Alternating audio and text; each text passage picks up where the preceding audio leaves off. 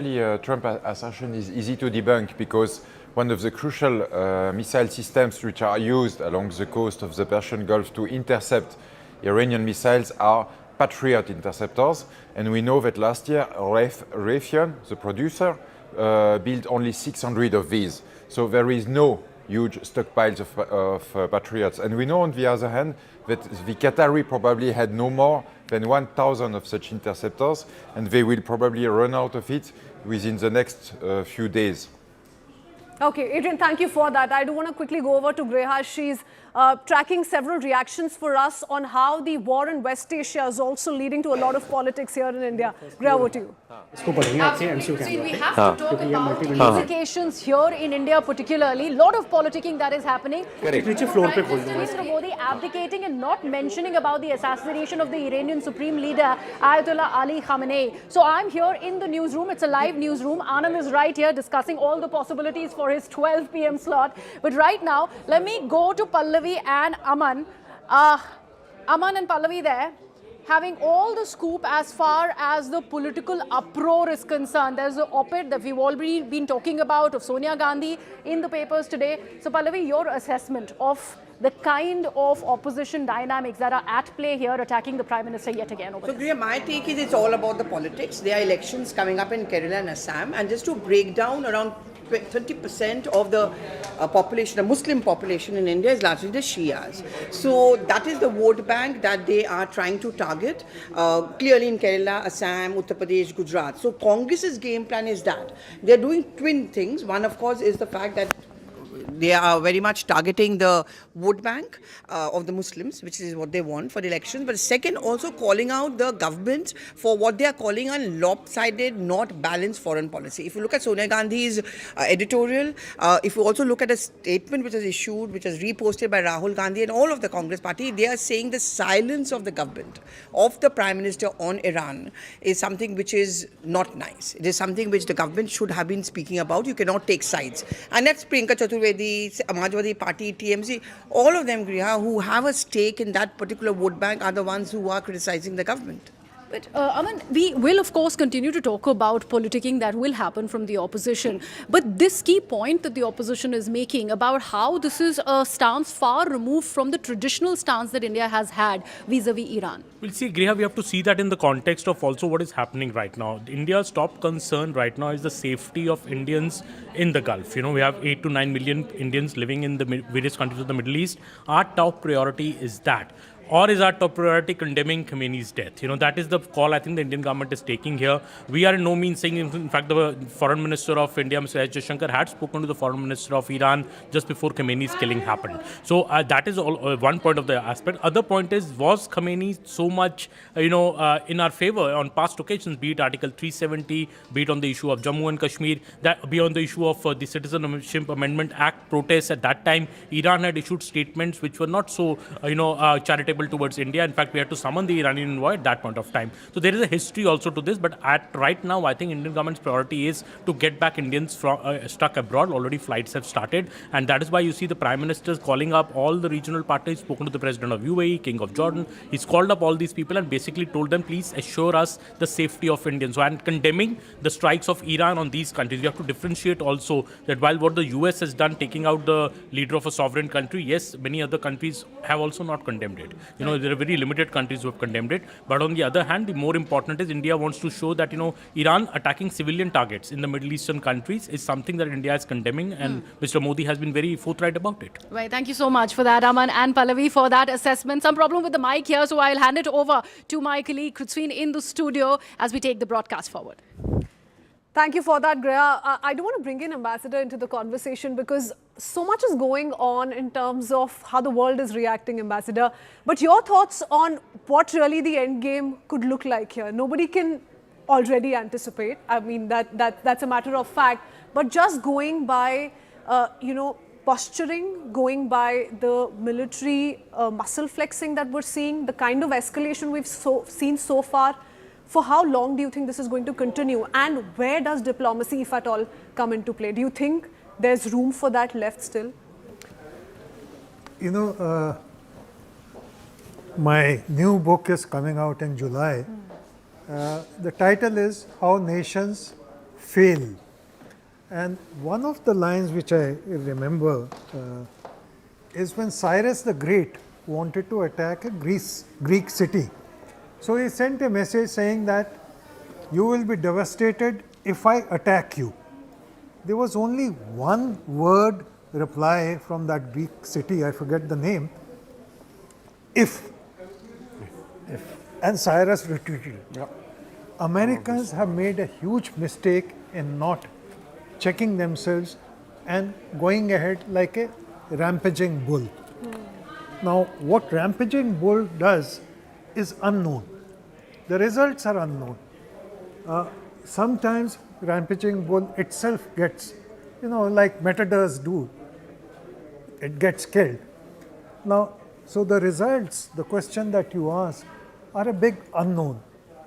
And one of the reasons why I may be wrong, there are three excellent strategic experts here with you, I may be wrong, but Israel's new move to attack parts of Lebanon is a sign of desperation. It is also a sign of diverting the internal attention, people's attention, by getting a quick few miles of Lebanon. I think there is nervousness all around. Iran is standing firm so far, things could change. Rubio is sending out messages which again show not a position of strength, The but a hardest position blow is of yet to come. vacillation. So, in sum, to answer your question, I think America and Israel have blundered. They are now trying to find a way out, the diplomacy part, which Iran has refused to accept. Absolutely, Ambassador. One word which is really, really a favorite of the President of the United States is capitulate. We have to, in fact, ask that question of America in this case if they are capitulating under the kind of resistance that Iran also is seeing. But like you have mentioned, we don't know which way is this headed. We'll continue to be tracking all the developments Just as far as one this quick escalation. word. Yes, sir. I think Trump's mental thinking would be without evaporation if he stops eating McDonald's. A lot of people here are going to be in agreement with that, is the sense I get of whatever little reactions we've been able to take. But let's see how this plays out. Strong statements at least being made so far by the Trump administration officials. That's all we could pack for you. Our gentlemen, our experts continue to stay on with us on the broadcast. We head into a short break. Our rolling coverage continues on the other side.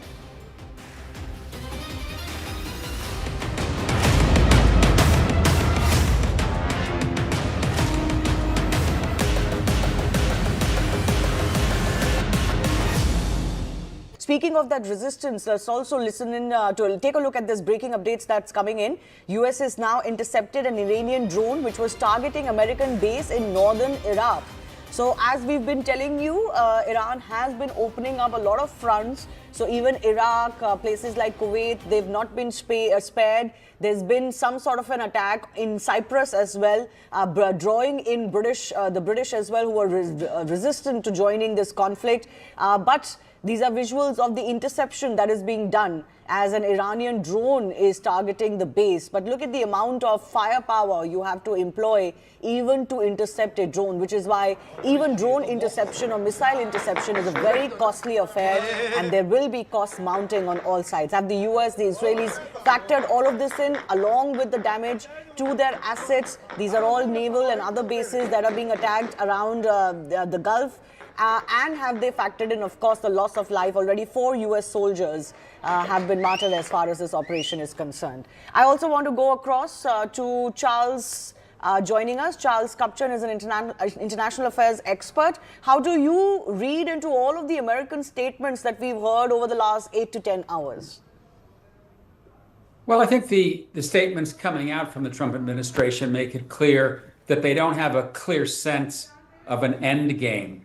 I think the military part of this campaign is in some ways the easy part. They know what they're doing. They're going after leadership. They're going after the ballistic missiles. They're going after command and control. And right now, in some ways, we're in the most intense part of the campaign when the Iranians still have the ability to retaliate. They have chosen to retaliate against allies of the United States in the Gulf, in part because they think they can convince the Saudis, the Omanis, the Kuwaitis, the Emiratis to say to the United States, please stop. This is causing disruption to the oil flow. This is causing disruption to our ability to function economically. But in some ways, I think the reaction is going to be the opposite. You will see these countries turn against Iran and not put pressure on the United States to stop the conflict. And the question is, how long can the Iranians keep this up? How quickly can Israel and the United States eliminate the ballistic missiles? But then comes the hard part, and that is what happens the day after. Will the regime change its tune and the next group that leads it agree to work with the United States? Will the United States continue to bomb the regime until it falls and there is a natural uprising? As one of your guests was just saying, when you don't have ground troops to fight alongside the air power, it's very hard to topple a regime. So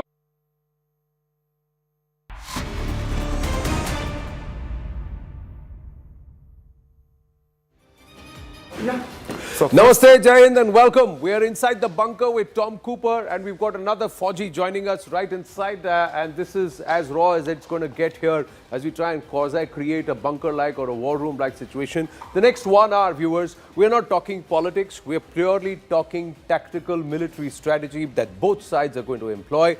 We've got Lieutenant General Sanjay Kulkarni with us, Ambassador Rajiv Dogra. We've just said, Abhi Aajao, come and sit with us, and we've also pulled him inside the bunker with Tom Cooper. First up, a quick check of the headlines before we take the story forward here.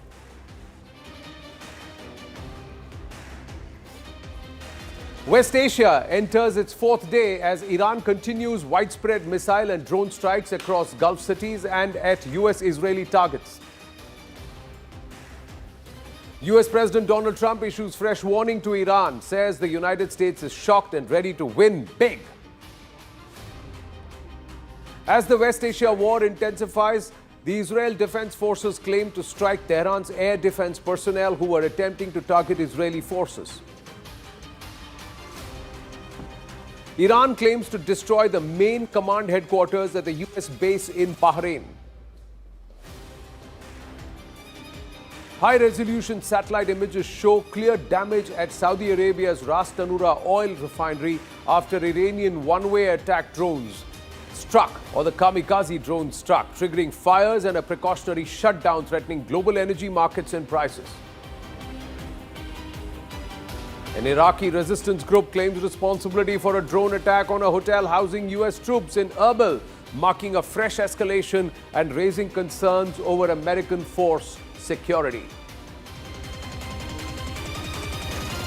US Central Command says American forces have destroyed all 11 Iranian naval vessels in the Gulf of Oman as part of strikes, reducing Tehran's fleet to 0. 2 Iranian drones struck the US Embassy in Riyadh, Saudi Arabia, sparking a small fire and minor damage. No major casualties reported. Trump warns of retaliation.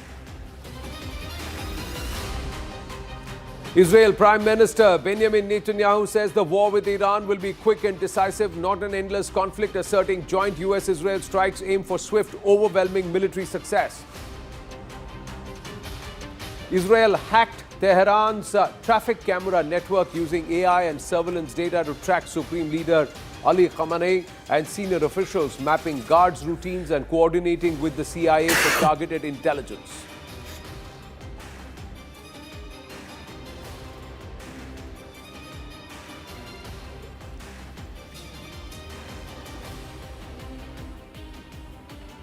Now, as the West Asia war enters its 4th day, Iran's strategy is focused on survival, rebuilding core capabilities, and, of course, maintaining deterrence through asymmetric escalation. Now, this is by hardening their missile cities, dispersing command centers, and also accepting initial damage. Tehran is preserving its second strike capability. It is actually stretching the United States and the Israeli resources because they now have to guard all of the Middle East and the other countries and their defenses with missile salvos. Also, the Shahed 136 kamikaze drones are proving to be quite potent for the Iranians, and they are being used to deplete the interception capabilities. The cost of defense currently is far more expensive than the cost of offense, and Iran are playing this low-budget war very, very smartly. Let's try and quickly understand, viewers, before we get in Tom Cooper, Ambassador Rajiv Dogra, and also Lieutenant General Sanjay Kulkarni into this conversation,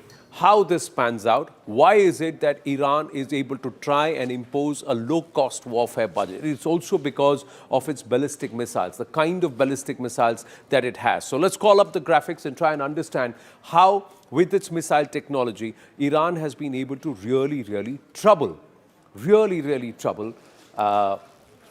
US and Israeli offense. Let's try and understand this very clearly. Now, the counter-offensive has shown that Iran has the firepower and targets in the region. Many of Iran's missile sites are in and around Tehran. There are at least 5 known underground missile sites and various provinces including Kermanshah, Semman, as well as near the Gulf region. Now, here is the strike radius of Iran's arsenal. First up, there is the Shahab 1, 300 kilometers, Fateh 102, 110, then the Shahab Fateh 313, that's 500 kilometers. Let's try and go to the next one. You have the Quds 1, 700 kilometers, Zulfikar Qiyam 1, that is also 800 kilometers range, Qadr is 380, 1000 kilometers, and Shahab 3, 1300 kilometers, Khyber Shakhan. This was used in that entire attempted pounding of the Israeli Prime Minister's office, 1450 kilometer range. Emad Khorramshahr, 2000 kilometers. So this is, and then finally you have the Sejul and the Somar cruise missile, that's at 2500 kilometers. The effectivity of this is so far not yet confirmed. But Tom, weigh in and let's try and understand, where is it that Iran is actually placing its resources right now, its missile bases? And then let's take it from how are they able to attack Israel and what their strategy will be, how to use their missiles. Yes, over to you. Primary Iranian missile bases were all, or used to be all, in western Iran, along the border to Iraq. Point is that these facilities, so let's say Tabriz, Sanandaj, Kermanshah, Ahvaz Abadan in the south, and so on. Behind them, there is a second line, Qom, Shiraz, Esfahan, and so on, Bandar Abbas. So, and then there are additional facilities for bigger, longer-ranged, heaviest missiles, which are liquid-fueled. So the point is the following. These facilities have been all either bombed out last year in June already, or not occupied now when the new Israeli strike came in. Or very few of them were really occupied. Why? But the Iranians have dispersed their forces. They've sent them into the ground, into the terrain around them. It took them 2 days to recover, to re-establish control over their force, what was left of it, after the initial strike. And this is now what they are doing since yesterday. They are conducting more or less an organized of counter-offensive, so to say, missile-wise. This is all run guerrilla style, which means they are moving constantly. They are moving from one hiding place to another, firing their missiles, and then moving again. Okay. So they've got the ability. What kind of missiles are they using? So we've put that. Let's try and understand. Iran's IDF has said that they have destroyed some of their bases and some of their missile bases. What kind of missile bases have been destroyed in the last 24 hours? So there is a particularly interesting take. This, for example, that there one can see 3.5 tons truck. This is a relatively small civilian truck. Okay. You see them by dozens, for example, on the streets of New Delhi. So this is carrying a missile with a range of 150 kilometers. Missile with a range of 150 kilometers, so that will be somewhere around the below short-range missiles or the Shahab 1. Shahab 1 is a big missile. It's some 30 meters long. Okay. But you can see it here again. If if the editor could stop the take or return. You just freeze it. Can you just freeze that part? I know it's a moving footage visual. Can we just freeze it when we see the truck? when we see the truck, if we With these will try three and freeze white it like, lines. yeah, the next one. After this, just when you see the truck, just freeze that footage if you can, please. We get that back. No, next. Just the previous one. We'll try and do it. We've got to freeze because he wants to show the length of the truck. It just looks like a normal truck. And here it is. just freezes. So this is a small truck. Okay, this one is a little bit bigger because it has 3 axes. So it is probably a missile of some 300 kilometers range. That's the Shahab one, or any of the Fatehs could be, or the Shahab. Unlikely Shahab, but probably Fateh. Fateh. Could be the Fateh missiles there. And look, these 2 lines you can see here, they are holding tarpaulin over it, which means you can camouflage this vehicle to look exactly like a commercial civilian truck. And it's moving with the traffic around the Iranian cities, and nobody can find it. Nobody can find it. And they can also, it also has the ability to launch itself from wherever. Of course. So they're like a mobile launcher. Yes, it is a mobile launcher. At the pre-selected point, they must have thousands of pre-selected points, but because they had so much time to pre-select these points, it stops, removes the tarpaulin, rises the missile and fires, and then moves again. There is a saying, Tom, in Hindi, which is called chor dimag. That means that you think like a thief. How do you use minimum resources and low cost and create maximum damage? Yes. And when you know that you're going to be surrounded by a powerful enemy, as a David would do, how do I use the sling? So General Kulkarni, this is very, very smart strategy by the Iranians. And this is not going to be easy for the Israelis and the Americans, despite their RAO-1s and the MQ-9 Reapers patrolling almost all of Iran and trying to scout and gather real-time intelligence. Your thoughts? What happens is the air defense is never 100%. It's impossible to get 100%. Much that the Iron Dome may have catered for 90%. Going as high, the 12-day war, just tell them where the loopholes are. And the loopholes, because the kind of missiles that the Iranians have had and the kind of ability that the Iranians have been able to even equip Hezbollah, Hamas, Houthis with the missiles that they have. Now in the weaponry that they have between 300 kilometers to going all the way to 2,000 kilometers, the Israelis also over a period of time have gone in for low cost technology. Those are the laser beams. Now those laser beams bring down hundreds of dollars of cost of missiles to strike down a drone or a missile. Now what would earlier be about $20,000 would now come down to as low as $5. Because the laser beams has a limited range, maybe between 20 kilometers, max going up to 50 kilometers, much less.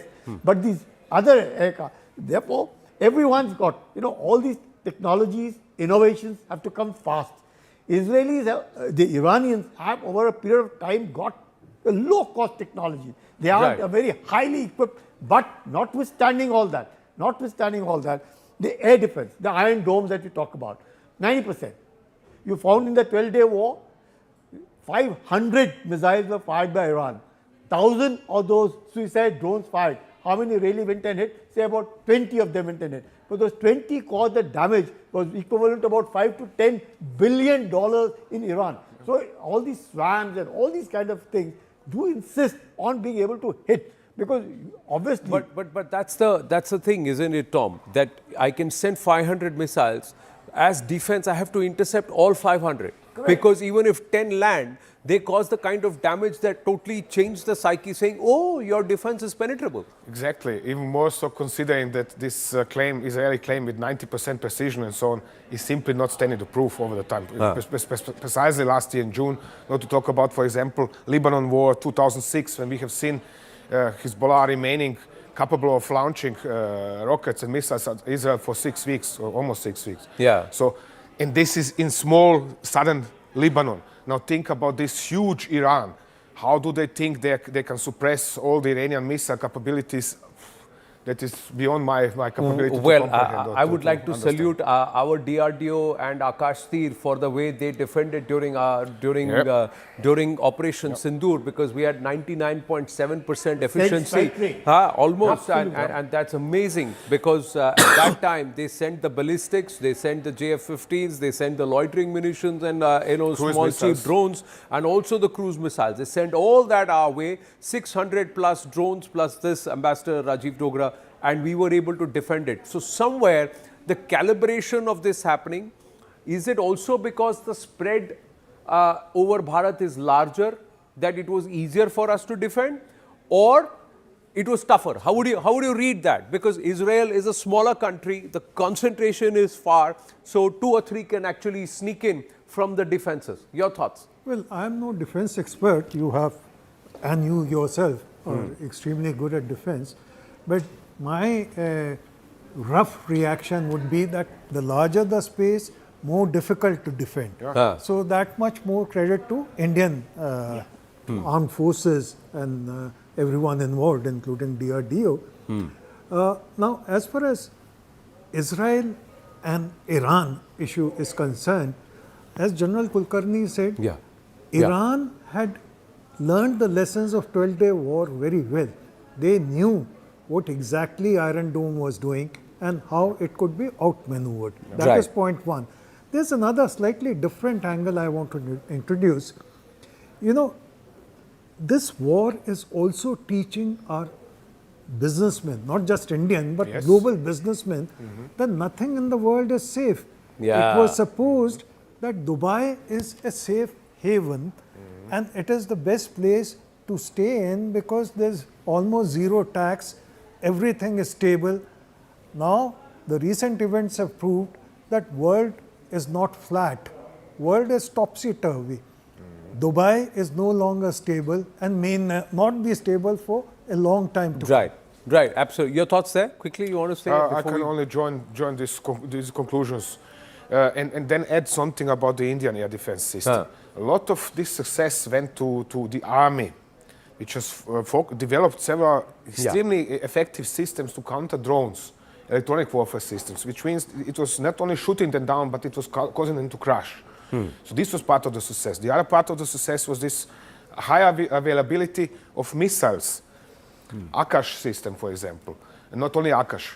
Then there were modifications to Shilka systems, old Bofors guns. I mean, nobody is doing that. Almost everybody has abandoned air defenses by gun. India said, well, why should we throw away guns? They are good.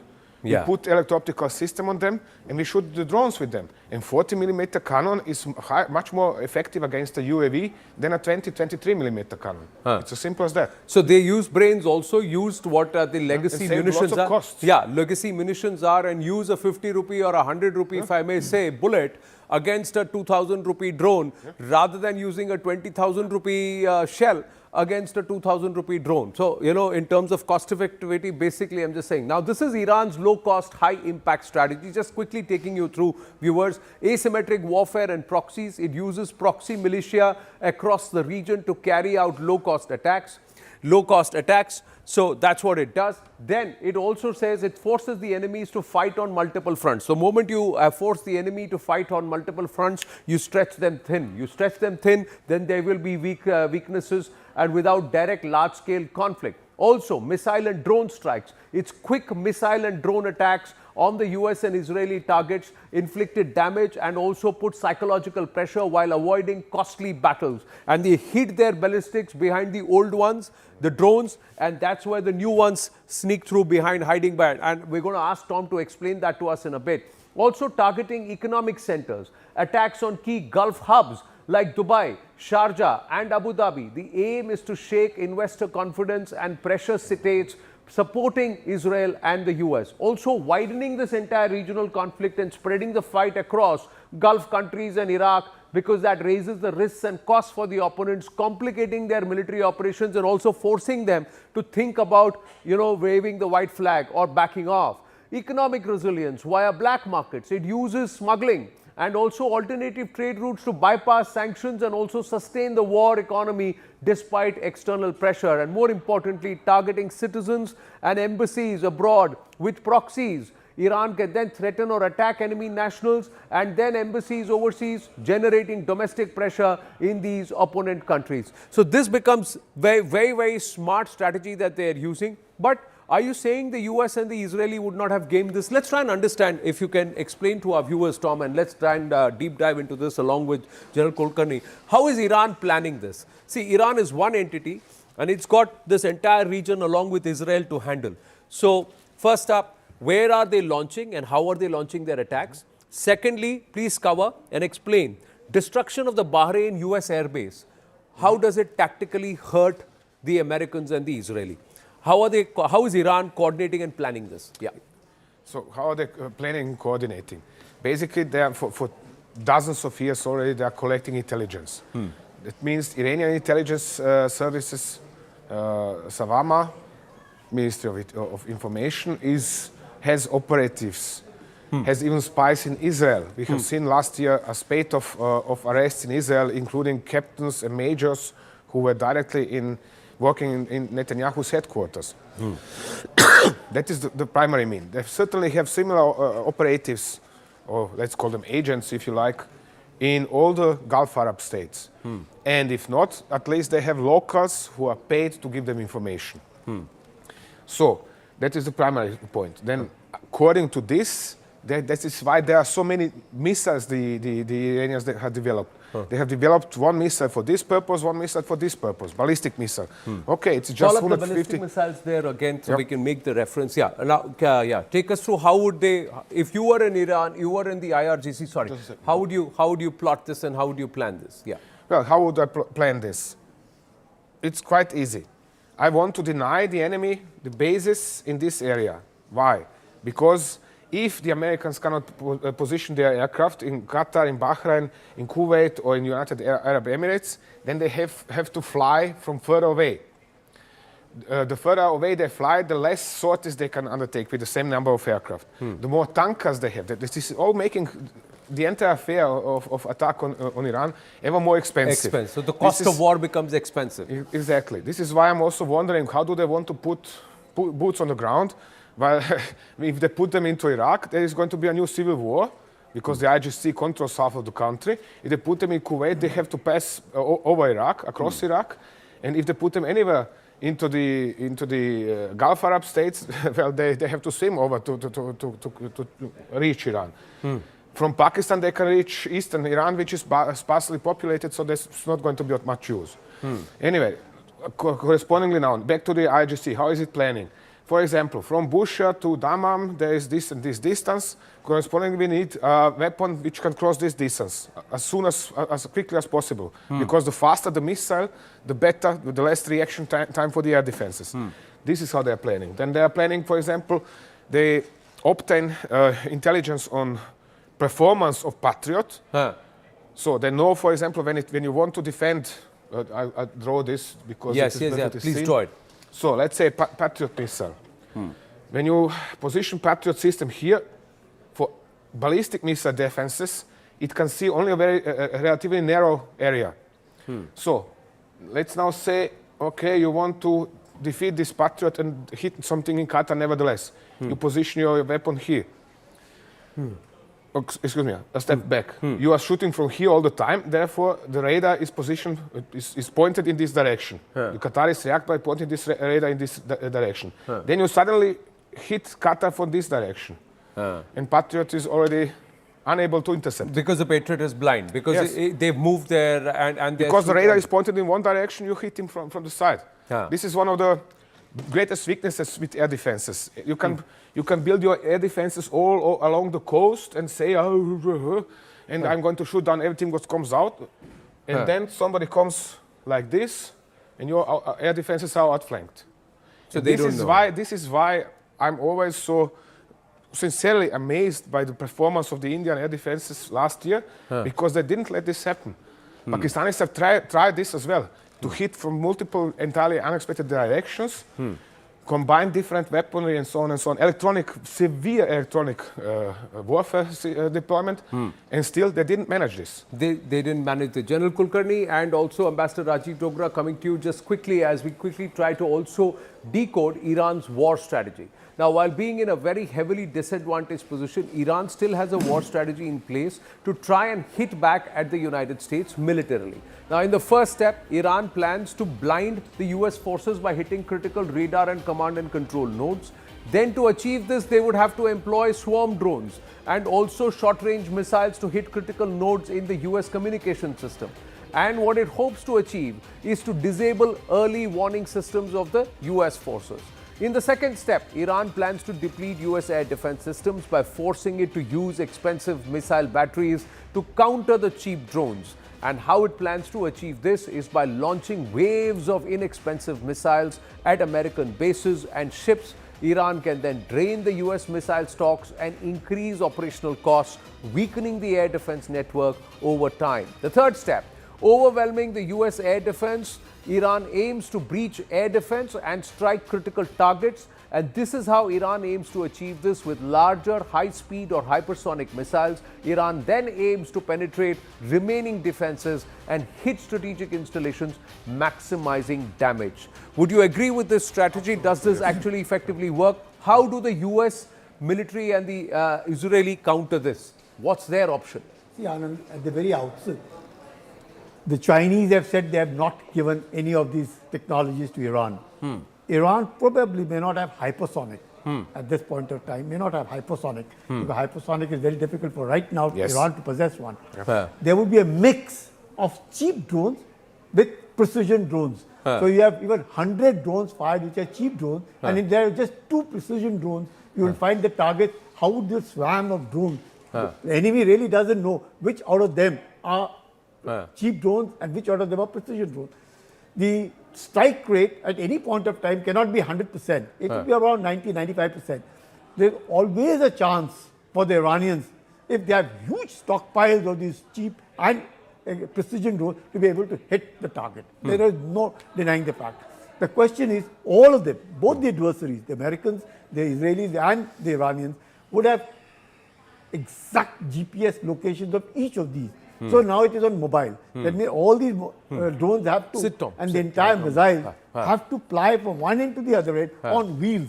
Because if they are fixed, they will be targeted. It's only in the wheels that the survivability is much more. And therefore, Iran had the ability, but the kind of air supremacy that Israel has over Iran, now that's a real big thing, because they have just nothing that they can defend. Air defense of Iran is virtual zero. Air superiority of Israel, USA, 100% on them. But the fact is, they are at random now. Iranians can do anything at random. Nobody knows who it is. And therefore, there's a big, huge threat with guerrilla warfare. Israel as also to US. Is the problem with... General, that's what I'm calling guerrilla warfare with missiles.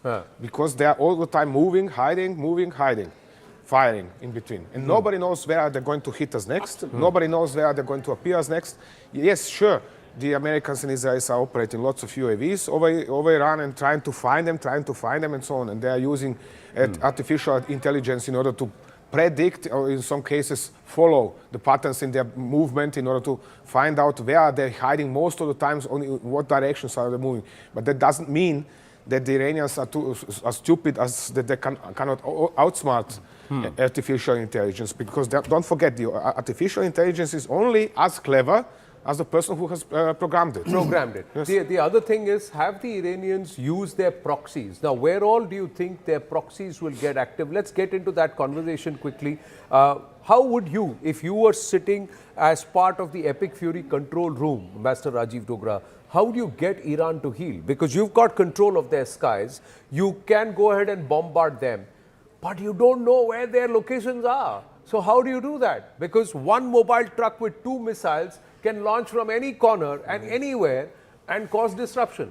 Well, very interesting discussion all around.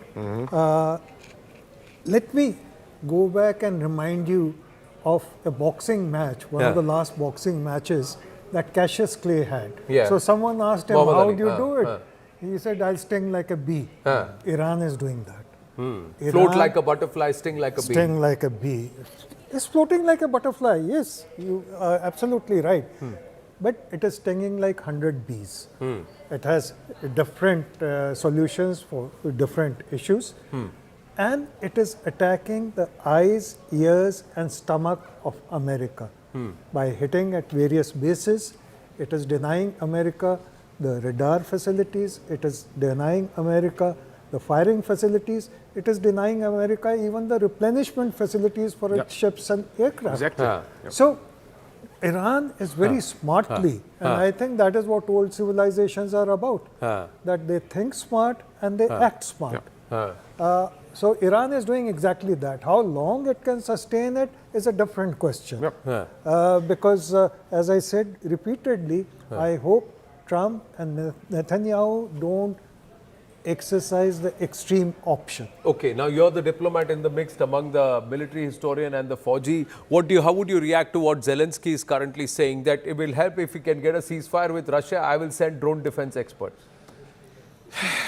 You know, Zelensky is... And this is on a day when Trump has called him, you know what? I'm just going to read that post of what Trump actually called him. But your thoughts, sir?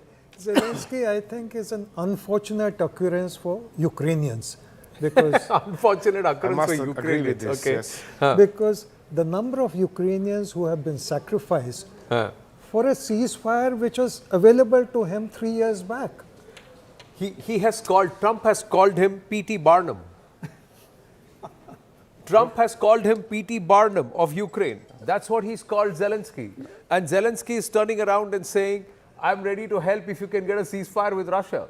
I mean, Zelensky is somebody who does not have politics, who has no strategy, no plan, nothing at all. He's just fighting for likes in the social media. And this is a statement perfectly in style of that. He's ignoring the fact that, for example, United Arab Emirates are in an alliance with Russia and with Israel. So he's now going to send Ukrainian experts and everything is going to be fine. It is not going to be fine, sorry. This is daydreaming, just like Trump's expectation that Iran is going to fold up in 2 days.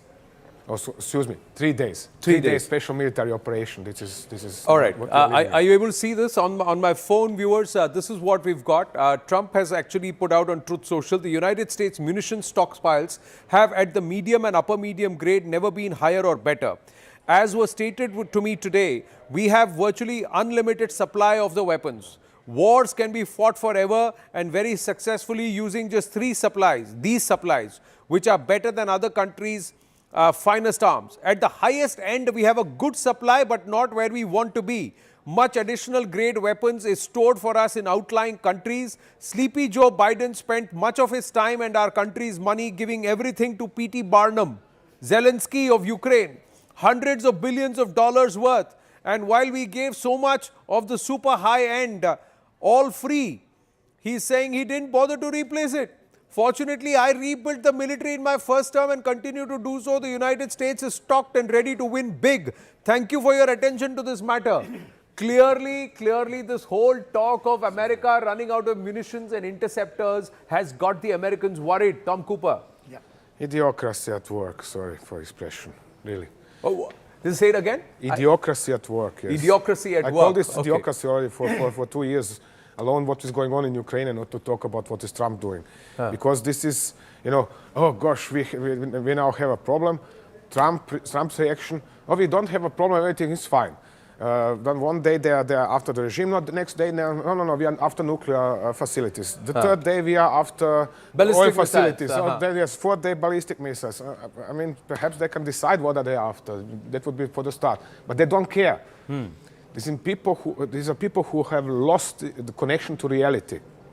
They do not want to hear any kind of negative news. Their aides know. Their secretaries, call them whatever you like, people surrounding them. They're surrounding themselves with people who know what they want to hear. And then surrounding themselves with yes men. That's what you're trying to say. Exactly. Yeah.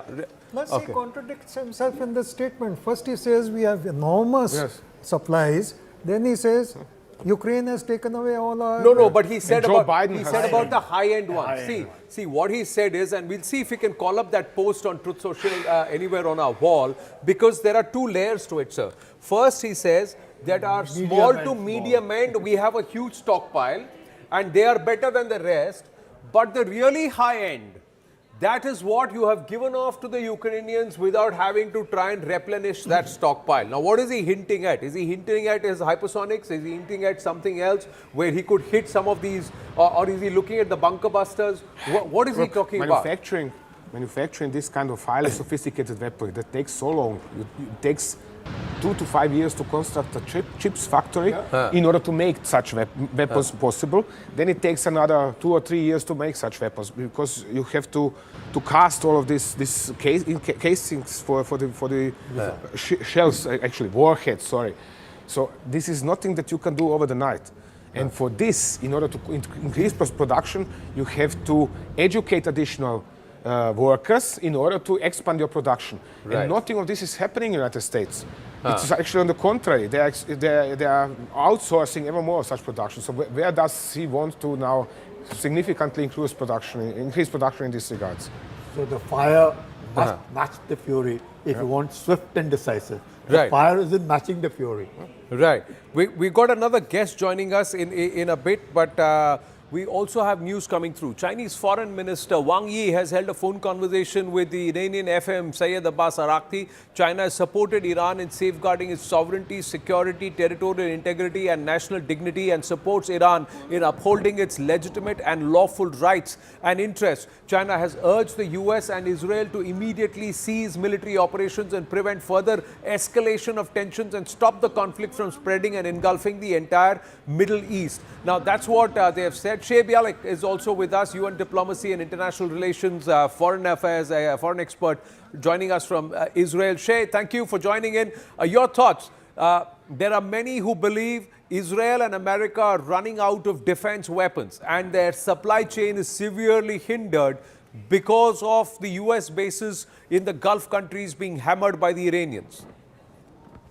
Good morning. Thank you for having me with you. I really hoped it would be for other reasons, but I'm happy to be here. I'm a former service of the diplomatic, and today I'm mainly working in aid. And I hear the concern. I hear it in news outside of Israel, but I must say this is sadly not our first rodeo. We just been in war 6 months ago, which we were promised would be the last one for a long, long time. And the countries working together are very much equipped for whatever is coming. We just had yesterday many cargoes of weapons and aid coming in to help the army, the militaries in whatever necessary. So we are set to go. Right. Let's try and game this quickly, Tom, if you can explain to our viewers. Sorry. Can Israel afford to fight all this war from Israel? Can Israel afford to continue to attack from Israel? I'll come over here. Now, if everything is landing in Israel, can Israel direct this war and US direct this war while Iran continues to pound these areas, the Gulf nations and the American bases there? Can Israel continue to attack from here, from a distance? Yes, in particular, thanks to tanker support by US Air Force. Tankers are operating somewhere here. Means that Israeli Air Force can't continue. This is for the first time they have so many tankers. So it's easy for entire Israeli Air Force, because all of their aircraft are equipped with in-flight refueling. It is easy for all the Israeli aircraft to refuel and then go striking Iran. At least up to here.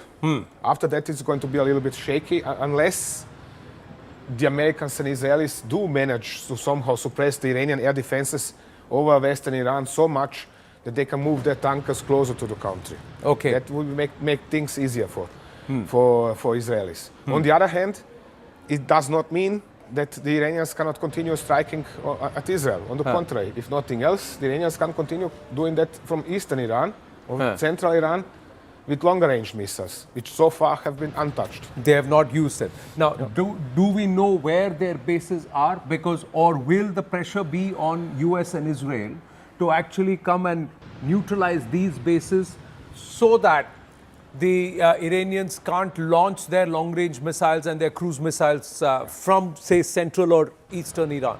Principally, yes, we know most important bases. Sorry, this is old.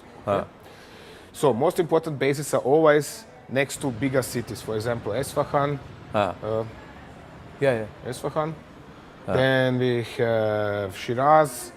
Bandar Abbas, Kerman is a big military base, Zahedan, Mashhad is meanwhile the second biggest city in Iran. And of course those in west, like Sanandaj, Desful, Khorramabad and Khorramshahr, which is here somewhere. Yeah. So if they are not inside the cities, they are always some 15-20 kilometers or less or more, depending on local terrain, around these cities. Many of latest bases or newest bases are constructed under the ground. Some are stretching for kilometers under the ground. Right. And really deep under the ground. I'm talking here about 80 plus meters deep. So the moment it's 80 plus meters, the bunker buster gets out of the equation. You'll have to have 3 bunker busters going one after the other. And hit the same spot. Hit the same spot. So that's the kind of precision that's required. Yeah. What is then done instead is to target the entrances. Because this is blocking the entrances. And then you're going to see videos showing Israeli or American aircraft targeting bulldozers that are trying to open the entrances. This is going to appear sooner or later. So what happens? Right. In June last year, for example, let me show you now. Let's say this is a hill, and there is an underground base inside it. So in June last year, the Iranians have learned if we have the usual 2 entrances to such an underground base, the Israelis have it all too easy to target the entrances and then block them. Therefore, they have constructed everywhere the third and fourth entrance and exit, of course. So this is one of the points. This is why such bases they're are also very learning hard very fast. They're also learning very fast. What we're going to do is we're going to shift the focus a little away from this region, but still in this region. When we come back, we're going to look about something that's brewing here and what is going to happen between this entity here, that's Saudi Arabia, and the entity there, that is Pakistan, who has actually said support to Iran, but they have a security arrangement with Saudi Arabia. That after the break. Stay with us.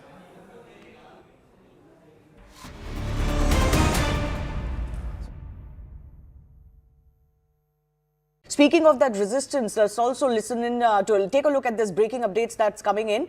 US has now intercepted an Iranian drone which was targeting American base in northern Iraq.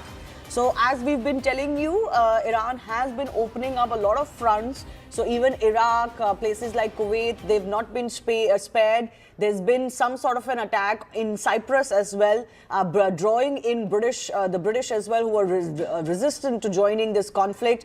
But these are visuals of the interception that is being done as an Iranian drone is targeting the base. But look at the amount of firepower you have to employ even to intercept a drone, which is why even drone interception or missile interception is a very costly affair, and there will be costs mounting on all sides. Have the US, the Israelis factored all of this in along with the damage to their assets? These are all naval and other bases that are being attacked around the Gulf. And have they factored in, of course, the loss of life? Already 4 US soldiers have been martyred as far as this operation is concerned. I also want to go across to Charles joining us. Charles Kupchan is an international affairs expert. How do you read into all of the American statements that we've heard over the last 8 to 10 hours? Well, I think the statements coming out from the Trump administration make it clear that they don't have a clear sense of an end game. I think the military part of this campaign is in some ways the easy part. They know what they're doing. They're going after leadership. They're going after the ballistic missiles. They're going after command and control. And right now, in some ways, we're in the most intense part of the campaign when the Iranians still have the ability to retaliate. They have chosen to retaliate against allies of the United States in the Gulf, in part because they think they can convince the Saudis, the Omanis, the Kuwaitis, the Emiratis to say to the United States, please stop. This is causing disruption to the oil flow. This is causing disruption to our ability to function economically. But in some ways, I think the reaction.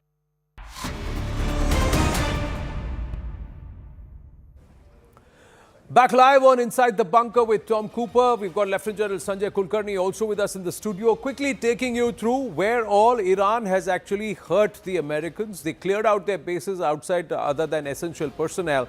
But if you were to see In Erbil, the airbase has been attacked. US security troops have been attacked because the proxies have been activated.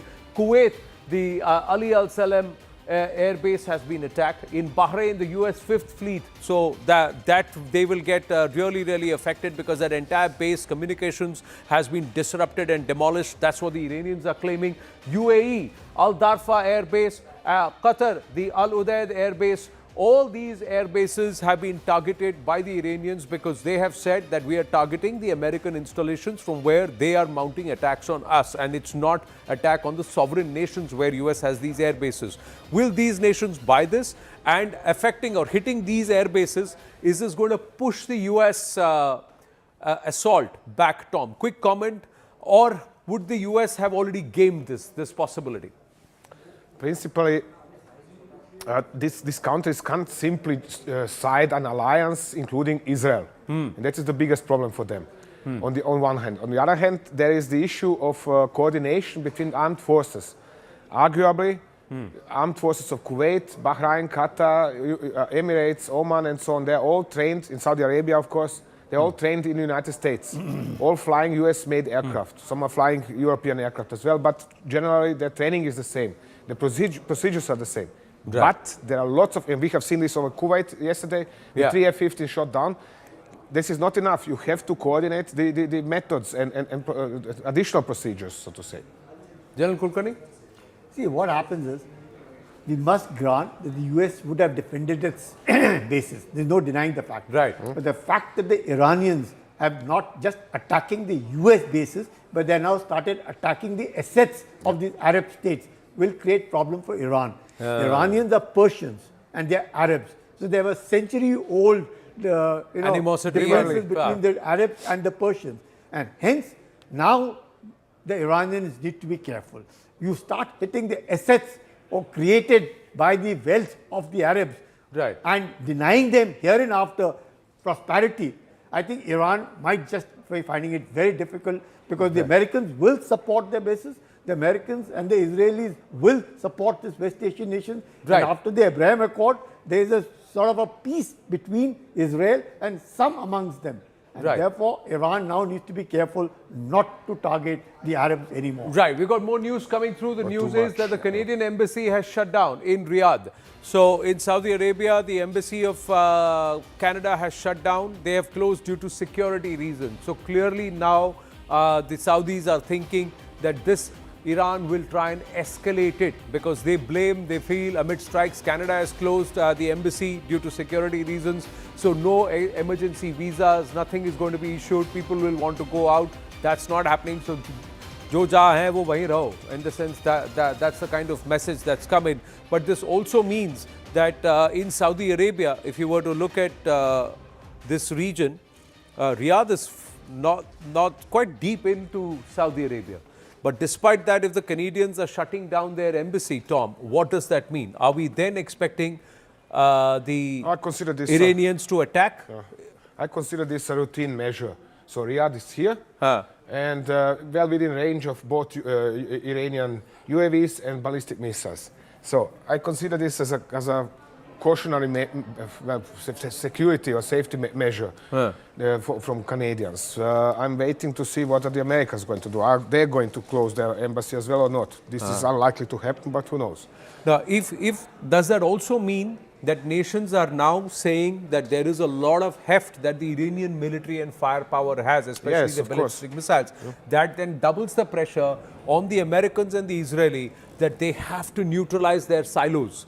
If they are not able to kill their silos and also their dumps, the ammunition dumps or the missile storage facilities, and nip them in the bud, this is going to last quite long. Of course, there is a lot of, on both sides, there is a lot of movement in the background at the diplomatic scene. On one hand, the Israelis in particular, but also Americans are trying to convince additional European allies, not only European, all the way to Trinidad and Tobago in the Caribbean, to convince them to join, to create an alliance, and then now all are going to fight Iran on behalf of Israel, de facto, and the United States. On the other hand, the Iranians say, okay, come on over, we don't mind, we are going to fight all of you. So So, this in is terms what of is- psychologically, yeah. It is, Iranians, is particularly IRGC, they are extremely stubborn.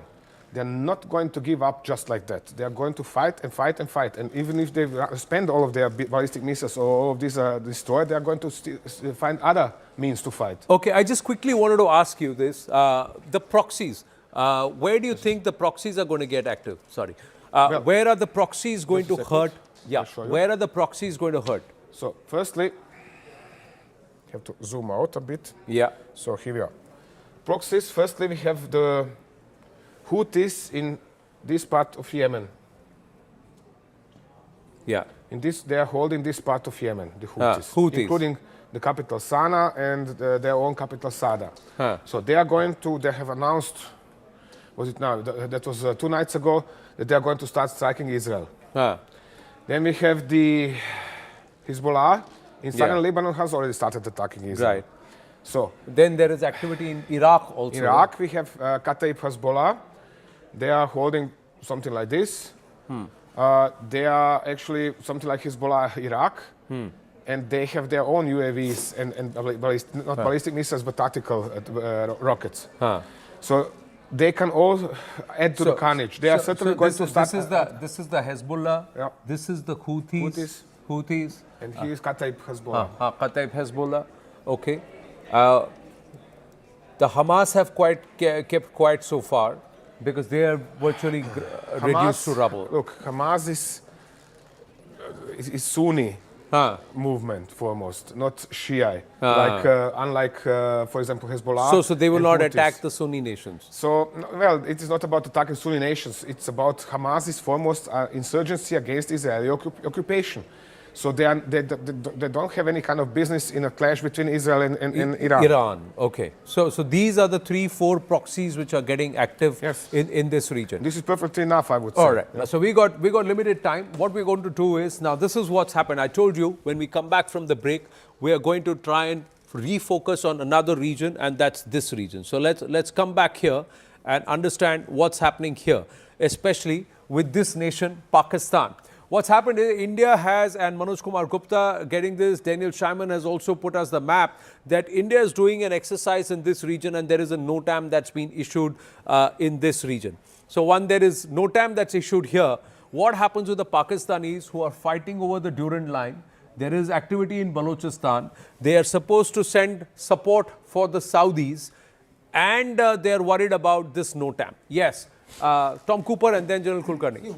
What happened? First, the Durand line itself. And before I speak on the Durand line, let's work on that. There is going to be electronic suppression. And this electronic suppression is going to cause problem to the IRGC also. Remember that there. Because much that now most of these people over there are going to be on their own. But talking about Pakistan and India and talking about Afghanistan and Pakistan, the Durand line, the 2,700 kilometers Durand line, 1,400 kilometers runs along Balochistan. Correct. And the rest of it is with Khyber Pakhtunkhwa. Yeah. We have a 900-kilometer line boundary of Balochistan with Iran. Yeah, this is the Baloch boundary with Iran.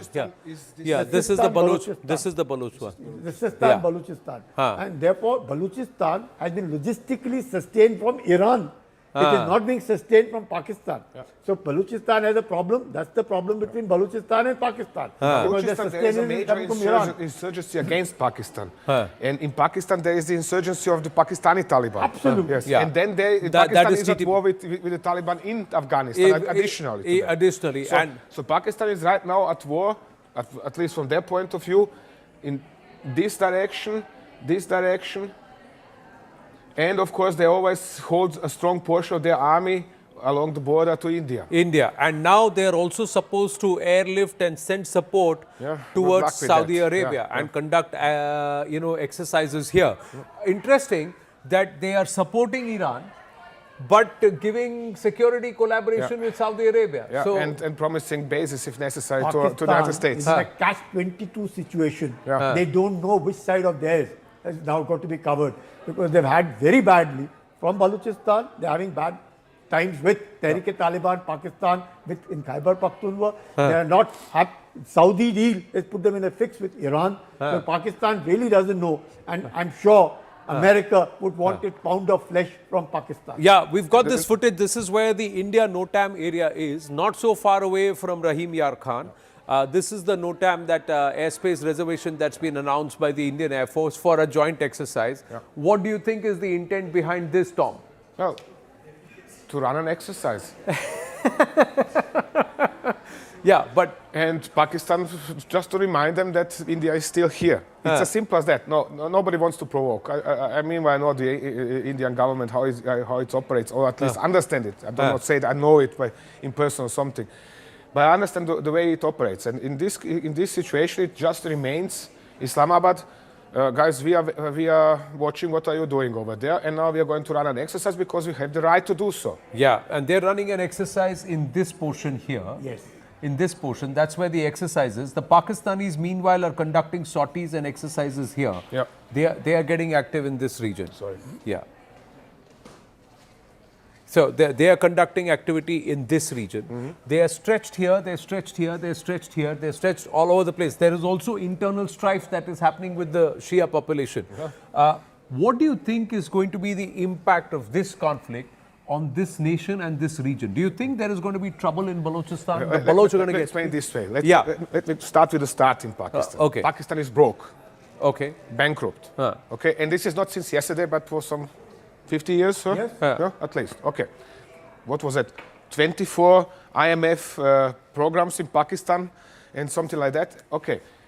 Now, the newest invention, so to say, in Pakistan was to prompt the Chinese to invest and borrow $120 billion to Pakistan. So, out of 195 countries in the world virtually, there are almost 45 countries which are sucked into this battle, with 32 in NATO, with 12 almost over here, and Afghanistan and Pakistan. So just these 45 countries involved today, in some way or the other. One way or the other involved. So now Pakistan is broke. And they have this huge bill, and the Chinese want their money back. They say, hey, sorry, but we are not giving your money, our money to you just like that.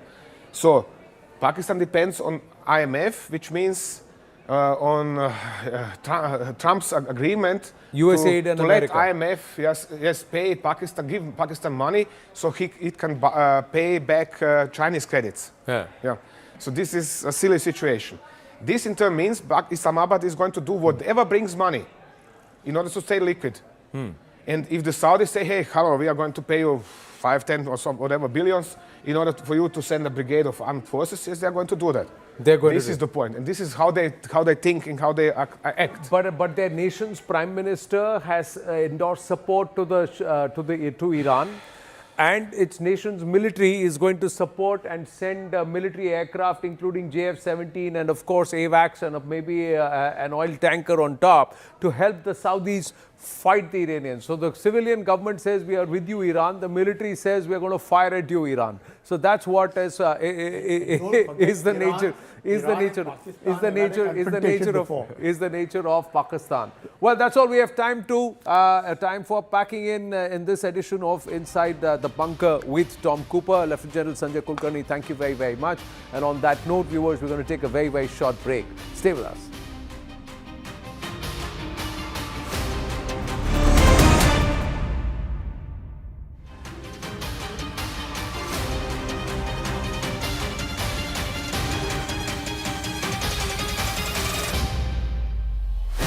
Speaking of that resistance, let's also listen in to take a look at this breaking updates that's coming in. US has now intercepted an Iranian drone which was targeting American base in northern Iraq. So as we've been telling you, Iran has been opening up a lot of fronts. So even Iraq, places like Kuwait, they've not been spared. There's been some sort of an attack in Cyprus as well, drawing in the British as well, who are resistant to joining this conflict. But these are visuals of the interception that is being done as an Iranian drone is targeting the base. But look at the amount of firepower you have to employ even to intercept a drone, which is why even drone interception or missile interception is a very costly affair, and there will be costs mounting on all sides. Have the US, the Israelis factored all of this in along with the damage to their assets? These are all naval and other bases that are being attacked around the Gulf. And have they factored in, of course, the loss of life? Already 4 US soldiers have been martyred as far as this operation is concerned. I also want to go across to Charles joining us. Charles Kupchan is an international affairs expert. How do you read into all of the American statements that we've heard over the last 8 to 10 hours? Well, I think the statements coming out from the Trump administration make it clear that they don't have a clear sense of an end game. I think the military part of this campaign is in some ways the easy part. They know what they're doing. They're going after leadership. They're going after the ballistic missiles. They're going after command and control. And right now, in some ways, we're in the most intense part of the campaign when the Iranians still have the ability to retaliate. They have chosen to retaliate against allies of the United States in the Gulf, in part because they think they can convince the Saudis, the Omanis, the Kuwaitis, the Emiratis to say to the United States, please stop. This is causing disruption to the oil flow. This is causing disruption to our ability to function economically. But in some ways, I think the reaction is going to be the opposite. You will see these countries turn against Iran and not put pressure on the United States to stop the conflict. And the question is, how long can the Iranians keep this up? How quickly can Israel and the United States eliminate the ballistic missiles? But then comes the hard part, and that is what happens the day after. Will the regime change its tune and the next group that leads it agree to work with the United States? Will the United States continue to bomb the regime until it falls and there is a natural uprising?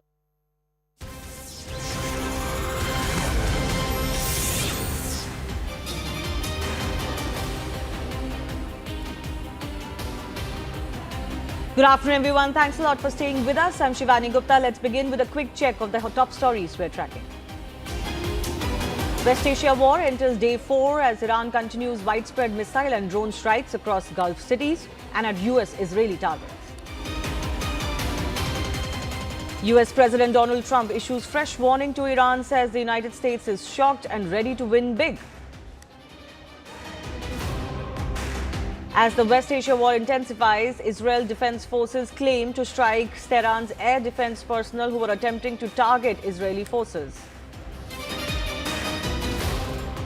High-resolution satellite images show clear damage at Saudi Arabia's Ras Tanura oil refinery after Iranian one-way attack drone struck, triggering fires and a precautionary shutdown. Iran claims to have destroyed main command headquarters at US base in Bahrain.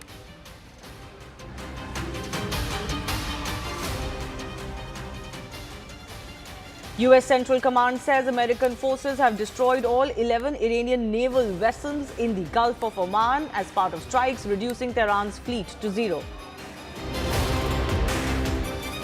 2 Iranian drones struck the US Embassy in Riyadh, Saudi Arabia, sparking a small fire and minor damage, no casualties reported.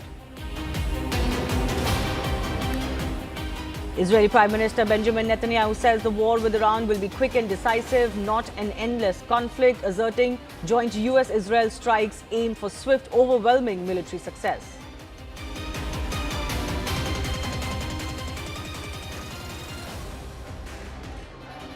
And Sonia Gandhi slams Prime Minister Narendra Modi's silence on Khamenei assassination, calling it an abdication rather than neutrality.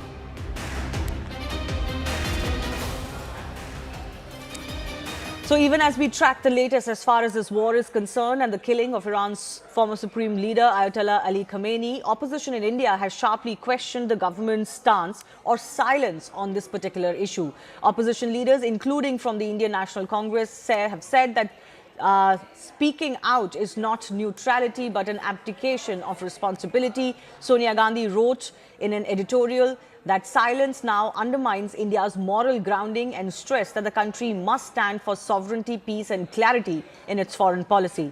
The opposition pressed the centre to articulate its position. Prime Minister Narendra Modi, remember, has underscored the need for restraint, diplomacy and peace in the region, reflecting India's traditional foreign policy emphasis on de-escalation.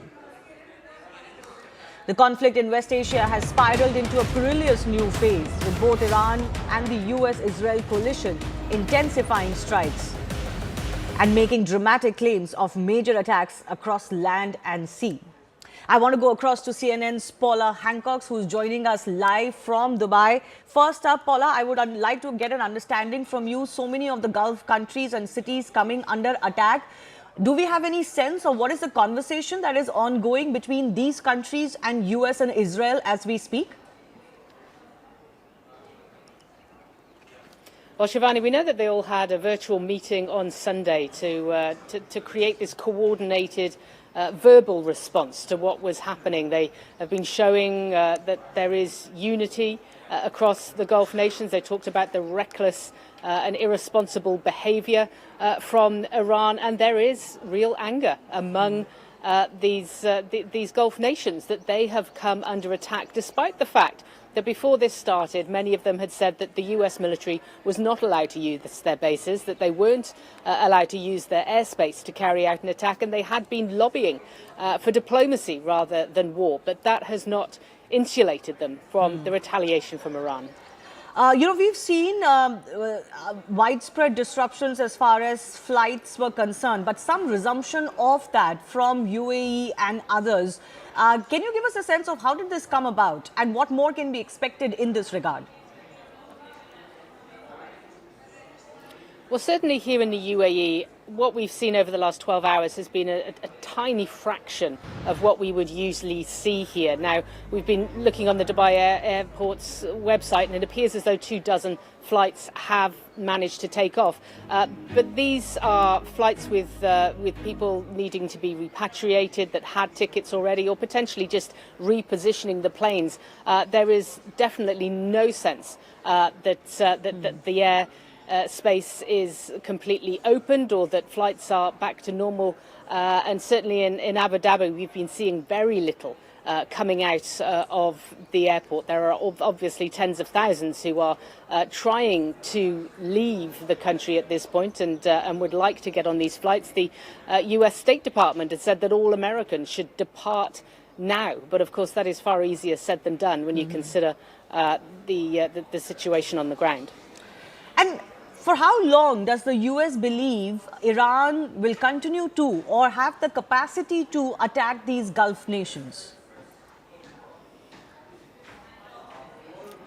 They haven't been clear about that at this point. When we've been listening to President Trump, to the US Secretary of State, Marco Rubio, they're talking about how long they believe their part in this war might last. They've been speaking of 4 to 5 weeks. They've then said that it is impossible to be able to put a timeline on it. Of course, there are questions as to how long Iran can keep up this retaliation to the Gulf states themselves. We have heard from the IRGC that they are now going to be targeting American political centres. So they're expanding their target base from beyond the military targets, although it has to be said, it's not just military targets that are being hit. We've seen here in Dubai, hotels, city centres, airports, energy infrastructure being hit. And what is the kind of reaction or sentiment that has evoked on ground in cities like Dubai, Doha, others? Because as you mentioned, it's not just US assets or military assets, it's also civilian areas under heavy attack. Despite being in the Middle East, the Gulf nations have always felt this bubble of security. They have felt that they had this oasis of safety that has been completely and utterly pierced by these Iranian missiles and drones. These are not countries that are accustomed to having this level of military attack, despite living in a tough neighborhood. So the defense systems appear to be working well. Certainly here in the UAE, we know that well over 90% of the hundreds of missiles and drones that are incoming have been intercepted.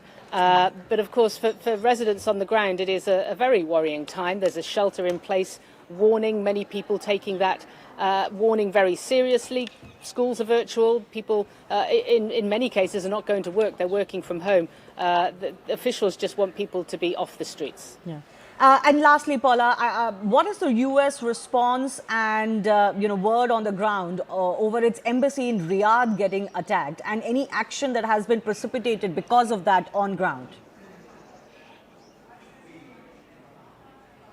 Yeah, so this follows two suspected drones that caused a small fire at the US Embassy in Saudi. Now, we know that the Saudi Arabian Embassy in Riyadh, we know in Kuwait, those two embassies have now been closed because of the attacks in Kuwait on Sunday and on Monday. There were intercepted drones or missiles very close to the vicinity of the embassy as well. And now you have the Iranian officials saying that they are expanding their targets, not just military targets now from the US, but US political centres. Clearly, they are going to have to reassess the embassies across the Gulf. All right. Paula Hancock, thanks a lot for joining us live from Dubai, one of those cities that have, of course, borne possibly the biggest brunt of the Iranian retaliatory strikes. Joining us live from Dubai from CNN. Let's also get you a quick confirmation of those US bases that have been attacked across the Gulf countries. Now, one of the reasons Iran has been very hostile to these countries, despite expectations, is because they do have US military bases, and that has never gone down well with Iran. So they've attacked the Erbil base as far as Iraq is concerned. This is a key hub for US operations against ISIS, of course, and other regional intelligence gathering. There is the Ali Al Salem Air Base in Kuwait. This is a strategic staging ground for US forces in the Gulf, hosting logistics and airlift operations. The US Fifth Fleet in Bahrain was one of the first ones to get attacked. This is a command center for naval operations in the Persian Gulf, protecting shipping lanes and regional security. The UAE base is the Al Dhafra Air Base, also very, very important as far as this base is concerned. This hosts US air assets, including reconnaissance and tanker aircraft for regional missions. And then, of course, is the base in Qatar, the Al Udeid Air Base, major command and control center, housing bombers, fighters, and support units for operations across the Middle East. So far, of course, there is no permission to the US to use these bases, and even that hasn't changed, at least officially. But the presence of these US bases means that they have come under attack from Iran, regardless of the fact that these may be in countries like Saudi Arabia and UAE. Let's also go across to some of our guests who are joining us. Anil Trigunayat is former diplomat. Yossi Kuperwasser is Israeli intelligence and security expert. Tom Cooper, military analyst, will be with us. But first up, I want to go across to Adrian Fontanelles, who's the military analyst and historian, also with us. Lieutenant General KGS Dillon will be with us in just a bit. But Adrian, your sense of just how long these countries would be able to endure these missile and drone attacks from Iran. So far, they're not really saying anything publicly too much. There doesn't seem to be any great pressure being piled on US and Israel. But something must be going on behind the scenes, right? Absolutely. So for them, pressure is mounting because so far you have to, as a rule of the thumb, you have to understand that perhaps only 1 out of 10 missiles and drones launched by the Iranians are actually reaching their targets. But they are spending their anti-aircraft and anti-ballistic missiles at a very, very fast pace, and they do not have infinite stocks of such weapons. So the stocks are diminishing, and once they are ended, it means the majority of Iranian munitions will actually reach their targets, which means much more damages than what it is actually done. Patience can sometimes be the name of the game. Lieutenant General KGS Dillon, I'm coming to you with this. Some estimates suggest that there were about 2,500 to 3,000 missiles that Iran had stockpiled, and if they go by the kind of pace that they're going at right now, all of this could be over by Monday. What happens from there on? Good afternoon, ma'am, and good afternoon to the fellow panelists and all your viewers. The way war is going, the war is going to get into an attrition phase. You know, when I say attrition phase, that means it's going to be a long haul. And any country which is involved in warfare or which is engaged in war will not allow their defense stockpiles or their weapon systems to just get to zero levels. They have the reserves at all levels, and they would make sure even after the air defense is decimated, even after everything on ground has been decimated, they still will have certain, even shoulder-fired anti-aircraft guns and also other shoulder-fired anti-aircraft missiles and other missiles, which, which they would continue to engage the incoming aircrafts as also the targets which appear. Yes, the intensity of engagement will go down, but at no stage they would have that zero balance of missiles. That is how it works, and thereafter will start the attrition warfare. So can I ask Just you? to give an Yes, go ahead. Just to give you an example of attrition warfare, suppose everything has been all electronic systems, all command and control elements, all networks, all missile sites, all air defense has been downed by US and Israel. Thereafterwards, a particular fighter with a shoulder-fired Stinger or a missile, anti-aircraft missile on a mobile moves from place A to place B without even a mobile on his body. How do you intercept him? Whereas he can intercept the incoming aircraft. So that is where I say it is going to get into an attrition warfare, and that is when the cost of war is going to get heavier on the American and Israeli side and lesser on the Iranian side. Unless you put boots on the ground and occupy the territory and control the territory, which doesn't seem to be a very viable option, because given the extent and the magnitude of the terrain, starting from deserts to the seacoast to the mountains, I don't think Americans have those many boots on ground, or they can put those many boots on ground to control each and every inch of ground. So it's going to be a long haul, and the war has entered into an attrition phase. And maybe at subsequent question, we can discuss, did America go in with the end state in mind and an exit strategy in mind, or are they now thinking about it? We've been discussing that, General, since morning, especially because we heard from at least 3 layers of the US government speak through last evening and last night.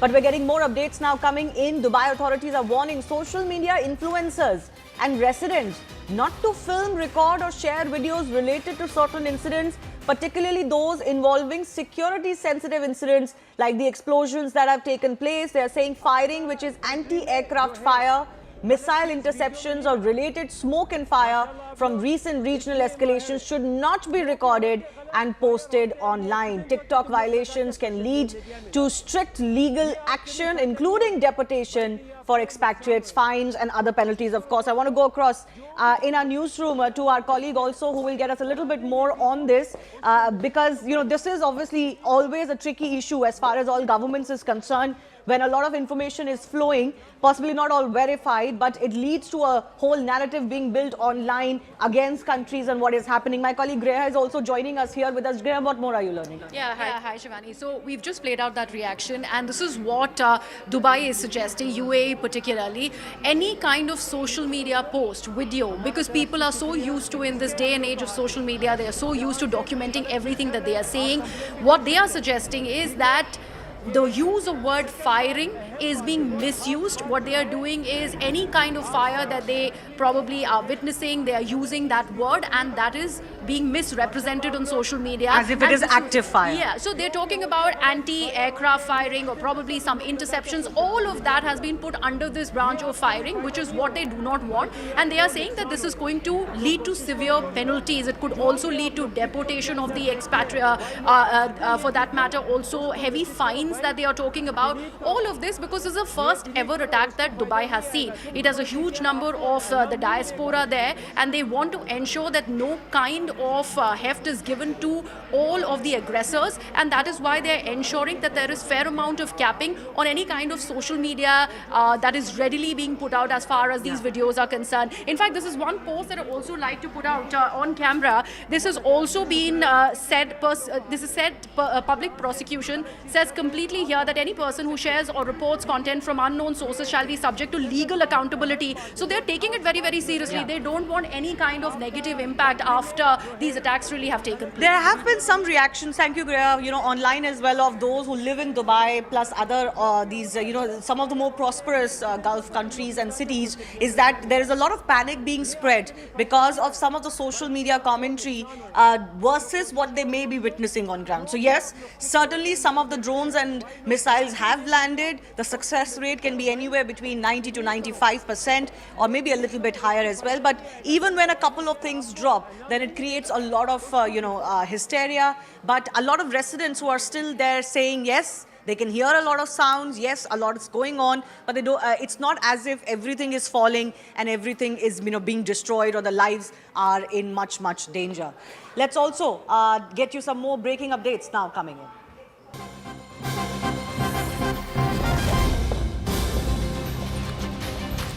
Defense Minister of Israel, Israel Katz, has said that the IDF's move to advance to southern Lebanon is now intended to prevent direct fire on Israeli communities. He has further added, and I quote, "The IDF continues to operate forcefully against Hezbollah targets in Lebanon. The terrorist organization is paying and will pay a heavy price for the fire forward from Israel." Sanjay Suri, my colleague, is in Israel, and we know of this second front that Israel is dealing with. Hezbollah fired a few shots at them, and since then Israel has announced that they're going to go all out against Hezbollah now. What more are you picking up, Sanjay?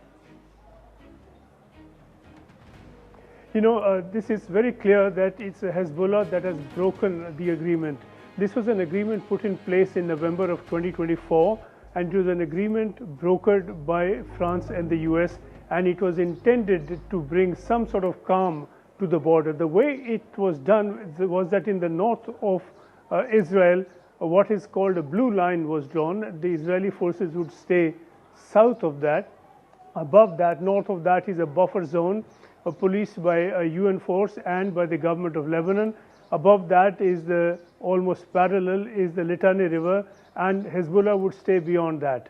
Now, the other agreement was that Hezbollah would not attack Israel or its forces or its population at any stage, and that is an agreement that Hezbollah clearly has broken. This was in response to its, as it said, its shock and anger over the killing of Khamenei. Therefore, that being broken, Israel has in turn hit back. It's hit back Hezbollah targets in southern Lebanon, and we have to say that the government of Lebanon, as separate from Hezbollah, is not entirely in control of what Hezbollah gets up to. So while the government of Lebanon can make an agreement and offer assurances, there's no certainty how effective these can be. So with Hezbollah now out of the control of the government of Lebanon, practically, Israel is now launching an offensive to not necessarily and immediately a ground offensive, but certainly some sort of rocket fire, missile fire. We've seen that already. And this is aimed to take out Hezbollah targets. If it remains confined to aerial attacks and missile attacks on selected Hezbollah targets, then the matter could end there. It's very possible it can spill over into something very much more if Israel were to choose a ground offensive into Lebanon to take out Hezbollah. Right.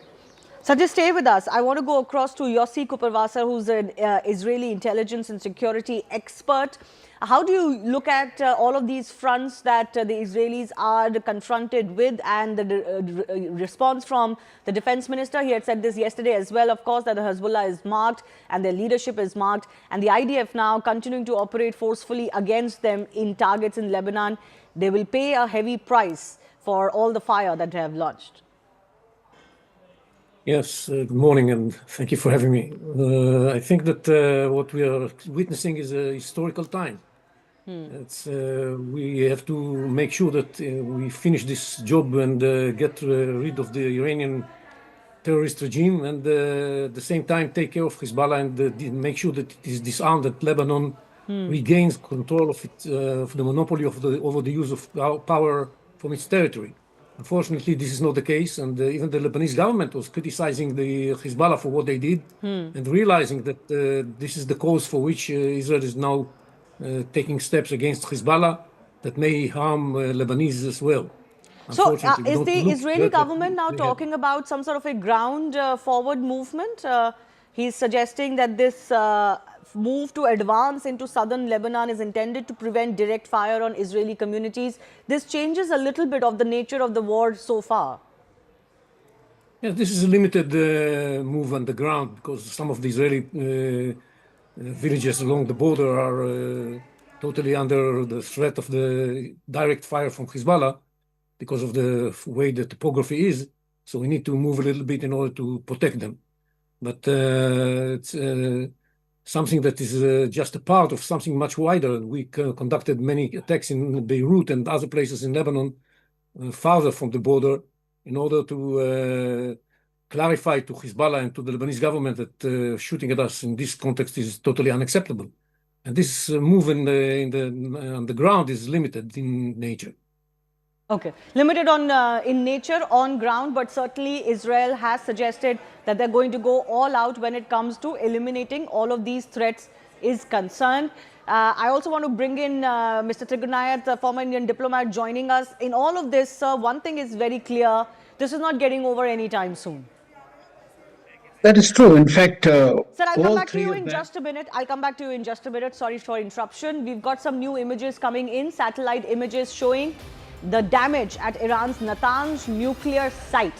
Remember, this is where US and Israel carried out fresh strikes on this facility, different from the ones that were conducted last year. This happened this weekend. According to Mohammad Islami, Tehran's atomic energy chief, they had also confirmed that the Natanz facility was indeed hit. So what is the satellite imagery capturing? This is Sunday versus Monday. So you can see some of the impact as far as the roof is concerned. I beg your pardon, this is January 2025 versus March 2026. But that is the full facility that is marked, and you can see at least the one from March 2026. You can see that the entire roof has been completely decimated. So this shows you the impact on the facility, the aftermath of the attack on the Natanz nuclear complex. We've got some more updates coming in. US Embassy in Israel is now telling its citizens that they cannot help them in evacuations. The US Embassy in Israel saying to Americans who may be in Israel that they cannot be helped right now as far as evacuations are concerned. This is the embassy in Jerusalem. They have said, and I quote, not in position to help in evacuations, and Americans must make their own arrangements as far as these evacuations are concerned. Before we go across to Sanjay Suri as well, my colleague who's actually in Israel, at least one of the fronts of this war, I want to go across to my colleague Christine, who's also joining us with more on this. In fact, let me go across to my colleague Haim, who's also here with us. Haim, this is one of those warnings that has come in from the American Embassy. Not the first time the American Embassy has told them that, you know, we're not going to be able to help you in the evacuations. Right, and that as well, and also we're getting these latest satellite images that show, if we could just zoom in here, please, that show the damage at Iran's Natanz nuclear site. This, as we're given to understand, that the United States and Israel has carried out 2 fresh strikes. Remember, these are the pictures of March 2026 right now. Just zoom in here, please. This shows the damage that this facility has sustained. Also important to note that Natanz is one of the 3 facilities which the United States has also targeted in its Operation Midnight Hammer, which we saw last year. As well. Let's also focus on the news that we're getting right now. US Embassy in Israel, in Jerusalem, telling American citizens that we cannot evacuate you right now. You must make your own arrangements. I'm not sure if Sanjay Suri is still with us. I think we should go across to him. Yes, Sanjay, your thoughts on what's transpiring? Are there many, very many Americans there in Jerusalem and Israel overall? And why is it that the American Embassy is saying they're not in a position to evacuate them just yet? How many of them are suspecting to be wanting to get out of the country immediately? Well, as it happens, about half an hour back, I was speaking with an American lady who is here, and she says she doesn't even sleep on the bed. She sleeps on the floor in the shelter, and she wants to get back. She's feeling unwell. She doesn't know how to go. There are no flights out. And there are many like her, and there's a number of US visitors to Israel at any given time. It certainly would be in several thousands, and there's nowhere to go. Most certainly, an American today in Israel can't go and seek refuge in Gaza. So where does anyone go, American or not? You can't really go into Gaza or go into the West Bank towards the north of Israel or within Israel, depending on how you look at it. It can't be Egypt. Certainly, it can't be Lebanon. That leaves land routes, perhaps through Jordan. This is all very tricky. It's logistically difficult. It's very difficult for the US now, given its many commitments, to now undertake or even offer a program like this, some sort of a relief and rescue program for its citizens out of Israel. So we have some very plain speech from the US that they can't do anything about this. All right, Sanjay, stay with us. We've got some more breaking updates coming in. Now, an earthquake of magnitude 4.3 has rocked Iran's Gerash area. The tremor comes even as there is this intense conflict playing out in the region. There are coordinated military strikes going on in Iran and also by Iran against US and Israeli assets. And in all of this, there's a tremor to the magnitude of 4.3 that has been reported from Iran's Gerash area. Sanjay, you know, this is, of course, in some ways can pile on the misery on the innocent civilians. As of now, we don't have any reports of how much damage this could have caused, but 4.3 earthquake is also capable of causing damage on ground. Most certainly, and the earthquake certainly has picked its moment, but this does raise other fears, and these are fears not that you and I will raise, but the International Atomic Energy Agency has raised that there must be a stop to attack on nuclear facilities, whether by the Iranians on facilities within the Arab world, and there are several facilities there, or the other way around, an attack on nuclear facilities within Iran. We've been speaking about, you were just informing us about the attack on Natanz. If there were to be damage to the nuclear material stored there, and Isfahan particularly is reported to have a great deal of enriched uranium stored within, and if these hits were to hit at that kind of stock, nuclear material and fissile material located in those areas, the consequences could be unimaginable, and if the IA has said that we could, in that case, in that scenario, be looking at evacuation of whole cities and even whole areas. This is the IAEA saying it. Right. There are warnings of the consequences of this, and we hope that this is just an earthquake and no worse. Adrian is with me. Adrian, do you suspect there could be more to this, this earthquake, these tremors being felt because of the nuclear facilities being targeted by US and Israel as well? Impossible to know, because there are also regular tremors such as this in Iran. So I would say it is too early to try to come into any firm conclusion in this regard. But your concerns overall of what the International Atomic Energy Agency is also saying, plus what US and Iran already have confirmed that they are going for those, whatever is remaining of those nuclear sites. How concerning is this? It is concerning, because we don't know exactly what it is inside these nuclear storage sites. And if you begin to have leaks, radioactive material which can be leaked on the outside, this could be actually a very, very dangerous situation for most of the civilian populations living around their sites. So. Well, let's just get you a sense, though, of just how advanced Iran's nuke program is. And US has made no two bones about the fact that they believed that Iran was reaching a capacity from which it could have been a point of no return for US and Israel. They couldn't have stopped them after that point. So they absolutely needed to do this. But there are other things the US has also said, so there's a bit of a confusion. So the enrichment program, approximately 441 kilograms of uranium has been enriched to 60%. Over 9,000 kilograms total enriched uranium mass is the stockpile. The challenge is that the uranium needs 90% enrichment to be used as a nuclear weapon, and the existing stockpile is enough for at least 10 nuclear devices. This is what the watchdog's estimate is. Now, the confusion only is exactly at what stage of this enrichment is Iran in. Whether it was only at 60%, as the original estimate said, whether they had reached greater numbers, 70, 80%, how much of it had been taken to 80%. All of these were really the question, which is why US and Israel believe they absolutely critically had to attack. But what the US has also accepted is that they knew Israel was going to attack, so they had no other option but to join in, because they knew US assets will come under attack. This is exactly the statement by Secretary Rubio which has been used by the foreign minister of Iran, Araghchi, to say, see, you fell for Israel first policy. You have been pulled into a willful war that you needn't have been part of. And this is, of course, something that has become a big bone of contention as well.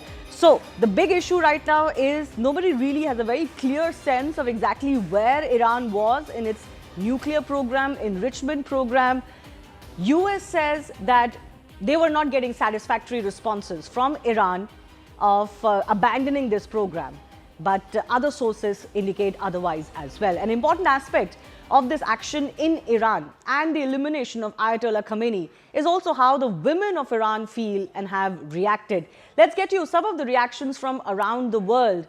Iran's women's national football team made headlines after not singing the national anthem during their Asian Cup opener against South Korea, a gesture widely being viewed as quiet defiance. All of the players on the pitch, even those who were part of the support staff, coach, etc., none of their lips were moving. They were not singing the national anthem as generally you would expect athletes to do when they are on ground. There were smiles all around, maybe even wry smiles, but no one was singing the national anthem. And many have read this into as a quiet resistance, especially by the women of Iran. Beyond the field, women across the Iranian diaspora have been reacting strongly to the development following Khamenei's death. Rita Pinahi is a Sky News Australia host who escaped Iran as a child. She delivered a scathing message to Khamenei after he was killed in the Israeli strikes. All I have to say is that after 47 years of Islamist tyranny, she says, the dictator is dead and Iran is on the verge of being liberated. Never thought I would see the day in my lifetime, she added. She also used a few choicest words for Khamenei on air in live presentation. This is one of the messages that has gone viral since. I want to conclude this editorial with this message to the late Supreme Leader. Pedar sag, khak be sared, besuz to Jahannam. Rowan. Couldn't have put it better myself, Rita. James, don't you agree? I mean, I'm absolutely... I don't have anything to add to that. That's it. Only repeat one part of what she said. She said, burn in hell to the deceased former supreme leader. Now, a widely shared image of a young Iranian woman using a burning portrait of Supreme Leader Khamenei to light a cigarette had gone viral as a symbol of defiance in Iran's latest protests in January. And now, the same woman was seen cheering the news of Khamenei's death as announced by Trump. There were large-scale celebrations, in fact, in Canada, where she is, with men and women of Iran alike coming out on the streets in a concert-like atmosphere, singing and dancing. This is another prominent Iranian activist now based in USA who showed her feelings over the news. Just listen in. Every morning I wake up reading that my people being killed by Ali Khamenei, but this is the first morning in my life that I get the good news and I want to run. I want to run. I want to run. I want to run. I want to just run. I want to just run and shout and shout and shout out of joy, out of joy, out of joy, out of joy. Ali Khamenei is dead! Free Iran! Free Iran! Dictator Ali Khamenei is dead!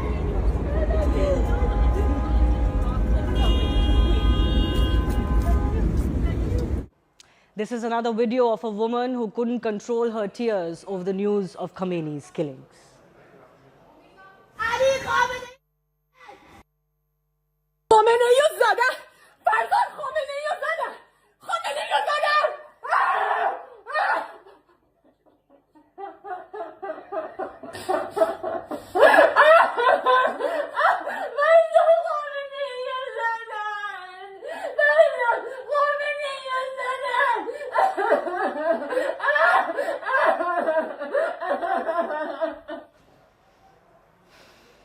And look at these visuals of Iranians and others in a celebratory march in LA in USA, praising President Donald Trump and dancing on the streets with posters of Trump and Netanyahu. This was, again, a carnival-like atmosphere in many cities in USA.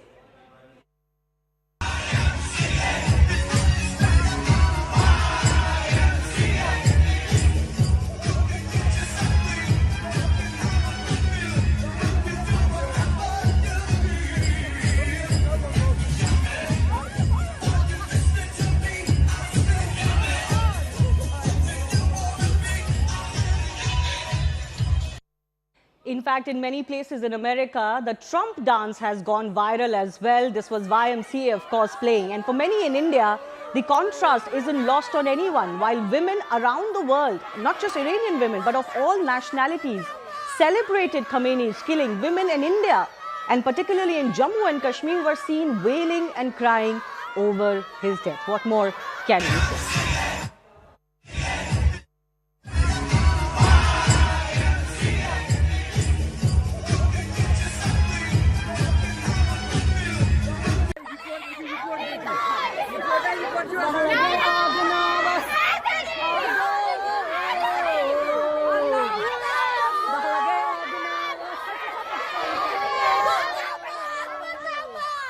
As politics back home in India escalates, BJP sources are responding to the criticism that has come in from former chief of the Congress party, Sonia Gandhi, of the Indian government's stance.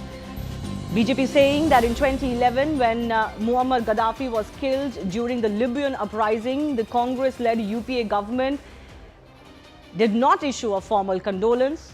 Neither did it mount any dramatic condemnation. Where was Sonia Gandhi then? The BJP sources say that Gaddafi was killed fleeing a NATO bomb strikes. The UPA government said nothing at that time. So is it hypocrisy to be demanding a strong condemnation or a condolence message for Khomeini now? India had strong ties with Libya then too, with 7 ministers, including Pranab Mukherjee of the Congress party, visiting the country between 2004 and 7. My colleague Payal is joining us with more on this. It's not just this incident of Gaddafi, Payal. There are many such incidences which can be pointed out to the fact that when it suits your national interest, sometimes less is more. Foreign policy and diplomatic ties are always decided on the basis of national interest. It is not a shoot and scoot. It is neither, whims and fancy that come at play as well.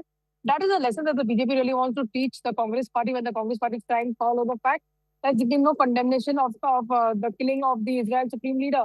The BJP, in fact, citing examples, Shivani, clearly saying that in 2012, when there was a blast which took place at the Israel embassy, there was no crying over it, and eventually turned out to be a job of the Iranian that had done it as well. So the BJP says that they are completely in the interest of the nation, and that's paramount.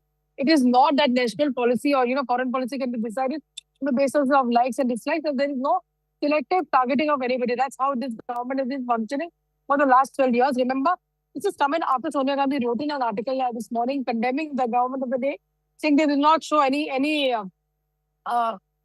already picked a side and they did not show any remorse on the killing of Khomeini. So that's the answer that has been given to them. Facts have been put out by the BJP, essentially to show Congress and Sonia Gandhi in particular, mirror, and essentially say that when that episode took place in 2011 involving Gaddafi's case, where was Sonia Gandhi? Why were there not tears that were shed then? All right. Looks like this political battle will continue. We'll keep coming back to you for more, Payal. Time for a very short break right now. News and updates will continue in just a bit.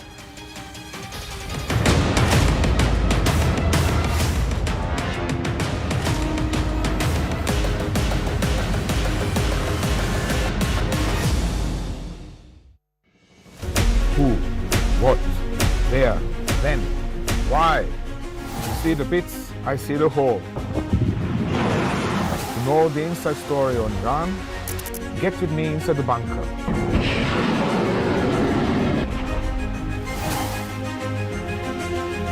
Only on CNN News 18.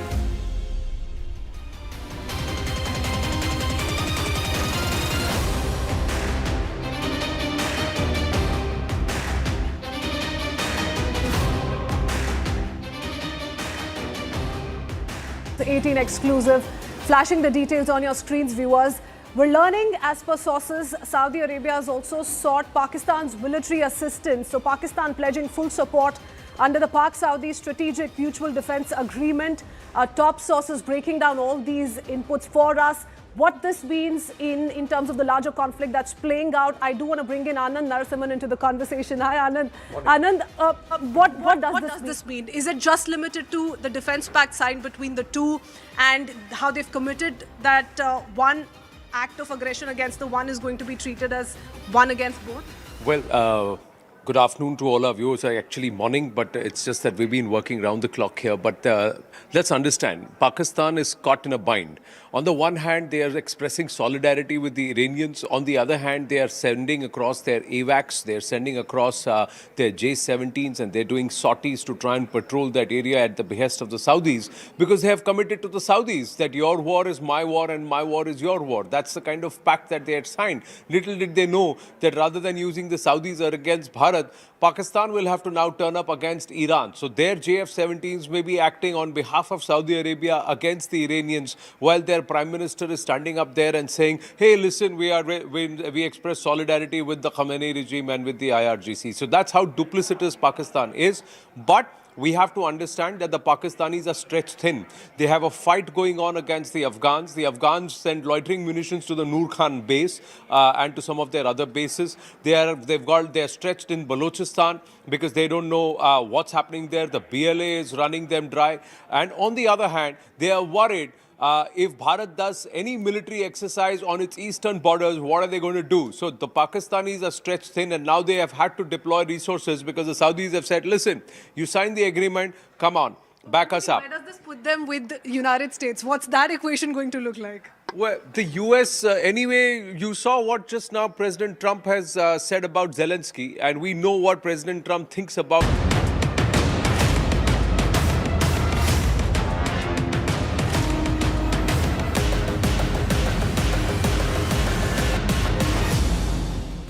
Welcome back, and thank you so much for staying with CNN News 18. We are here tracking every development from the war-ravaged Middle East and also the Gulf.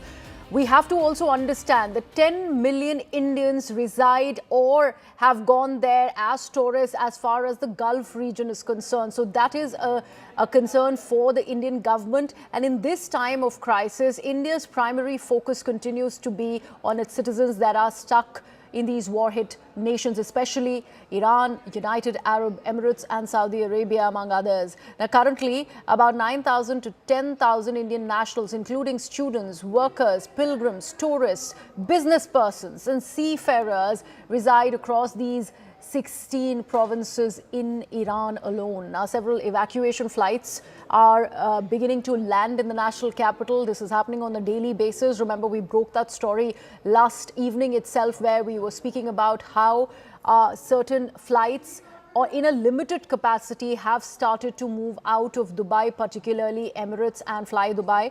The Ministry of External Affairs has also issued advisory for Indians that are stuck in Iran and also the Gulf nations. Embassies in Tehran and Tel Aviv have also been activated. They have put out their 24/7 helpline to provide immediate assistance to anyone in need of urgent help. Dubai से यात्री लौटना शुरू हो गए हैं। कुछ यात्री यहाँ पर पहुँचे हैं। 28 को हम लोगों को वापस आना था, तो ये फ्लाइट कैंसिल हो गई। Then we had to extend our stay there. कैसा वहाँ पर माहौल था, आपने देखा वहाँ पर डर लगा आपको जब, क्योंकि दुबई में अभी भी खबरें आ रही हैं कि वहाँ लगातार अटैक। 28 और फर्स्ट को थोड़ा डर का माहौल था, उसके बाद धीरे धीरे सिचुएशन थोड़ा बेटर होती रही और जैसी बेटर हुई इंडिया ने हमें वापस लगातार मिसाइल अटैक हो रहे हैं, इंटरसेप्शन की वो खबरें विजुअल आ रहे हैं, वो देखा? यस इंटरसेप्शन हो रहा है, ज़्यादा डर का माहौल नहीं है, वैसे सब चीज़ें ऑपरेशनल हैं तो ठीक है। आप घूमने गए थे वहाँ पर, क्या 4 दिनों का अनुभव कैसा रहा आपका? आप बताइए वहाँ पर क्या आपने देखा? नहीं, अच्छा अनुभव रहा। मतलब डर तो था, वहाँ पे धमाकों के जो आवाज़ें आ रही थी उसमें डर लग रहा था, लेकिन बाकी सब ठीक था। दुबई में थे, अबू धाबी में थे, वहाँ कैसे हालात हैं अभी? दुबई में हम जब तक थे बहुत अच्छे से हमने एंजॉय किया। अबू धाबी हम जब पहुँचे तब 28 को, तब वहाँ पर ये स्टार्ट हुआ था शाम को। तो ऐसी नौबत आई कि आपको छुपना पड़े, बंकर में जाना पड़े, पार्किंग में जाना पड़े, इस तरह से कुछ? में हम लोगों का इंतजाम उन्होंने किया था, क्योंकि और वो भी इसलिए क्योंकि हम लोग डर रहे थे। कितनी देर तक आप पार्किंग में रुके मैम? ऑलमोस्ट 3 घंटे। 3 घंटे 4 घंटे। अच्छा, वहाँ अब फ्लाइट को लेकर कुछ मन में शंका थी कि कब हम भारत जाएंगे? वो तो बार कैंसिल हो रही थी। हमारी पहले स्पाइस जेट की थी तो वो कैंसिलेशन ही दिखा रहे थे, और फिर हमने एयर इंडिया से फिर कल रात को ही फ्लाइट कराई है। तो उसके बाद हम वहाँ पर आने के बाद भी काफ़ी अलार्म बजते रहे और डर लग रहा था कि, क्योंकि वो बार कह रहे थे कि आप खाली करो एयरपोर्ट। भारत आकर कैसा लग रहा है? बहुत अच्छा लग रहा है, बहुत अच्छा लग रहा है। some of those people there heaving a sigh of relief, and one of those were JDS MLC Bhoje Gowda, who was among the stranded Indians in Dubai. He, in fact, slammed the Indian embassy for failing to help the Indians who had been stranded, particularly in West Asia. And then he went on praising Dubai authorities for their cooperation. Also thanked Karnataka government for arranging his stay and opening helplines for Kannadigas. Listen into this conversation. You were stranded in Dubai when the war broke out, and how was your experience like? What did you get to witness there? I am a transit passenger, Emirates transit passenger. By that time I struck down in the Dubai due to this. Almost I will sit in the open the boarding pass and I sit in the flight. After sitting more than 1.5 hours I waited. The pilot finally said that some Abu Dhabi has bomb hit has taken place. The route is not permitting. Our Chief Minister Siddaramaiah ji and Parmeshwar, Home Minister, and HK Patil, everybody has spoken to me. How are you, all these things? They are inquired me about these things. I told that some of the people who are Kannadigas are come here and I don't know what their position. Please open your helpline and do something. Let me take this across to my colleague Anvit Srivastav. He's tracking every detail of the passengers, the repatriates who are coming back. In fact, those repatriation flights are constantly being made functional, particularly after a lot of impact has been witnessed in airports like the Dubai International and the Al Maktoum Airport. Anvit there getting us all of those details. Anvit, any more flight details that we know of and people coming back, particularly to the national capital? Well, at least 10 flights of Indigo are expected to depart today and then bring back stranded Indians. And SpiceJet has also come in and they are also operating some relief flights. And this is after the intervention of Ministry of Civil Aviation. They have asked certain airlines to operate relief flights. Some scheduled flights are also coming in, like yesterday an Etihad flight had come in, which was a scheduled flight on which passengers had to book themselves. However, these are relief flights. Recently, one of the persons who was in Dubai, he had, however, left on 27th of February. He is with us just to let us know what the kind of situation is there. Sir आपका business है Dubai में? Yes, I have my business. कब निकले आप वहाँ से? क्या announcement वगैरह हुई थी गवर्नमेंट की तरफ से? क्या डायरेक्शन? 27 तारीख को हम वहाँ से निकले जब ऑनलाइन पे हमें देखने को मिला कि मल्टीपल जगह से मैसेज आ रहा है कि ईरान अभी छोड़ना चाहिए, तो थोड़ा गट फीलिंग आया कि जस्ट नियर बाय है दुबई, तो आई फील सेफ कि मैं फ़्लाइट लेके चले जाऊँ. तो फिर मैं श्रीलंका में मेरा एक बिज़नेस मीट था, मैं वहाँ पे एक दिन गया, वहाँ पे रुक के फिर मीटिंग ख़त्म करके फिर मैं अभी इंडिया आ रहा हूँ. Also, see, this is the flight information board, and you can see multiple flights from destinations like Dubai, also from Abu Dhabi, and they remain cancelled. So, number of flights are cancelled. If we talk of even today, the data of today, 36 departures and 44 arrivals are cancelled at Delhi airport, and same is total 107 flight movements are affected in Mumbai today. So, these are the number of flights that are affected. But at the same time, government has come out and told airlines to ensure that there are relief flights so that people who are stranded in Dubai, Abu Dhabi and places like nearby regions, they can be brought back to Delhi. Right. Thank you so much for that, Anvit. We'll constantly be tracking all of those developments. Remember, it is important for every Indian who have family, who possibly are residing in the other Gulf countries. They are really wary of every development that is coming to fore, and they'd be eagerly waiting for any kind of information or even the physical coming in of all of their wards into India to safety. And that is essential. We here on CNN News 18 are constantly bringing you these developments, and we're there with all of those latest developments, particularly from the Delhi International Airport. Let me now take you through this important piece of news that we have now managed to, in fact, access. A CNN international team witnessed an Iranian drone flying overhead at the Iraq-Iran border. This is CNN's Clarissa Ward. She, in fact, was heard saying that the drone was flying from Iran into Iraq. Remember, we're seeing certain developments here, but let's listen into Clarissa here, who's putting out this report for our viewers. with Iranian trucks to get back. Earlier today, Becky, that border reopened for the first time since the U.S. and Israel began their bombing campaign. It was only to allow Iranian drivers with Iranian trucks to get back into Iran and Iraqis who were trapped in Iran to get out back home to Iraq. But while we were there, we actually saw a Shahid drone fly directly over us from Iran into Iraq. Check out that moment, please. Are you nervous about going back into Iran now?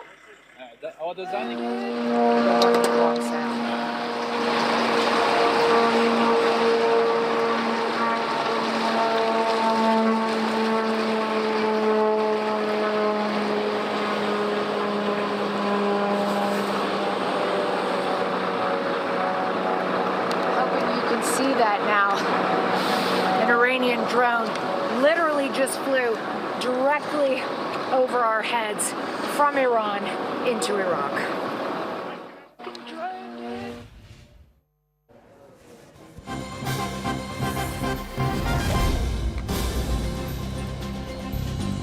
Let's get you some more details. Clarissa there telling us about how Iranian drones have entered Iraq and they are particularly going ahead attacking US assets in Erbil. And that's an important piece of development that we are bringing to you. But I'm coming out of the studio and going to Akanksha there, who's right there in the newsroom. She has an important piece of update for our viewers. Akanksha?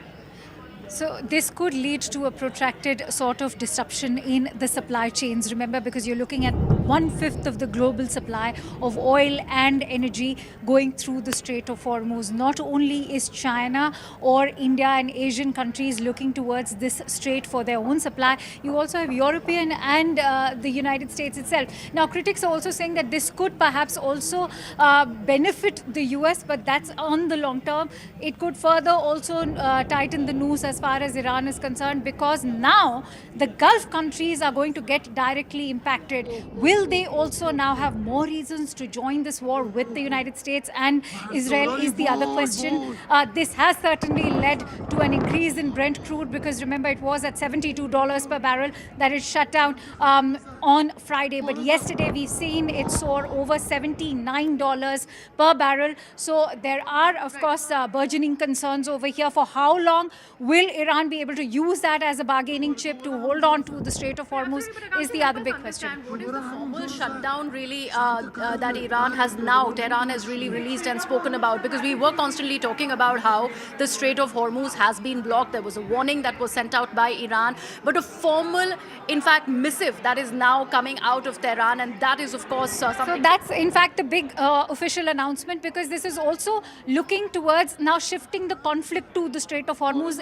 Remember, Iranian vessels themselves have been targeted. Many of them were burnt down. So what they are doing is now they are holding on to over 100 vessels which are currently stranded in the Strait of Hormuz. If you go on online and look at the tracker, you will see that the traffic in the Strait of Hormuz has already come down to 80%. It's a very short sort of a passage between the Persian Gulf and, of course, the Gulf of Oman leading to the Arabian Sea. But it's a key choke hold over there if vessels are going to remain stranded, as has been the declaration by Iran. For how long will they be able to do so? How will this impact India as well? Because remember, Qatar supplies our majority of LNG through the Strait of Hormuz. We'll have to see for how long this is going to be, because this is also going to cut off India's access to the Red Sea and to the Suez Canal as well. We are talking about here. So a lot of underwriters sitting in London possibly are refusing to go ahead and ensure that voyage of many of the vessels that have, in fact, that passage access so far. But now a formal blockade that has been announced by Tehran, and that's the huge development that we are bringing for our viewers. We're going into a very short break with that.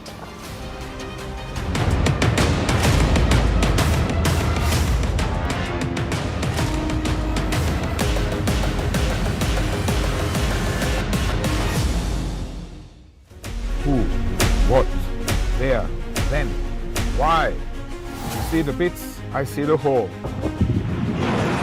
To know the inside story on Iran, get with me inside the bunker.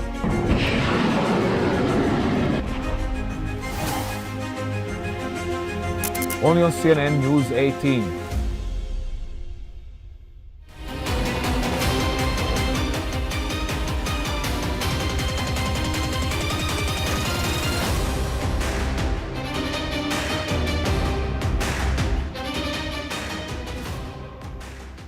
The 18 exclusive, flashing the details on your screens, viewers.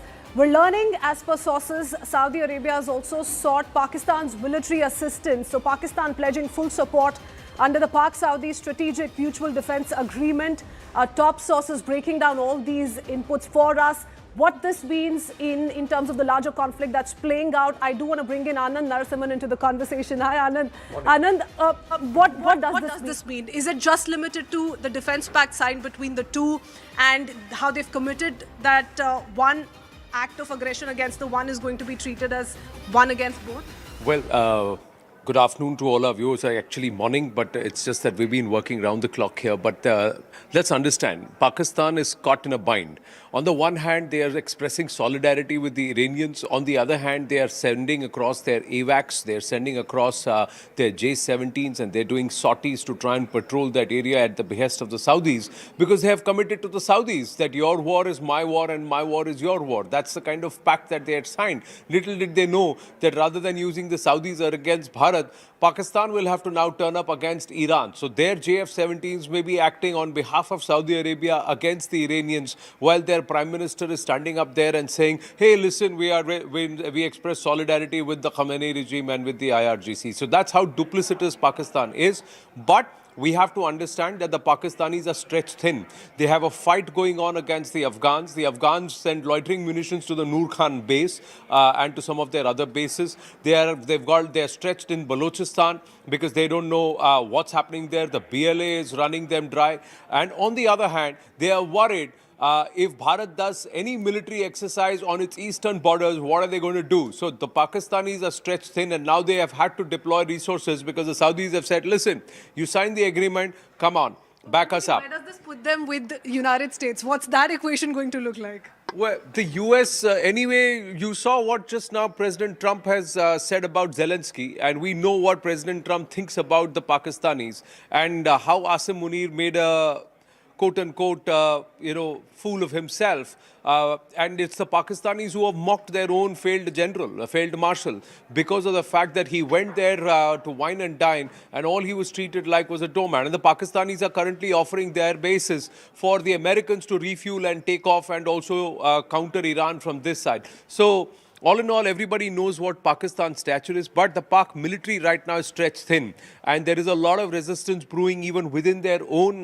regiments, because a lot of them, Kritsween, are either Pashtun or Baloch or, Afghan. And there are also a lot of Shia. And the Shia are looking at this and saying, you are asking us to go and fight against our own spiritual head and perhaps where we have our civilizational roots or descendants from. How are we going to do this? So the Pakistanis are quite caught in a bind, but everybody knows who they are, and they are treated thus as doormats. The 18 exclusive, flashing the details on your screens, viewers.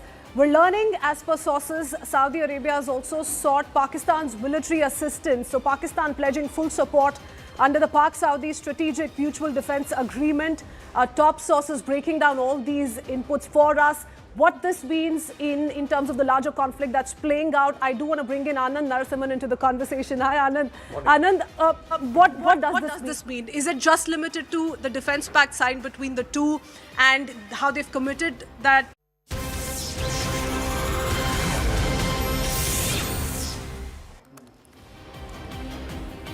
Namaste, Jai Hind, and welcome to this continuous coverage on the fury in the Gulf. I'm Anand Narasimhan. You're on CNN News 18. A quick check of the headlines, top of 2 p.m. this Tuesday afternoon. US President Donald Trump issues fresh warning to Iran, says the United States is stocked and ready to win big. Global oil markets reel as Iran closes the Strait of Hormuz and warns it will set ships on fire if they attempt to pass, threatening nearly 1/5 of the global oil trade and energy security. Satellite imagery shows apparent damage at Iran's Natanz nuclear site after fresh US and Israeli strikes over the weekend. Israel Defense Forces claim that they have eliminated Reza Hazizai, a senior Quds Force commander overseeing Hezbollah's rearmament. Amid escalating conflict, the US urges citizens to immediately leave 14 Middle East countries due to serious safety risks.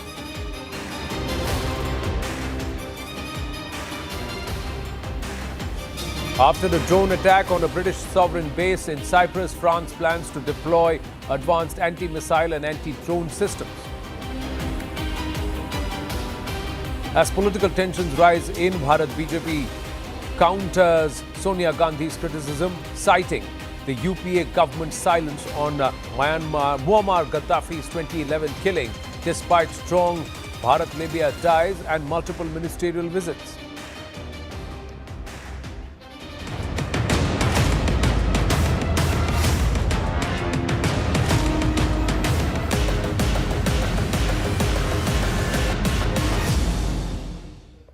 The West Asia conflict has entered a dangerous new phase, with Iran and the US-Israel coalition intensifying strikes and trading major claims across land and sea. The US Embassy in Jerusalem has told American citizens it is not in a position to assist with evacuations, urging them to make their own arrangements.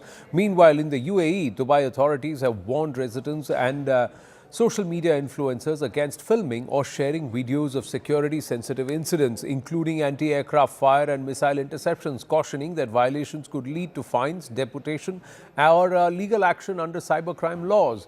In the latest, satellite images show visible damage at Iran's Natanz nuclear facility following fresh US and Israeli strikes, according to Iranian atomic energy officials, further escalating concerns over conflict trajectory. Amid the tensions, a 4.3 magnitude earthquake struck Jarraj, and this is in Iran, adding to regional anxiety already heightened by ongoing military operations. Now, let's try and understand which of the US bases targeted and what that implies. Let's quickly try and understand the impact of these bases and what would happen, viewers. US bases targeted by Iran so far. First up, this is in Iraq, the Erbil Air Base that's been targeted. It's a key hub for US operations against ISIS and regional intelligence gathering. Then you have the Ali AI System Air Base, Ali Al Salam Air Base. This is the air base in Kuwait. Now, this has a strategic staging ground for US forces in the Gulf, hosting logistics and also airlift operations. The US Fifth Fleet. Then this is Bahrain. That's the command center for naval operations in the Persian Gulf, protecting shipping lanes and regional security. This has been totally demolished, is what the Iranians claim, the command center here. The Al Darfa Air Base in the UAE that hosts US air assets, including reconnaissance and tanker aircraft and regional missions. There you have the Al Udeid Air Base also. The Al Udeid Air Base is in Qatar, major command and control center, housing bombers, fighters and support units for operations across the Middle East. There has been severe damage here too, but the biggest damage that the Iranians claim that they have inflicted is on the Bahraini base of the US Fifth Fleet. Now let's try and decode Iran's war strategy. Now, while being in a very, very heavily disadvantageous position, Iran still has a war strategy in place to try and hit back at the United States militarily. Now, in the first step, Iran plans to blind US forces by hitting critical radar and command and control nodes. That's what it is trying to do.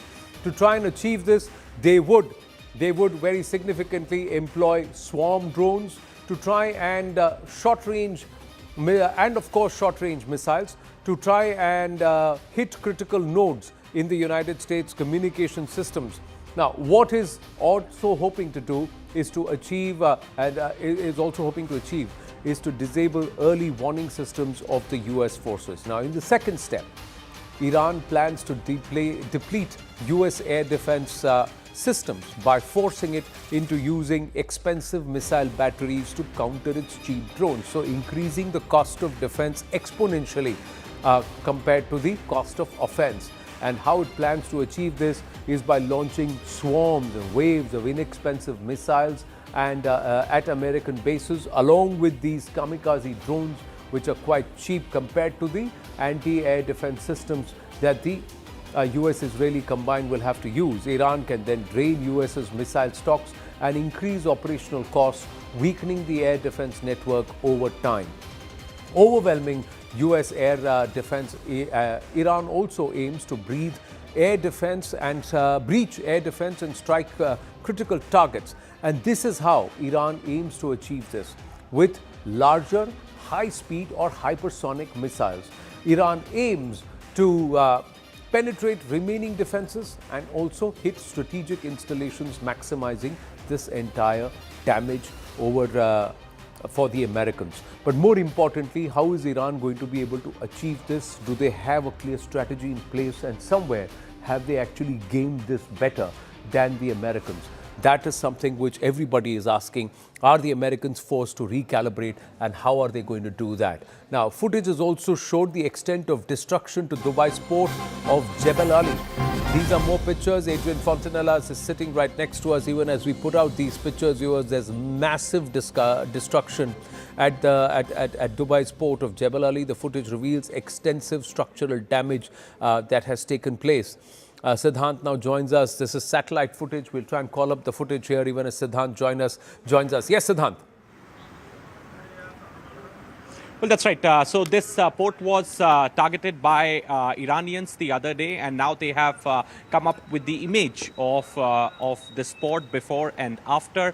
As I was pointing out before, Anand, there is a psychological warfare narrative battle also which is going on at this point in time along with the conflict, as Iranians are also now following the format of Israelis, because each time around the combat success that Israelis achieve, perhaps they put it out on their social media handles with the satellite images, the real-time pictures of blast, smokes seen rising from the site, etc., etc. So now the same format is being followed by Iranians through their propaganda channels, through their social media handles. They are also putting out the pictures and the images of the US assets and the ports and civilian infrastructure hit by them, perhaps to show the world that they are not only surviving in the conflict, but they are a military might, and they can give response in the what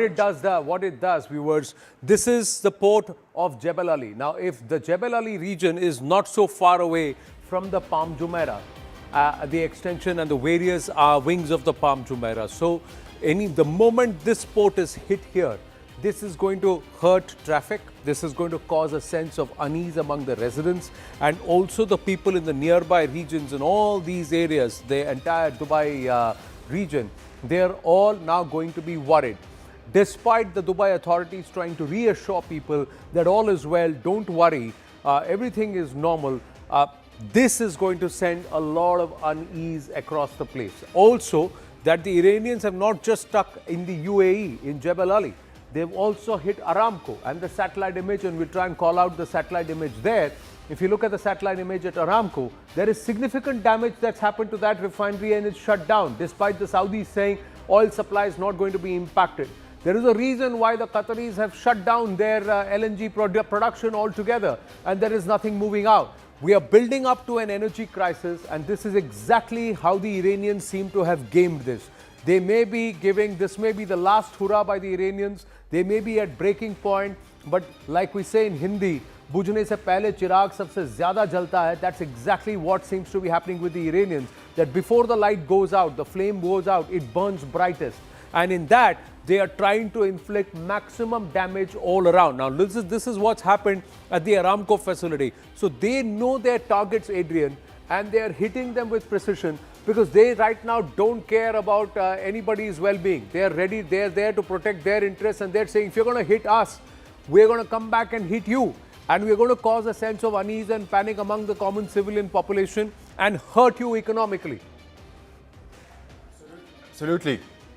Absolutely. They demonstrate, they try to hurt on the military level, and now it is also on the economic level. And it is making sense because in that way they are building up pressure on all the economies who are depending on the oil flow from the Middle East. And in the meantime, they are apparently continuing to run their counter-air operations, that is targeting airfields used by the Americans and Israeli all across the Middle East. Let's try and focus on the commercial impact on the world, and it's going to hurt us here also in Bharat. European natural gas prices have surged more than 20% today. They are now up over 60% since Friday. So in just about 3 or 4 days, viewers, the cost has gone up by 60%. The cost of LNG, that's because Qatar's massive LNG export plant was shut down by an Iranian drone attack. And it's the kind of volatility that's not been seen since the 2022 energy crisis that broke off. Sanjay Suri now joins us from Israel. Sanjay, are the Israelis taking cognizance of this brewing energy crisis? Is this part of the conversation, or are they just focused on taking down the targets that they have identified? Well, they are not thinking oil and energy at the moment. Certainly, it's not the focus. The focus is Iran, but it's not also just the only focus. The new area that has come into the sights of Israeli defense is Lebanon now, and within Lebanon, particularly, of course, Hezbollah. We have word from Israel now that at the very least, there will be a limited offensive now on the ground to take at least some areas under Israeli control in order to protect Israel from a rocket fire from Hezbollah. So a new front is opening up on Israel's north. It will be a very active front. The Israelis are determined to go for it. They've called more than 100,000 reservists, and we are talking ground forces here. So that's the new front opening up. Right. On Iran, the attacks certainly continue, but we do have some sense of what will need to be done, what Israel and the US will need to achieve to have dominance. The declared aim, as we've heard that from President Trump, and it's clearly Israel's aim as well, to try and take out all ballistic and other missiles in Iran. That is a daunting task. We do know that Iran has more than 3,000 missiles, tens of thousands of drones. Iran, let's not forget, is a country about half the size of India, so it's a very large country. These missile launch sites are scattered all over the country, more to the west, no doubt, and they have independent operative and command structures.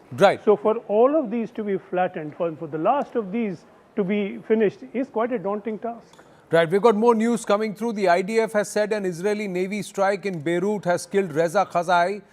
He is a senior IRGC Quds Force commander overseeing Hezbollah's rebuilding efforts and serving as Lebanon Corps Chief of Staff. So clearly, going back to Sanjay Suri on this, Sanjay, so the Israelis are now determined to take down the Hezbollah in Lebanon. And that is going to be an ask. There is, of course, a limit to how many pointed and precise strikes can be launched of the kind that you just reported. But then there is going to be a continuing threat, and the tactics now from Israel are to have a barrier in place that is structural and not just relying on targeted attacks of this kind.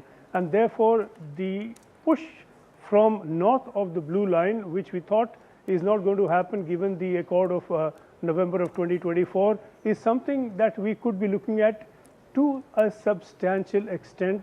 It was agreed that Israeli forces will stay south of the blue line. They may push forward now into the buffer zone because they believe that the Lebanese and the United Nations have not secured that area enough for Israel. Well, we've got lots of news coming through, but I just want confirmation, Sanjay, of this. This is latest, and I'm just jumping a little here. The Islamic Republic of Iran Broadcasting, IRIB Broadcasting, has now claimed that in Beersheba, Microsoft Tech Park has been hit.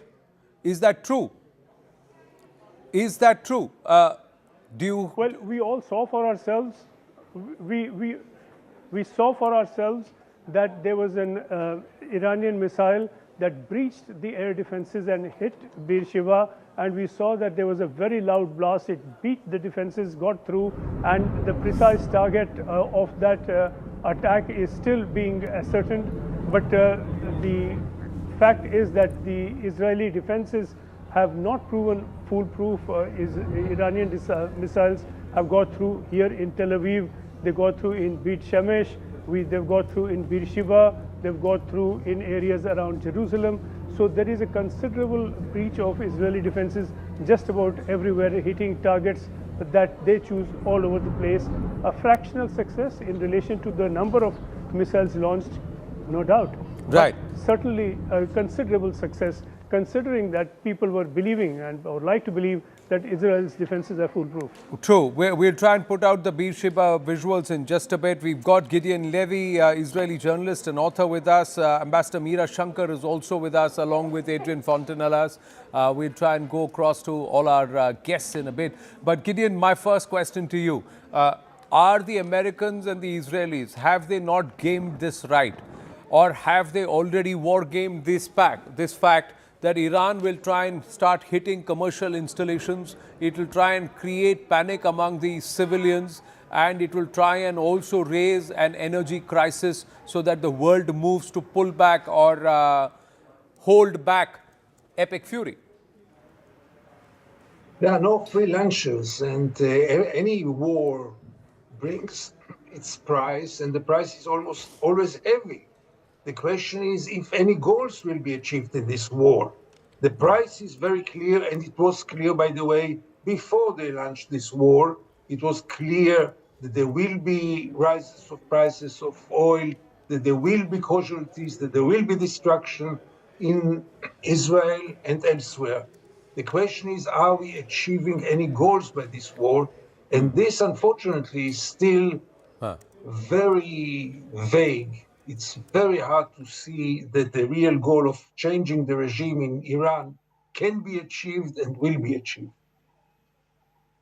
Right. Let's just have a look at this picture. These are the pictures that we have. Gideon Levy, see, Microsoft's installation in Beersheba has been targeted. And the Israelis are saying this is what we are going to do. They are attacking Aramco's oil refinery. They have now, the Iranians have come out and said that we will continue to attack all Gulf countries till the time they don't shut the US bases there. How is America going to respond to this? There is pressure on Saudis, the Qataris, the UAE, Yemen, Kuwait, all of them. There's pressure on all these countries and Iraq too to shut down the American bases. Gideon. I mean, things will change. The Middle East will look different after this war. But right now, the pressures are into two directions. And you have to separate between the public pressures and what is being said in closed rooms. Because we have already experience in which the Arab countries said one thing to the Americans publicly and the other thing, even before this war. Saudi Arabia, we were informed, was all out against an attack. And privately, they pushed Donald Trump to launch this. So in any case, now there is a very heavy pressure to stop it. But in the same time, there is also a pressure to continue and to achieve some goals. Because if you stop now, nothing was achieved. Yeah, but what's happening is, Adrian, do you get a sense that there is a kind of an information blackout in terms of the damage that's being inflicted in Iran? Because what we are seeing is so many Gulf nations, one drop here, one bomb there, one bomb there. This is classic, diffusion strategy that the Iranians are employing to try and confuse, create panic, and also make it commercially unviable to mount an attack on Iran. Yeah, absolutely. It is these demonstration strikes too, but we need to remain absolutely careful because all the actors will try to show damages against economic or civilian targets, and all will try to hide damages against military installations. So we really need to be careful about that. Correct. But who seems to be winning the narrative right now? I think it's Iran. Because, in my opinion, for entirely wrong reasons, it seems a lot of decisions makers completely underestimated what Iran could do. This is a mystery because actually every specialist knew their capabilities in this regard, but this must come as a shock especially for Western public opinions. Well, we've got another update. The IDF has completed a wave of strikes on the Hezbollah command centers in Beirut. Communication components in propaganda facilities used by Hezbollah's intelligence headquarters were targeted.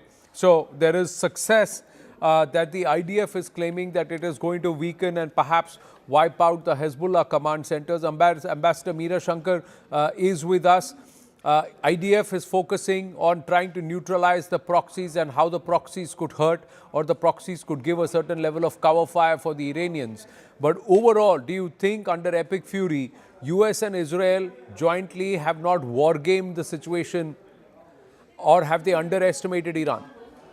It's not about war gaming the situation. I think the larger question is there seems to be confusion about what the end game is that they are looking at. Because initially you saw President Trump basically say, call upon the Iranian people to rise. This is an opportunity for them. They should take back their country. And actually what happened is that people who came out on the streets were mourning the death of Khamenei, and he is now being seen as a martyr. So clearly there has been a gross misunderstanding of the Iranian political situation. Because clearly the expectation that after these strikes, the Iranian people were going to rise against the regime has not been fulfilled. And Iran is now raising the cost for the US and Israel of the operation. See, initially it began as we want to actually close the nuclear file on Iran. But the interesting thing is that progress was being made in the nuclear discussions, as the Oman foreign minister, who was mediating, said that Iran had agreed to, dismantle their stockpiles irrevocably, not to stockpile enriched uranium in future, and to give a commitment that they would now and not into the future build a nuclear weapon. The sticking point was really the question of uranium enrichment, where you could, in principle, where Iran wanted to retain that right in terms of what is permitted under the IAEA thresholds and under safeguards. And the US wanted Iran not to retain the right for any enrichment on Iran. It's an issue which could have been discussed further. But then, the opportunity to say that no progress has been made and we now are going for regime change, I think that is really where both the US and Israel, I think, have underestimated the kind of support that the regime in Iran has and the, their expectation of some kind of uprising has not materialized. Right. Iran is really spreading the war, and they had threatened this right in the beginning, that they will attack US bases in neighboring countries. They are raising the economic cost for not just the US and Israel, but for the entire world, because the Strait. Well, but this is something which the US, the Israelis should have already gamed. They should have already factored this in and taken the Emirati or the Gulf nations on board, saying this is going to be possible. But contrary to that, we have a Trump saying he was surprised that they were attacking the UAE and these neighboring nations. So did America assume that Iran will not attack the bases in these nations?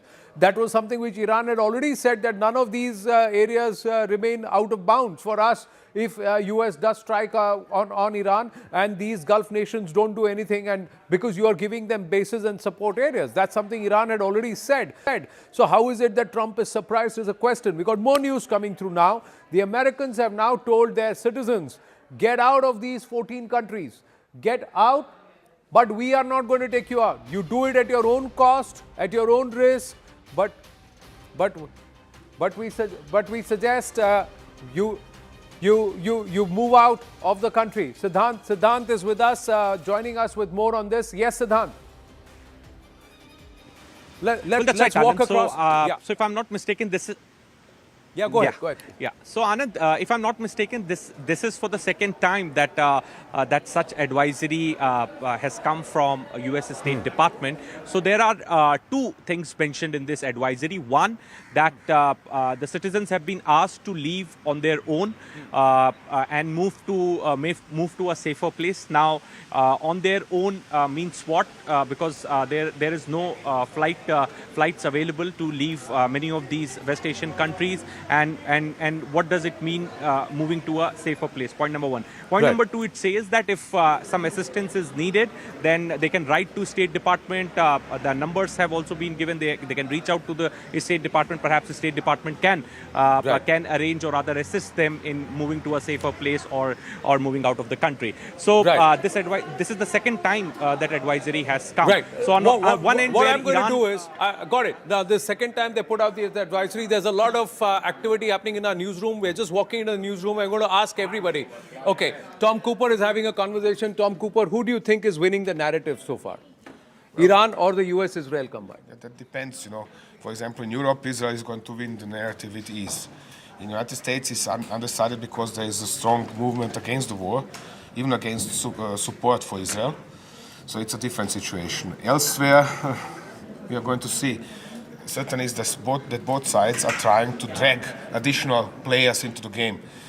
Israel is trying to get Indian government to react in its favor.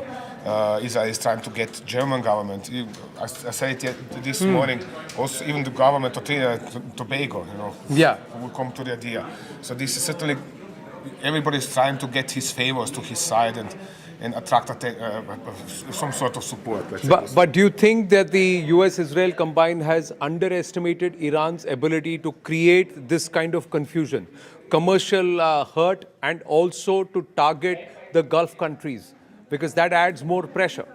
Definitely so. They didn't expect this. They expected actually something like 3-day special military operation where they are going to bomb and then the Iranians are going to rise, overthrow the regime, and everything is going to be fine. It didn't happen. Right. Now you're going to see, let's walk around the newsroom and then get a sense from our people. Murli is here with us. He's manning the output desk. Who do you think is winning the narrative, Murli, right now?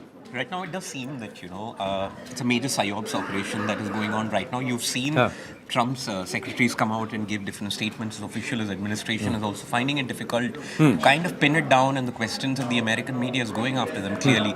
So at this point of time, I think it's kind of a stalemate, which I feel is going on in this current scenario. It's a current stalemate. Stalemate. Now we got Aman here. Aman, we got something with the Lebanese. They're backing off because IDF has now put boots on ground. That's the update that we're getting from the Israel war room. Well, yes, that is the update that we're getting. This is the video that has been put out of the Lebanese forces withdrawing from the border since Israel is upping the ante against the Hezbollah, and you can see these visuals being put out of the Lebanese forces, these tanks and these vehicles going back from the withdrawing from the border areas in southern Lebanon. That's what Israel war room is now putting out. So it's also a lot of narrative war, Anand, here. So we just had the word coming also from Iran that they're shooting missiles towards the world's largest aircraft carrier that the US has installed there, and that the aircraft carrier is moving away from that location. A lot of narrative war. We'll have to be very, very careful on what these handles are putting out. A lot is also psyops, I feel. So though videos are coming out, but we don't really know what exactly the situation is on the ground. Well, thanks for that, Aman. So blanking out of any narrative or anything that could be detrimental to your own state media. This is exactly what all the Gulf countries are doing. This is exactly what Iran is doing, Israel is doing. They are saying, blank out anything that's negative, and we are going to filter out the information that goes on to the world. Despite that, there are updates coming. Akanksha, you also have some update. Yes. So the latest we are learning is that France is now planning to send anti-cruise missiles and even anti-drone systems to Cyprus. This, remember, after their British base was being attacked. And so you can see, on the other hand, you were talking with Tom about narratives. You have France, Germany, even the UK, NATO forces regrouping. They may not agree with the joint strike of the US and Israel, but they feel it is incumbent upon them to protect their own bases. So in the latest, what we are learning is that Cyprus will be provided help by France. By the time these anti-cruise missiles and these etc. reach there, it will be at least 2 weeks, viewers. Why is it that they didn't think about it before? Is that not a fair question to ask? Before we take a break, I'm just going to quickly come in to our social media desk and ask them, what's the sentiment here? Samir is here. We've got the entire team. What's the sentiment on social media? Who is winning the narrative on social media? Well, it's a pretty calculated narrative. We are hearing things from both the sides, but yes, absolutely. Iran has been given a huge jolt by, assassinating Khamenei. And yeah, Trump is getting all the praise for the attack. What are the top trends on X, if you just take a quick look? Yeah. So there are a lot of fake news going on, obviously, which happens every time in the case of social media. So viewers should only follow CNN News 18 for verified content. There is a... That's a nice plug, Samir. Well done. Go ahead. Yeah, what are the trends? There's a quake that hit southern Iran after the airstrikes. So are they saying that this could be a nuclear test? Because of the quake? Yeah, absolutely. They are. So viewers, see, everything, every aspect, every development is getting a lot of social media chatter. There are those who believe that Iran is done for. There are those who believe Trump is confused, and that's why Trump is troubled, maybe brain faded, we don't know, and that's why America looks confused. But there is also those who believe that you have to look at it in war. There will be punch and there will be a counter punch. Have some of these situations been already thought of? We'll talk about this and more, plenty of developments after a short break. Stay with us.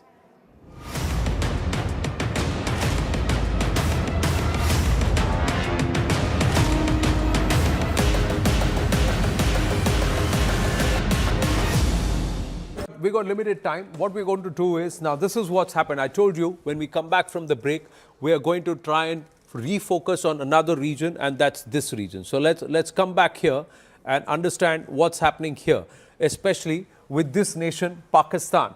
What's happened is India has, and Manoj Kumar Gupta getting this, Daniel Scheinman has also put us the map, that India is doing an exercise in this region, and there is a NOTAM that's been issued in this region. So there is NOTAM that's issued here.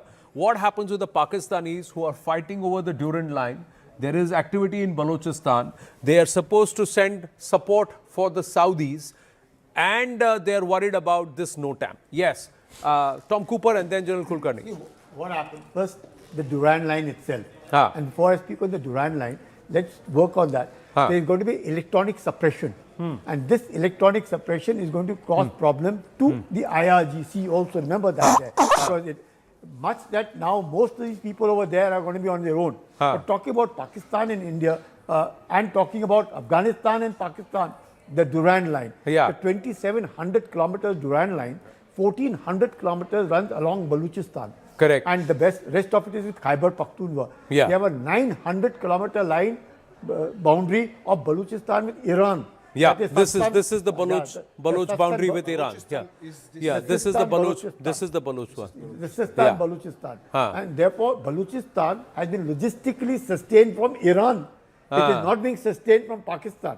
So Balochistan has a problem. That's the problem between Balochistan and Pakistan. Balochistan, there is a major insurgency against Pakistan. And in Pakistan, there is the insurgency of the Pakistani Taliban. Absolutely. Yes. And then Pakistan is at war with the Taliban in Afghanistan, additionally. So Pakistan is right now at war, at least from their point of view, in this direction, and of course, they always hold a strong portion of their army along the border to India. And now they are also supposed to airlift and send support towards Saudi Arabia and conduct, exercises here.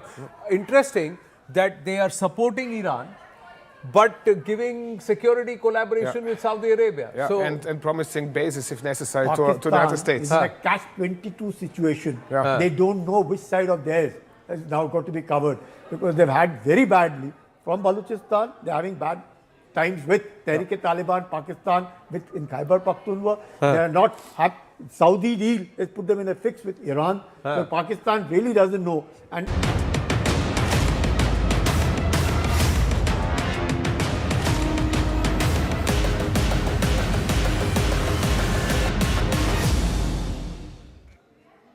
now we've got more news coming through as we welcome you back, viewers. Even as China has officially denied direct arms deals, many have questioned its role amid Iran's defensive rebuilding of air and missile defense. And in the face of US-Israel war, Iran's capabilities still rely heavily on domestic adaptation and other partners like Russia.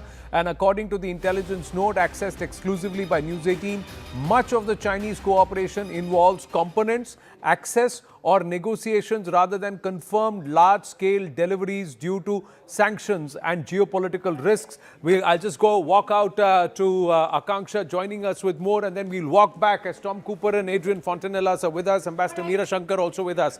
Yes.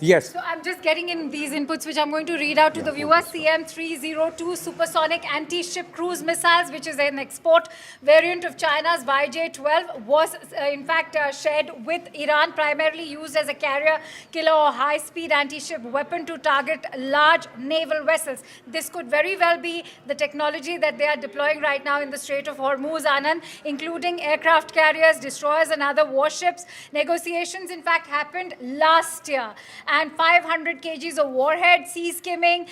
These missiles are, in fact, 290 to 460 kilometers in range. They were all sent off to Iran. This represents one of the most advanced systems, potentially transferred recently, enhancing Iran's ability to threaten naval forces, US carriers in the Persian Gulf and Strait of Hormuz. That is the technology that they are deploying right now. And so, are they really deploying that technology? That's one question. The Chinese have supplied this is one aspect. But they are able to destroy the vessels, which is why a lot of conversations are now revolving around how the entire conflict could also, if not move, but expand over to the Strait of Hormuz as well. Well, Strait of Hormuz, it's already moved. Let's try and understand this. Do the Chinese have that kind of capability to be able to give something like this to the Iranians?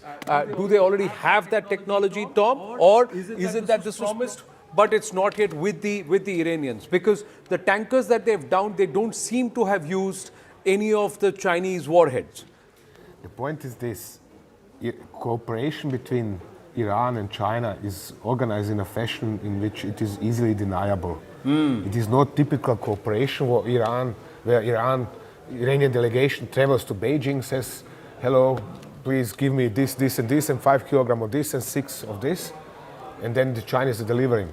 It works differently. I'm currently working on a related book, and that's why I have run a number of interviews with involved people. It works so. In China, there are companies or corporations, big corporations, like Polygroup, and they are offering different products around the world. In the case of Iranians can offer not only money in exchange, and not only lots of money, but also lots of know-how, recent combat experience. Therefore, Polygroup went as far as to put the Iranians in touch with the 14th Institute of Technologies. This is the leading research and development body in China in regards of electronic systems, radars, guidance systems, missiles, and so on and so on.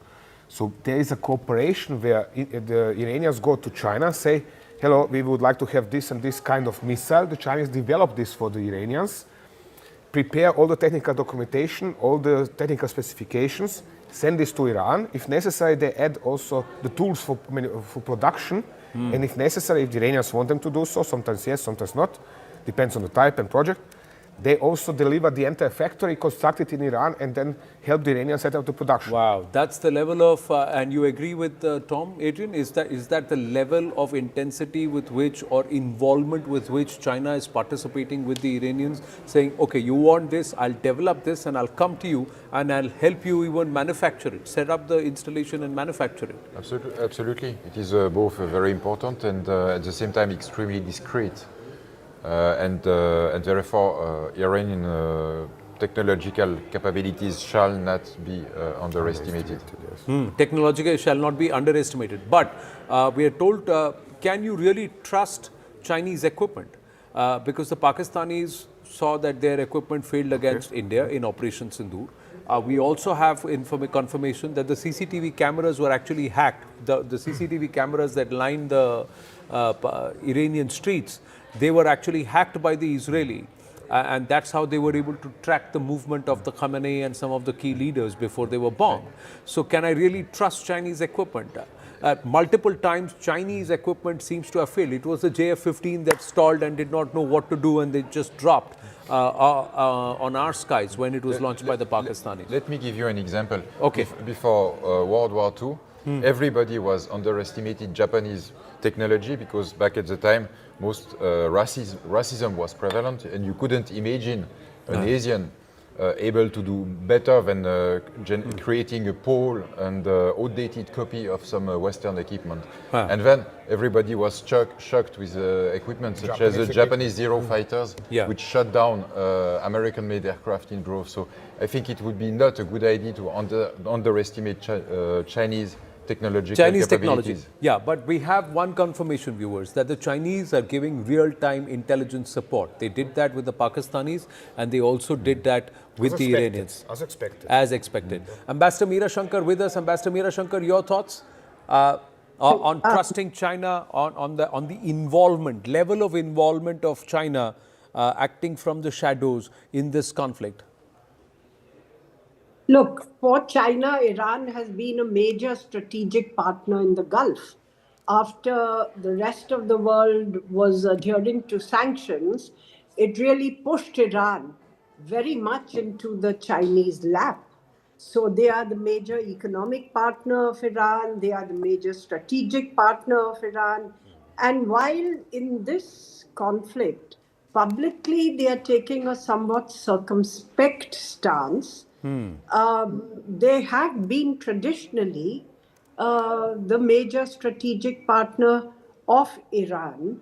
And I'm sure that that role continues in some guise or the other. And clearly what you said, targeting information or targeting intelligence was shared by China with Pakistan during Operation Sindoor. And I guess that it must be shared with Iran also during this conflict. Otherwise, they have tended to look at providing dual-use capabilities, components, and technologies, rather than a stream, a pipeline of weapons per se.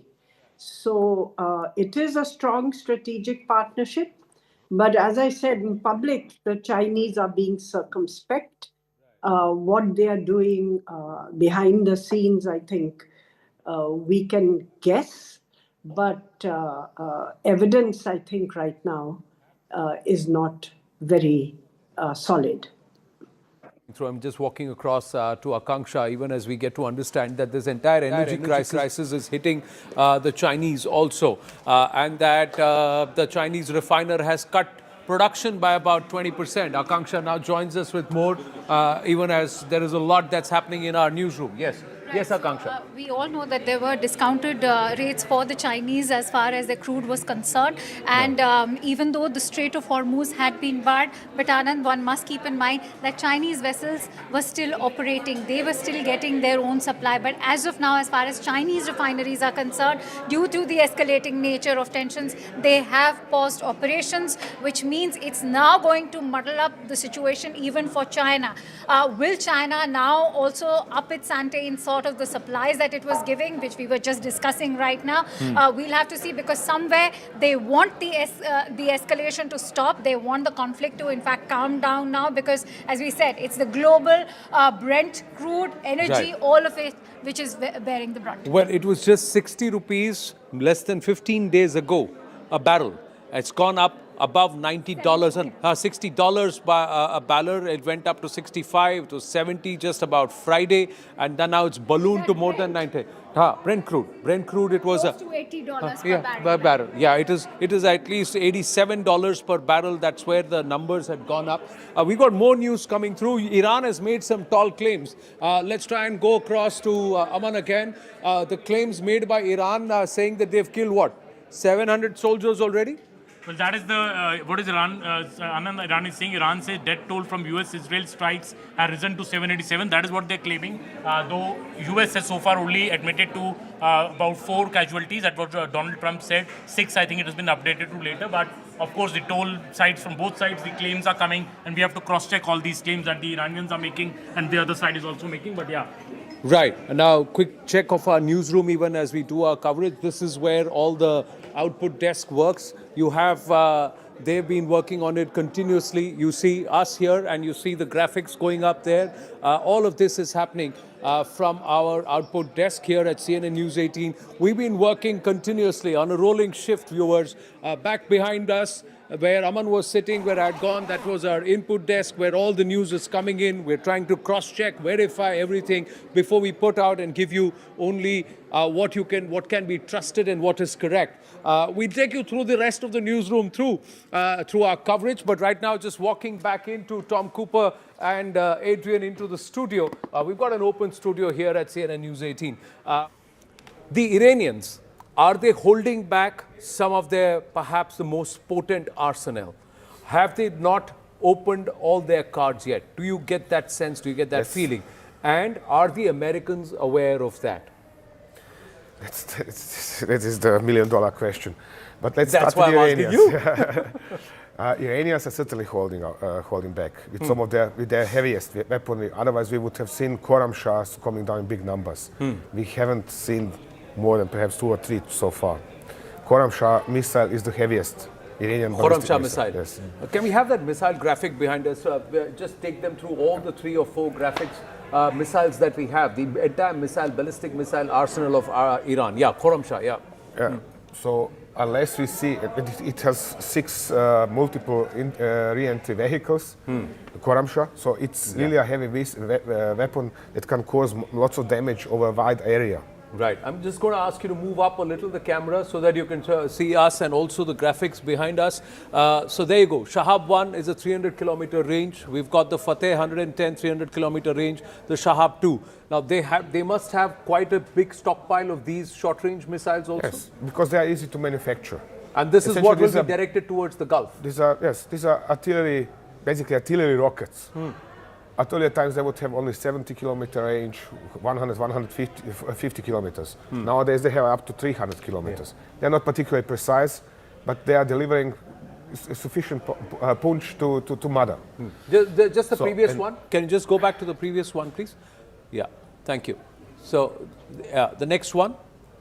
And here we have now the Quds and the Zulfikar Qiyam and the Qadr 380. Yeah. Essentially, these are Zulfikar Qiyam. These are upgrades of old Shahab 3 missile. It means they have taken the old body, removed the old warhead, which is very, very heavy, and just as unitary warhead, and they have installed a new body, which is dispersing 3 different warheads. Right. Adrian, we'll go to the next one, the 1,000 to 2,000 kilometer range. That's where these 3, the Shahab 3, the Khyber Shakhan, and this is what you said, the Khorramshahr. Khorramshahr, yes. They have not used them. Yeah. Where do you think the Chinese have helped them? Mostly in the design phase. The history of the Iranian ballistic missile program it began with at the end of the 80s. It began with some Chinese help and also a very intensive cooperation with North Korea. So by the early 2000s and even more after, the Iranians were quite advanced on their own right in such missile technologies. Okay. More advanced than the North Koreans. More advanced than the North Koreans. So they have created this entire ballistic missile technology. So this is what the Iranians seem to have done. Listen, I cannot have my air force. They're not giving me planes. I cannot have too much of my troops because I'm locked in a way. So what is it that I can develop on my own? Drones which are cheap and ballistic missiles which are potent. You can follow this development since the mid-1990s in particular, because in mid-1990s Israelis began developing their capability to strike Iran, to reach Iran in big numbers. Right. And so therefore Iranians reacted by developing capability to strike upon Israel. And started developing ever longer range missiles. Right, can we just call the last page, please? We'll just quickly talk about, these two, the Sejal and the Sumar. This is a cruise missile. So, Sumar, yes. Yeah, Sumar. Do they have hypersonic missiles? Do they have cruise missile like India does? India has BrahMos, yes. So which is a cruise missile. Yes. And the precision is yes. No, the hypersonic are basically warheads on the ballistic missiles. Okay. They don't have hypersonic cruise missiles or nothing similar to BrahMos. However, they have in a sense something better if they has a cheaper version of cruise missiles, which means that they can potentially use that in quite huge quantities, especially this Shahid 239, which is basically a Shahid 136, with a small turbo engine, so shorter ranged, but much faster. So it's an hybrid between drone and missile. So they've now tried to create a hybrid between a drone and a missile. So the Shahid 136, they already have it. Yeah, they did. They fired some during the last few days. Because you have asked about Sumar. Sumar is actually a copy, really a copy of the Soviet made cruise Ka-55 cruise missile, which is released normally from bombers. Okay. And the Iranians have bought 15 from Ukraine in the 2000s and reverse engineered them and launched their own production. So do we know what is their stockpile? Everybody is making estimates that they have about 2,000 ballistic missiles. Is that a fair estimate, or could they have more? I am altogether included. They have more. Short and long range, they have more. They have more. I'm convinced that the number of ballistic missiles is higher, significantly higher. Long range ballistic missiles. Long range ballistic missiles. I would say up from 3,000 upwards. Wow. And the number of short range ballistic missiles, those with which they are attacking Gulf states, could be easily could be over 10,000. Right. Okay. We've got news coming through. The Indian Embassy in Iran has said that they have relocated most of the Indian students who are stuck there. Akanksha now joining us with more details. Akanksha, so there was a concern that there could be a few thousand students, and what about them who are stuck in Iran? What's the update that we have? The update coming in from the embassy, Indian embassy in Tehran, is that most of them have in fact been located outside Tehran. 1,200 students is what we are looking at, but many of them surprisingly have also decided to stay back in Tehran. Anand, why so? Because they were all undergoing one of their medical examinations that was scheduled for 5th of March. And so some have decided to stay back, whereas the embassy has managed to locate many of them outside Tehran. They are providing them transport, even shelter and food. Those arrangements have been made. So that is at least a heave of sigh of relief for the parents who have in fact not been able to contact their students due to disruptions in communication lines. Right. So the embassy has taken care of the students who are stuck in Iran. Griya also has got an update with us. Yes, Griya, what do we have now? So there's a statement that has come in from the joint parliament session in Pakistan. Now imagine, Anand, this is a mockery that always emanates from the parliament in Pakistan. There's the president of Pakistan, Mr. Zardari, who is raking up the Kashmir issue. He's belatedly talking about India's response to the terrorist attack that happened in Pahalgam. And then he's saying any kind of misadventure by India is going to be met very strongly.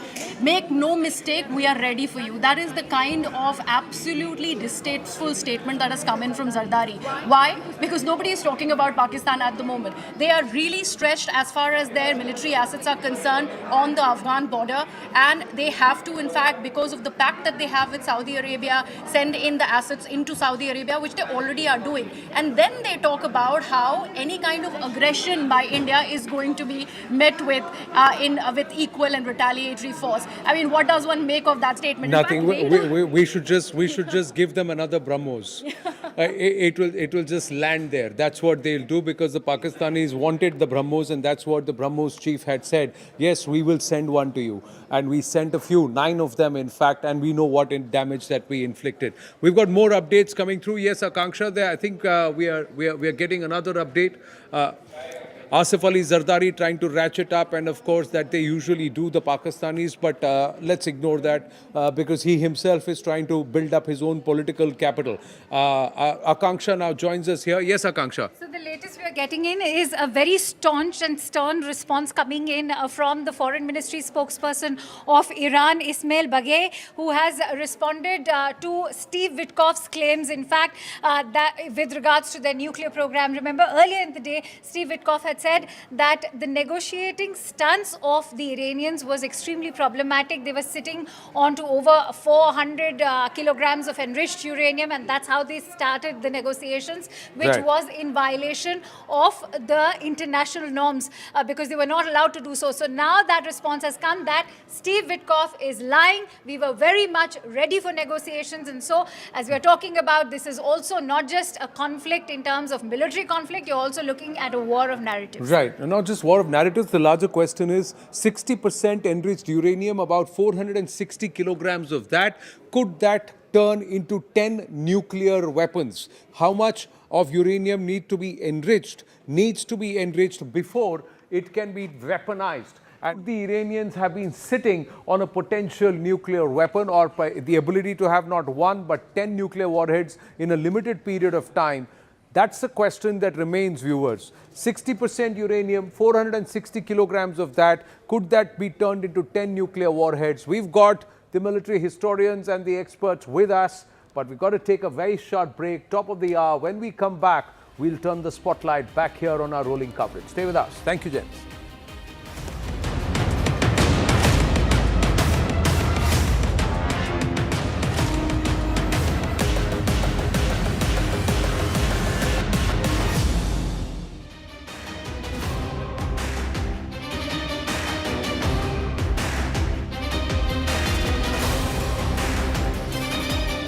We got limited time. What we're going to do is, now this is what's happened. I told you when we come back from the break, we are going to try and refocus on another region, and that's this region. So let's come back here and understand what's happening here, especially with this nation, Pakistan. What's happened is India has, and Manoj Kumar Gupta getting this, Daniel Scheinman has also put us the map, that India is doing an exercise in this region, and there is a NOTAM that's been issued in this region. So there is NOTAM that's issued here. What happens with the Pakistanis who are fighting over the Durand line? There is activity in Balochistan.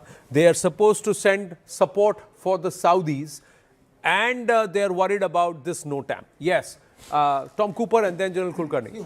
What happened? First, the Durand line itself. And before I speak on the Durand line, let's work on that. There is going to be electronic suppression. And this electronic suppression is going to cause problem to the IRGC also. Remember that. Because much that now most of these people over there are going to be on their own. But talking about Pakistan and India and talking about Afghanistan and Pakistan, the Durand line, the 2,700 kilometers Durand line, 1,400 kilometers runs along Balochistan. Correct. And the rest of it is with Khyber Pakhtunkhwa. They have a 900 kilometer line boundary of Balochistan with Iran.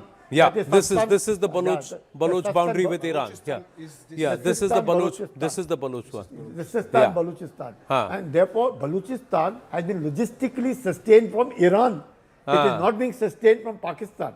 So Balochistan has a problem. That's the problem between Balochistan and Pakistan. Balochistan, there is a major insurgency against Pakistan. And in Pakistan, there is the insurgency of the Pakistani Taliban. Absolutely. Yes. And then Pakistan is at war with the Taliban in Afghanistan, additionally.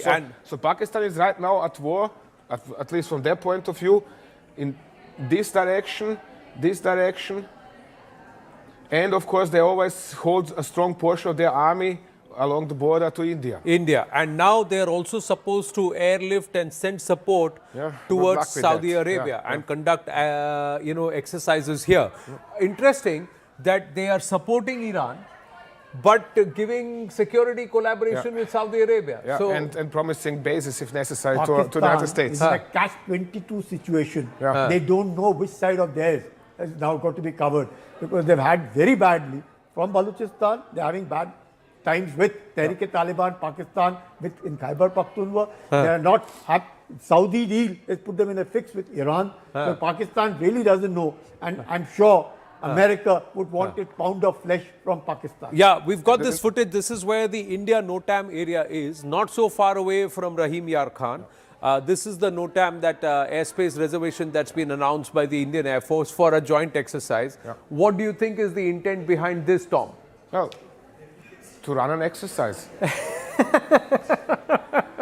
Yeah, but... And Pakistan, just to remind them that India is still here. It's as simple as that. Nobody wants to provoke. I mean, I know the Indian government, how it operates, or at least understand.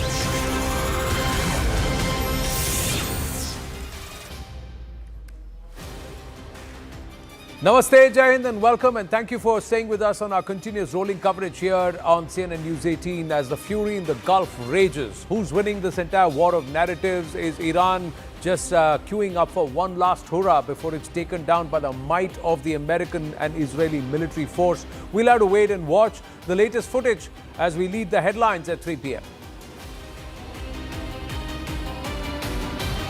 Latest footage shows massive destruction to Dubai's Jebel Ali port. There are plumes of smoke that were seen rising from Dubai's Jebel Ali port as Iran continued its retaliation for attacks by US and Israel. Iranian missiles struck the Beersheba tech area, damaging buildings near a major technology park. Reports indicate that a facility linked to Microsoft was among the sites impacted in the attack. Satellite imagery shows apparent damage at Iran's Natanz nuclear site after fresh US and Israeli strikes over the weekend. War escalates and so do the casualties. Iran says death toll from US-Israel strikes has gone up to 787. Indian Embassy has relocated most Indian students to safer locations outside Tehran and has made arrangements for their transportation, food and accommodation.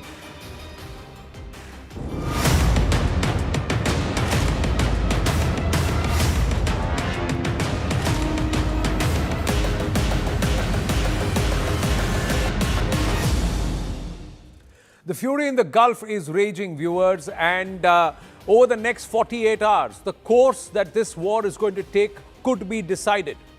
Akanksha joins us with more. Many thanks, Anand. Of course, the West Asia conflict, as we all know, has entered a dangerous new phase with Iran and the US-Israel coalition intensifying strikes, even trading major claims across Middle East, even in the sea routes. Iran has now shut down the Strait of Hormuz, which is a channel for 20 to 30% of global oil supply. The US Embassy in Jerusalem has told its American citizens that it is not in a position to assist with evacuations any further, urging them to make their own arrangements. Meanwhile, in the UAE, Dubai authorities have warned residents and social media influencers against filming or sharing videos of security-sensitive incidents, including anti-aircraft fire and missile interceptions, causing and cautioning that violations could in fact lead to fines, even deportation or legal action, this under cybercrime laws. In the latest satellite images, which are already showing visible damage at Iran's Natanz nuclear facility, following fresh US and Israeli strikes, according to Iranian atomic energy officials, further escalating concerns over the conflict's overall trajectory. On that note, we're getting in some breaking inputs. This is with regards to Iran's nuclear facility in Natanz. Based on the latest available satellite imagery, IAEA can now confirm some recent damage has indeed been done to the entrance buildings of Iran's underground Natanz fuel enrichment plant. No radiological consequences expected and no additional impact detected at the FEP itself, which was severely damaged back in June last year. Remember, this was also the nuclear facility which had been attacked during Operation Midnight Hammer. This happened last year in June. Natanz, Fordo and Isfahan were attacked even back then. Let's quickly, in fact, go across to Sanjay Suri, who will add more inputs. In fact, Sanjay Kumar is joining me on the broadcast as well. But Sanjay Kumar, for how long can we look at, say, these strikes being safe? Because the IAEA has also shared its primary concern that a radioactive leakage could very well be a possibility now. If we look at the way in which US and Israel together are approaching this entire conflict, the US President himself has said that he's ready for 40 days. So I could foresee a longish war in which such strategic facilities will suffer damage, given the firepower of both Israel and the United States. But how much radiological damage will be there, that's yet to be seen. Stay with me, Sanjay Kumar. I can see that Sanjay Suri, who is currently stationed in Israel, is also with us on the broadcast. But let me take our viewers through the footage that has come in, those satellite imagery. In fact, these are the latest that we have been able to access. This, remember, is January last year of 2025, which goes on to show Natanz nuclear facility as completely intact. Cut to March 2026, you can see that there's ample damage that has been done over there, even though IAEA actually continues to maintain, and this looks like the missiles have indeed managed to hit the Natanz nuclear facility. But the IAEA is going on to indicate that there has been no radioactive leakage so far. But the key question is, for how long will they be able to prevent such kind of a radioactive leakage? That's a question I'd like to take forward with Sanjay as well. Sanjay Suri, if I may come to you quickly. Given that Donald Trump has vowed to completely ensure an obliteration of all the nuclear facilities, how will they ensure that there is no radioactive leakage? Well, speaking obliteration first, was it not Trump who had said in the last round of attacks that Iran's nuclear capacities have been obliterated, using that word, and then being severely critical of anybody who challenged that, and there were many who doubted it. As it turns out, on good grounds, they were seen and declared to be anti-national, anti the brave American forces. So now we have this attempt at obliteration all over again, and obliteration could very well provoke and trigger the kind of fear that you describe, where we might have contamination or leakage resulting from this. The IAEA is not going to issue such warnings lightly. The IAEA warning has been very specific that should there be such a scenario, and that there is serious risk of such a scenario, cities and whole areas may have to be evacuated. So there is a real danger here, and as this continues, as this attempt to pulverize these sites continues, that danger will become more and more real. It will come ever and ever closer. So there is a very serious risk there, and clearly this time Trump will be out to throw everything he's got into it. He certainly wouldn't want a situation where for a second time he has declared obliteration, and then again it turns out that it didn't happen at all. Stay with me, Sanjay. We are getting in more breaking inputs, in fact, coming in. This as the overall conflict is now expanding by the day. In fact, the British base in Cyprus was subjected to a new wave of attack this morning, is what we are being told. This was a fresh attack on the British base in Cyprus. Remember, this is also after France has now vowed to send more help to this British base in Cyprus. Let me quickly bring in Sanjay back into this conversation. So, Sanjay Suri, we are looking at a fresh wave of attacks that also ensures that Britain is inadvertently getting roped into this conflict, even more so with France now vowing fresh help to Britain. You know, the British position in this whole business has been a little strange. It has been, to put it simply, kabhi kuch. You had Starmer at first refusing use of British bases to US troops for any assault on Iran. There was a good deal of pushback from Trump himself and from leaders within the US. So then he changed his stance, and finally he allowed it, following which he said in Parliament, well, that there's a problem with the regime change from the skies quite sarcastic about the declared aim of the US. Now, willy-nilly, the British are seen as an ally of the US, even if they're into it reluctantly, even if they're into it halfway. And so we have this attack on the British base, and the clear result of that is bring in Sanjay Kumar also on that note. Sanjay, stay with me. Sanjay Kumar, I want to take your assessment on the involvement of Western forces, larger Western forces, not just Britain, but France has also vowed to give them help. They've also appealed to Germany, remember, US and Israel both. So all of these European forces now being asked for help. What could their involvement mean? Is this also going to mean that NATO, if there is NATO getting involved, this is inevitably going to lead to further escalation of the overall conflict? So far, NATO's involvement is not indicated. If we look at the statements coming out from Madrid, Madrid has asked closure and shutdown of the bases operated by the Americans. The British has allowed to use their bases, but only for defensive purposes and only for their stated objectives. Regime change is something where UK had its own reservations. If you look at statements coming from European Union as an organization, they are also calling for restraint, and they have not committed any continued conflict support by the European Union forces. So overall, I can see a divided Europe on the American cause or Israeli cause. And we can see further fragmentation and split in times to come.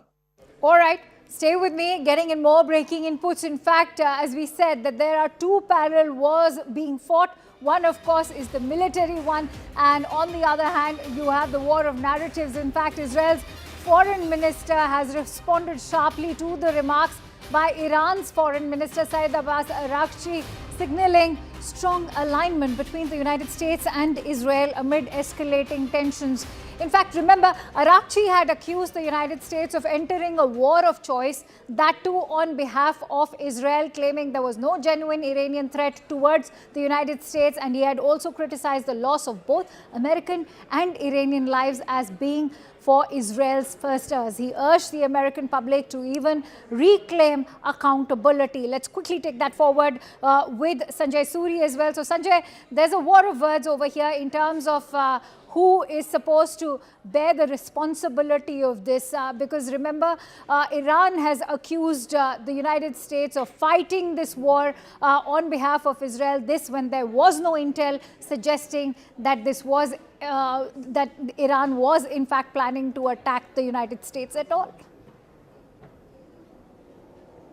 Well, certainly both the legal and the factual basis of the US involvement in this is very, very doubtful, to say the least. It is being challenged with increasing strength within the US, and the American people, and not just leaders, are beginning to have serious doubts. We've had one survey saying that 60% oppose this war, another survey saying that only 27% support it, few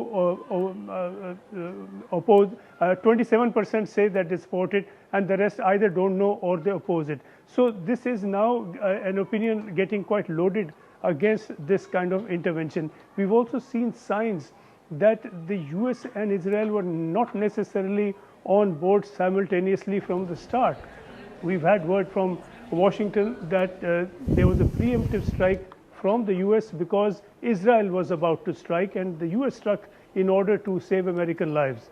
It means, therefore, it presupposes naturally that Israel was planning to strike on its own. So there is a question of timing. Once they are in it, they are in the war theater, commanders take over and they coordinate to the extent that they can, and they seem to be doing a fairly good job of that. But politically, it is not the case that they were on board at the same time to the same extent from the start. So there is a division there as well, and that well may surface later depending upon the objectives each has and the political and other military capacity that each has to take it very far. Clearly, Israel here is going to take it as far as it can. It wants to see it through to the finish. The Americans really want out. Trump wants out of this very quickly. There's midterm elections looming, and the primaries for that are getting underway today in Texas and North Carolina. That sword is hanging above Trump. He wants a fast finish. That may not happen. All right, but we're getting in more breaking inputs right now. In fact, what we are being told is that there are a series of blasts being reported in Jerusalem as well. Stay with me, Sanjay, and Sanjay Kumar also. Series of blasts now heard in Jerusalem. This after there were explosions reported in Tel Aviv as well. In fact, it's been a series of explosions ever since the conflict erupted on Saturday in Tel Aviv, Western Jerusalem, and now fresh explosions being reported in Jerusalem as well. Quickly taking that with Sanjay as well. Sanjay, what else can you tell us? You know, there is, if not to make too fine a point of it, a difference sometimes between a blast and an explosive. And what I mean by it is this, that I've been seeing this pattern where you have an alert, a bomb alert, you're asked to go into a shelter, the sirens sound and you go in. And very soon after that, very often, I've heard a number of loud blasts. And they're quite loud, quite emphatic. And it appears to be air defense interceptors being launched. And that is the sound that we hear often. At times, you do not hear that because there seems to be no immediate need for interception. So whether these are those blasts or these are Iranian missiles that have struck Jerusalem and would have struck in quite a few by way of numbers, going by these initial reports, that is something that will emerge very shortly. But this situation is very, very tense. We've had a bomb alert here in Tel Aviv just a few minutes back. So there is a danger everywhere now. All right, getting in more breaking inputs. This as firefighters are fighting large fires and thick plumes of smoke. This in Beirut's southern suburbs after a fresh wave of Israeli airstrikes in Beirut. Now remember, these airstrikes have been continuing in Beirut since yesterday. Firefighters are already battling the blaze in Beirut after the fresh wave of Israeli airstrikes in Beirut. Now, why is Beirut being targeted? Important to highlight that Lebanon is inadvertently getting involved in this overall conflict. Why so? Because this is also the headquarters of Hezbollah. And right now, we've seen the kind of assistance that Iran is receiving by Hezbollah as well. And so the United States and Israel and these Israeli strikes are also focused on destroying Hezbollah completely. Will they be able to even do so, given that we've seen how terrorism is more about a mindset than just a proxy militia group? Let's quickly take that forward with Sanjay K. Verma, who's also a former diplomat. He's in fact continues to stay with us. Ambassador Verma, how do you put this into perspective now that there is, attacks actually happening in Lebanon as well? Lebanon inadvertently getting involved in this conflict because of Hezbollah. I do not know whether it is inadvertent, because Hezbollah had always been an element in Lebanon. They had always been there. They also command political power in Lebanon. I'll tell you why I say so, because the polity there and the government have actually made it amply clear that they do not wish to be associated with Hezbollah and that civilian lives should be protected even if Hezbollah is being targeted. Completely agree with you. But if you look at the way in which Iran operates or Shia alliance operates, they have got these proxies all over the Middle East. And whenever there is a conflict, all these proxies are activated in low levels or even at a very high alert level. So in this case, we are seeing Hezbollah, but let's not forget that there are other proxies available in the region as well. And if they get activated, then it will be a multiple front conflict opening up. So Israel is doing fine. It's trying to block one of the fronts by bombarding those facilities in Lebanon, which could support an Hezbollah attack on Israel. Sanjay, as Ambassador Verma also highlighted that they are blocking one of the fronts. Are there threats from other fronts as well? What happens to Hamas? Is that still a threat at the moment? Well, the two other threats, to add to what Ambassador Verma was saying clearly are the Houthis, and Houthis do have some capacity. There's been a lot of US firepower aimed at the Houthis, and that has not destroyed but certainly reduced their capacity to hit out at their targets, but they have not been obliterated, to use that word from Trump. They do exist, they do have some capacity to launch missiles, drones, and to carry out attacks. And then in Israel, very much more a danger is Hamas. And following October 7, we've seen what happened. And over the last 3 days, we've seen a very considerable tightening of Israeli control to keep Hamas and its sympathetic elements down and suppressed. We've seen that there has been a new closure and new restrictions at the Rafah border with Egypt.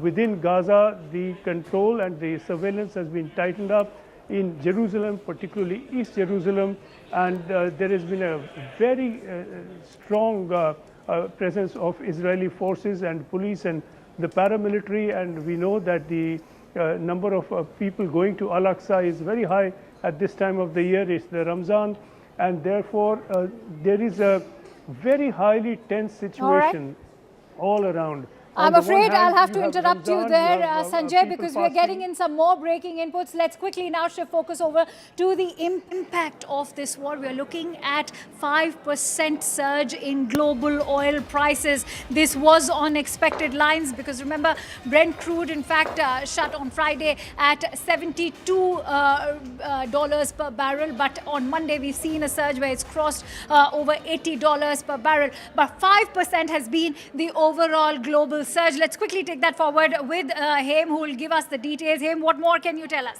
Now, of course, Akanksha, we're looking at a oil surge of 5%. Remember, yesterday we saw a crude oil surge of 9% as well. And this is only on expected lines. We know that the Strait of Hormuz is, of course, facing a lot of disruptions.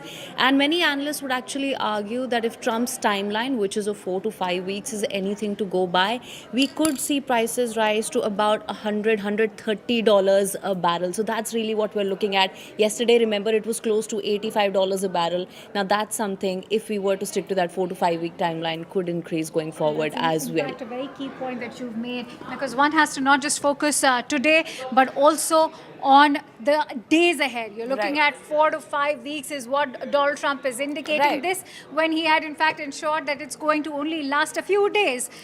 Israeli Prime Minister still maintaining that it's going to be a swift end. But having said that, you mentioned the Strait of Hormuz. What is going to be the overall impact now that Iran has officially declared that they are indeed shutting down the Strait of Hormuz? Of course, that was a fear. Up until now, we've only been seeing disruptions because a lot of ship owners were citing the security concerns in the Strait of Hormuz. It's important to understand that that particular strait, this tiny stretch on the map, actually controls 20% of the world's oil flows, and it's going to have an impact back in India as well, and that's something that remains to be seen, how that will impact India and prices. But if we were to talk about the United States alone and Trump's timeline, we could see gas prices rise up by maybe $4 to $5 as well. And perhaps the United States may also be looking towards benefiting out of this situation by perhaps taking over the overall global supply. Many thanks to you, Haim. We will keep coming back to you as and when more information pours in. All right,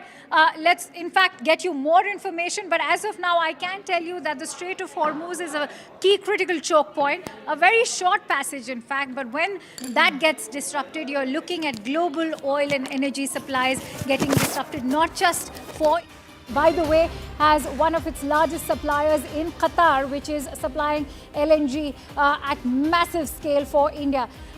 Getting in some more breaking inputs, government sources in fact indicating that there's 40% impact on the overall supplies. Petrol, diesel supplies are sufficient. So the Indian government has ensured that 40% imports are going to be via the Straits, and they already have 60% of their supplies coming from other routes as well. Let me quickly take that forward with Pallavi Ghosh, who will bring us the details. Pallavi, what is the preparedness like for the Indian government at the moment to secure our energy supplies? But Akansha, a big word which is coming in by way of government sources is to all the people that there's no need to panic.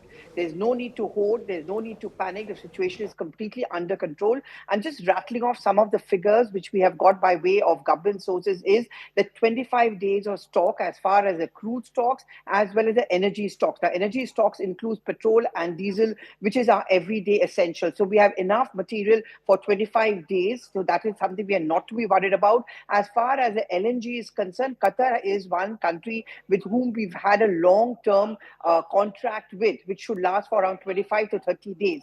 The clarification also coming in is that as far as the closure of the Strait of Hormuz is concerned, only 40% of our supplies come in from there, 60% comes in through other routes. And one big route where it comes in through is that of Cape of Good Hope. So the big takeaways from what government is telling us and conveying to the people of the country is that there is absolutely no need to hoard, no need to panic. The government is quite sure that the situation is not alarming and that it's not going to last for a very, very long time. But there is a contingency plan in place, day by day, hour by hour, minute by minute, monitoring of the situation is taking place. In fact, it's over to Ayushman for some details that he's bringing to us on the video wall. This is with regards to some more breaking inputs that have been coming in. Perhaps Ayushman could shed more light on what the Strait of Hormuz looks like. Absolutely, it's the Strait of Hormuz. I'll come over here on this side to get a better view for our viewers. This is the Strait of Hormuz over which a lot of the energy imports around the world pass. But as you can see, there has been a lot of deployment along the coast over here, which is why they are targeting several of the American assets over here, which is why pretty much this entire stretch has been paralyzed. But because this is the energy corridor of the world, we are seeing a shooting up of the oil prices as well as a lot of nations taking stock of their energy infrastructure, because Iran is not just targeting Israeli and American assets, they are targeting the energy assets of all of these Arab nations, which is also disrupting energy markets around the world. So this strait, which is pretty much the sensitive neck of the energy sector of the world, this is facing a lot of disruption, and it is one of the levers that Iran has been using when it comes to putting forward its message to the world, and at the same time putting forward that leverage on the energy markets to, in a way, try and get these Arab allies of the United States to put pressure on Donald Trump to pull back from the entire conflict. But we're getting a video from the Israeli Defense Force, ladies and gentlemen, as they continue their operations in the region. It's not just the fight between Iran as well as the United States and Israel. They're also taking out the entire Hezbollah network as well. You can see these visuals on your screen. This is the regime's leadership complex, is what the IDF is saying. They're putting out these videos about their targeted strikes inside Tehran, ladies and gentlemen. And you can see the visuals there. They have created this massive grid of the targeted strikes. They have taken the assembly area of the Council of Experts is one place which they have targeted. At the same time, you can see that in this entire square, which is the leadership nexus of the Iranian regime, they've taken out all of these buildings in precision strikes to cripple the Iranian leadership. So Israel making it extremely clear that they have a precision policy when it comes to taking out Iran, but it is only escalating the situation on the ground. This is also the presidential complex. You can see the structure of the Supreme Security Council. All of these structures have been taken out by the Israeli Defense Forces, but at the same time, it's only escalating tensions because the regime seems to be down, but not out. Tom Cooper, when you come in on this.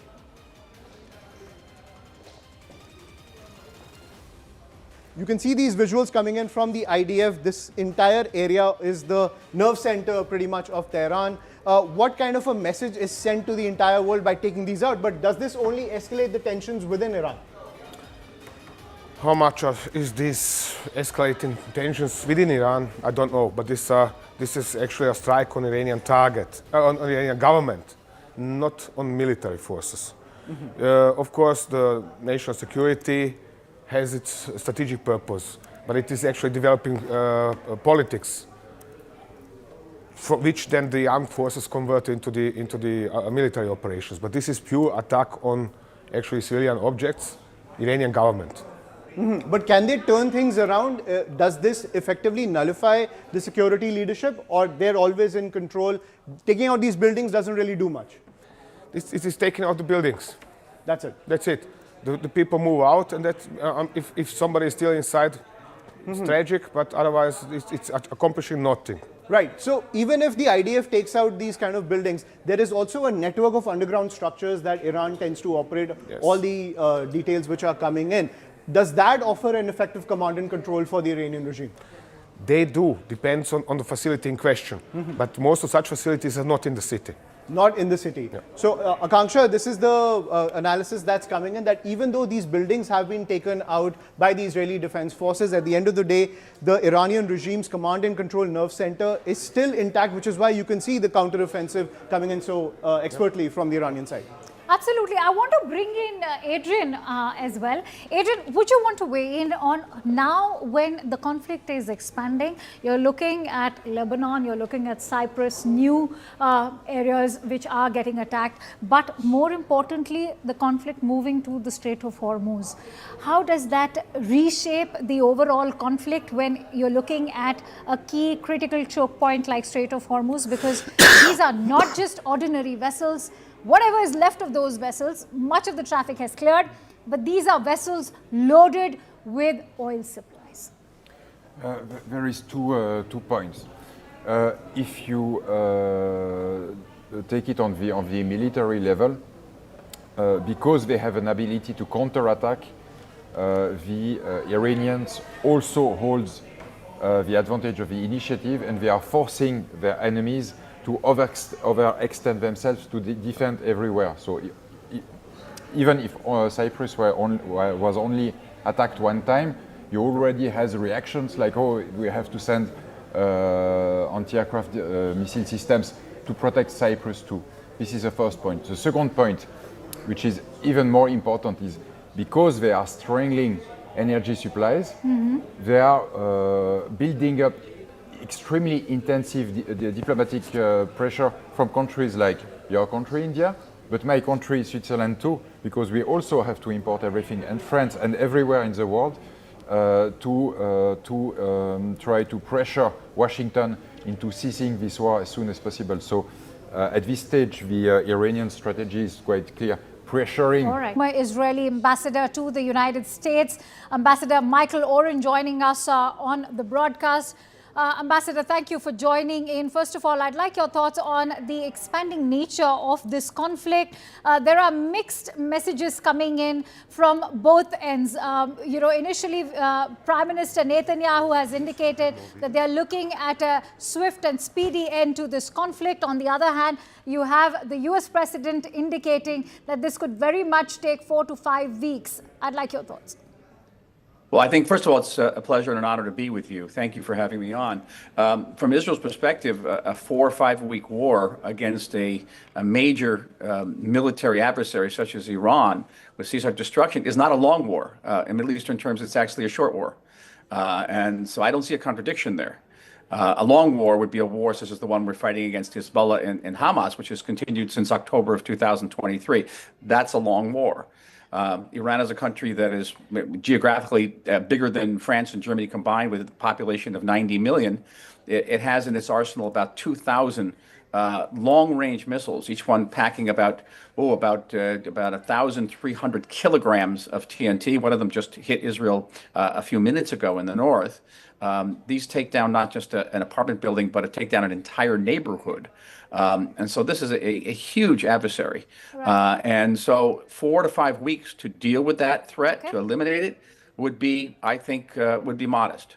Ambassador Oren, would you like to weigh in on the escalatory nature, given that your allies in the Middle East are also getting targeted? For how long will they remain mute spectators to the kind of attacks that are taking place, whether it is UAE, Bahrain, Kuwait, a host of US allies in the Middle East?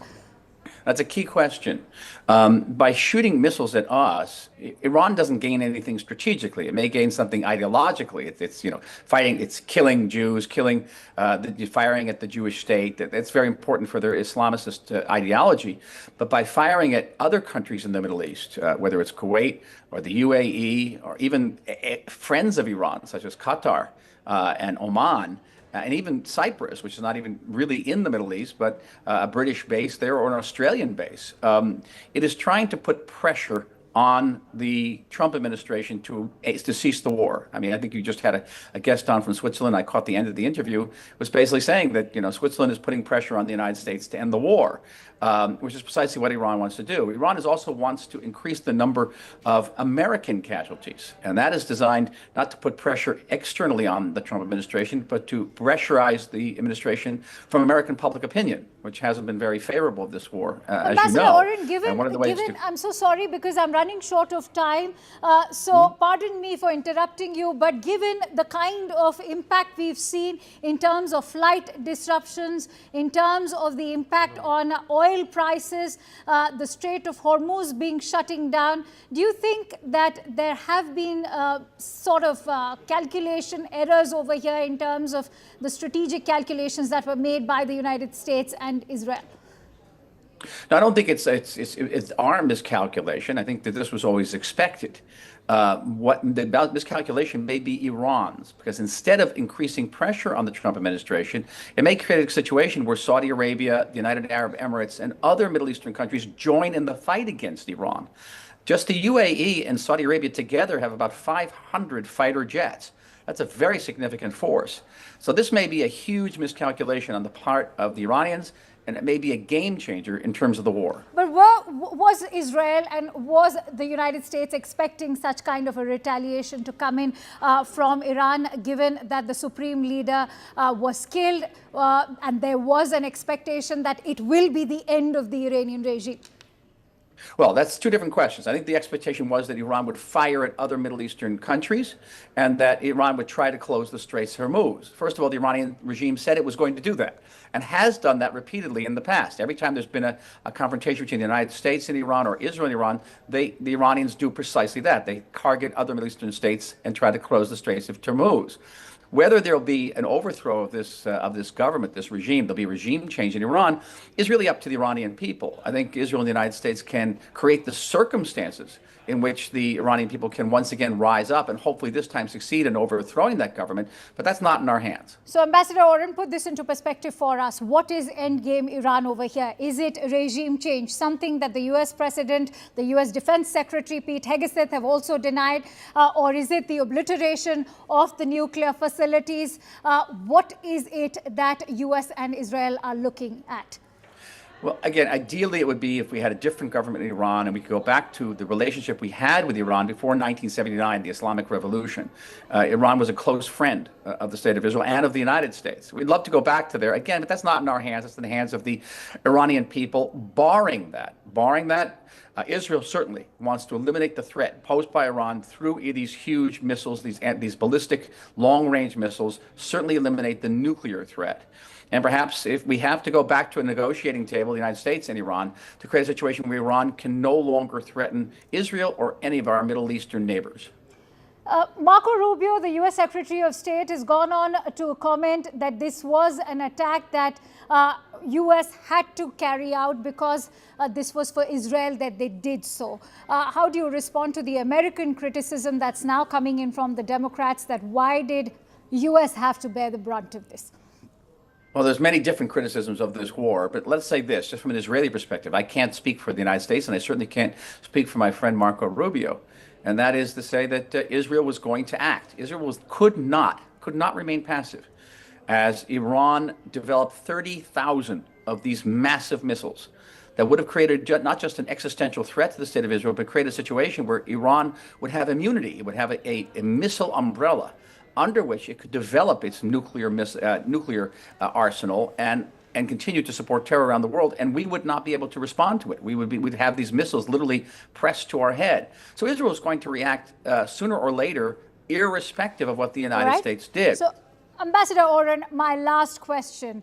The Pentagon has reported that they have no intelligence suggesting that Iran indeed would have targeted the United States, and yet the U.S. went ahead with that attack. In fact, the U.S. President making that claim has been completely dismissed. How do you respond to that? Well, I think you look at history, and I'm not going to be a spokesman for the United States. I'm not even an American citizen, even though my accent sounds like it. I understand, but this is a joint strike.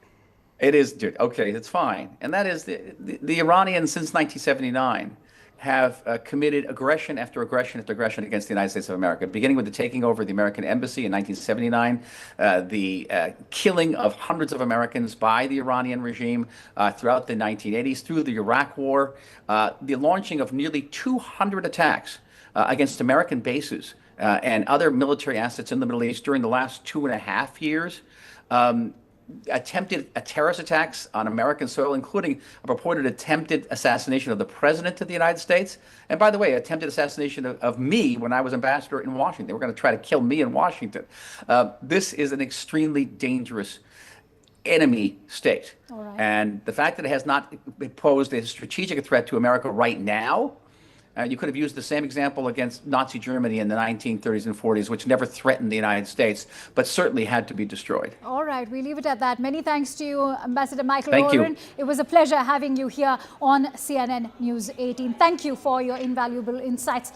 With that, the CNN team has witnessed an Iranian drone flying overhead at the Iraq-Iran border, and CNN's Clarissa Ward said that the drone was flying from Iran over to Iraq. Let's have a quick look at the CNN report. Earlier today, Becky, that border reopened for the first time since the U.S. and Israel began their bombing campaign. It was only to allow Iranian drivers with Iranian trucks to get back into Iran and Iraqis who were trapped in Iran to get out back home to Iraq. But while we were there, we actually saw a Shahid drone fly directly over us from Iran into Iraq. Check out that moment, please. Are you nervous about going back into Iran now?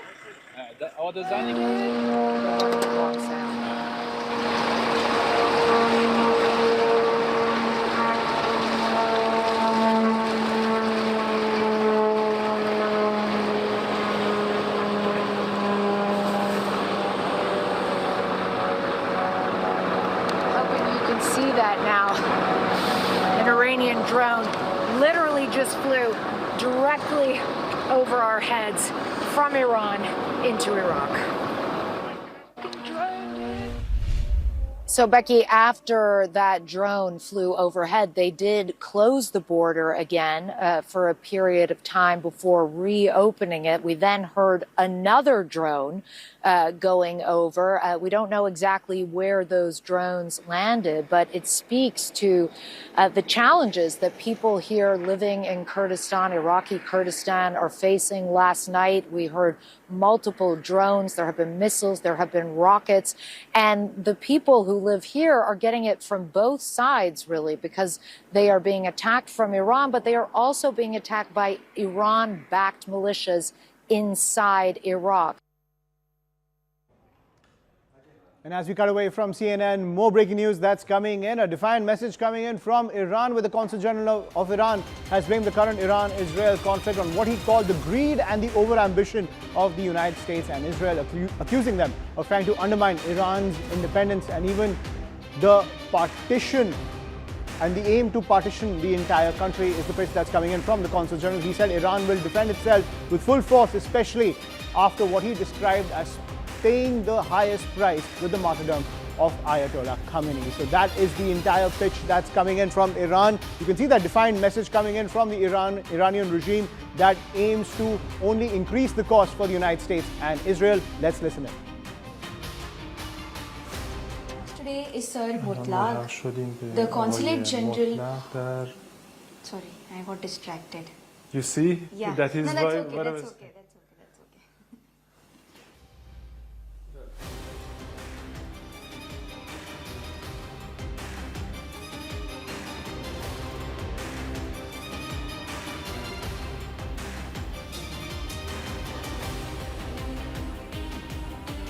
Iran's position on the rapidly evolving Iran and Israel conflict, and most importantly, what it means for the Indian national.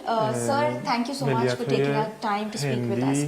We'd like to know what is your stand, what is Iran's stand on the growing hostility between Iran and Israel? بسم الله الرحمن الرحیم من گرامی می‌دارم نام و یاد رهبر کبیر و شهید the memory of the martyred supreme leader of the Islamic Republic of Iran, Ayatollah Khamenei. ریشه این مسائل در زیادخواهی‌های آمریکا و اسرائیل. آمریکا و اسرائیل خواهان گرفتن استقلال از تمام کشورها من جمله ببینید این مسئله ما باید این توجه رو داشته باشیم. کشورها باید مستقل باشن و بتونن برای خودشون تصمیم بگیرن. اینها از ما میخوان که ما سرشت امورمون رو به اینها واگذار کنیم. تصمیم گیری رو میخوان از ما بگیرن. مقاصد دیگه حتی برای تجزیه ایران دارن. توی صحبتاشون این هستش که ایران بیش از حد بزرگه و باید تقسیم بشه. برای افزایش حاکمیت اسرائیل بر منطقه ما هستش و طبیعتا ایران به لطف خدا با قدرت و جدیت از استقلال خودش دفاع میکنه و پای این استقلال ایستاده و بیشترین بها رو هم تا به حال که شهادت رهبرش بوده داده و من بعد هم همین رو ادامه خواهد.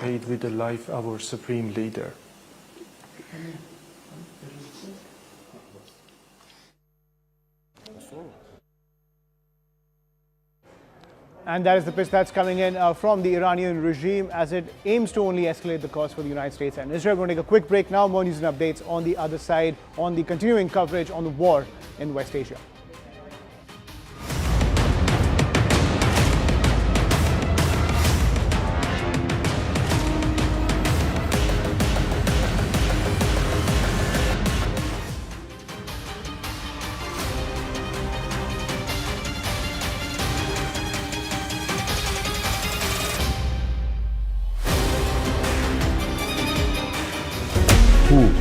What? There? Then? Why? You see the bits, I see the whole. To know the inside story on Iran, get with me inside the bunker.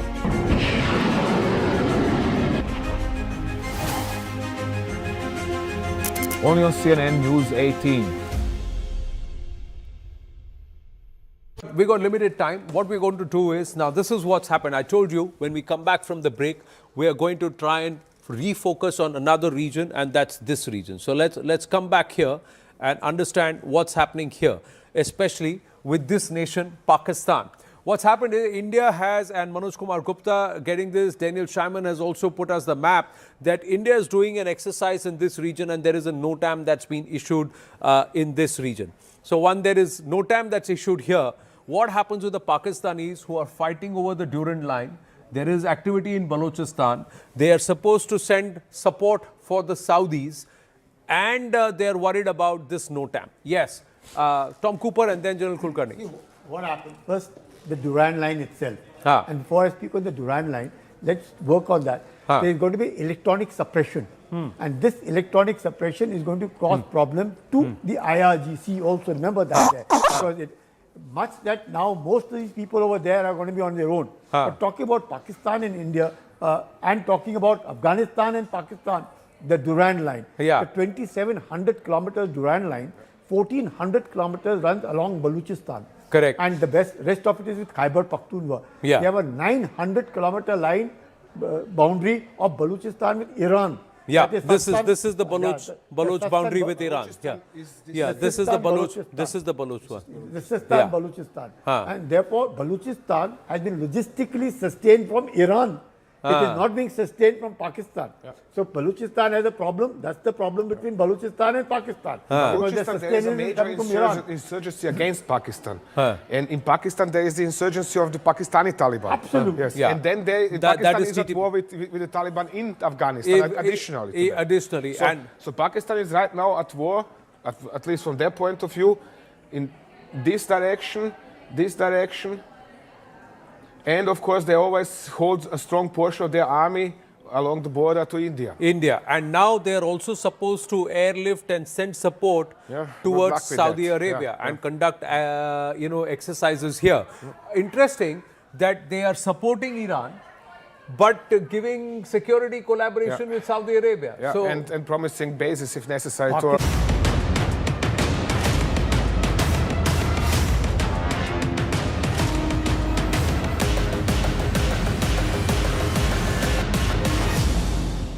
And more breaking news that's coming in from the war zone. What we are learning is that there's been a massive explosion at the Ras Al Khaimah port in the Sultanate of Oman, targeting the Fujairah oil field in the United Arab Emirates.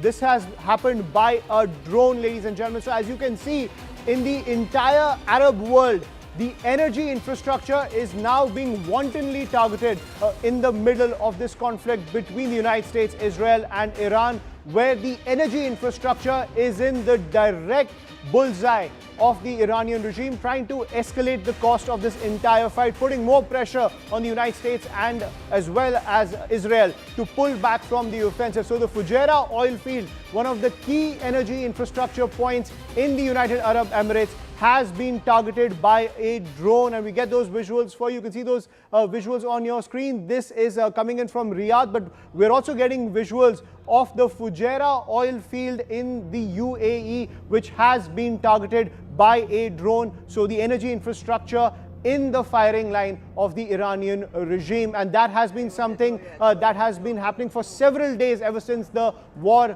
was declared over the weekend, where the energy infrastructure of all these Arab nations are now under attack from the Iranian regime. You can see those visuals on your screen. These are from the Fujairah oil field. You can see the drone just zooming in. You can see these visuals on your screen with the drone, which is a swarm drone, just zooming into the Fujairah oil field infrastructure and just exploding on impact. You can see this kamikaze strike of this entire attack as the drone just swooped in and hit the Fujairah oil field. Tom is also with us on the broadcast. Tom, you can see these visuals on our screen where the energy infrastructure is in the firing line. How effective are these swarms to cripple the energy infrastructure and send the entire energy markets into a tizzy that we've been seeing for the past few days? Down the entire economy.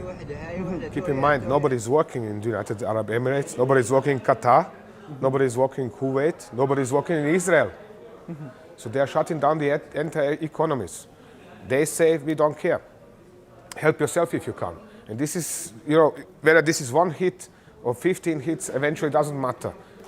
The shutdown is complete. That is what matters. Right. And at the end of the day, whenever these kind of attacks take place, it has a reverberating effect on the entire energy market, because everyone wants to secure their supply. Even a hint of these kind of insecurities coming into the energy market, it just shoots up prices. This will pinch Americans at the end of the day.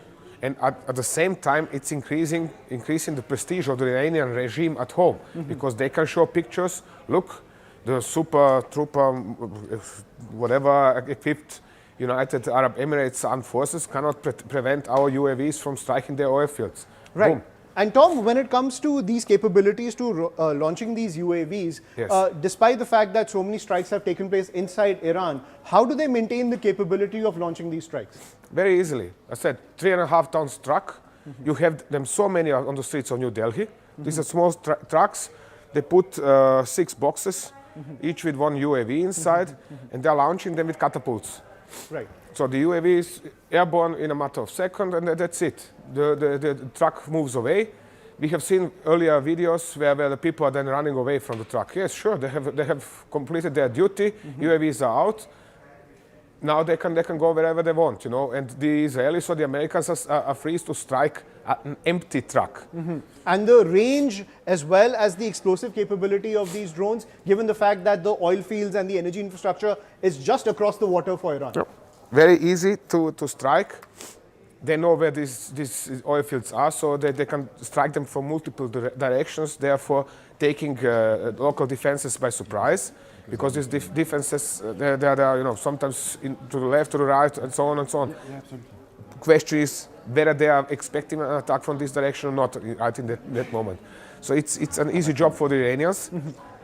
It's not something that is making me happy. I'm simply explaining from the Iranian point of view. Right. And it's not hurting them. The Americans and Israelis can then destroy this launcher, but UAVs are away, and the economy of the United Arab Emirates is down. That is what matters. So just one truck, and the 6 entire UAVs. world, for that matter, Yeah, exactly. But at the same time, do you see these tactics coming in from the Iranian regime as a major miscalculation from the United States and Israel, that when it comes to raising the stakes with Iran, protecting these oil fields was essential at the end of the day, but they've been unable to do that? It is a massive strategic mistake. They have expected, actually, they are going to bomb for 2-3 days. I said, 3-day special military operation. They're bombing going to bomb for 2 or 3 days.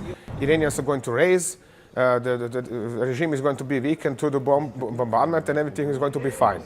Milk and honey are going to flow. Absolutely. Akanksha, so that is the pitch that's coming in, that despite the fact that Iran has been pretty much crippled, its military has been hit. And I think we need to also touch upon how critical is the fact that they are targeting these oil refineries. Yesterday it was Aramco. Aramco first issued a statement saying that their oil production is not going to get impacted, but it doesn't seem like it, because you're looking at all of these OPEC plus nations now being targeted, whether it is UAE, whether it is Saudi. We've seen how there is a targeting of these oil refineries, and if Donald Trump is anything to go by, for how long can they have a shutdown if this war, as he's indicated, is even going to last 4 to 5 weeks? Right, and Pete Hegseth pretty much in his press conference said that it's a stupid question to ask how long this war will be. Also not ruling out the fact that there could be boots on the ground. In your opinion, is boots on the ground something that America could be forced to kind of go for? They might be forced to think about it, but I don't see how shall they organize this. Because except they deploy their troops, for example, in Iraq or in Pakistan, they have nothing, no ways to run an invasion of Iran. Because it's, if you take a look at the map, excuse me. Yes, take a look. Iran is largely landlocked country, except in the Persian Gulf and Gulf of Oman. But the countries nearby, they are not particularly US friendly. And even if they are US friendly, like Pakistan, you first have to bring the troops into Pakistan, then you have to bring the supplies for these troops to Pakistan, which is a huge task. Absolutely. And then you have to move these troops into Iran. And for example, if they attack from Pakistan, just for example, the problem is majority of Iranian population is living in the western side of the country. So they would first have to pass some 500, 600 kilometers to reach those areas. Right. So it will be a strategic nightmare as well as a logistical nightmare for the United States and Israel. Similarly, if they say, let's say, Kuwait lets them arrange the invasion from its terrain, from its soil, then they have to cross Iraq as first. Absolutely. And in Iraq, we have Iranian proxies, like Hezbollah. Right. So strategic nightmare from here, and the proxy nexus over here that could affect the United States. And that's when it comes to the entire situation between Iran as well as Israel, as the cost of war is only escalating because these energy sectors are now being targeted by the Iranian regime. We'll continue to track all these developments coming in. For now, quick break. More news and updates on the other side.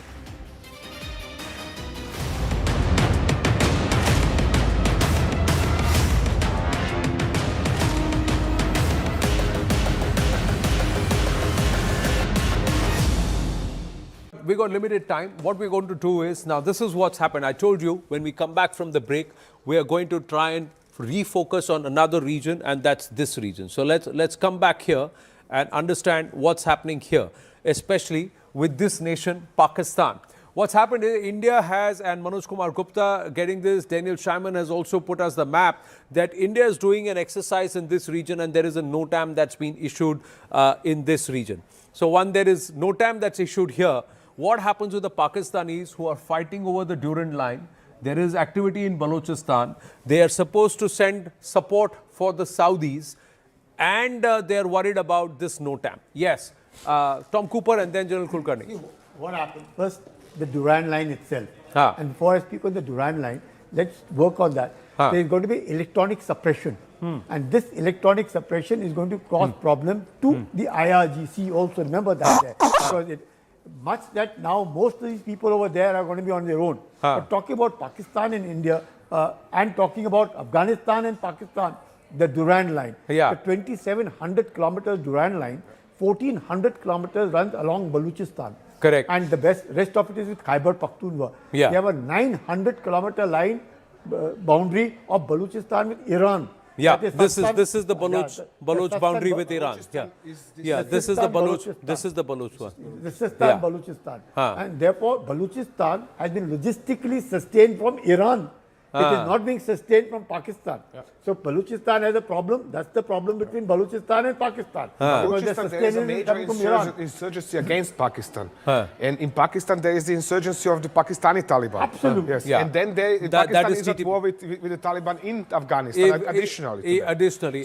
So Pakistan is right now at war, at least from their point of view, in this direction,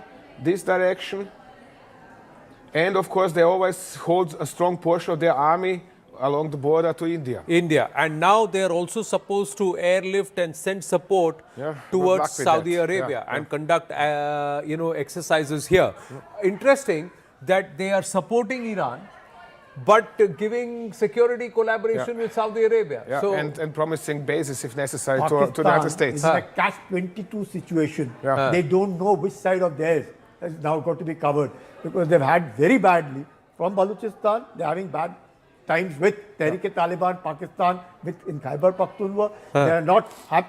Saudi deal has put them in a fix with Iran. So Pakistan really doesn't know, and I'm sure America would want a pound of flesh from Pakistan. Yeah, we've got this footage. This is where the India-NOTAM area is, not so far away from Rahim Yar Khan. This is the NOTAM, that airspace reservation that's been announced by the Indian Air Force for a joint exercise. What do you think is the intent behind this, Tom? Well, to run an exercise. And Pakistan, just to remind them that India is still here. It's as simple as that. Nobody wants to provoke. I mean, I know the Indian government, how it operates, or at least understand it. I do not say that I know it in person or something. But I understand the way it operates. And in this situation, it just remains Islamabad. Guys, we are watching what are you doing over there, and now we are going to run an exercise because we have the right to do so. Yeah, and they're running an exercise in this portion here. Yes. In this portion, that's where the exercise is. The Pakistanis, meanwhile, are conducting sorties and exercises here. Yeah. They are getting active in this region. Yeah. So they are conducting activity in this region. They are stretched here, they're stretched here, they're stretched here, they're stretched all over the place. There is also internal strife that is happening with the Shia population. What do you think is going to be the impact of this conflict on this nation and this region? Do you think there is going to be trouble in Balochistan? The Baloch are going to get... explain it this way. Let me start with the start in Pakistan. Pakistan is broke. Bankrupt. Okay, and this is not since yesterday, but for some 50 years, Yes. At least. Okay. What was it? 24 IMF programs in Pakistan and something like that. Okay. Now, the newest invention, so to say, in Pakistan was to prompt the Chinese to invest and borrow $120 billion to Pakistan. So, out of 195 countries in the world virtually, there are almost 45 countries which are sucked into this battle, with 32 in NATO, with 12 almost over here, and Afghanistan and Pakistan. So just these 45 countries involved today in some way or the other. One way or the other involved. So now Pakistan is broke. And they have this huge bill, and the Chinese want their money back. They say, hey, sorry, but we are not giving your money, our money to you. Just.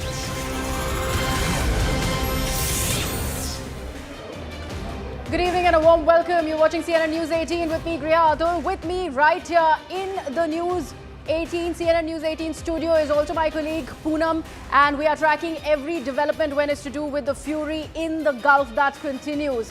Let's take a look at the headlines as we begin each and every updated response that's coming in from the Gulf nations particularly. So in a fresh satellite imagery, the IDF shows precision strikes on Iranian leadership compound.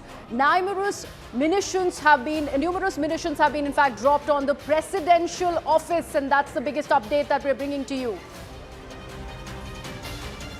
Latest footage also shows massive destruction at Dubai's Jebel Ali Port, and also plumes of smoke were seen rising from Dubai's Jebel Ali Port as Iran continued its retaliation for attacks by the US and Israel. Also, Iranian missiles struck the Beersheba tech area, damaging the buildings near a major technology park. Reports also indicate that a facility linked to Microsoft was among the sites that were impacted in this attack.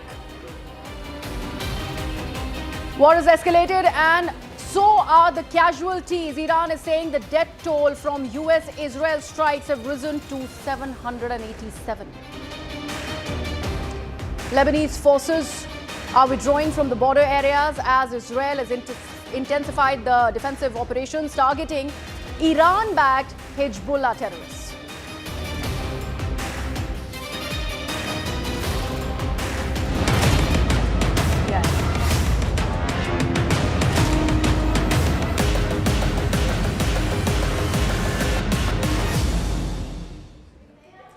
watching our non-stop coverage here on CNN News 18 as the West Asia conflict enters a dangerous new phase. It's day 4 and there is no let-up as far as the Iran versus US-Israel fight is concerned. There are major claims that are being traded across both sides, across land and sea. Iran has now shut down the Strait of Hormuz. It's the channel for 20 to 30% of global oil supply.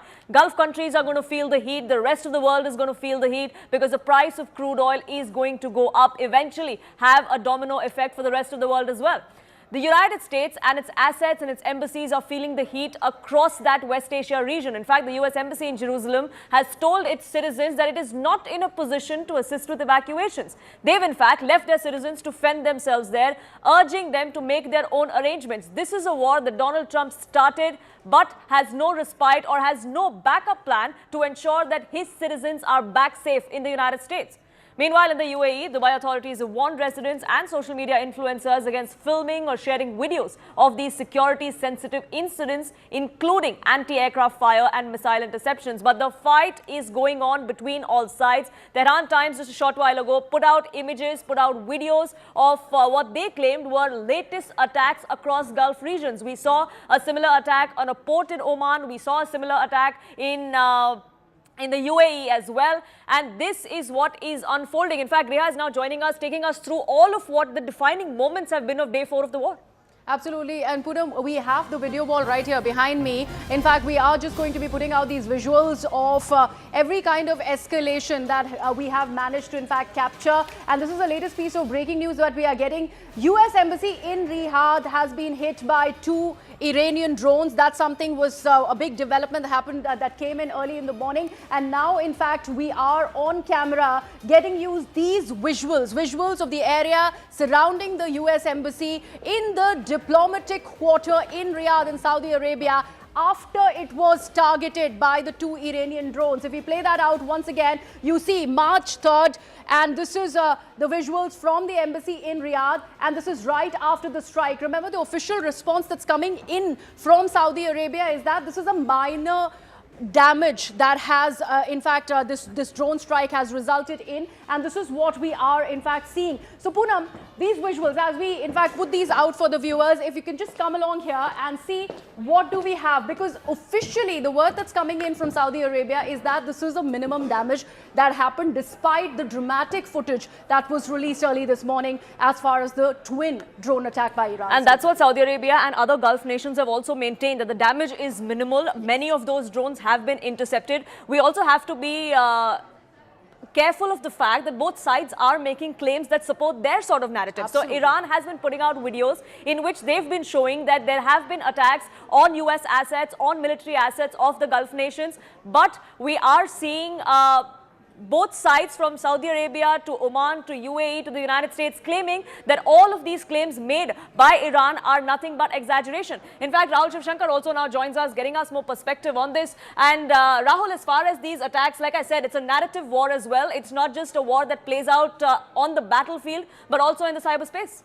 You know, what's really intriguing me is that Saudi Arabia, as you know, has a defense pact with the great Pakistan. So where is Pakistan? Why hasn't Pakistan entered the equation? Why hasn't it lived up to its own side of the bargain, Poonam? And that's fundamentally the question. No one is being able to sort of address this. It's the elephant in the room. Pakistan and Saudi Arabia, after Op Sindhu, decided that they were going to go into a pact, an agreement, a military pact, that if you attack one, it's considered an attack on the other. It was a kind of brotherly equation that they had forged. And it was a mutual defense pact. And now fundamentally, there is no commitment from Pakistan. Has Pakistan either chickened out? Is it too undependable? Is it too broke? Or was this pact really, at the end of the day, more about optics and symbolism than about intent? I've got some reasons that might sort of square, and I've been sort of writing this piece since the morning. First of all, there is no publicly available clause mandating immediate deployment, immediate troop deployment. So while the pact was signed, there was a huge photograph, and you remember those pictures of Shehbaz Sharif and at that time, of course, MBZ all of them, MBS rather, standing together, shaking hands over that pact, nothing much has come out of it. You also had, of course, General Munir talking to his counterpart, and then it was signed very theatrically, and those pictures were then broadcast all over the world. And many people, including many here in India, were sort of a little worried about this pact, but it's going nowhere. Pakistan sits on the edge. So this is one aspect of it. Precedent, of course, matters. In 2015, I remember, and this is something that I've dug out, Pakistan's parliament voted against, in fact, joining the Saudi-led Yemen campaign. So that was also very interesting. The Pakistanis obviously have equations on both sides. So they have equations with the Saudis, but they also have equations with the Iranians. And they don't want to sort of at any level pick a side here. Remember, Pakistan has also been saying that it's very, very wary about allowing overflight rights or airspace, or giving its airspace to the US war effort. And just like the United States is upset with the UK for not providing Diego Garcia, we are hearing that there are a number of voices from within the US establishment upset with Pakistan for not giving overflight rights to US aircraft to go and attack, as you know, eastern Iran. It's one area where there hasn't been much targeting, and a lot of forces of the Iranians have moved to eastern Iran because they see that there is a little area for them there to seek refuge. So this is really fundamental. It's a great question, and on the back of this, a lot of this has come out. Of course, that attack on the Ras Al Khaimah port, that's a big one in Oman, because once again, it is a tactical strike, Poonam. And those are the pictures that we're seeing on our screens. That is a tactical strike. Already oil has gone up by 5%. Yesterday there was another spurt in oil prices. The Iranians are thinking that, look, they can actually punish the war effort. They can escalate costs here using low technology drones and targeting all this oil infrastructure. Back to you. Right, absolutely. Rahul, thank you so much for putting things into perspective. And we were just discussing, Poonam, this entire fog of war and how the narratives that are coming in from each side will be catering to their respective domestic audience. So the version has also come in from Pakistan as well on a possibility that they will be sending out their military assets to Saudi Arabia. But this Saudi Arabia question remains, because the one important aspect is that, which nobody seems to be discussing about, are US really being coerced into this war, not just by Israel, but also Saudi Arabia.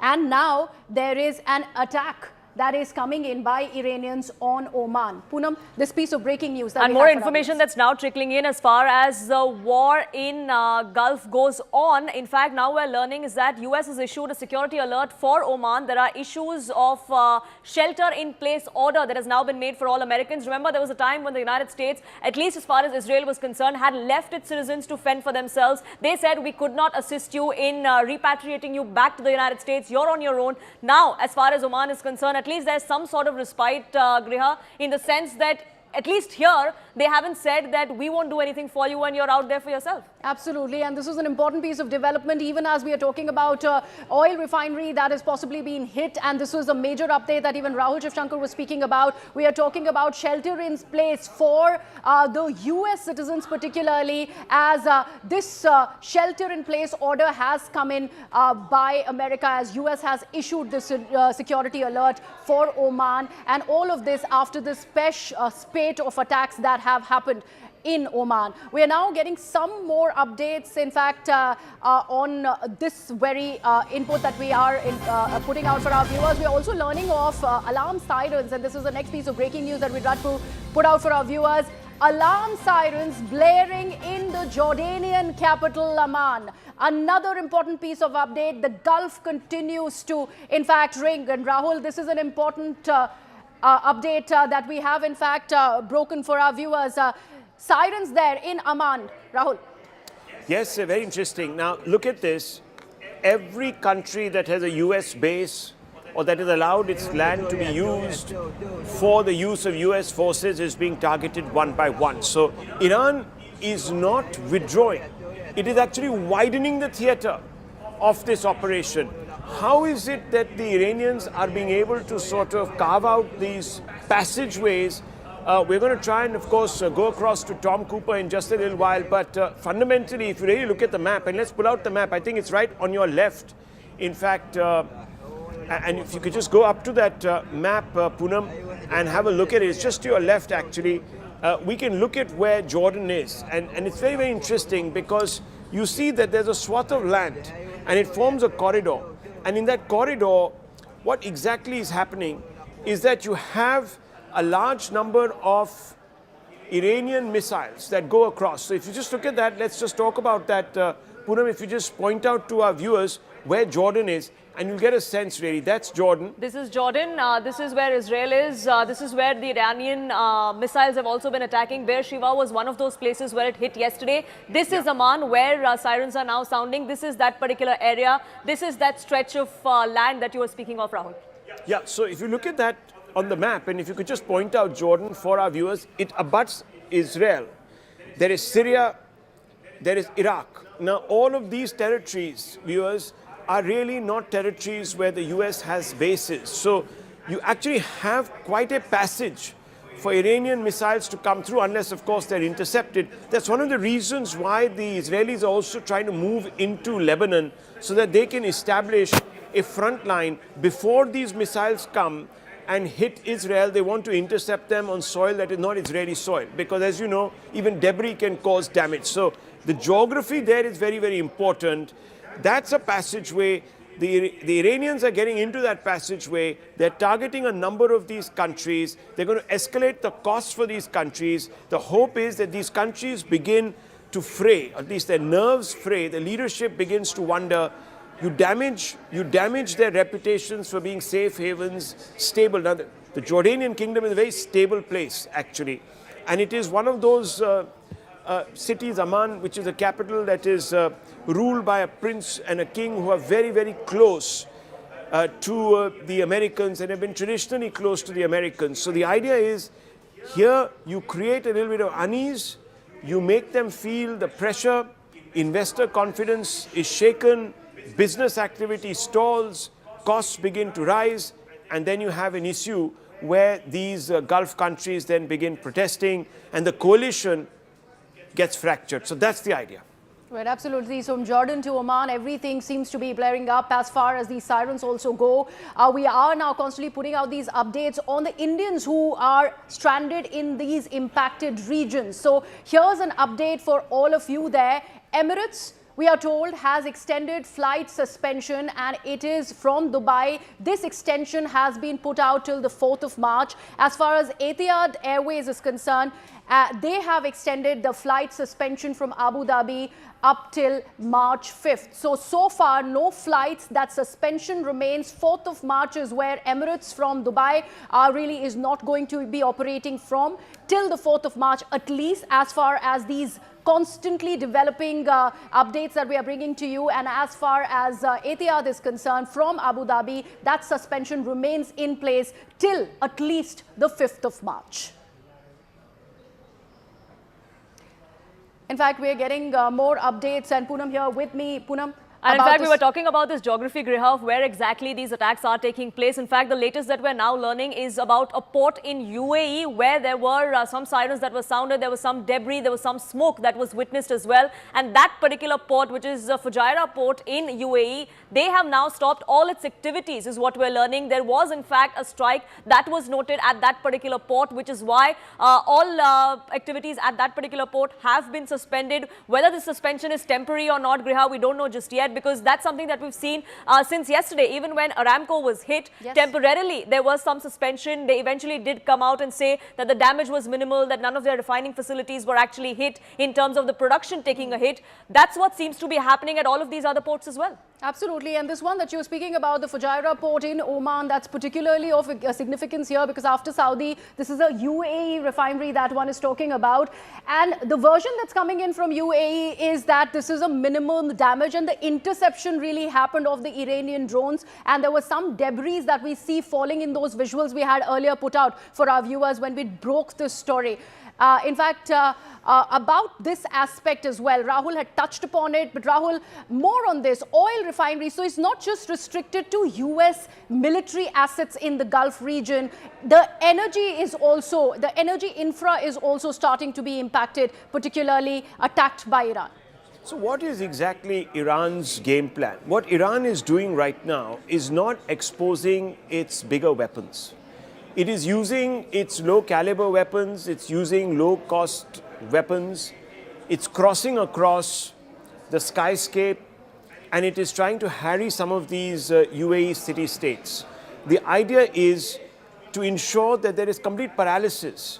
You have already mentioned how in Dubai, for example, yesterday the Jebel Ali port was targeted.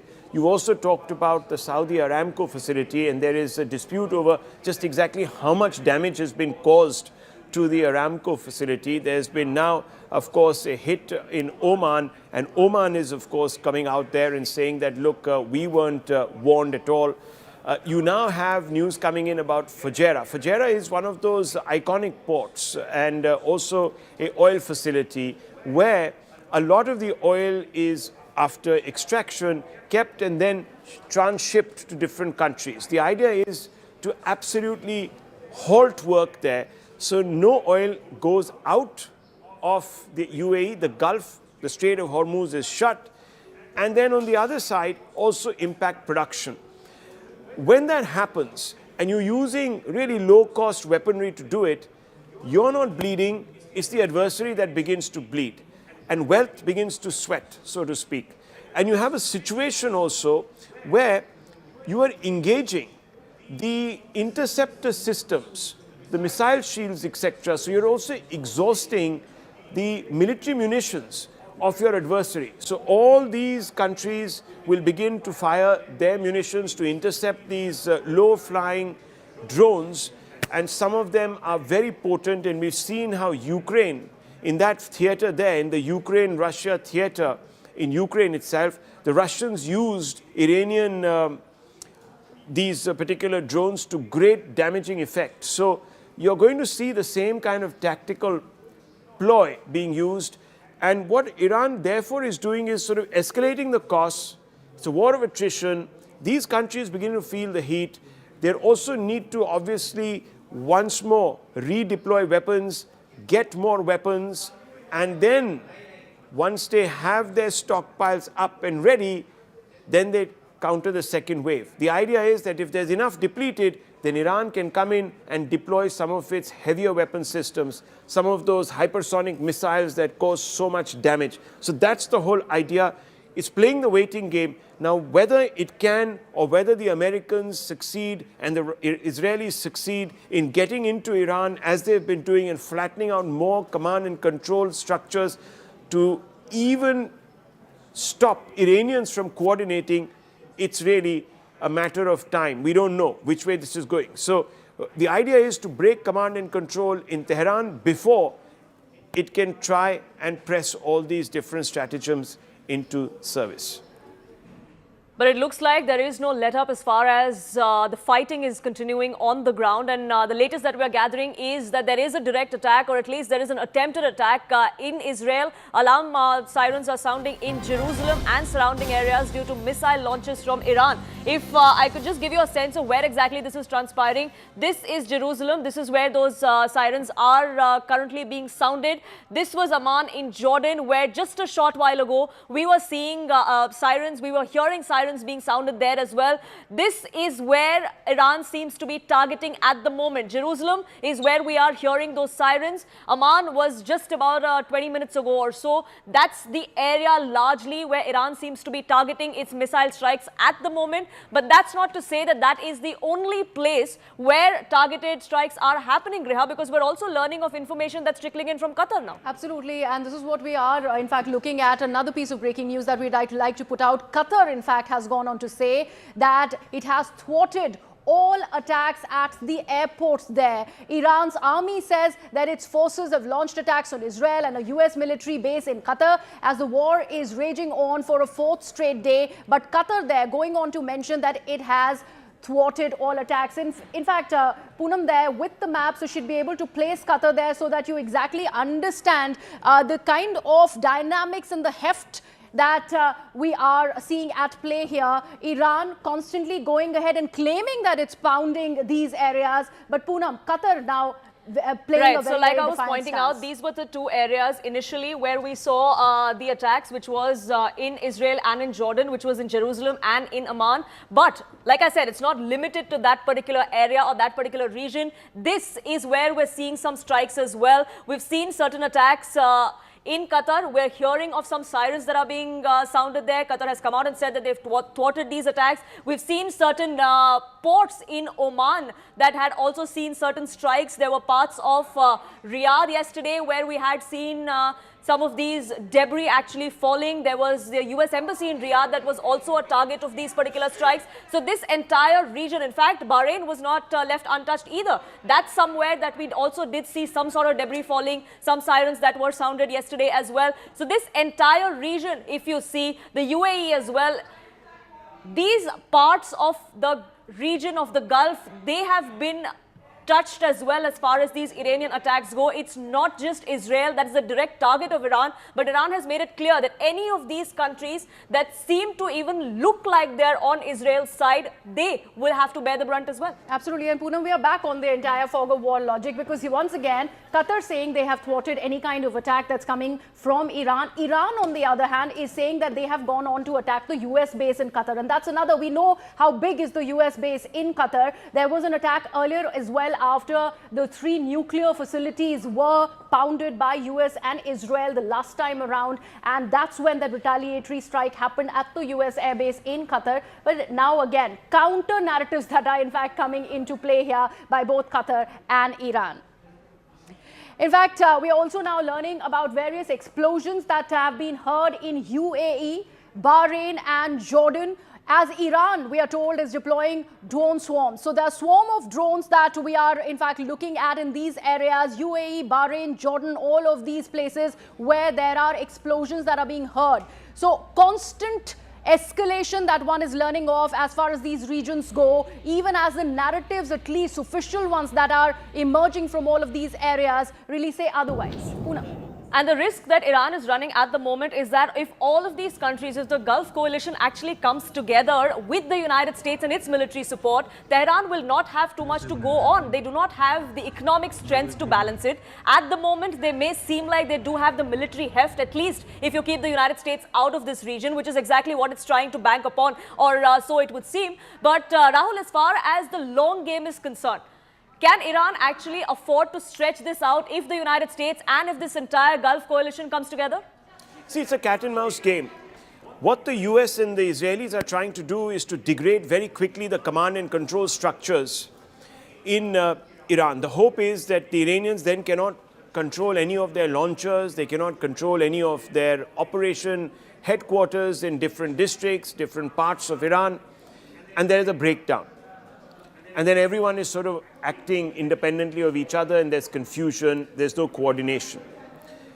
Now, on the other side, the Iranians are trying to break the resolve of the Americans' allies, because it's here where the bases are. These are the front lines from where the action is taking place. So Iran then sends these drones across, engages some of these defenses, some of these pass through the cracks, and there are obviously signs of damage, and there is debris falling and so on and so forth, and people are spooked, and there is a complete shutdown of the airspace, markets, workplaces, everyone goes into a sort of shell shock.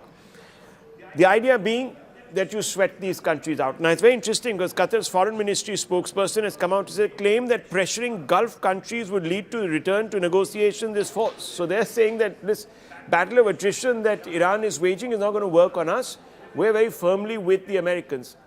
The point is, at what stage in this conflict will these countries begin to say that this cost of supporting Trump is bleeding us economically? It's no longer viable.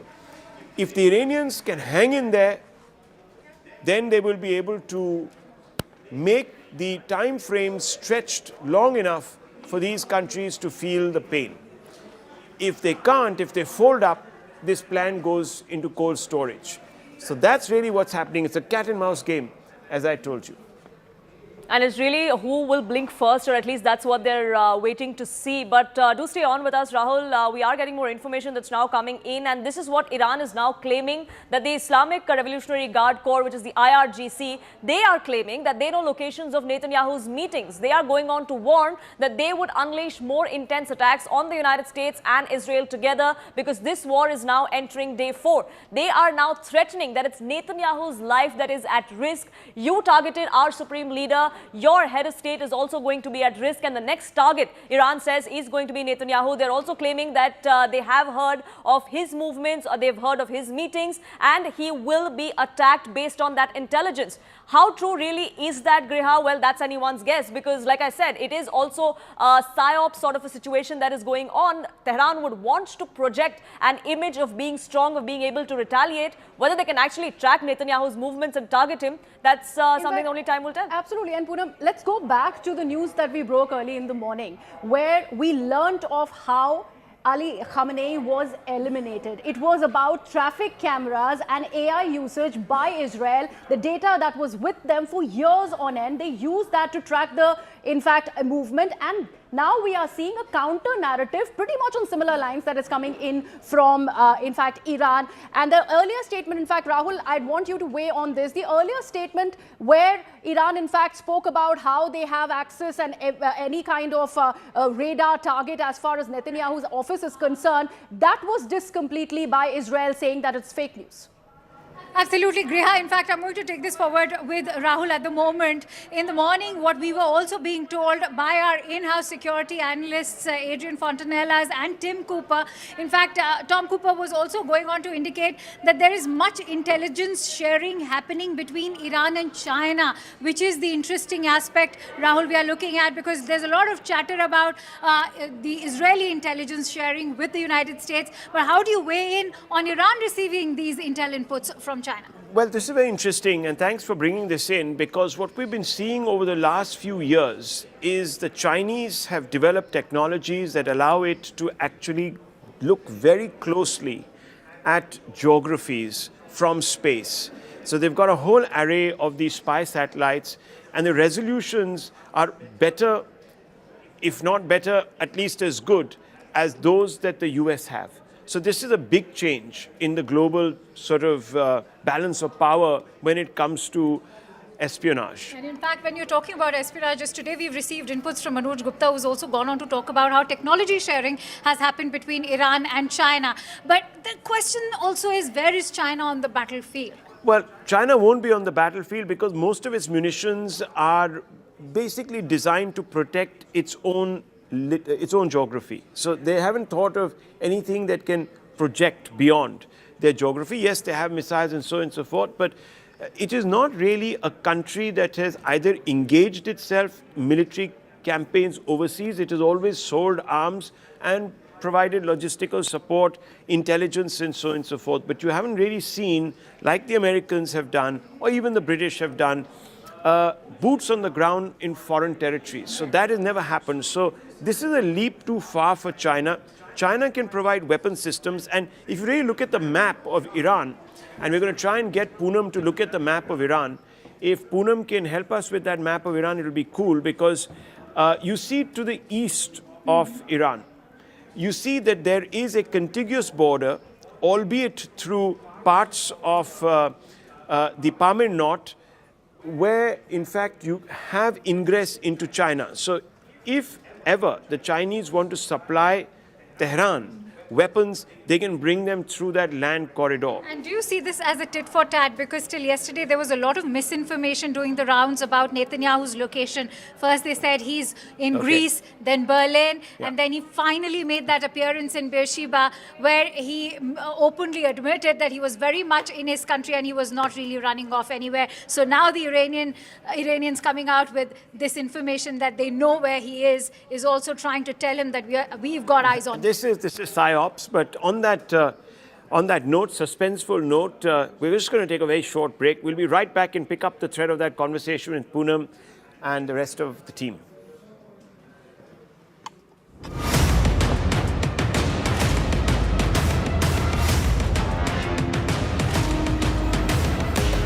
we got limited time. What we're going to do is, now this is what's happened. I told you when we come back from the break, we are going to try and refocus on another region, and that's this region. So let's come back here and understand what's happening here, especially with this nation, Pakistan.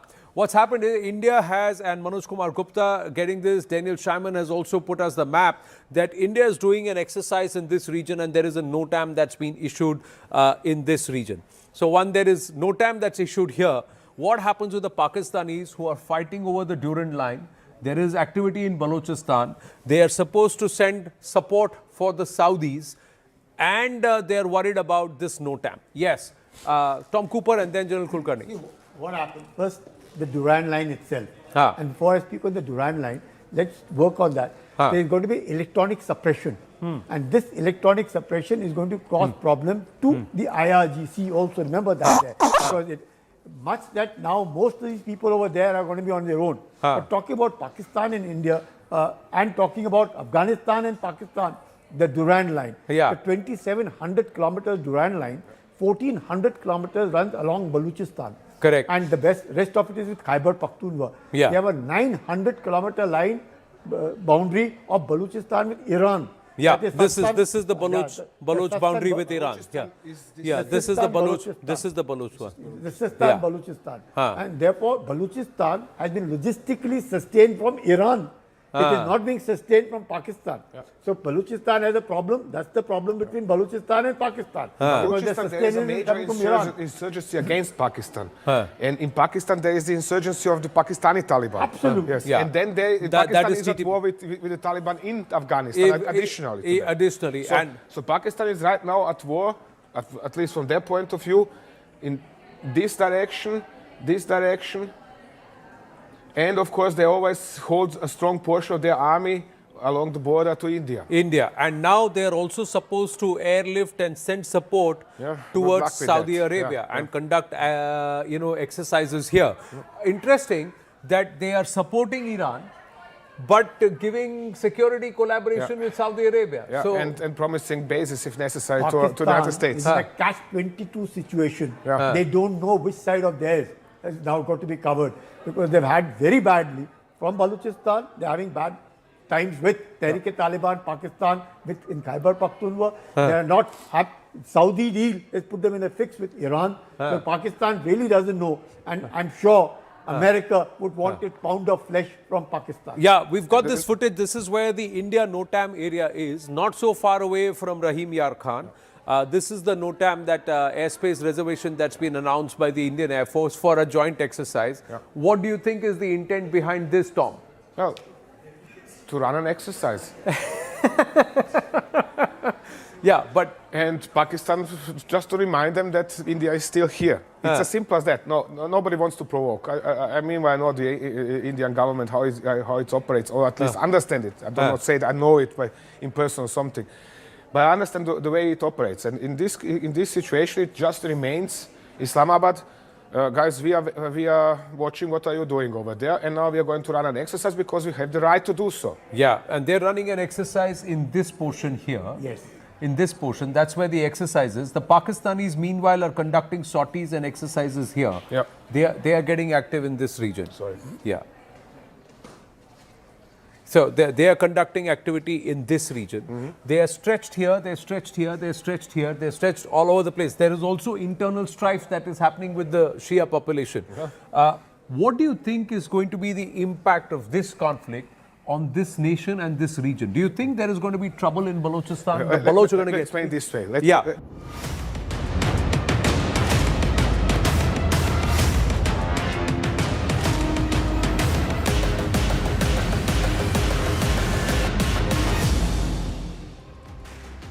Welcome back, and thank you so much for staying with CNN News 18. We are keeping you updated with every development as far as the fury that's raging on in the Gulf.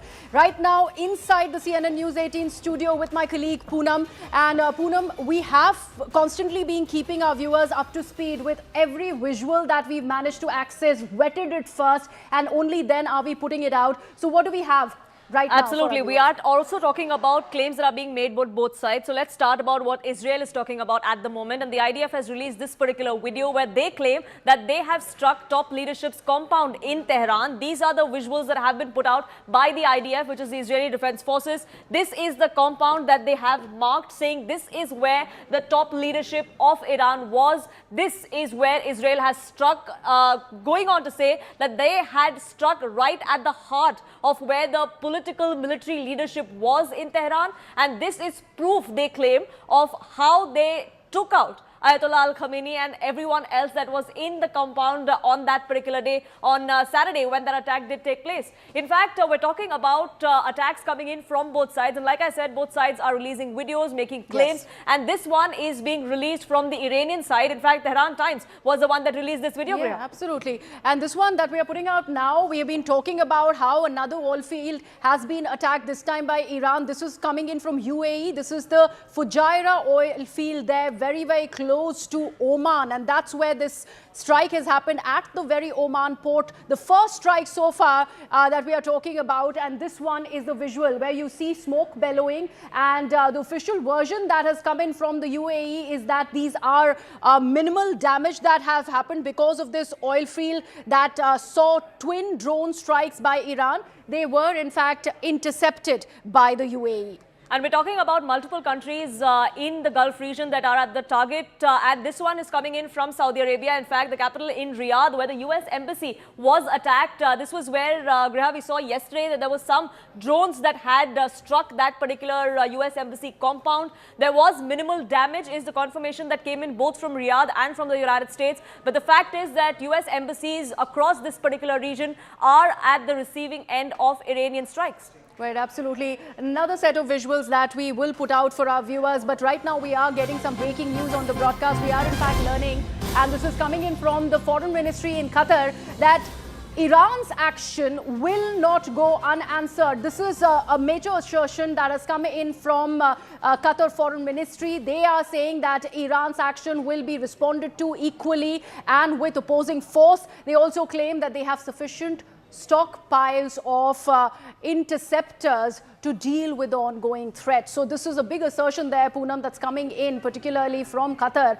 Foreign Ministry, where so far, in fact, we have been discussing about how the Gulf has been impacted because of the expansion of this strike by Iran. But now this counter that's coming in from the Foreign Ministry in Qatar.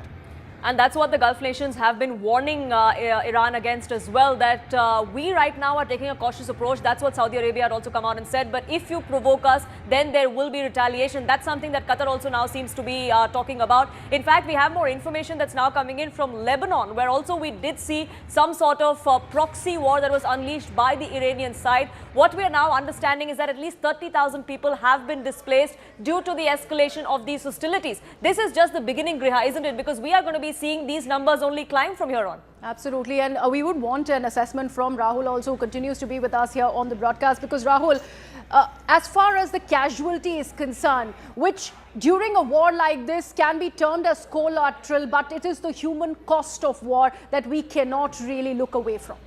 Yeah, I mean, what we're seeing really is the beginning of boots on the ground, Israeli boots on the ground in Lebanon. They're trying to create a buffer. If you look at the map, it's very clear that they need sort of a buffer zone, because there's Syria, and then beyond that there is Iraq, and beyond that there is Iran. So the idea is to create some sort of a buffer, because it is over these two geographies, Iraq and Syria, that the Iranians are sending these missiles, they're sending their drones, and they are finding their way into Israel. So what the Israelis want is to flush out the Hezbollah, which also pose a threat, because the Iranians could tomorrow start using proxies, and they've already started doing so. The Hezbollah has come out and said that the time for niceties is over, in fact. So the Hezbollah, if it gets into this contest, then you have a proxy that will harry Israel and will create chaos within Israel. The Israelis will be diverted with trying to deal with the Hezbollah, forgetting about the greater mission, which is to flatten out Tehran and the command and post and control structures. And you saw that bombing raid that you just put out videos of, where the headquarters of the intelligence agencies was targeted. I was trying to say to you, the idea, Griha, is to ensure that the command and control structures in Iran are completely decimated, so the Iranian regime cannot basically communicate with any of its troops. To achieve all of that and to ensure that that remains the undiverted aspect of the plan as far as Israel is concerned, they've gone into Lebanon. And they've asked Lebanese to vacate their villages. So 30,000 people have been displaced overnight because the Israelis have walked in and said, we're going to create a cordon sanitaire for ourselves, leave, and we're also going to go after Hezbollah. So that's really what's happening here. And that's a clear message that is coming in. But even as we see collateral in terms of other countries that seem to be bearing the brunt, the direct fight between Israel and Iran will continue. And the latest, in fact, we're seeing is something that's coming in from Tel Aviv, where smoke seems to be rising in. There are injuries in Bet Shemesh that have been reported as well. There was a direct hit in Tel Aviv. That's the latest that we are gathering as far as attacks of Iran on Israel are concerned. These are all drones, missiles that are being fired from the Iranian side into Israel. There are several cities in Israel that seem to be particularly targeted by Iran. Ras Al Ain is one of them, Tel Aviv and Bet Shemesh, which was also targeted 2 days ago, where 9 civilians were killed. That's another piece of information that is now just trickling in. To get a sense of what exactly is transpiring, I believe Aman Sharma is also now joining us, getting us more inputs of what exactly is transpiring in the region. Well, Poonam, what we have right now is a detailed statement being issued by India, the Ministry of External Affairs issuing a detailed statement on the conflict that is happening. The MEA is now saying that unfortunately in the holy month of Ramadan, the situation in the entire Middle East region has deteriorated significantly and continuously. India is also reiterating that it is most concerned about the safety of Indians who live in the Middle East. Nearly 8 million people of Indian origin live in the Middle East. It is Indian statement is saying that the deaths and the destruction have mounted even as normal life and economic activities have come to a halt. As a proximate neighbor with critical stakes in the security and stability of the region, these developments evoke great anxiety. This is what Indian government is now saying. There are almost 1 crore Indian citizens who live and work in the Gulf region. Their safety and well-being is of utmost priority. We cannot be impervious to any development that negatively affects them. That is what the Indian government is saying. No outright condemnation yet of Khamenei's killing, but the Indian government is very clear, Rahul, on what they are saying now. Well, you know, the priorities are very clear. We have to safeguard our interests. The Khamenei matter, I think, has been left aside, and we've already sort of spoken and expressed our deep concern. But the point is, from oil to remittances, India is exposed. And I had put out some facts a little while back, and I'm going to read some of them to you. India imports 90% of its crude oil, as we know.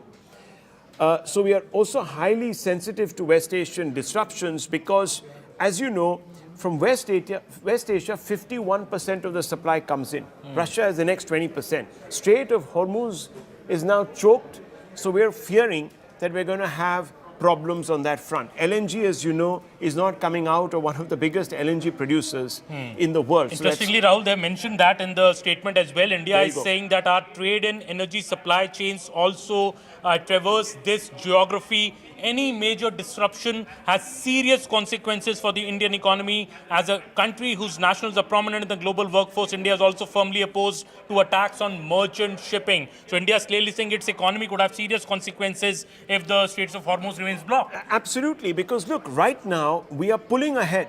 As you know, the GDP numbers were released just about 3 or 4 days ago. And you saw that the projections for the next year have also been increased. I know this is a new series, but nonetheless, we're looking at an upside. And suddenly you have this disruptive war, which is going to throw all those calculations once again out of the window. Then there is the question that you were talking about, which is the remittance economy, which is from the diaspora. What are we talking about? 1 crore Indians that live and work in GCC countries, in which UAE alone is 43 lakhs. So 43 lakhs, which is 39% of the population, 4 out of 10 are living in just the UAE. And if you break it down beyond that, Saudi Arabia is 2.7 million, so 27 lakhs. Kuwait is 1 million, that's 10 lakhs. Qatar is just under that, that's about 8 lakhs. And where are these sectors that they're employed in? These are construction, hospitality, healthcare, services, And all of these, by the way, are locked down in the UAE because of these drone attacks that have come through. So it's also India that is going to start facing the problem. And then, of course, there is the trade and business link that is also referred to in this statement. Absolutely. I think the Indian government, by its statement, is making it very clear that India does not want any impact on its economy. It wants Indian citizens to be safe, and that is why it's reiterating. $57 billion of our exports go to the GCC. And we are talking about perishable goods. A lot of our food, etc., goes there, and that becomes problematic.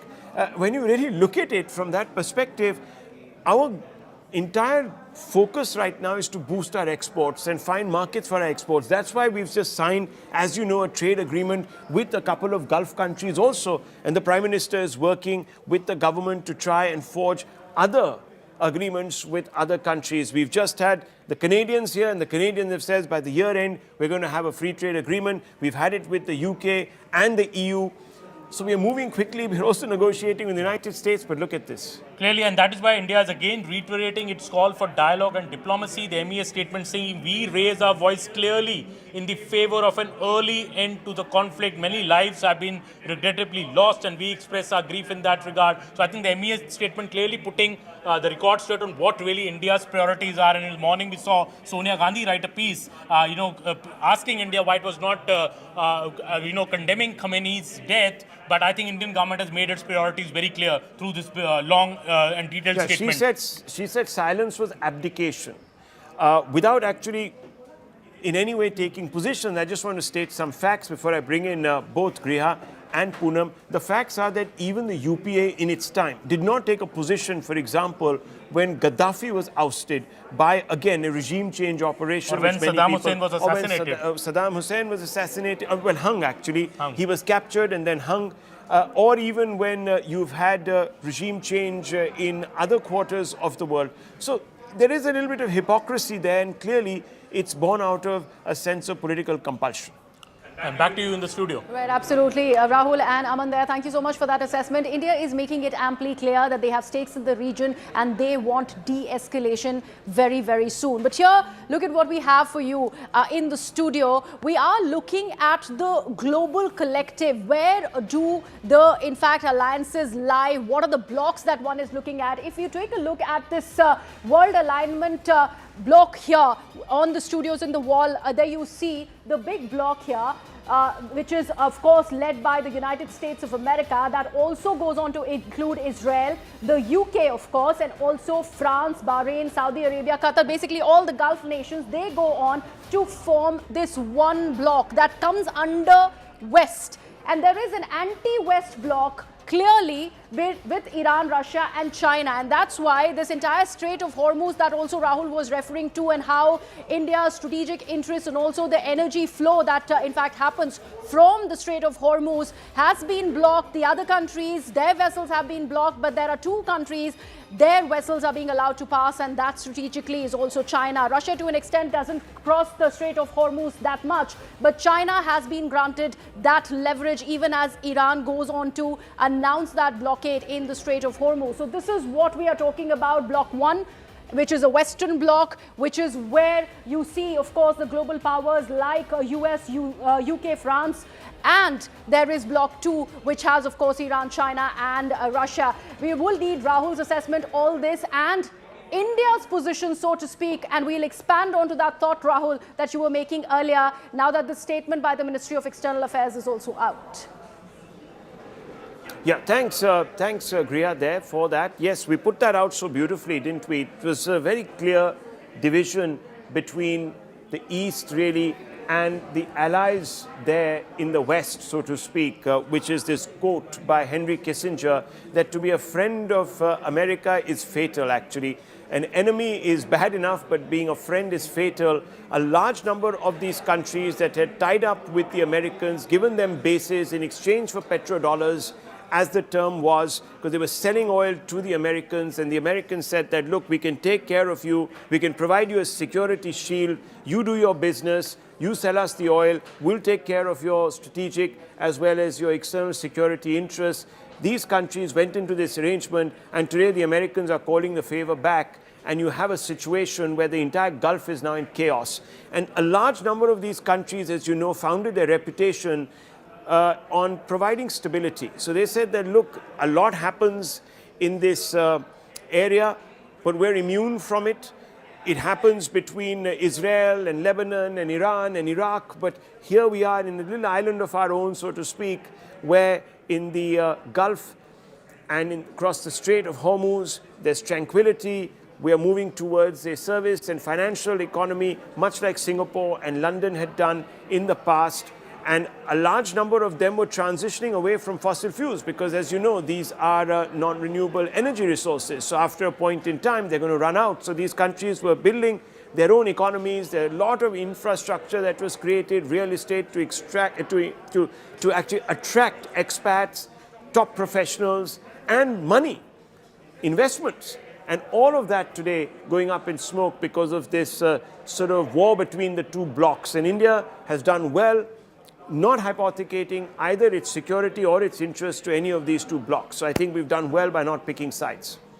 But will India feel the impact or not? Let's go straight across to IDF spokesperson Ben Cohen, who joins us from the front lines, really. Thank you, Ben, for speaking with us. What's the situation right now in Israel? What are we expecting by the way of timelines? Is this war going according to plan? So I just returned from the bomb shelter from a siren that was just in the area. We started this operation, Operation Roaring Lion, on Saturday morning when the IDF and the U.S. Armed Forces started a joint operation intended to do one thing, and that's eliminate an existential threat, a threat that's relevant to the state of Israel, to the United States, and to the world at large, and that's been proved over the last few days. The strike started on Saturday morning when we eliminated more than 40 senior Iranian commanders, including Supreme Leader Khamenei, and they continued over recent days as we struck aerial defense targets, ballistic missile targets, and other Iranian terrorist regime targets in Tehran and in Iran at large.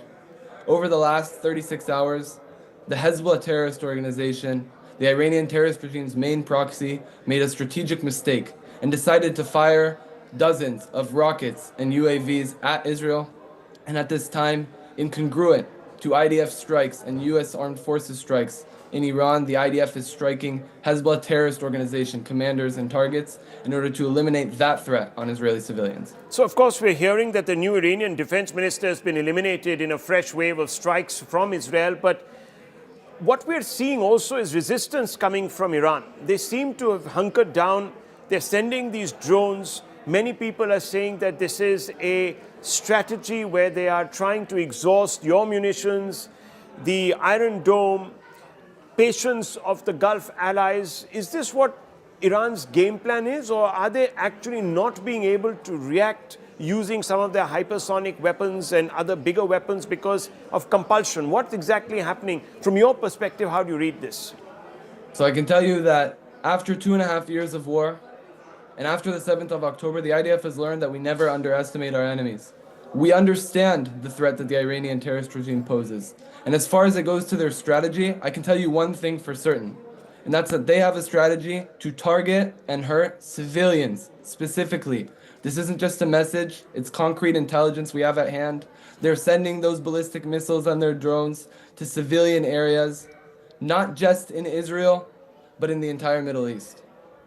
Okay, well, what we're also hearing is that the longer this war continues, and I'm going to ask you a little bit about timelines, but the longer this war is continuing, costs are also escalating, as we know. Right now, I'm hearing that oil is up by about 8 to 10%, silver is up by 11%, the Strait of Hormuz is completely blocked. The new Iranian defense minister, of course, has been eliminated, and I just discussed that with you, and you're doing a fantastic job of trying to eliminate the top leadership. But is that really having an effect? Can bombs substitute for a ground invasion and affect regime change? So one is that question, and the longer we obviously stay in this war, there are these knock-on effects. So how do you react to that? So we operate in accordance to clear military objectives. And that military objective is to eliminate that existential threat, those ballistic missiles, the launchers, the infrastructure. to eliminate the ability of the Iranian terrorist regime to operate their proxies on our borders, as we see with Hezbollah, and to eliminate the ability of the Iranian terrorist regime to pose a military threat upon Israel and the Middle East. And we will continue to do that for as long as the political echelon asks of us. We have many targets at hand. We continue to strike all the time, and we'll do that for as long as need be. But I want to make clear our target is to eliminate that military threat, and the IDF, in contrast to the Iranian terror regime, strikes military targets. There are some experts who say that your stockpiles will fast deplete and you will then have to sort of recalibrate. Is there a danger of that? The IDF has been at war for 2.5 years on more than 7 fronts. We've been prepared to operate on all of those fronts, and we've been able to continuously protect ourselves on all of those fronts. We have the capacity and the ability to keep operating for as long as we'll need to, even in multiple fronts at once, in order to protect Israeli civilians. Can you explain the reason behind crossing the border once again into Lebanon and launching what some people are saying is a ground offensive? What's the idea behind that? Of course. So on October 8th, when Hezbollah made the decision to start firing indiscriminately rockets and UAVs at Israeli civilians, Israel made a choice to evacuate tens of thousands of civilians from their homes in northern Israel. After October 7th, we understand that we can't allow for a reality where terrorist organizations on our borders move our civilians away. For that reason, overnight IDF troops situated themselves in an enhanced forward defensive posture. And I want to emphasize, this isn't a ground invasion. We have IDF troops on the northern side of the border with Lebanon in order to protect ourselves from Hezbollah, because we understand that there are civilians in the north and we need our IDF troops to be able to protect them from the terrorists who can get in their way. Explain to us a little bit about the strategy that has been employed, because what we're seeing is that there is a constant barrage of missiles that are coming out of Iran or drones that are coming out and somehow making it across the Strait of Hormuz or the Gulf and landing in the UAE and other geographies. How is that happening if you have aerial domination? So again, the IDF operates in coordination with the United States Armed Forces and other allies in order to do aerial defense as effectively as possible. The Iranian terrorist regime has very clearly proved over recent days that they are not just a threat to Israel and to the United States, but to the region at large. They're firing ballistic missiles in every direction. We do the best within our operational capacity to defend ourselves, but we understand that there are risks. There are risks involved when you have a terrorist regime with hundreds of and thousands of ballistic missiles that they want to fire on civilians. I want to come back to that original question. The Americans have now come out and said that regime change was not the objective. Trump has come out and said it. Hegseth has come out and said it. Rubio seems to be suggesting it. Do you share that? So again, as said, the objective is very clear. It's to eliminate that existential threat that we have on the state of Israel and at large, and that's a military threat. It's the fact that the Iranian regime, since Rising Lion, which is the operation the IDF conducted last year in June, have set out a goal for themselves to manufacture 8,000 ballistic missiles by 2027. Now imagine for yourself for a moment, there was a hit a few days ago in Bet Shemesh in Israel, a synagogue in Israel that gets a direct impact, 9 people are dead. Imagine 8,000 missiles that can each create that direct impact. That's an existential threat. So we have a military objective, and that military objective is to remove the existential threat that the terrorist regime prevents on us. That's what we're striking, military targets. Well, Ben Cohen, thank you very much for speaking with me. Let's just follow me. Thank you very much. We're going to check back with you in just a few days, but here we are joining the Take 3 XL. Lovely to see you. Well, interesting conversation. Let's just pick it up from there itself. What Lieutenant Ben Cohen actually had to say, that it was after Roaring Lion, last year, the 12-day war, that it was not in Israel that they said death to Iran. It was not in Israel that there was a clock tower that said that set a clock countdown, and it was not the Israeli Prime Minister who set down a countdown clock back saying that by 2027 we've got to set up 8,000 ballistic missiles and we need to wipe out Israel in the next 2 years. Iran, yes. It happened in Iran. So Israel's point has always been, we've never said death to Iran. It's the Iranians who are under Khomeini who have said death to Israel, death to America, let's kill all Jews. Tom Cooper. I beg to differ a little bit in this regards because rhetoric as fiery and as venomous as that of the Iranian regime, without defending it, is one thing, and the ability to actually do something is an entirely different situation. That's why I always say Iranians can cry as much as they like that they are going to wipe out Israel, but they can't do that. On the contrary, as we can see, Israel can especially with US support, bomb Iran up and down almost as it likes. Yeah. Not entirely as it likes, but it is fair enough. But that's also true that from 2024, 2025 till 2027, even now, Iran has significantly amped up its ballistic missiles cache. If you see right now in the last 2 days, Zaka is also with us and viewers, let's get this. The estimate is that they have at least 600 missiles that have been fired. Already, yeah. Already. So and they are saying we're just getting started. So that means unless they're sitting on a stockpile of medium to short range and of course long range missiles of about 3,500 plus missiles, they're not going to be able to make this boast. So look, Anand, I've been saying this even yesterday, I'm saying this today. Iran has a finite number of missiles, right? And whatever they can expend in this particular war, because the Iranian nation is going to continue even beyond these few days of the war, will have to be, let's say they have X number of missiles, it'll have to be X number, whatever the factor is. Right. So the most conservative estimates say they have 2,000 or 3,000 missiles. Right. The most expansive estimates say they have upwards of 10,000. So my point is, it's a finite number. At some point, all this firing of missiles will have to stop. Even with the drones, as cheap as they are, I mean, we were talking about it, $2,000, $3,000, whatever it is, $10,000. The point is that there's a finite number of ammunition that the Iranians have. And that's going to run out at some point. Look, what is at play? This is the big picture as I see it. Iran needs to seek revenge. Their supreme leader, their spiritual guide, their political and, the man who really controlled that state over the last 40 years is dead. And dead brutally. I mean, I don't want to get into adjectives and stuff, but he got killed like a dog. I'm sorry to say this, but that's really what happened. Now, the point is, Iran needs to do something to be seen as avenging that, right? That's their way out.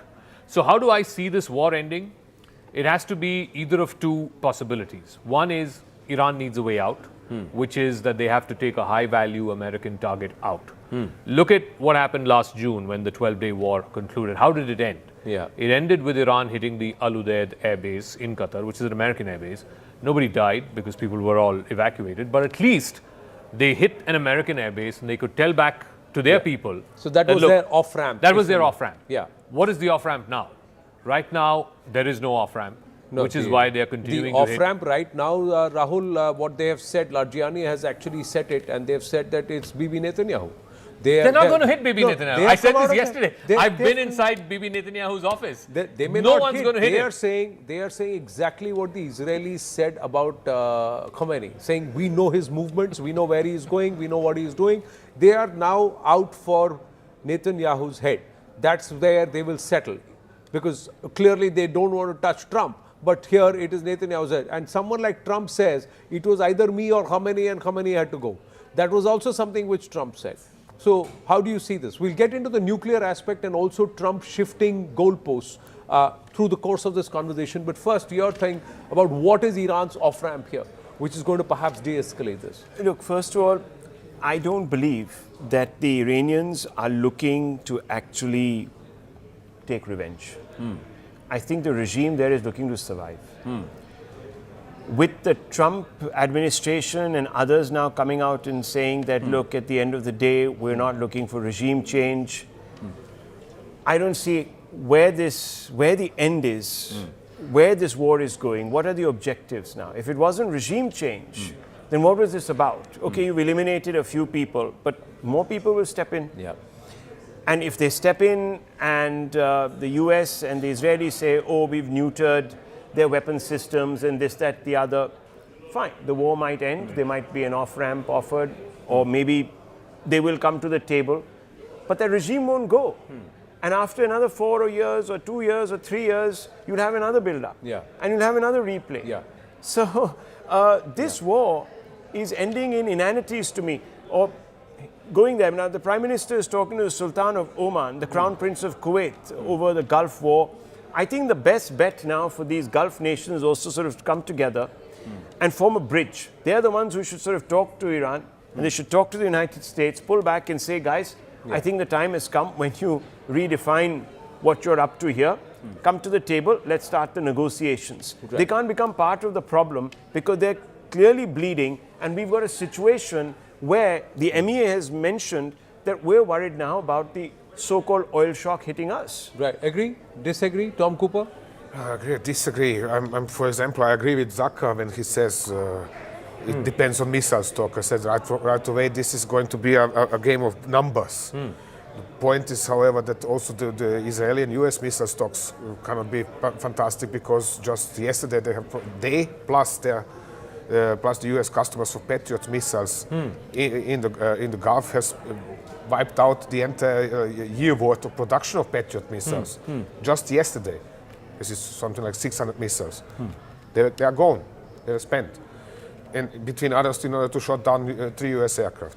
So I don't see where should this go. It is the same story with all wars Israel has initiated already since 1956. There's always somebody on the other side who is a lethal or mortal threat for the country. Then they invade. There's a war.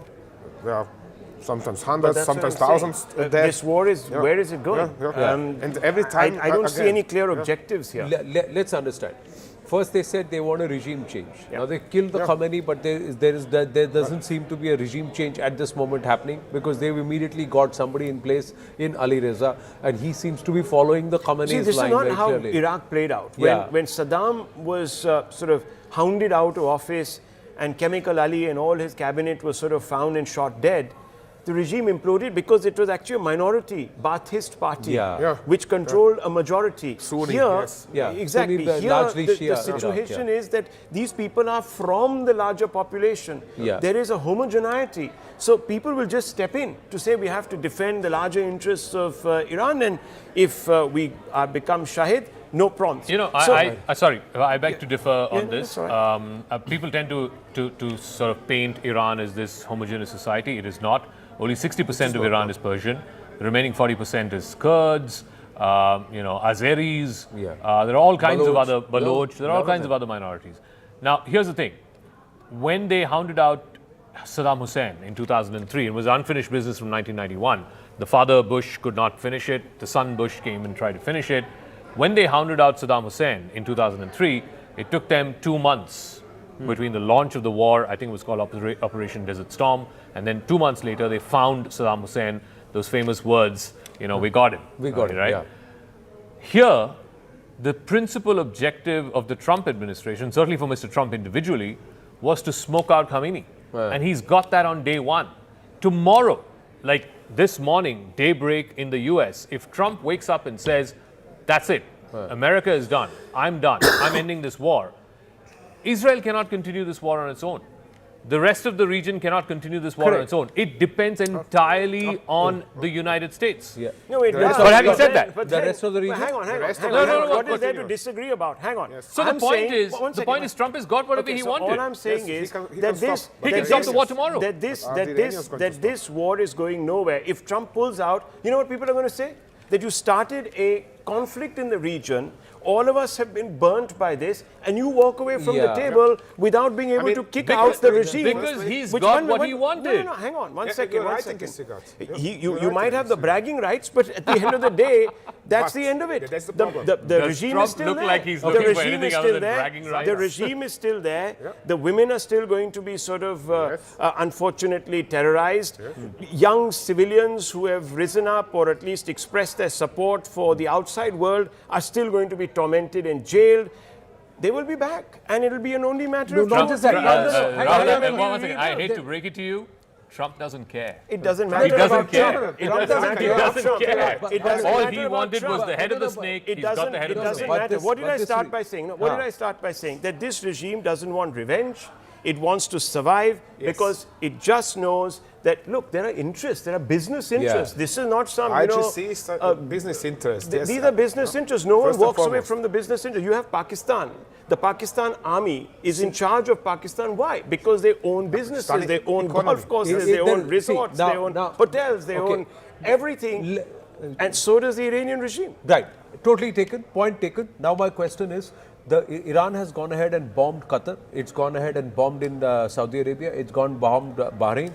Although they say US air bases, these nations are saying, you have come and attacked our sovereign soil. We didn't expect you to do it. Are these nations going to keep quiet, or are they going to push for certain kind of revenge now? They would like to hit back on Iran, but the problem is that is then going to position their regimes as fighting on the side in an alliance with Israel. And they can say as much as they like, oh, Abrahamic Accords and we are great friends now and whatever else.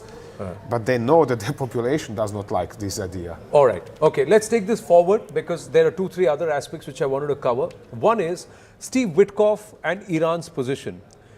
Does Iran have nuclear abilities, weaponizing abilities? Because Steve Witkoff claims 60% uranium enriched. That's what the Iranians themselves claim, 460 kilograms of it, and we can make 10 nuclear bombs with it. At what level of enrichment of uranium can it be weaponized?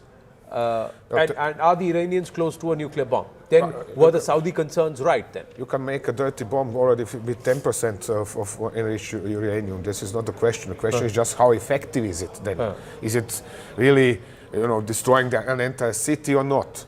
That is the difference. And can you deploy and deliver it? Enriched, yes, and that is the next question. Do you have a platform which can reliably deploy it?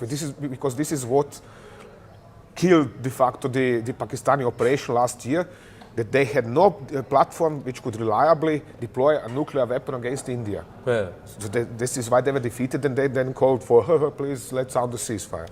Okay, this is one start. Which is one of the reasons why people said you should have gone in and finished the game. Finished the game, yeah. Okay. That's exactly what I'm saying. That's another point. But that's a different point. But let's go back to Iranian capability to actually make a nuke. They can make a nuke. They can make a nuke for 20 years or something. And that was the point. I don't know why is nobody taking this seriously. This nuclear fatwa by Khamenei from, 2006. This is a religious law. Everybody is happy to declare Iran for theocracy, but nobody cares about the religious law in this theocracy. So, really, if you have a religious law which says you are not permitted to assemble and keep assembled a nuclear weapon, this is how I interpret the text of that fatwa, then it means that dear IRGC, shut up, sit down, you can have all the pieces of the bomb, that is very nice, but you are not permitted to build them together. If that is the case, why were the Saudis so hell-bent? Because now it is coming out, viewers, and to all of the, the gents here, that it was not Israel that pushed US. It's been the Crown Prince and Saudi Arabia for the last month and a half that's been pushing the US to move in and attack Iran. I don't buy that. They say that it's the Saudis because they were very, very... See, let's try and piece together certain circumstantial evidence. Let's just say the Saudis move with Pakistan to sign a nuclear cooperation deal. The Defense cooperation. Defense cooperation and also nuclear technology. There's no that was the second one. The first meeting was defense. The second meeting was about exchange of nuclear. No, it's not about where Pakistan is. That's when we started saying Pakistan is trying to get into a rent-a-nuke program because when that meeting happened with the Saudis. Now, why were the Saudis moving in this direction, especially nearly a year after the 12-day war? This whole aspect of Iran is going to become nuclear. did not start with Israel. Israel's been saying this for a while. Yeah, of late, it started with the Saudis. So there is some merit to this entire speculation. Look, that's what I'm saying. I'll be honest with you. I don't think Iran was anywhere close to making a nuclear bomb. They were maybe years away. According to America's own intelligence, they were years away from making a proper actual nuclear bomb, and more importantly, being able to find a platform to deliver that nuclear bomb. Why did this war happen? This war happened because first Netanyahu, Bibi Netanyahu, and then subsequently he managed to convince Donald Trump that they have a once-in-a-generation opportunity to take out a man who has been chanting death to America and death to Israel for the last 40 years. Okay. Trump wanted to do this for his legacy, Bibi wanted to do this for his legacy, and they have it now. Now the question is, how does the war wind down?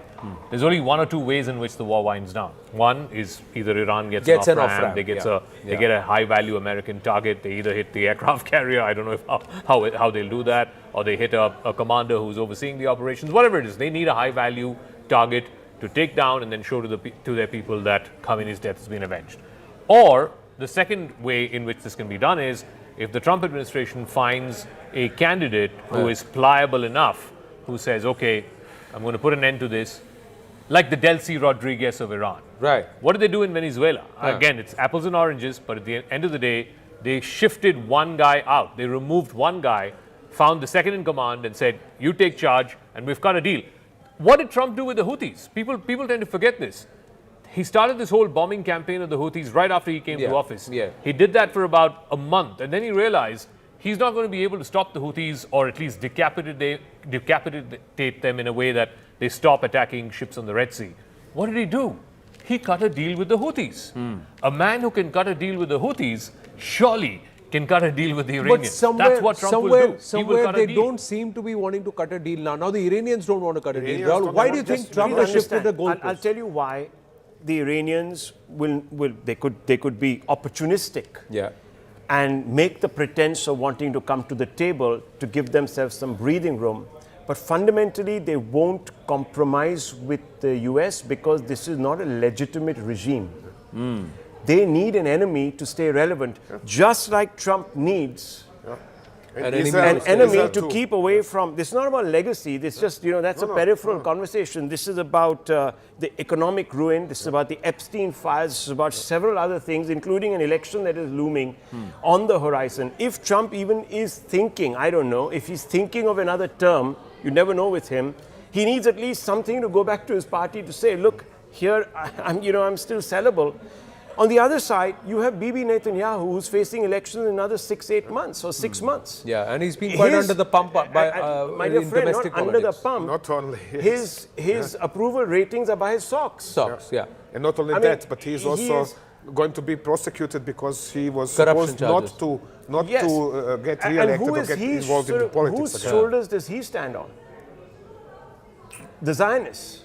A hard right. Are those going to compromise with Israel? No. See, you've got to understand that over the last 2.5, 3 years, Israel has found one excuse after the other to prolong that war that began on October 7th. So if it's not going into Gaza, then it's going down some other rabbit hole like the Hezbollah in Lebanon and this, that, the other. Then it was Iran, then back again. So they've just wanted to extend this. They've created an enemy. This is wag the dog. This is classic wag the dog. Yeah, but this is also very, very expensive for a country like Israel. War is not cheap. Now, for Israel, not so much because they get covered by US taxpayers. Exactly, that's the thing. It is more expensive for US taxpayers than for Israel, actually. Especially considering that the mass of ammunition is of US production, because Israel has no heavy metal industry. Tom, there is a lack of enthusiasm in Trump's base for this war. The MAGA base does not like long wars. Trump came to power saying that he's not going to get entangled in long wars. So if anyone is going to sort of pull out of this war or put an end to this war, it is Donald Trump. He doesn't want to extend this. In fact, I'm absolutely in agreement with you. The Nobel Prize has gone out of the window now. No, he doesn't care for the Nobel Prize because I don't think he's going to get it. The other question is China. What's happening right now, viewers, we are looking at a blooming energy crisis. Every nation buys oil and keeps stock for at least about 30 to 60 days. Even Bharat would have got its barrels in place for at least 30 to 60 days. But then if this war continues, the energy crisis looms. Europe is already facing a price up on its LNG because Qatar has stopped production. What's China's game here? Because a lot of the oil, if the Strait of Hormuz closes, they are going to make sure that even Chinese ships don't go there because the US or the Israeli will come and bomb it, or somebody else will bomb a Chinese tanker and say, listen, nothing close. If ours doesn't go, theirs won't go either. Especially Israelis. Yeah, Israelis will do that. That's going to happen. China's already cut down, the refiner has already cut down production. What's China's game here? Because it's backing Iran. And is it going to help Iran militarily? Is it going to ensure this war prolongs, or it's also in its interest that it tries to figure out an off-ramp for Iran? It's a good question. I would say that they are certainly going to continue doing like if they are doing nothing and just monitoring while doing the usual plausible deniability, which is, for example, supplying surface-to-air missiles to Iran via Afghanistan down to Zahedan or to Mashhad or to whatever the cities are in eastern Iran. Right. By flights of, nocturnal flights of their transport aircraft. This is quickly done and nobody can say anything against this.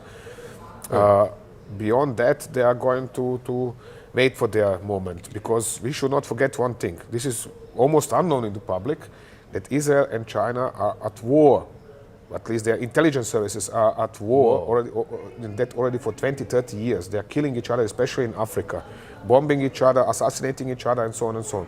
And the Chinese, at some point in time, they went so far that they have positioned the camera, captured a Mossad operative, and then assassinated him in front of camera and sent the video to the Israeli embassy. Wow, this is something which is not relevant or not known to this part of the world as much, that there's so much happening in Africa. So the Africa dimension comes into play, and that Israel, so that's what Tom Cooper is saying, China and Israel have been at war, their intelligence agencies. So they are going to sit and wait patiently until a certain point, and then when it hurts too much, then they are going to act. In what fashion, that's something I cannot All right, predict. we've got limited time, 3 minutes, so let me start with you and then we'll circle back to Rahul and Zaka and then end here. Prime Minister Narendra Modi's silence has seen a lot of domestic politics.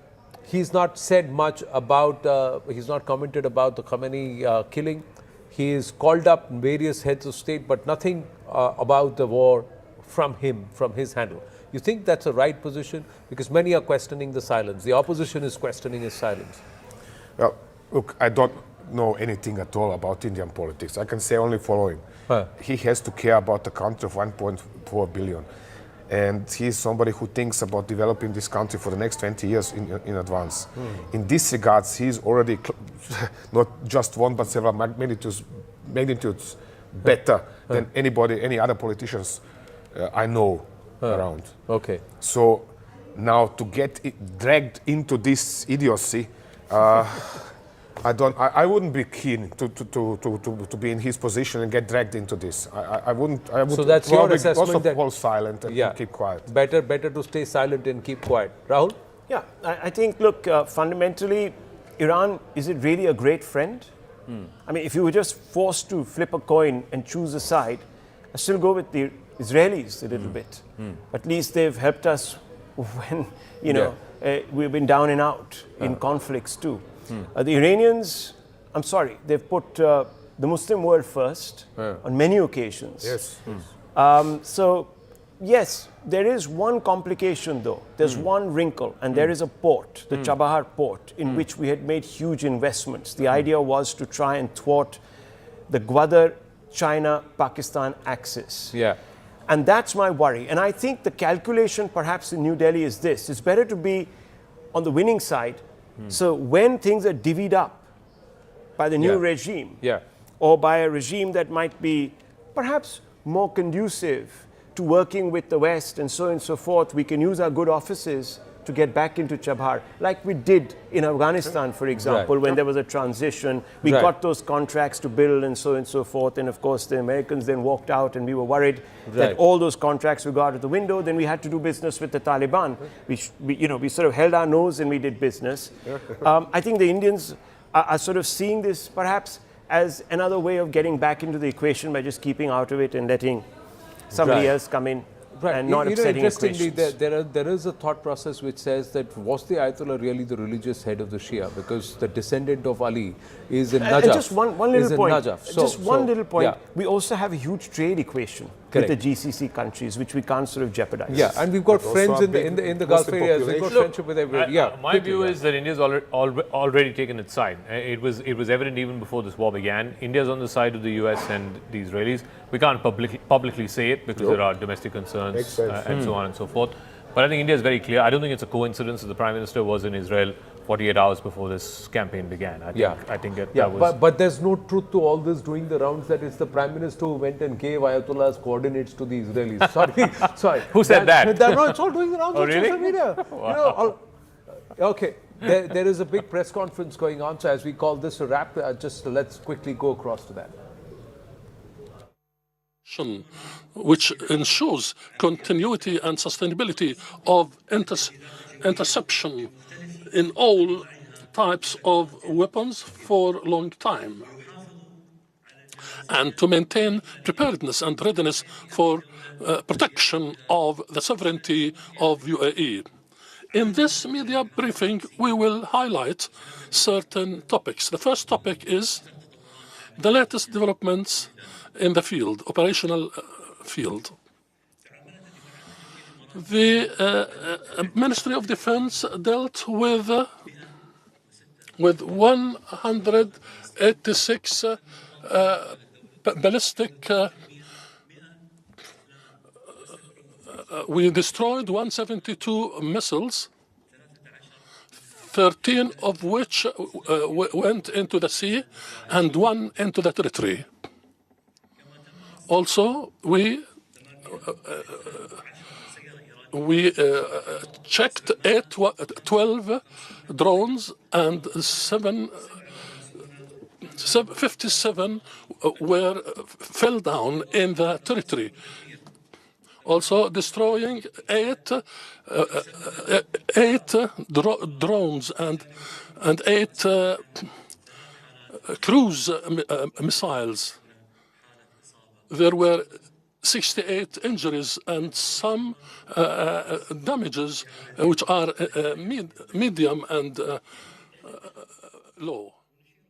We would like to highlight that the sounds that we hear in different areas in the UAE are the result of interception of ballistic weapons and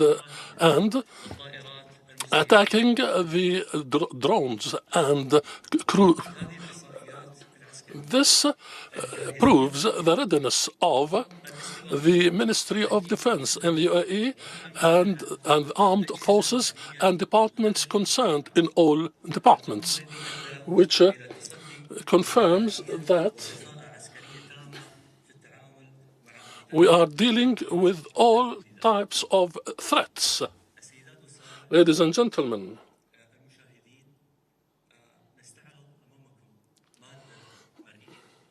now we will show you some samples of attacking our jet Mirage 2000, attacking the aggression of the Iranian forces. This is a brief of sample of intersection and destroying of the attacks and aggression by the cruisers and jets of from Iran.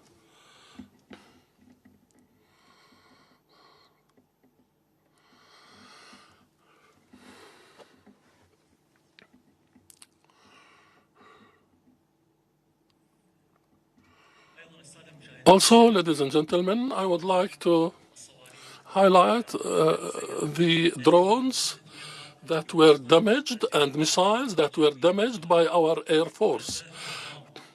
We start with this ballistic tactical missile, which was damaged. We intercepted hundreds of these missiles. Another missile, cruise missile, which is a threat that we face, And it is difficult sometimes to deal with these crews, but we destroyed them and intercepted them through our defense forces in the UAE. Also, Shahid drone 136 was intercepted. Hundreds of these were destroyed and damaged.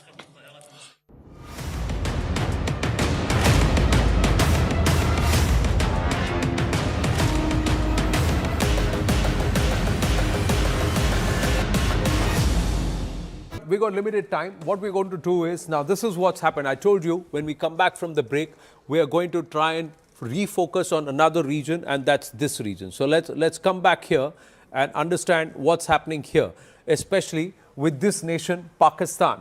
What's happened is India has, and Manoj Kumar Gupta getting this, Daniel Scheinman has also put us the map, that India is doing an exercise in this region and there is a NOTAM that's been issued in this region. So there is NOTAM that's issued here. What happens with the Pakistanis who are fighting over the Durand line? There is activity in Balochistan. They are supposed to send support for the Saudis, and they are worried about this NOTAM. Yes, Tom Cooper and then General Kulkarni.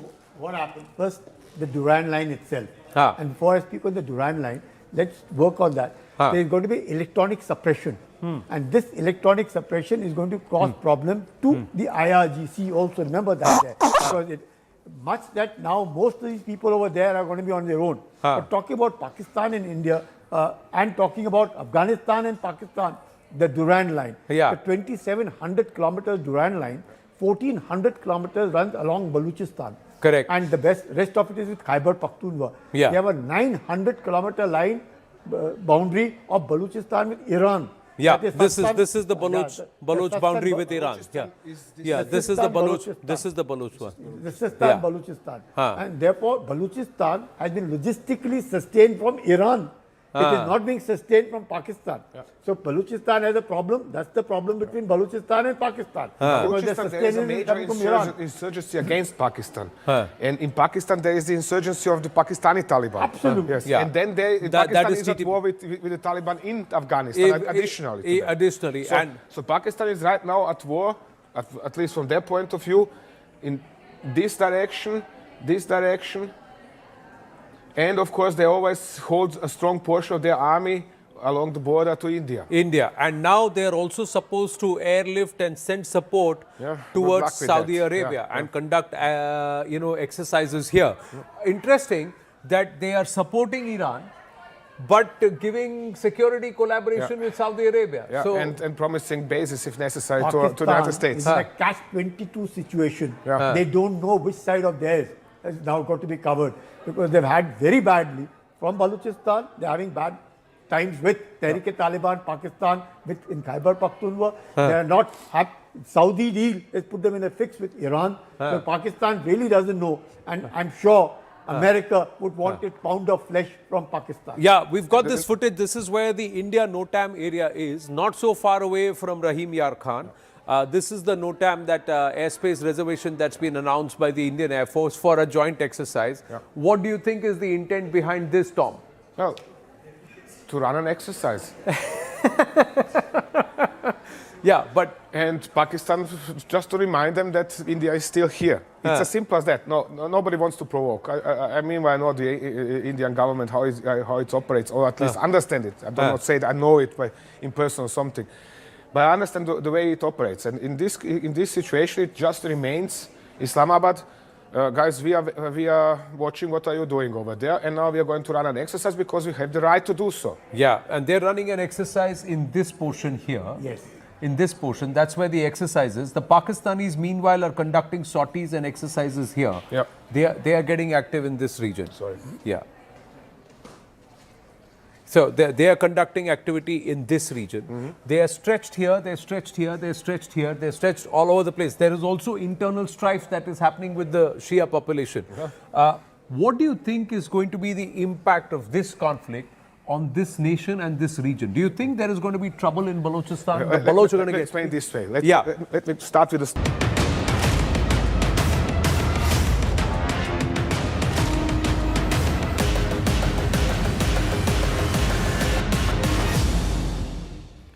So the big question is, how will this war in the Gulf end? It's no longer just America and Israel on the one side and Iran on the other.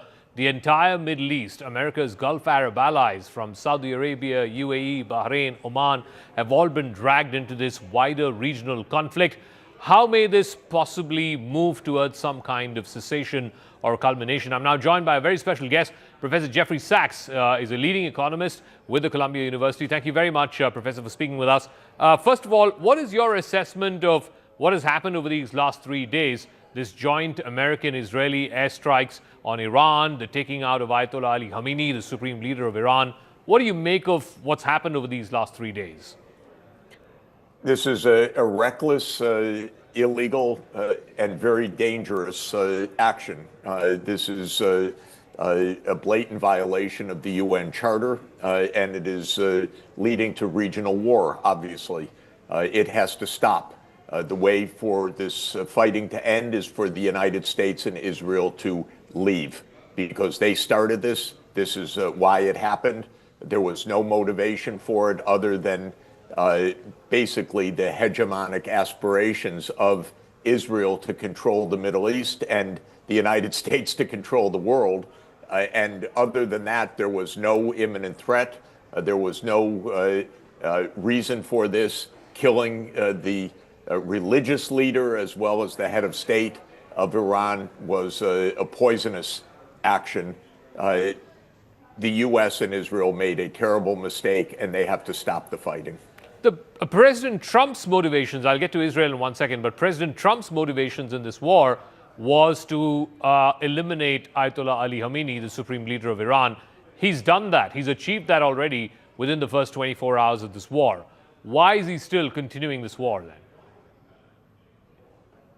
How can a president of the United States have as a goal the murder of the head of state of another country? It's barbaric. If that's his goal, it's barbaric, it's illegal, it's vulgar, it's dangerous. Having said that, the United States should stop any further attacks and just leave. Do you believe that Trump really cares about regime change? I mean, look at what he did in Venezuela. There was no regime change. He replaced one man with a woman. He can do the same thing in Iran. He can't do anything other than commit murder or kidnap presidents, so everything is delusional. You are correct, though. He can just go home, which he should do. Leave the rest of us in peace. This is a move completely against the interests of the United States of America and against the opinion of the American people, who are 3-1, that is 75% to 25% against this action. So why do you think he's continuing it, particularly for a president who came to office saying he's not going to, launch these endless wars in the Middle East or anywhere else in the world? His MAGA base doesn't approve of it. Why is he still stuck in this? I think that there are two reasons. One, the U.S. deep state, which is led by the CIA, has global hegemonic aspirations. Those continue. And the CIA is the main driver of American foreign policy, not the President of the United States. The second reason is Israel. Israel is tightly connected with the CIA through Mossad. This is a long-standing plan. Netanyahu said yesterday this is the culmination of his 40 years dream. This isn't something that just came up last week because negotiations bogged down. This is something that Israel has been calling for decades. Israel has a very unusual stranglehold on the United States, including the CIA, which is in very close partnership with Mossad. So this is a deep state operation. It is also a part of a broader U.S.-Israeli hegemonic approach. It's not disconnected from what happened in Venezuela, because that's also part of the idea. The U.S. wants to control the Americas. It wants to control the Middle East. It wants to have the lever over oil. It wants to tell India whether to get oil or not to get oil, and at what price to get oil, and at what price not to get oil, and whether to trade with Russia.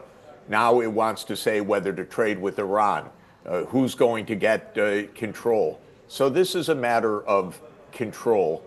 It's absolutely reckless and completely in violation of every international standard. The Prime Minister of India was there in Israel 2 days before Israel and America launched this operation against Iran, and many are saying that that's not a coincidence. What do you make of that? I hope it is a coincidence. This action by Israel is a criminal action, in my view, and a very dangerous one. And I hope that India, as president of the BRICS this year, upholds the UN Charter. The United States and Israel have blatantly, vulgarly, and dangerously threatened the UN Charter with this action. The UN Charter, Article 2, Paragraph 4 says that no nation may threaten the use of force or use force against another sovereign state. That's straightforward. So this is absolutely a vulgar and dangerous violation. And Netanyahu explained it, as I said, clearly. He's been dreaming of this for decades. I've been making that very point for years and years and years. And then Netanyahu came out and confirmed it. This is his lifelong ambition, to bring the United States into a civilizational war with Iran. How reckless is that?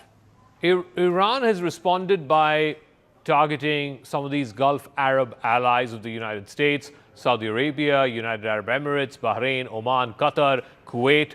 Why do you think they're doing that, and how may the U.S. choose to now respond to this? Well, they're not targeting those countries. They're targeting the U.S. military bases in those countries. This is a difference. These countries and many others are essentially occupied by the United States. When you have a U.S. military base, you're occupied by the United States. You lose your freedom. You lose your maneuver. You have the CIA hosted in your own country. You're always looking over your own shoulder. What Iran is doing is attacking a network of U.S. military bases along the Persian Gulf. America was the main security guarantor for all of these countries, Saudi Arabia, Kuwait, Bahrain, Oman, Qatar. That security guarantee seems a bit weak now, given what's happened in the last few days. I often quote a famous adage of Henry Kissinger, who said that to be an enemy of the United States is dangerous, but to be a friend is fatal. Countries that rely on the U.S. security guarantee go under, usually by the United States itself, which turns on you. But to be a friend of the United States is absolutely to put yourself in peril. Look at Ukraine. The United States said, "We have your back. You will join NATO." And Ukraine is being destroyed because a regime came to power that said, we'll go with the U.S. rather than neutrality. And the consequences are devastating. For these Gulf states, it's a big mistake that they think that their security comes from the United States. Their insecurity comes from the United States. So, finally, Professor Sachs, how do you see this war ending? How do you see this war ending, and by when do you see this war ending? I know how it can end, which is that the United States and Israel should go back to their own homes and stop bothering other people, and the war would end. Iran would stop fighting, and the war would end. That's how it should end. How it will end, I cannot say, obviously, because we're led by irrational and dangerous people in the United States and Israel. So they have lusted for this war against their own publics, against all logic, against all strategic considerations, and these are very dangerous people. And in the United States, we do not have a constitutional order. We do not have Congress that plays a role. This is basically an executive branch decision-making by the CIA and by the White House. So it's very dangerous and very unpredictable. This makes no sense, this war. It's dangerous for everybody. It's dangerous for India. It's dangerous for China. It's dangerous for the BRICS. It's dangerous for Europe. It's dangerous for the Middle East. It's dangerous for the United States. It was a war of choice that never should have happened. All right, Professor Jeffrey Sachs from the Columbia University, thank you very much for joining us here on CNN Good News. to be with you. Thank you. All right, we'll take a quick break here on the program, but news and updates continue right on the other side.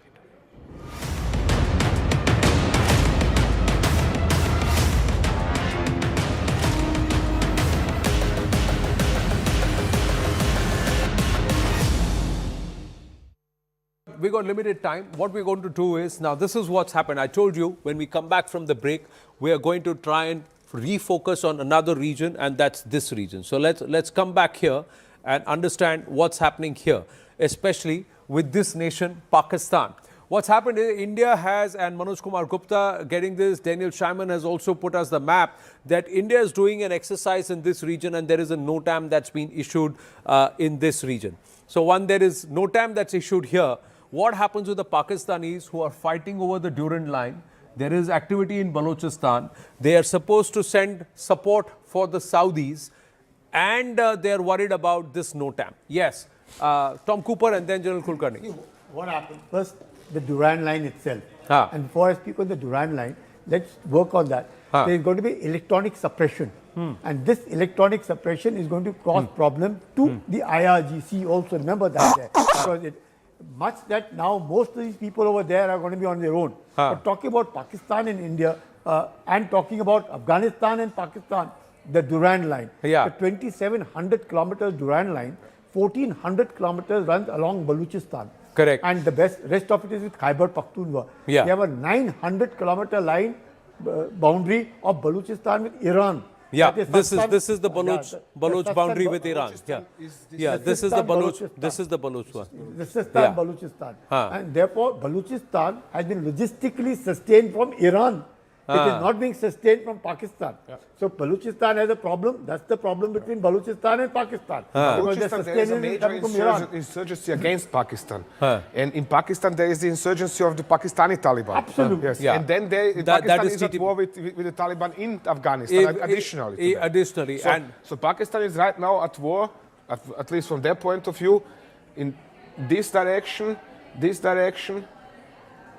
and of course, they always hold a strong portion of their army along the border to India. And now they are also supposed to airlift and send support towards Saudi Arabia and conduct, exercises here. Interesting that they are supporting Iran, but giving security collaboration with Saudi Arabia. So, and promising bases, if necessary, to the United States. It's a catch-22 situation. They don't know which side of theirs has now got to be covered, because they've had very badly from Balochistan. They're having bad times with Tehrik-e-Taliban, Pakistan, in Khyber Pakhtunkhwa. They are not happy. Saudi deal has put them in a fix with Iran. So Pakistan really doesn't know, and I'm sure America would want a pound of flesh from Pakistan. Yeah, we've got this footage. This is where the India NOTAM area is, not so far away from Rahim Yar Khan. This is the NOTAM, that airspace reservation that's been announced by the Indian Air Force for a joint exercise. What do you think is the intent behind this, Tom? Well, to run an exercise. And Pakistan, just to remind them that India is still here. It's as simple as that. Nobody wants to provoke. I mean, I know the Indian government, how it operates, or at least understand it. I do not say that I know it in person or something. But I understand the way it operates. And in this situation, it just remains Islamabad. Guys, we are watching what are you doing over there. And now we are going to run an exercise because we have the right to do so. Yeah, and they're running an exercise in this portion here. Yes. In this portion, that's where the exercise is. The Pakistanis, meanwhile, are conducting sorties and exercises here. Yeah. They are getting active in this region. Yeah. So they are conducting activity in this region. They are stretched here, they're stretched here, they're stretched here, they're stretched all over the place. There is also internal strife that is happening with the Shia population. What do you think is going to be the impact of this conflict on this nation and this region? Do you think there is going to be trouble in Balochistan? The Baloch are going to get... Explain this way. Let me start with the start in Pakistan. Okay. Pakistan is broke. Okay. Bankrupt. Okay, and this is not since yesterday, but for some 50 years, huh? Yes. Yeah, at least. Okay. What was it? 24 IMF programs in Pakistan and something like that. Okay. Now, the newest invention, so to say, in Pakistan was to prompt the Chinese to invest and borrow $120 billion to Pakistan. So, out of 195 countries in the world virtually, there are almost 45 countries which are sucked into this battle, with 32 in NATO, with 12 almost over here, and Afghanistan and Pakistan. So just these 45 countries involved today in some way or the other. One way or the other involved. So now Pakistan is broke. And they have this huge bill, and the Chinese want their money back. They say, sorry, but we are not giving your money, our money to you just like that.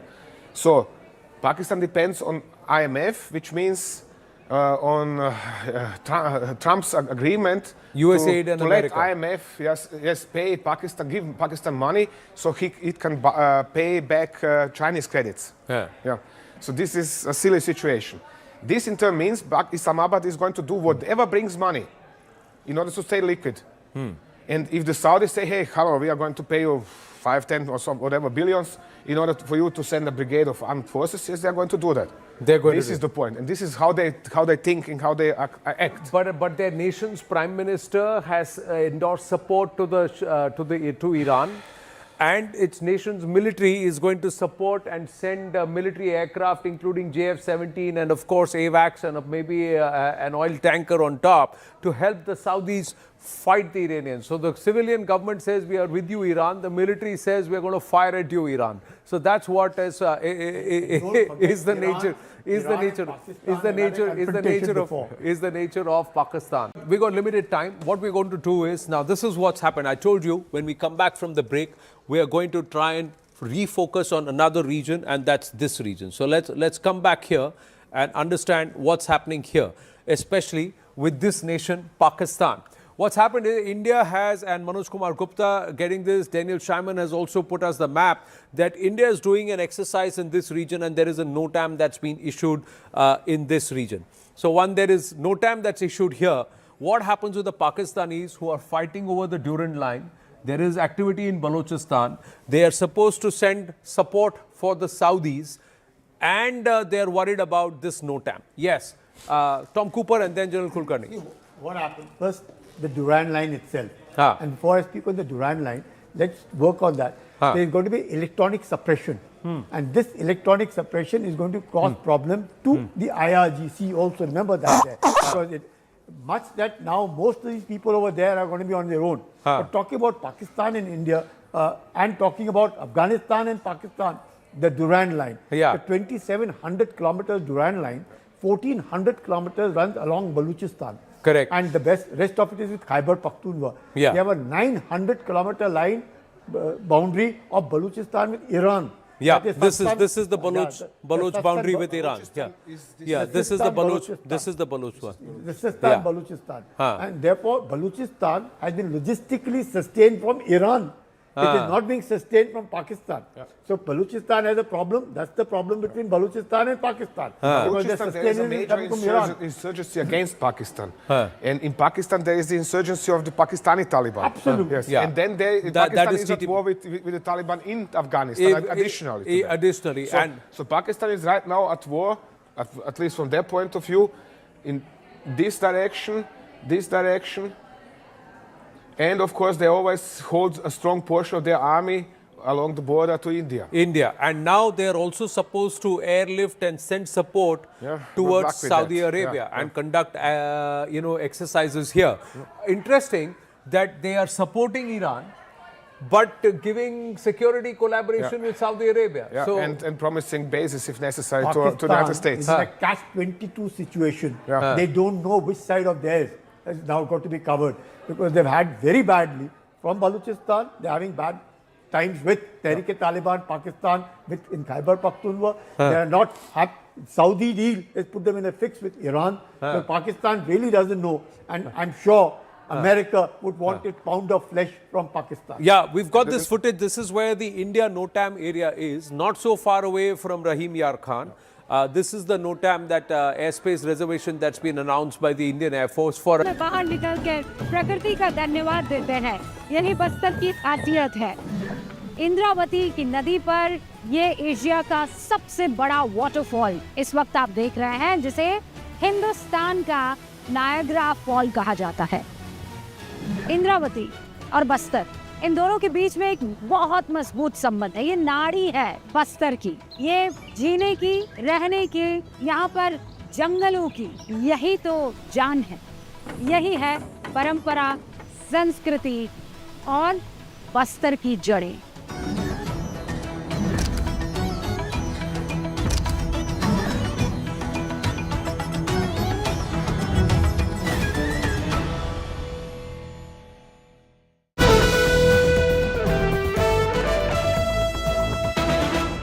Brought to you by all new MG Hector. Air India Premium Economy, the premium you deserve. PNB MetLife Life Insurance, always ready for life. And MG Windsor, India's #1 EV.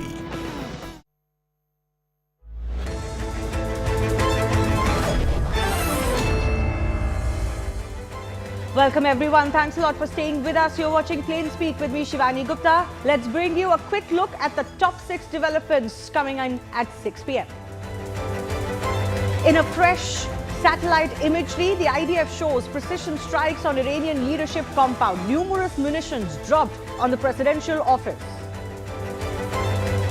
Latest footage shows destruction to Dubai's Jebel Ali port. Plumes of smoke were seen rising from the port as Iran continued its retaliation. Iranian missiles struck the Beersheba tech area, damaging buildings near a major technological park. Reports indicate that a facility linked to Microsoft was amongst the sites impacted. War escalates and so does the casualty number. Iran says death toll from US-Israel strikes rises to 787. India expresses grave concerns over the West Asia war, says 1 crore Indians work in the Gulf and security and stability of the region impacts Indian economy. Oil Ministry says it will source petroleum products through non-Strait of Hormuz routes. Qatar and UAE lash out at Iran over the continuous missile strikes on civilian areas and critical oil infra projects. UAE reiterates it is fully prepared for war and it can fend off aerial threats for an extended period.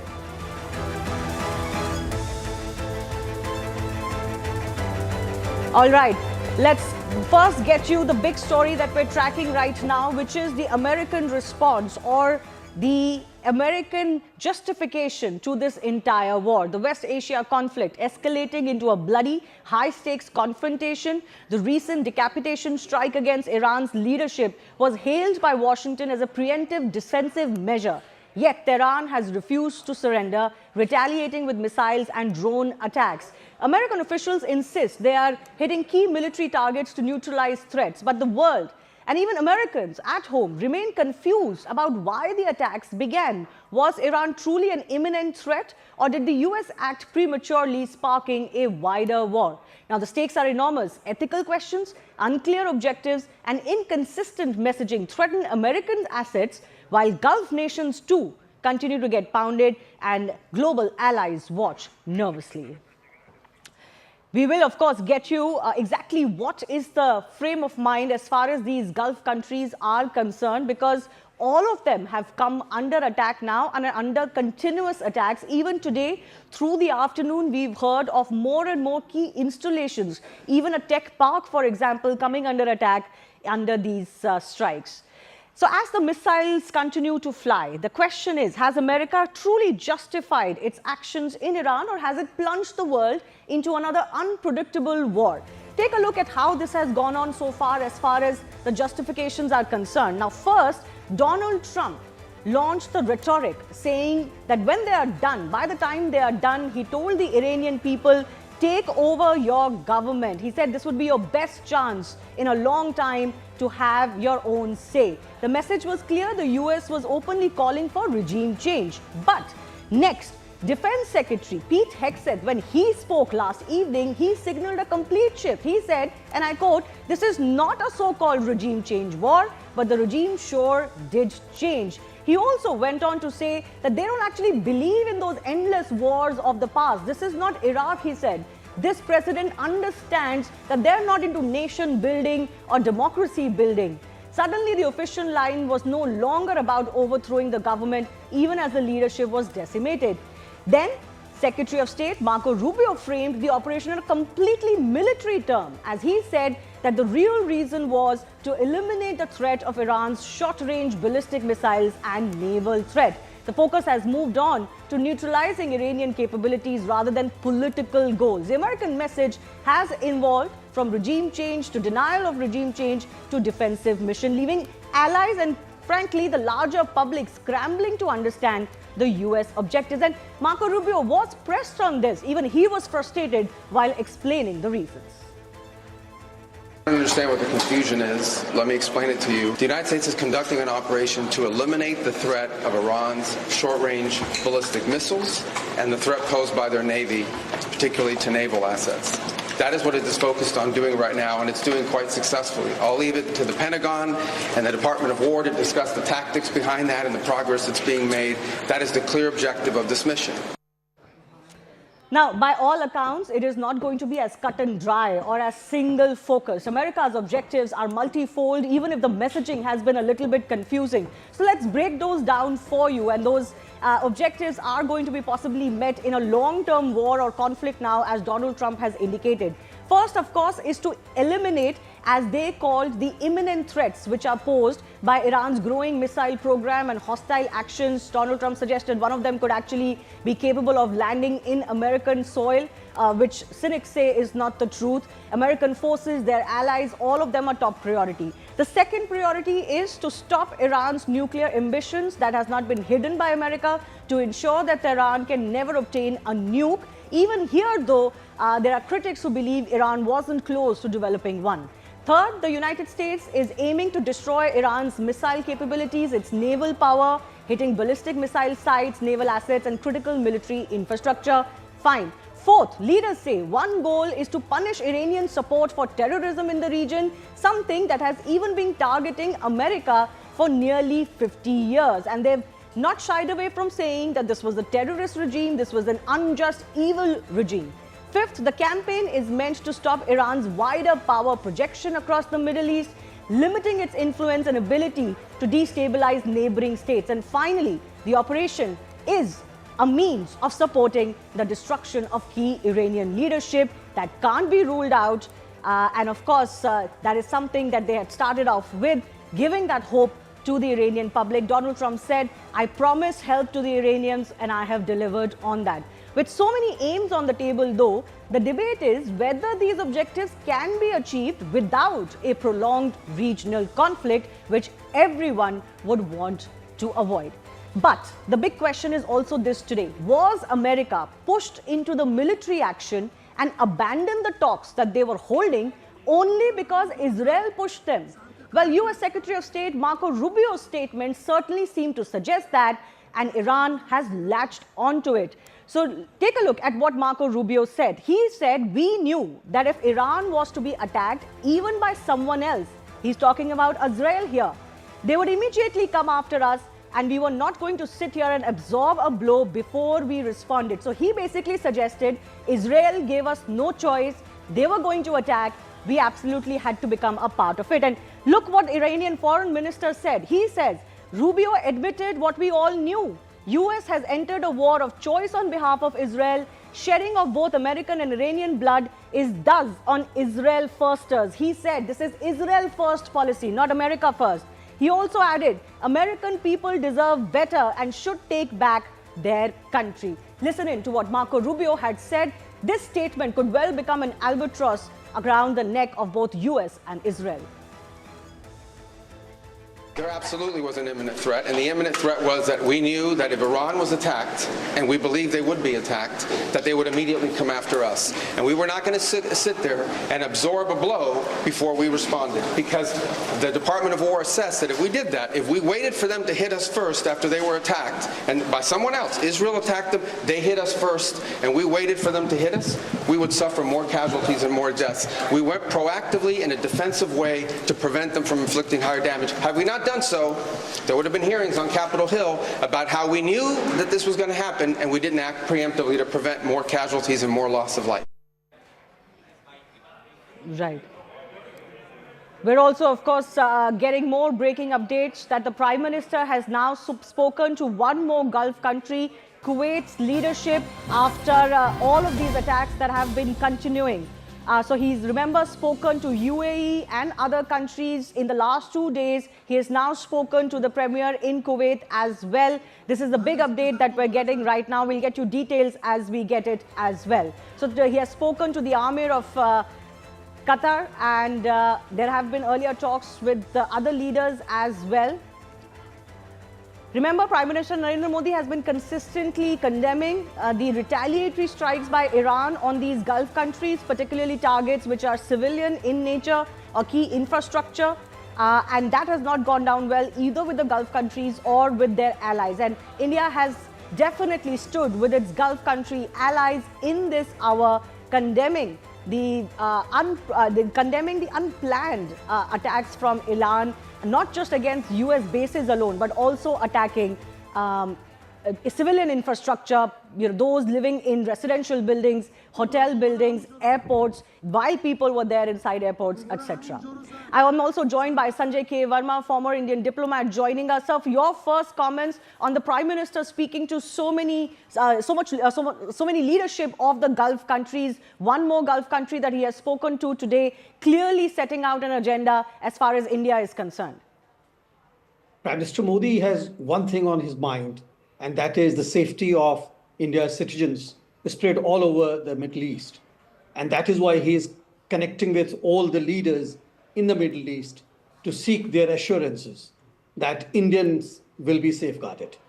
Second point, which is extremely important, is when it comes to a regime change, which you mentioned a little early. Regime change doesn't mean just taking out a leader. That regime has been there for last 40 years plus.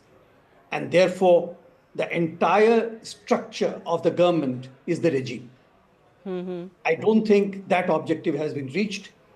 And just knocking out the supreme leader of Iran does not really mean changing the regime. Just hold your thought there. I'm going to come back to you, sir, on your thoughts on the messaging that we've been seeing from America and how other countries would be perceiving it, including their domestic audiences and opposition to Donald Trump in America. I want to go across to my colleague Akansha also, who's joining us. Akansha, give us the latest on the conversation that the Prime Minister has had.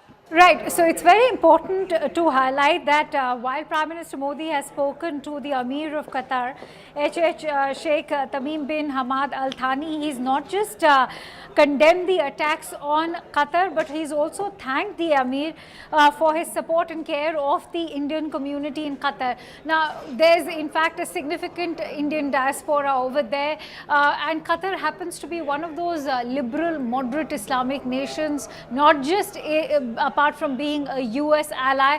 The fact of the matter is that of late in the last decade, ever since Prime Minister Modi came to power, we've seen that there's been an increase and ramping up in the overall bilateral trade relationship between Qatar and India.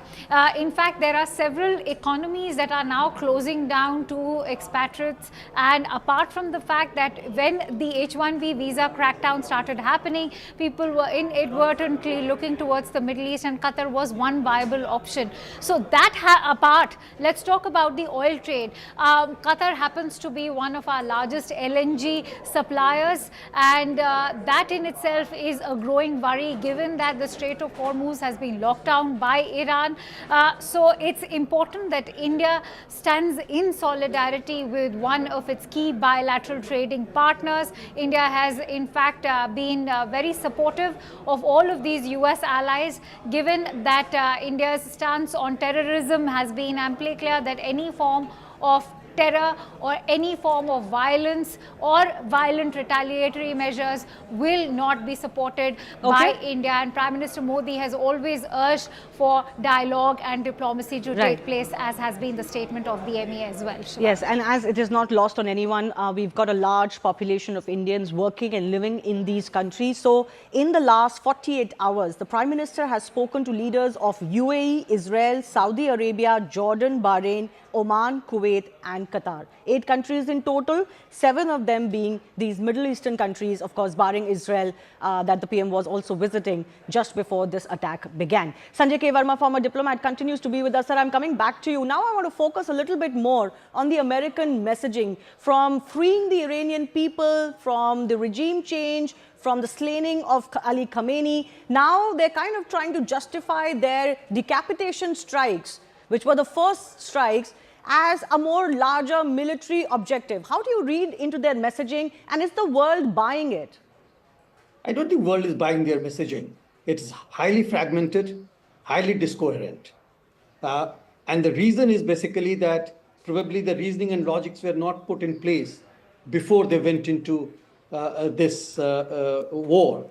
And therefore, the messaging is also coming out as something which is incoherent.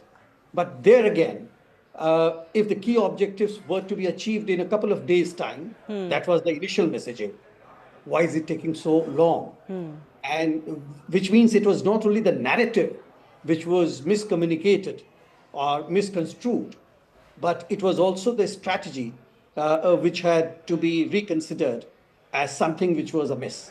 And you know, Marco Rubio's statement, which I also read out a short while ago, where he said, we knew that if Iran was to be attacked, even if by someone else, we'd have to be a part to it. And that simply points to Israel. Is this something that is going to mount some internal questions against the Donald Trump administration, given that, you know, you have to give very clear reasons as to why you are invading or attacking a country? If imminent threat was the reason, Iran now says, this suggests there was no imminent threat to America from Iran. See, US being a beacon of democracy, as they always call themselves, the entire thing is anti-US constitution as well. The strike should have had gotten the nod from the Congress. They had not got that. So therefore, even from the US legal point of view or constitutional point of view, the strike was missing a few legalistic points. When you come outside the US, you look at Europe. Europe is no more buying what US is saying as the narrative. Spain had asked their US bases to be shut down and leave Spain. If you look at UK, the way in which it has offered its use of its bases, that is also quite discordant with the relationship that the UK always had with the US as the ally. Look at the French narrative, look at the German narrative. So there is a rift brewing in EU as well on the narrative itself. Forget about other things. The legality can be questioned by the jurists, whether international or domestic. All right. Stay with me, sir. I also want to now talk about how United States' top nuclear negotiator has made a startling accusation, and it strikes at the heart of global fears over Tehran's nuclear ambitions, but also this might be one of the justifications America provides for going into Iran. According to the US envoy Steve Witkoff, Iranian negotiators openly told American officials that they controlled about 460 kilograms of uranium enriched to about 60%, a level just below weapons grade and far above what's needed for peaceful energy programs. That amount, Witkoff said, is enough material for 11 nuclear bombs if it was further refined. So let's break down for you how advanced is really Iran's so-called nuclear program. Remember, these are based on various estimates or reports. Nobody really knows or has an exact idea. Iran currently allegedly holds approximately 441 kilograms of uranium enriched to 60%. The stockpile is over 9,000 kilograms total enriched uranium mass. The challenge is that this uranium needs to be 90% enriched for becoming a nuclear arm. An existing stockpile could have been enough for 10 to 11 nuclear devices. This is what the watchdog is also estimating. Sanjay sir, I'm coming back to you. Do you think this would provide enough succor to those who may be looking for the legitimate reasons as to why US went into Iran? And could these estimates be correct? Estimates seem to be correct, but the problem is that if the negotiations break down, do the countries go on war? And that is the main pillar of the entire narrative. So that means that if India and China is conducting a negotiation doesn't succeed. Does it mean that we start inflicting harm on each other? So it's a larger global sense which we need to get out of it. From the data and details which have come out, I don't think this was good enough a reason for launching an attack and putting the entire world into darkness. I also want to shift our attention now to the other big update, and which is that Iran has announced that it has shut down the Strait of Hormuz and warned that any vessel attempting to pass could be targeted and set on fire. Remember, this is a very important stretch between these Gulf countries and Iran, with Dubai at its closest tip, which is home to about 20 to 25% of all global oil trade passing through this very narrow and shallow stretch called the Strait of Hormuz. This remains one of the world's most critical oil choke points, with global economies relying heavily on this. Before we talk more about this, let's also bring you another update that we're tracking. Donald Trump has released another statement. He has gone on to say on Iran, air defense, Air Force, Navy, leadership is gone. They want to talk. I said, too late. This is the message that is coming in from the American president now. Just a day or two ago, he had said, I want them on the negotiating table and I'll be happy to negotiate. Iran said, we don't want any negotiations with Washington anymore.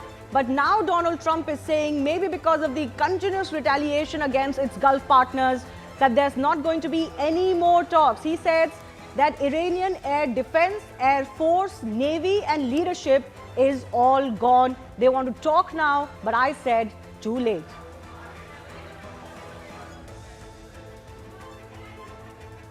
We'll also get you more as far as this latest statement is concerned. Is this closing the doors? Is it shutting the door on any negotiations with Iran anymore?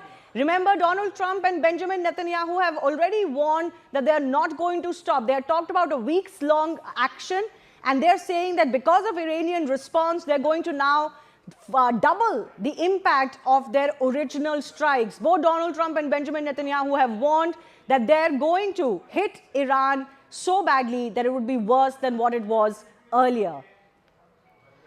We'll get you more updates on this as Donald Trump is releasing one more statement as far as the strikes on Iran are concerned. He says the Iranian air defense, the Air Force, Navy and leadership is all gone. So what does it mean for Iran, even though it continues to mount those attacks? Remember, the Iranian military or Iranian representatives have already said that their military is working independently, all units are working independently. They will do what they deem fit because, of course, the top leadership is gone.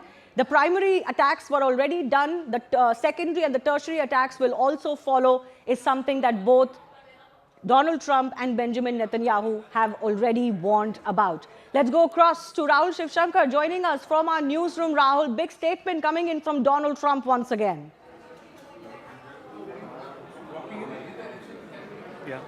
Yeah, we'll go across to Rahul in just a bit, but we're showing to you on your screen the latest statement that has been released. This is a written one. Of course, in the past, he has not only released written statements, but also structured bites that he has released earlier. Rahul is back with us. Rahul, if you can hear me, big statement coming in from Donald Trump.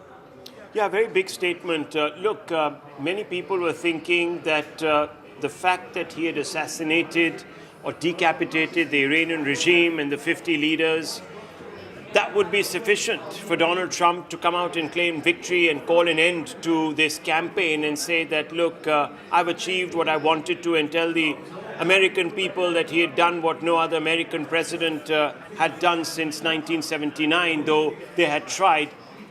But that is an option that he has foreclosed by suggesting that he's not in any mood to negotiate with the Iranian regime. And this is exactly what I was saying. if this war is to have any meaning or any real end to it, there has to be regime change. So once again, you're seeing a sort of flip-flop, because Trump first said that I'm not interested in regime change. Then he went on to say this is about regime change. Then he says I'm a man of peace. Then he goes and carries out a preemptive strike, which is actually a euphemism for a decapitation strike. Then he says, well, we're not interested in regime change. We have achieved the objectives that we set out to, which is decapitated Iran's leadership, hopefully brought up a new crop of leaders which would be less radical, more open, more amenable to working with the West, and obviously declaring their nuclear program open for public scrutiny or for UN scrutiny and so on and so forth. But here, once again, he's done a U-turn of sorts by saying, well, we aren't done. We're going to go the whole hog. Obviously, this would include regime change. We won't stop Iran attacks. And this is also a message that will sort of send a bit of a chill down the spine of some of the others in the Gulf, the allies that have played host to American bases, because they will come out and say that, look, we are getting mashed here between your war with Iran and our interests. And I think a large number of balls are now up in the air, really, because the Iranians will have to factor this in. If the Americans are in it for the long haul, if Trump has refused negotiations, that means he's looking at a military endgame. And the Iranians will have to recalibrate, because if they were thinking that the US would perhaps backpedal and in about 3 or 4 weeks would perhaps end hostilities, then they are mistaken. At least this is what Trump is saying. Now, whether this is a bargaining tactic to get leverage, he's done that, of course, taken maximalist positions, even when it has come to trade diplomacy or tariff suasion. So we don't quite know what Trump's idea is, but there's been a lot of chatter amongst the experts and geostrategists that they're not seeing what the end game is without putting boots on the ground in Iran. Just carrying out these mass ballistic/surgical strikes is not going to attenuate the Iranian regime enough for them to sort of walk away from power and come groveling to the United States of America. So we don't quite know what is the agenda that is driving Trump, but quite clearly, at least as of now, this forecloses the possibility of this war ending anytime soon. Right. Rahul, thank you for joining us and putting this into perspective. Certainly, these questions are mounting now. What was the objective to begin with, and how soon can America and Israel achieve those objectives? Because as I turn to our next big talking point, this is a global economy issue now. As we've been telling you, the Strait of Hormuz has been blocked by Iran because of this war. Was it necessary to begin with and to thrust the entire global economy into uncertainty? The big question right now on everybody's mind is, what is the alternative to the Strait of Hormuz? So let me just bring to you, the Gulf region has some limited backup routes to keep oil flowing. Let's take you through those alternatives to the Strait of Hormuz. First up is the Saudi Arabia's East-West pipeline. This goes directly to the Red Sea. This has a capacity of about 5 million barrels per day, and it can be expanded to about 7 million. So let me just point this out to you on the map. This is the Strait of Hormuz, which is now blocked. This is Saudi Arabia, and on the other border of Saudi Arabia is the Red Sea. Now here is their port of Yanbu, which is also capable of sending out oil barrels to the rest of the world, although its capacity is only about 5 million per day barrels versus 20 million per day of the Strait of Hormuz. So this is one of those routes that can be employed. Of course, it's not going to be able to take it over completely.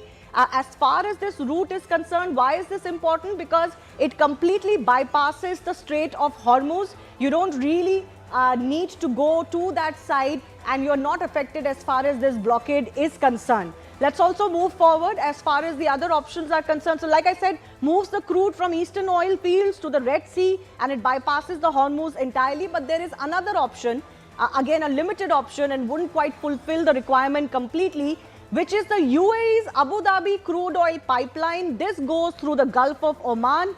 This can carry about 1.5 million barrels per day directly to the port of Fujairah, and this also makes the Strait of Hormuz blockade not important, because this is, as you can see on the map, just before the Strait of Hormuz. So this port of Fujairah is here in close to Dubai.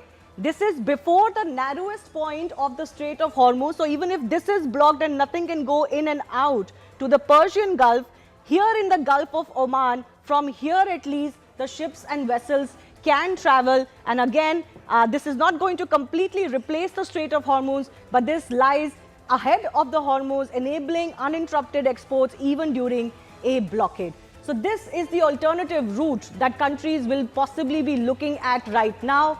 We don't quite know what are the preparations that have been made as far as this is concerned. Moving on, an important aspect of the action in Iran and elimination of Ayatollah Khamenei is how the women of Iran feel and have reacted. Let's get you some of those reactions from around the world. Iranian women's national football team made headlines after what came across like a refusal to sing the national anthem during their Asian Cup opener against South Korea, a gesture that went viral very quickly, viewed as a mark of quiet defiance against a regime that particularly suppressed women. Beyond the field, women across the Iranian diaspora have also, of course, shown their shock. We're getting some more breaking updates now coming in. Iran has now said that it is ready for negotiations, but there will be no compromise on dignity. So there seem to be some developments happening very, very quickly. Just a short while ago, we had Donald Trump saying they asked for talks. I said it is too late. Iran is now coming out and saying we do want negotiations now, but with no compromise to our dignity. Does this mean now that the leadership, the clerics, the IRGC is now on its knees? Because remember, just yesterday they had indicated that there will be no talks with Washington anymore. So the big update that's coming in right now, back to back, is that while Donald Trump is playing hardball now, saying there's going to be no more talks with Iran, their air defense and their air power, their naval power, their ground support, everything is gone, their leadership is gone.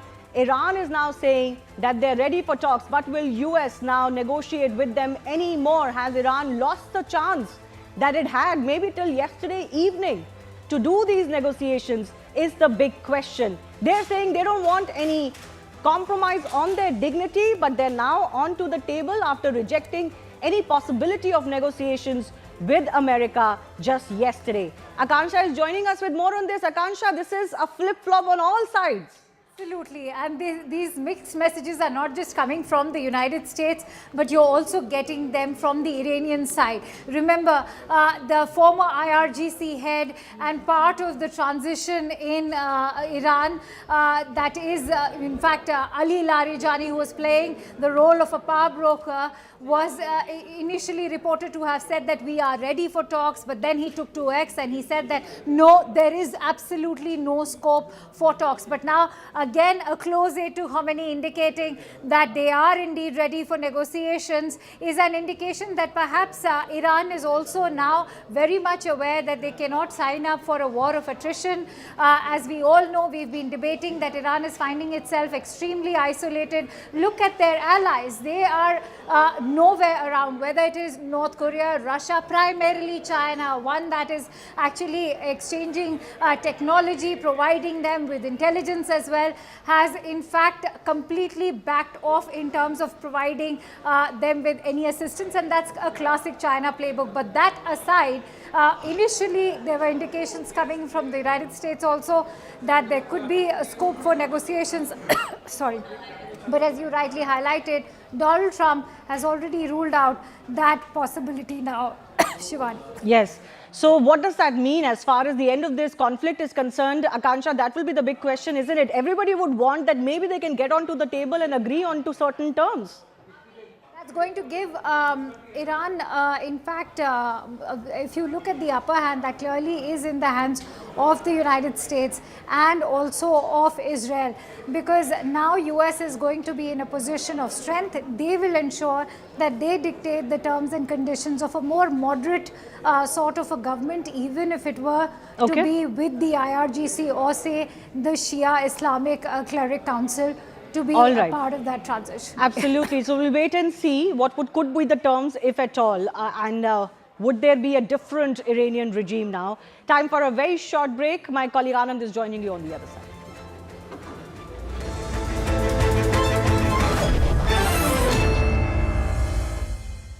IDF spokesperson Ben Cohen, who joins us from the front lines, really. Thank you, Ben, for speaking with us. What's the situation right now in Israel? What are we expecting by the way of timelines? Is this war going according to plan? So I just returned from the bomb shelter from a siren that was just in the area. We started this Operation Roaring Lion, on Saturday morning, when the IDF and the U.S. Armed Forces started a joint operation intended to do one thing, and that's eliminate an existential threat. A threat that's relevant to the state of Israel, to the United States, and to the world at large, and that's been proved over the last few days.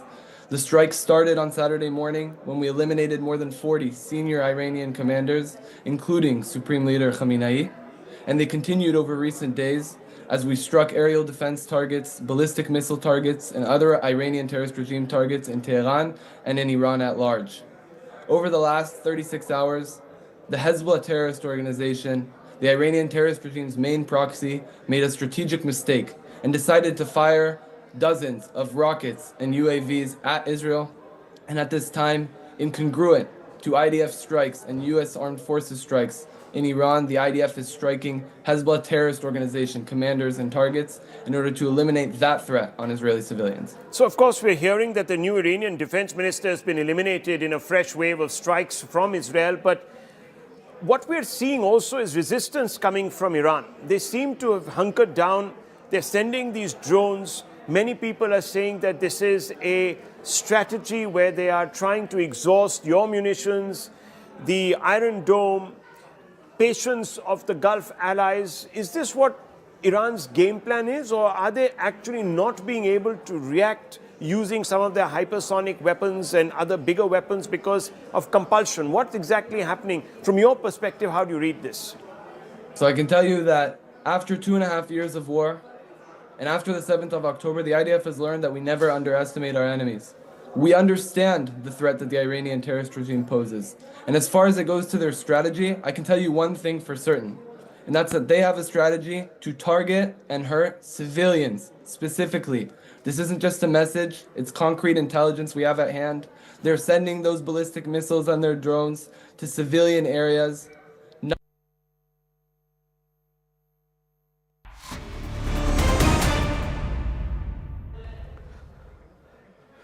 Welcome to a very, very special edition of Inside the Bunker, and it's the offensive from both sides that continues to escalate, with the idea of releasing latest satellite imagery of its precision strikes on the Iranian leadership compound. Now the conflict has entered a dangerous new phase, with Iran shutting down the Strait of Hormuz, which is a channel for 20 to 30% of global oil supply. Meanwhile, the US and Iran too continue to mount the offensive against each other across land and sea. Now, in this very special edition of Inside the Bunker with the one and only Tom Cooper, what we are going to do is deep dive into the kind of tech and weaponry that's being used by both sides. We'll focus on the Iranian side today, or the Israeli side today. But first up, have a look at these pictures. Now, if you see these pictures, what are these pictures? These pictures seem to be like airplanes that have been kept outside the Mehrabad airbase in Iran. But Tom, what are they actually? Well, that is one of the funniest stories of this war. Actually, already the last war in June. They look like F-4 Phantoms. And one has to admit they are perfectly camouflaged as well. That means yellow color, brown color, green color. Perfectly positioned. From the air, from the satellite, these aircraft look, even from the UAV, these aircraft look exactly like original aircraft. Fact is, actually, they are these are wooden decoys. And this entire facility serves no other purpose but manufacturing such wooden decoys. And if you check up there on at top, you see here? Yes. That's an F5 decoy. Okay. Yes. So these decoys are then towed to Iranian air bases, positioned in specific positions, in selected positions. Right. And the Israelis are left to discover them, to find them, and to target them. Right. To waste their ammunition and time and so on. Right. So this is, as you can see, these are 2, 4, 6, 8, 10, 11. Entire squadron worth under apostrophes of F4s. Yeah. Which are existent for no other purposes but to fool the Israelis. Fool the Israelis. Yes. And do the Israelis get fooled? Yes, they do. I can even show you a specific example if you show me the Google Earth map again. Right. Last year we have seen Israelis striking 2 F-14s at Merabad Air Base, not far away from where this workshop is. Okay. So they have destroyed one F-14 and we're very happy about this. Right. We'll try and pull that up in a bit. We don't have it at the moment. We don't have the map there. But this edition of Inside the Bunker, what I want to do is for you to explain to our viewers very, very clearly what is the kind of weaponry that's being used. Yes. So let's start with the airplanes. One of the first things that stood out for me is that you said that the Israelis are not going into the Iranian territory, but they have aircraft that can fire missiles right into deep into the Iranian territory from the Syrian skies or the Iraqi skies. Yes. Right. Now, let's start with this. This is the F-15D. What is the F-15D? This is originally F-15 was developed as an air superiority fighter, which means an aircraft made to fight air combat, only air combat, nothing else. So over the time, Israel experienced ever less resistance in the air. Therefore, it started converting its F-15s into fighter bombers. That means it started equipping them with bombs. So now the latest development, latest modification for Israeli F-15Ds, these are 2-seat, as you can see, 2 ejection seats. Here is also SATCOM antenna. Right. Latest modification for this aircraft is air-launched ballistic missile, which is a huge weapon, as you can see it here. This is a Black Sparrow, or one from the Sparrow family of weaponry. It consists of a booster, which is accelerating it, and the actual warhead and re-entry vehicle. Right. So I suspect that this is one of the aircraft that was used or deployed to kill Khamenei, for example. This could be the aircraft that was used to kill Khamenei. Why do you say that this could be the aircraft that was used to kill Khamenei? Because the first strike, the opening strike of this war, was for the Israelis to deploy such weaponry to hit Khamenei. What is this weapon? What is this? This is, I said, this is the Black Sparrow, one of the Sparrow weapons of Sparrow family. It's dropped down from the aircraft. Okay. And then it accelerates on its own. Accelerates on its own, and then it is not easy to launch. This is not just you fly straight and then you drop the weapon and it flies away. But the aircraft also has to accelerate to specific speeds and climb. So it's launching like this. Okay. The aircraft, the missile continues on its own. So as the aircraft is launching, the missile moves forward. The missile goes. The aircraft is best launch position is for the aircraft to be climbing. Climbing. Yes. So the weapon separates and then the engine turns on. And flies ballistically. Ballistically, and this is also GPS marked precision in terms of 99%? Of course, all the possible gadgets in order to make it as precise as possible. We have seen this weapon, by the way, deployed last year for the strike on Hamas negotiators in Qatar as well. Right, and it's a fast aircraft because it goes up to Mach 2.5 and it's got twin engines, F-100 engines. So that means there is always the option of if one engine is hit on a single engine, the aircraft can actually Of course. It has lots of survivability built into the aircraft. But the point is, foremost, F-15 is big enough to carry such a weapon. Right. The next point is, this is one of the weapons that India has recently purchased or ordered from Israel. Okay. This is principal reason why I'm showing it. Because Right. in the future, India is going to have similar weapons. All right. Integrated on its own. So we've come back, another one, big development, even as we'll go back to the tech aspect of it. That's the Sparrow that we've bought. But diplomatic engagement is more important for peace. Even as Prime Minister Narendra Modi, he has spoken to 8 nations already, including Israel and Oman. But he's also come out and spoken to the Sultan of Oman, and he's condemned the sovereignty violation of Oman. So Bharat is very closely, not openly making statements, but calling up nations and saying that it is important to engage and you cannot disturb the sovereignty or attack the sovereignty of neighboring nations in a war that you're fighting with a distant enemy. Somewhere this message coming across and saying that this sovereignty violation is not correct. This is even as Oman, Qatar and some of the other nations are slowly shutting down their facilities in terms of for safety, exactly trying what Iran is trying to do. But Iran is not making friends here. Bharat has got engagements, it's got a lot of trade, and also Bharatiya people who are working in these countries. And that's why not just ensuring the safety, but also calling and saying we respect your sovereignty, and anybody disturbing or impinging on this sovereignty is not right. And it obviously will not create a place for dialogue. Let's go back now. After that update, let's quickly go back to the other conversation that we were having. The F-15D and the Black Sparrow from the Sparrow family. This is a warhead or weapon head that we have tried to now acquire.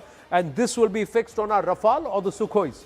Probably on Rafale. On the Rafale. And it is already in service in India. It is already in service. On Mirage 2000s. On the Mirage 2000s. It's called Spice. This is the Spice. Okay. So this is the Spice, yes. And that was the one that was used in the Balakot operation. For example, yes. Yeah. This is also already one of the weapons already in service in India.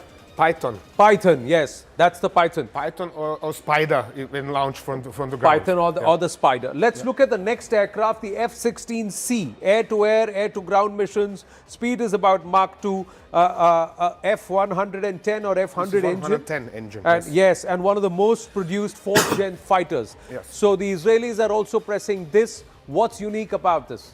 Well, unique is this versatility. This is an older variant, arguably, but you can always add more advanced weapons on it. And again, if you launch Spice from a shallow climb at full acceleration, it flies very, very far away, up to 200 kilometers away. Now, it also seems to be able to carry more payload. Is that true? Because it's a single-engine aircraft? Well, carry more payload. This is relative. Generally, they're loading them just with 2 Spices. Okay. It's only for operations over short range that they are loading them with 4 Spices. 4 Spices, but it's a single-seater. Single-seater. So there aren't 3 there because that was a trainer aircraft, and it's not even a 2-seater, so it's a single pilot. It's just a single-seater. So this will be a smaller and lighter aircraft? Smaller and lighter, yes. Much smaller than F-15. Roughly 50% smaller. Yeah. But very nimble. This is comparable. Actually, Rafale is superior to F-16. Rafale is superior to F-16. Another one which is a tried and tested and which actually works for us viewers is the Sukhoi Mk-30I. Now this is also part of the Israeli Air Force. Somewhere the Russians seem... Indian Air Force. This is also part... This is the Indian Air Force. Yes. This is one of the latest sub-variants of Su-30 Mki. Okay. Again, Mark II, is it similar to the F-16D? Yes.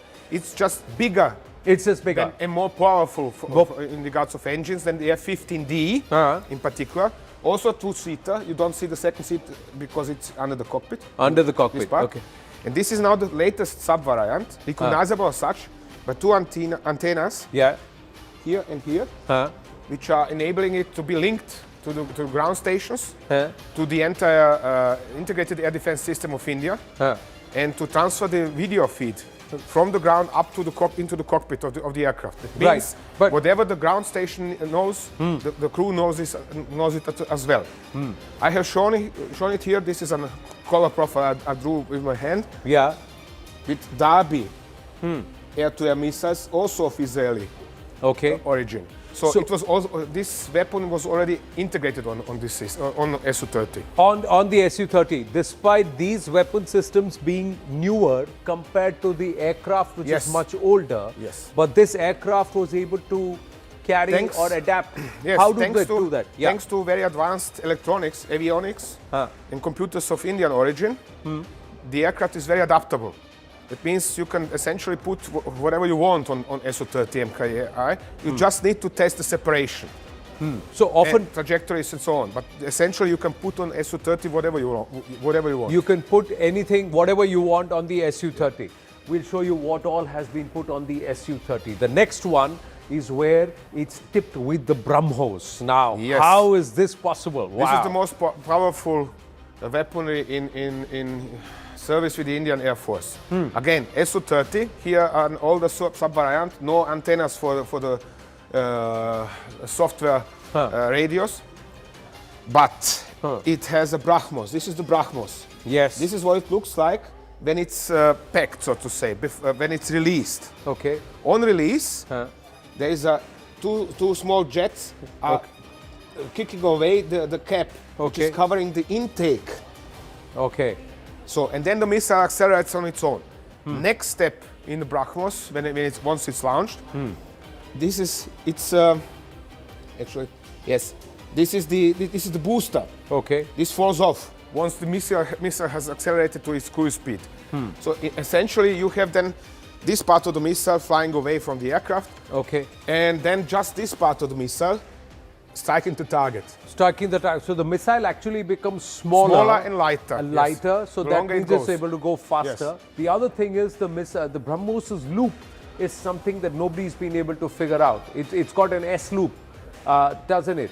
The cruise missile, because of which the interception of the BrahMos becomes very, very difficult. Yeah, it can maneuver in its terminal attack phase, which means once, for example, you can program it to fly low along the ground, and the other way is to program it to jink up and then to dive up on the target in order to, for example, penetrate an underground target.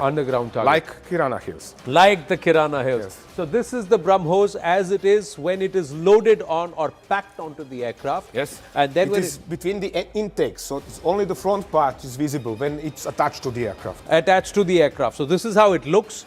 Then as it drops, this part breaks away. Comes away. The jets push this off, open up the cap, so then it becomes tipped like this. And then this part, the back part, is the booster which the moment it gets to cruise mode, so till this part is shaved off. Something like here. There. What is particular about BrahMos in comparison to its Russian origin, the Indian scientists have developed a very long booster which is actually stretching through the body of the missile, which is stretching the range of the missile. So in comparison to its original. So it is a very powerful missile. We have seen it in action last year. Right. But it is a very big, hefty weapon. Therefore, India is already working on BrahMos NG, which is new generation, which is going to be smaller, lighter, and compatible with smaller aircraft than Su-30. Right. Now, one of the older aircrafts which he talked about that had the Spice and also the Hammer is the Mirage 2000. Now, again, a tried and tested aircraft among the Indian Air Force. What makes this aircraft so special? And what is it going to be replaced with in the future generations? Mirage was always special because of its avionics, because of these computers which are making other type of, or actually easy to adapt additional weapon unit. When during the Kargil War, Indian Air Force wanted to have guided bombs, it was relatively simple, under apostrophes, to put a Lantern targeting pod and guided bombs acquired from Israel on it. In this case, this one is shown in its latest variant, which is Mirage 2000 IH. This is a very advanced system nowadays, including Mika air-to-air missiles and Israeli-made Spice. Yes. Additionally, Spice is coming in several calibers. In 250 kilogram, this is this variant. In 500 kilogram, and in 1,000 kilogram variant. Depending on the target, you can put this kit of the weapon. This is the guidance head of the Spice. And these are the fins, the steering fins. You can put it, attach it to whatever warhead you want to use. Right. And therefore it's Spice 500, 1,000 and 2,000. 1,000 and 2,000. Yes. There's one thing which we skip, but because we want to bring the focus back on to the Iran-Israel-US conflict right now is the F-16I. The Israeli Air Force is also pressing this into service. And it's been customized for the Israeli Air Force. This is a customized variant just for the Israeli Air Force. Sure, from it, the Lockheed Martin has developed different other sub-variants for different other air forces, but this is the heavily customized variant for Israeli Air Force with extra large fuel tanks in order to reach Iran. Right. And then it has, for example, is compatible with such weaponry like Delilah. Okay, this is Delilah. Yes, this is Delilah. This is a turbojet-powered mini-cruise missile. Okay. With a range of some 200 kilometers. Here it is under the aircraft. Okay. Delilah needs, for its deployment, this big guidance pod.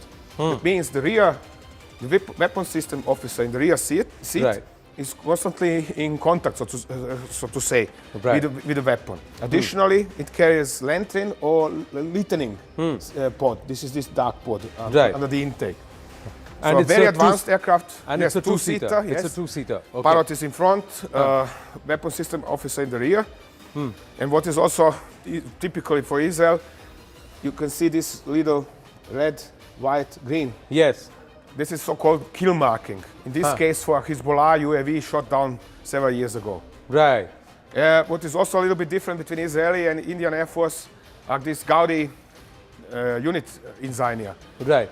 You can instantly recognize every single Israeli unit by the markings it's applying on its fins. Right.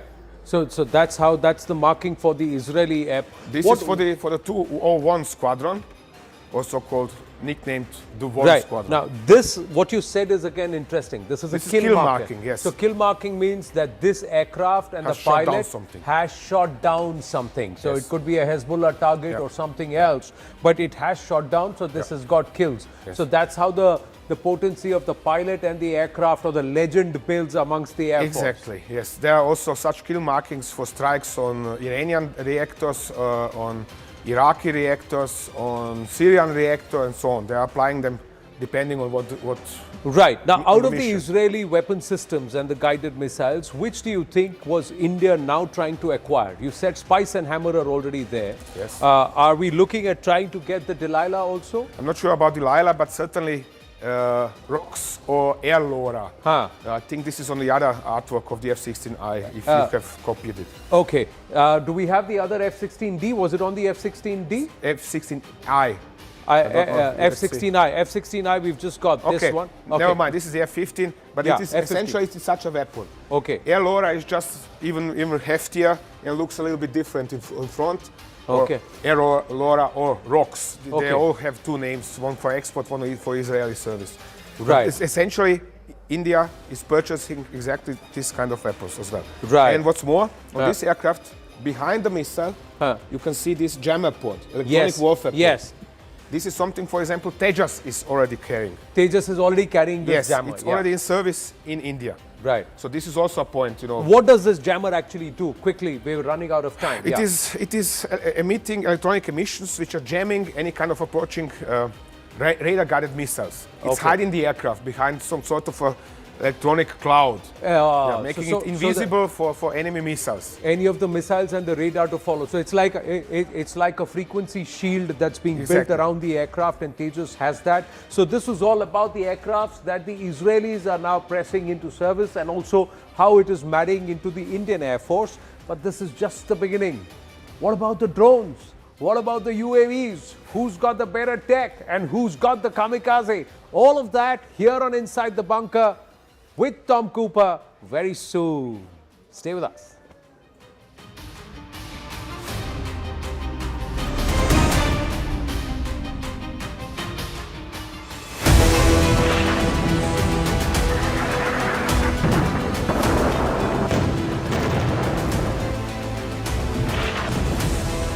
Complete devastation, a direct hit by a missile. Picture is that the US is not able to defend.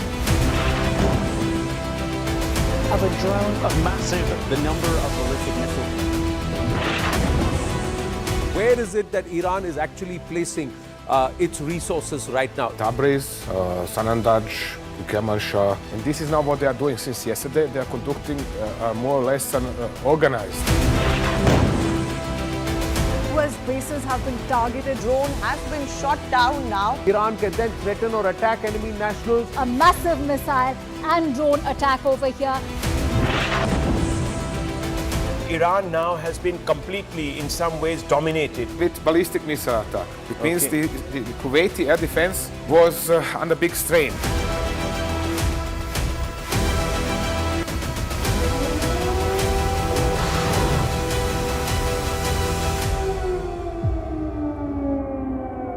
IDF spokesperson Ben Cohen, who joins us from the front lines, really. Thank you, Ben, for speaking with us. What's the situation right now in Israel?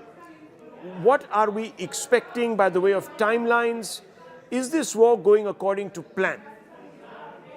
So I just returned from the bomb shelter from a siren that was just in the area.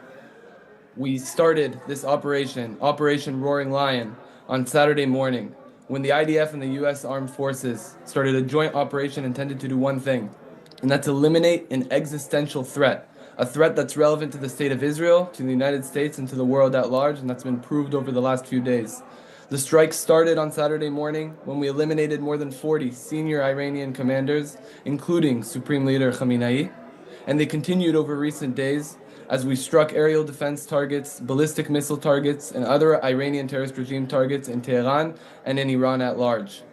Over the last 36 hours, the Hezbollah terrorist organization, the Iranian terrorist regime's main proxy, made a strategic mistake and decided to fire dozens of rockets and UAVs at Israel, and at this time, incongruent to IDF strikes and U.S. Armed Forces strikes, in Iran, the IDF is striking Hezbollah terrorist organization commanders and targets in order to eliminate that threat on Israeli civilians. So, of course, we're hearing that the new Iranian defense minister has been eliminated in a fresh wave of strikes from Israel. But what we're seeing also is resistance coming from Iran. They seem to have hunkered down. They're sending these drones. Many people are saying that this is a strategy where they are trying to exhaust your munitions, the Iron Dome, patience of the Gulf allies. Is this what Iran's game plan is, or are they actually not being able to react using some of their hypersonic weapons and other bigger weapons because of compulsion? What's exactly happening? From your perspective, how do you read this? So I can tell you that after 2.5 years of war, and after the 7th of October, the IDF has learned that we never underestimate our enemies. We understand the threat that the Iranian terrorist regime poses. And as far as it goes to their strategy, I can tell you one thing for certain, and that's that they have a strategy to target and hurt civilians specifically. This isn't just a message, it's concrete intelligence we have at hand. They're sending those ballistic missiles and their drones to civilian areas, not just in Israel, but in the entire Middle East. Okay, well, what we're also hearing is that the longer this war continues, and I'm going to ask you a little bit about timelines, but the longer this war is continuing, costs are also escalating, as we know.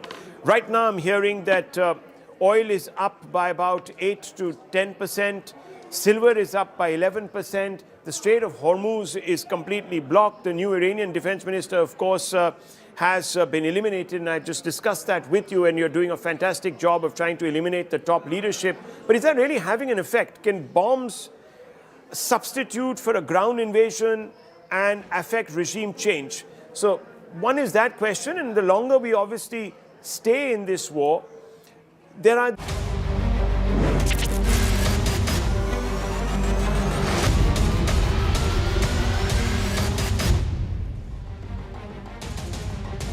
Namaste, Jai Hind, and welcome to this edition of The Right Stand. I'm Anand Narsimhan. The Middle East is now, viewers, engulfed in a full-scale regional war that has rapidly expanded beyond its initial fronts, drawing in major states and also non-state actors in a volatile conflict.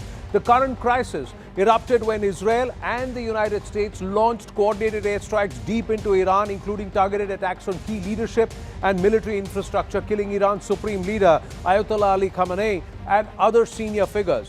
Now, in retaliation, Iran has fired ballistic missiles and armed drones not only at Israel but also at U.S. forces and U.S. bases in several of the Gulf nations in that region, including strikes that hit parts of the United Arab Emirates, causing casualties and infrastructure damage and prompting widespread air defense responses across Dubai, the country of Qatar, the nation of Kuwait, Bahrain, and also Saudi Arabia. At the same time, Iran-aligned militia and proxies have also entered the conflict. Hezbollah in Lebanon launched rockets and drones at northern Israel, ending a fragile ceasefire and quickly drawing devastating Israeli airstrikes on Beirut and southern Lebanon. Thousands of civilians have been displaced amid intense bombardment and cross-border fire.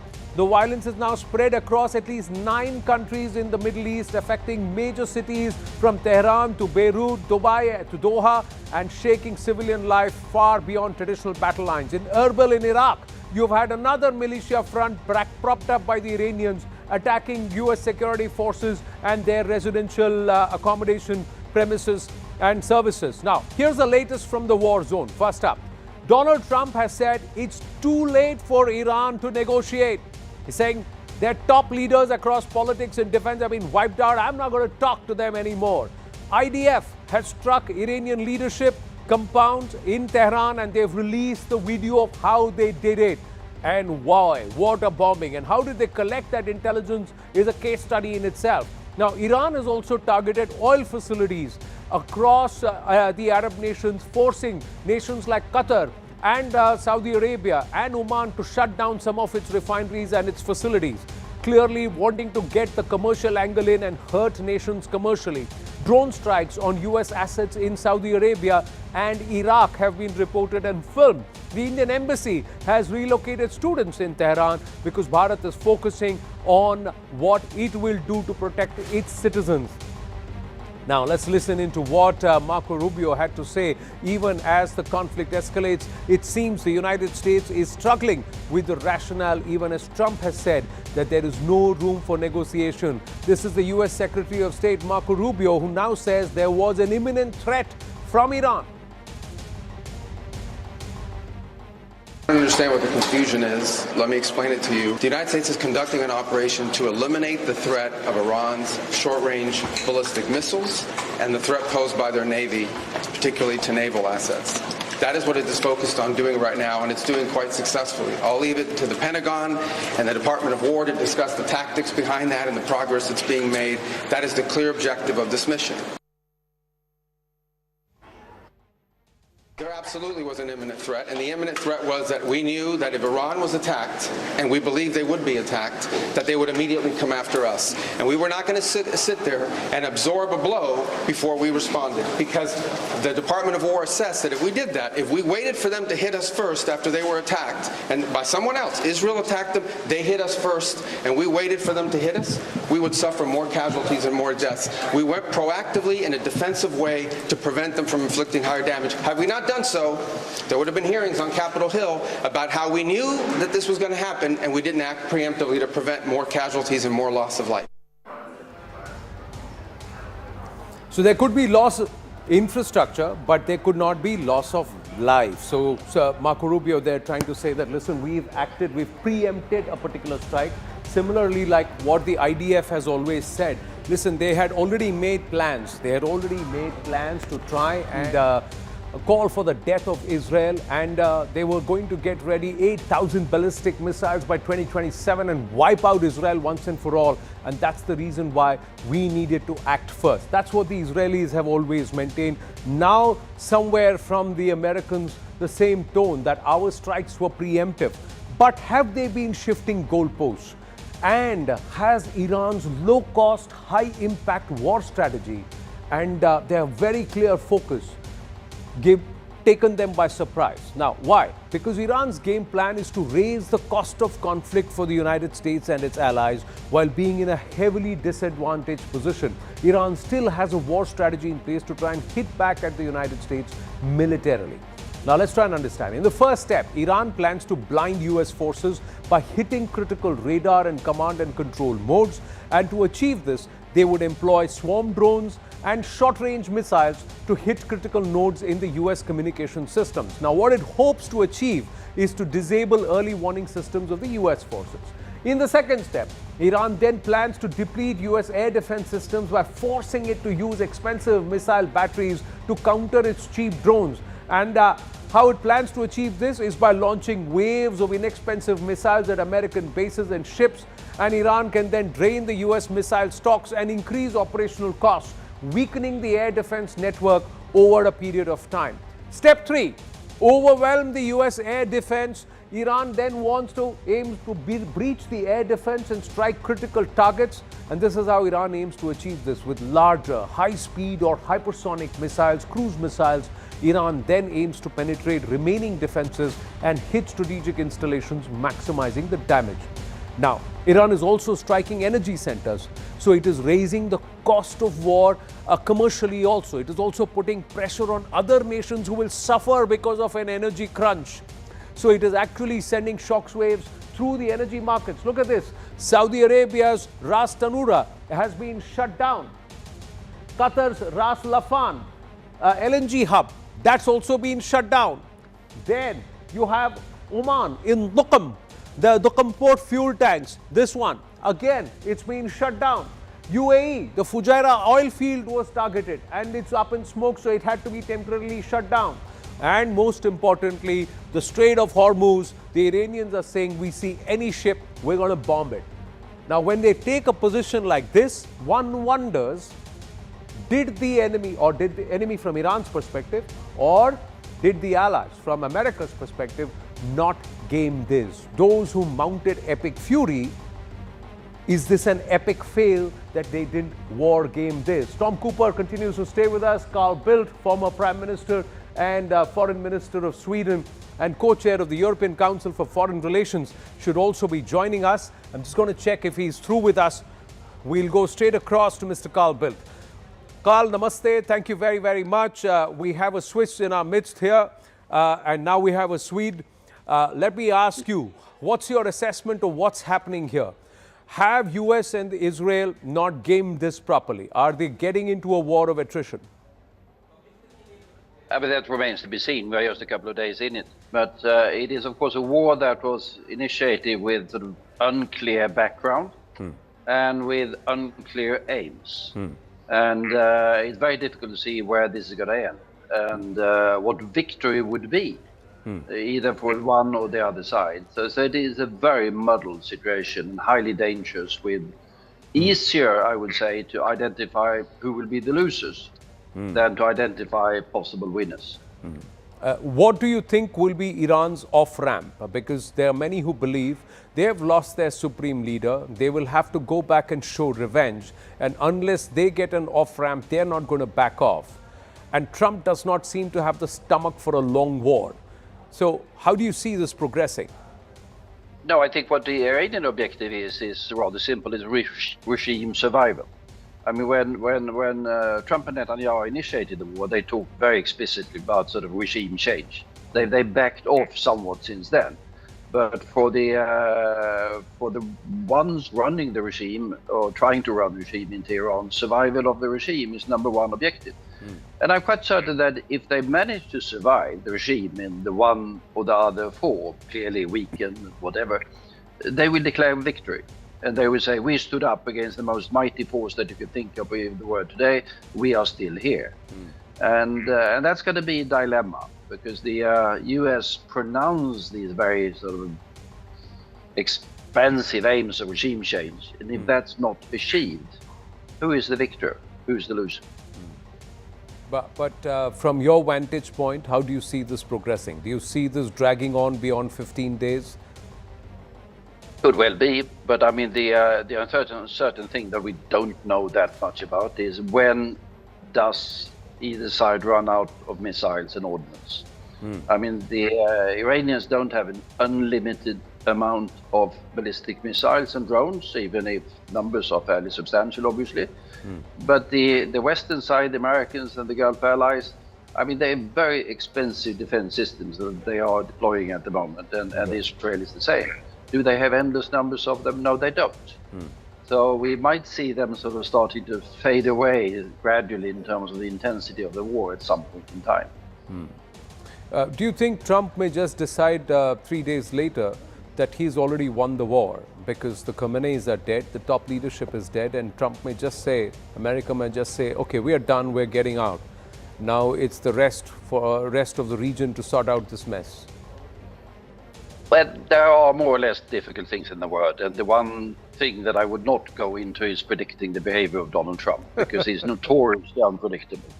I think he was very clear yesterday that he's going to go on for quite some time, but quite some time, whether that is further 3 days or 3 weeks, I don't think then he knows that himself. Is there a clear objective? Many credit India for having a clear objective with Operation Sindoor, that the aim was the terror infrastructure, and that was demolished, and then India backed off. And even though there was a military response from Pakistan, India then just responded gradedly to that, and then they were able to back off. Here, the Americans seem to be shifting the goalpost by the day. First it was regime change, then it was nuclear arsenal, now it's ballistics, and thereafter we don't know where this is going. Your thoughts? No, we don't. We don't. And I think one of the lessons of history is that if you start a war, if you consider that absolutely necessary, and it should be necessary, one shouldn't start war on just a hunch of some sort, you should have a clearly defined objective for your forces. You must tell your military, this is what we expect you to do. And that must be clearly defined. If you do that, they either succeed or they fail. But if you just launch them into war, and then go all over the place with different objectives, or shifting ones and impossible ones, then it becomes very difficult. Even difficult for the war fighters themselves, what are they supposed to do? And even more difficult for the politicians or the strategists who are going to say, where are we heading? Where is this going to end? What's going to be after the war? We don't know. Is it possible that other nations could be dragged into it? You see Europe getting dragged into this? Not in any major way. I can see, and I think it's already happening, that sort of French and European assets or UK assets that are in the region. I mean, they have fighters there that have been there permanently, that they take part in defensive missions. But I wouldn't call that dragged into the war. The dismantling of the Khamenei regime, if they are able to achieve that, what would that mean for politics and geopolitics around this region and also globally? Because Iran's been considered a rogue nation. Many believe 80 to 90% of the trouble in this region and globally has emanated from Iran over the last 4 or 5 decades.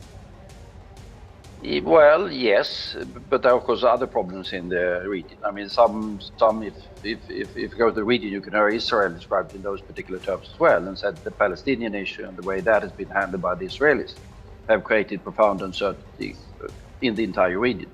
I don't think anyone contemplates to attack Israel because of that. But if the regime were to collapse in Iran, it's a big country, well, not by Indian standards, but by European standards, 90 million people. What comes after? I would love there to be a representative government and a democracy in Iran. But do I see that happening in the state of general chaos or collapse? I'm very hesitant. Right. Carl Bill, thank you very much for speaking with us, and thank you for your time. We're going to just bring it back into the studio with Tom Cooper and also go across to our other guests. We have Major General Yaakov Amidror, who's back with us, former National Security Advisor, Israel from Tel Aviv. Ambassador Rajiv Dogra, he zoomed out. He was zoned in into our studios this morning. I hope you had a good round of golf, Ambassador. But meanwhile, Major Gaurav Arya is also with us, and we also have Roxana Chagini, Iranian analyst, who's joining us from Germany. Thank you, everybody. We've just got pictures, and you were explaining this, Tom, and let's just start with these pictures of Israeli demolition of the trucks, which are launchers, missile launchers. These are Iranian missile launchers, and like you said, if you can just freeze this picture, and can we go full frame here on that picture? Very nice. It's those 3.5-ton trucks. That's what he's been talking about, that they look like ordinary commercial trucks. Can we call that picture here quickly? And this is the classic strategy.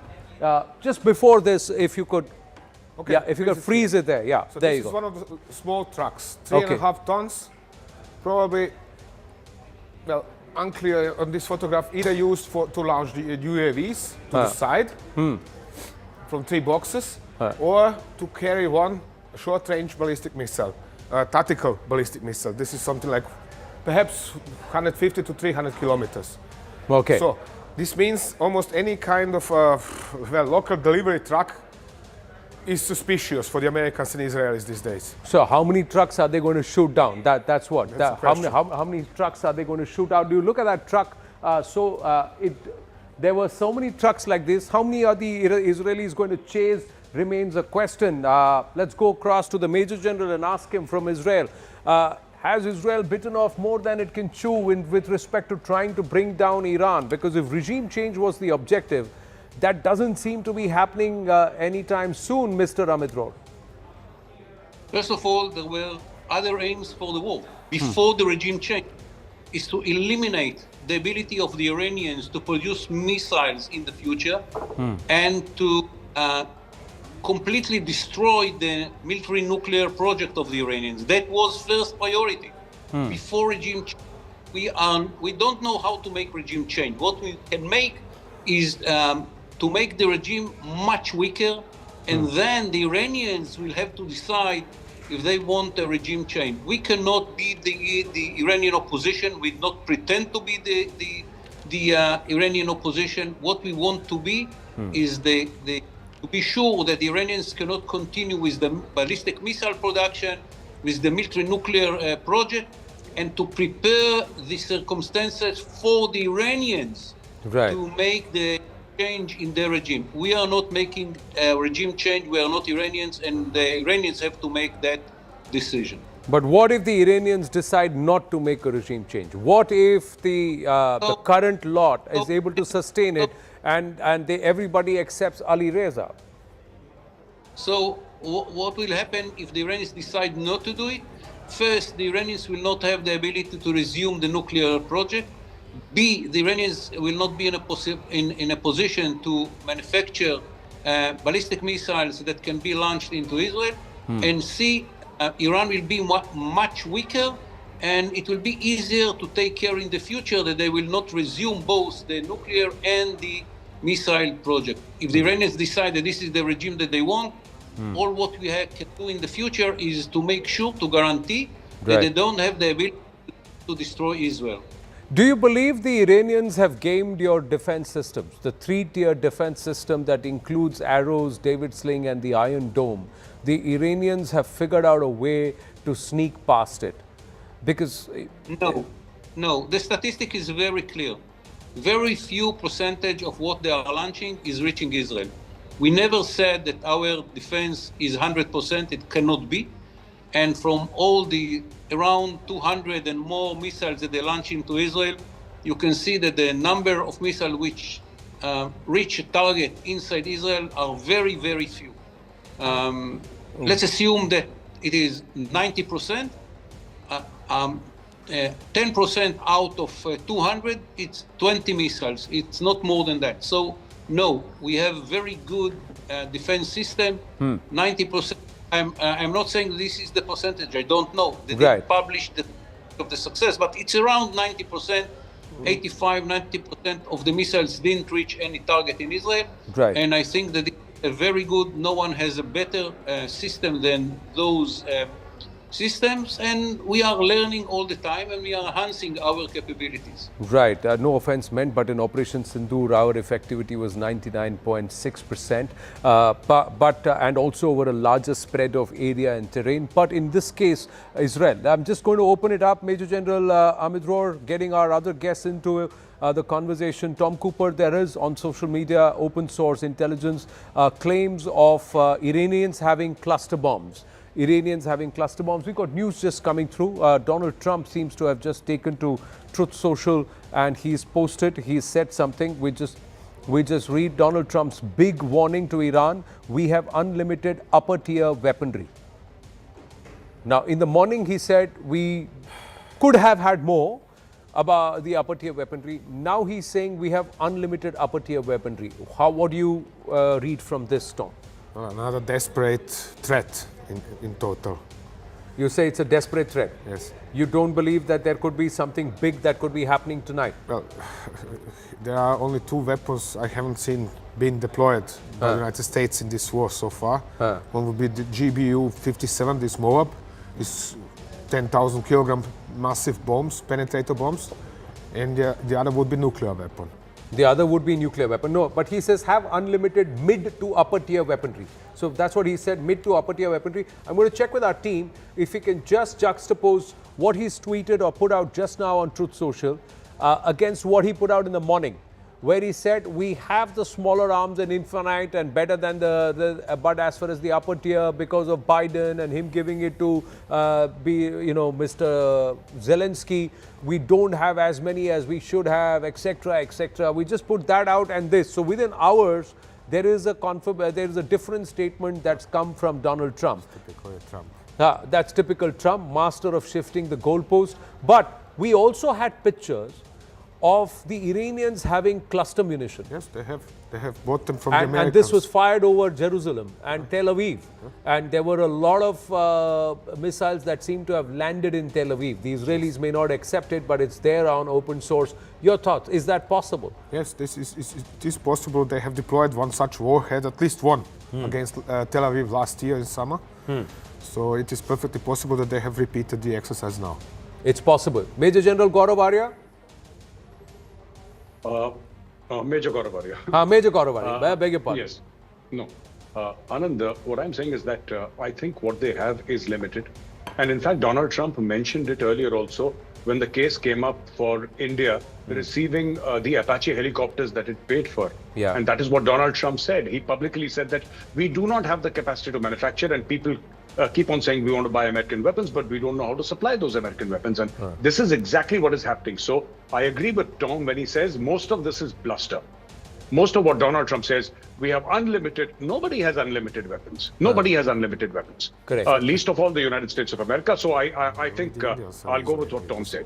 Yeah, this is a lot of bluster. But are we looking at it from just the Iranian lens because they are counter-punching so well and at a cost-effective manner? Or are we underestimating the firepower of the Americans and the Israeli? Because what the Israeli have achieved in the first few hours, nobody thought they would be able to do. So we can't take that away from them. Nobody thought that the Khomeinis would be bombed out of existence. Trump has achieved that. So he's already ticked the legacy box along with Netanyahu. Major Arya. No, yeah, absolutely. I agree with you there. But see, what is happening is the lack of objectives in this war. That is what is the problem. They're shifting goalposts, and they actually expected people to come out on the streets and take over the institutions in Iran as soon as they heard of Khamenei's death. That was the expectation of Donald Trump. Yeah. That did not happen. Now, about the Israelis have very clear-cut objectives. The Israelis are not confused. Donald Trump and his cabinet are confused. That is what I'm saying. Yeah, the Israelis know who they want to wipe out, and they're going they're going to use this lion's roar as an operation to try and wipe out who they are. So they already put boots on ground in Lebanon. They're going to go hammer and tongs against the Hezbollah immediate threats. Ambassador Rajiv Dogra, Roxana, coming to you after this. Yes, Ambassador Rajiv Dogra. Well, I've been thinking about an entirely different track. Yep. You see, wars, whether it is 1 versus 2, 1 versus 1, have a specific criteria for judgment. For example, Russia-Ukraine, you can easily sort of measure in your mind that Russia has been able to get a couple of miles or not succeeded in getting more than what it wanted.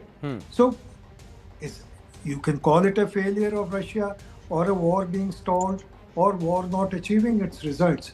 But here in Iran versus so many different actors, you don't have a specific criteria. You don't have a territorial aim by which you can judge a victory or defeat. It's all in the air. And with a man like Trump, since the goalpost keeps shifting, you don't know how to judge the results of a war. But what you can, and the other complicating factor is the huge amount of censorship, whether on Iran's part or Washington's part or Israel's part. Hardly anything is getting out into the open space except what emerges through video grabs. So it's difficult to judge how the war is going. We don't even know how many American ships have been hit, if at all. So all we can say is that yes, the war is not going unidirectional. Iran has not folded over. Iran continues to fight, and Iran is playing a playing a smart diplomatic move by saying, if the latest reports are correct, that yes, we want to negotiate, but on our terms.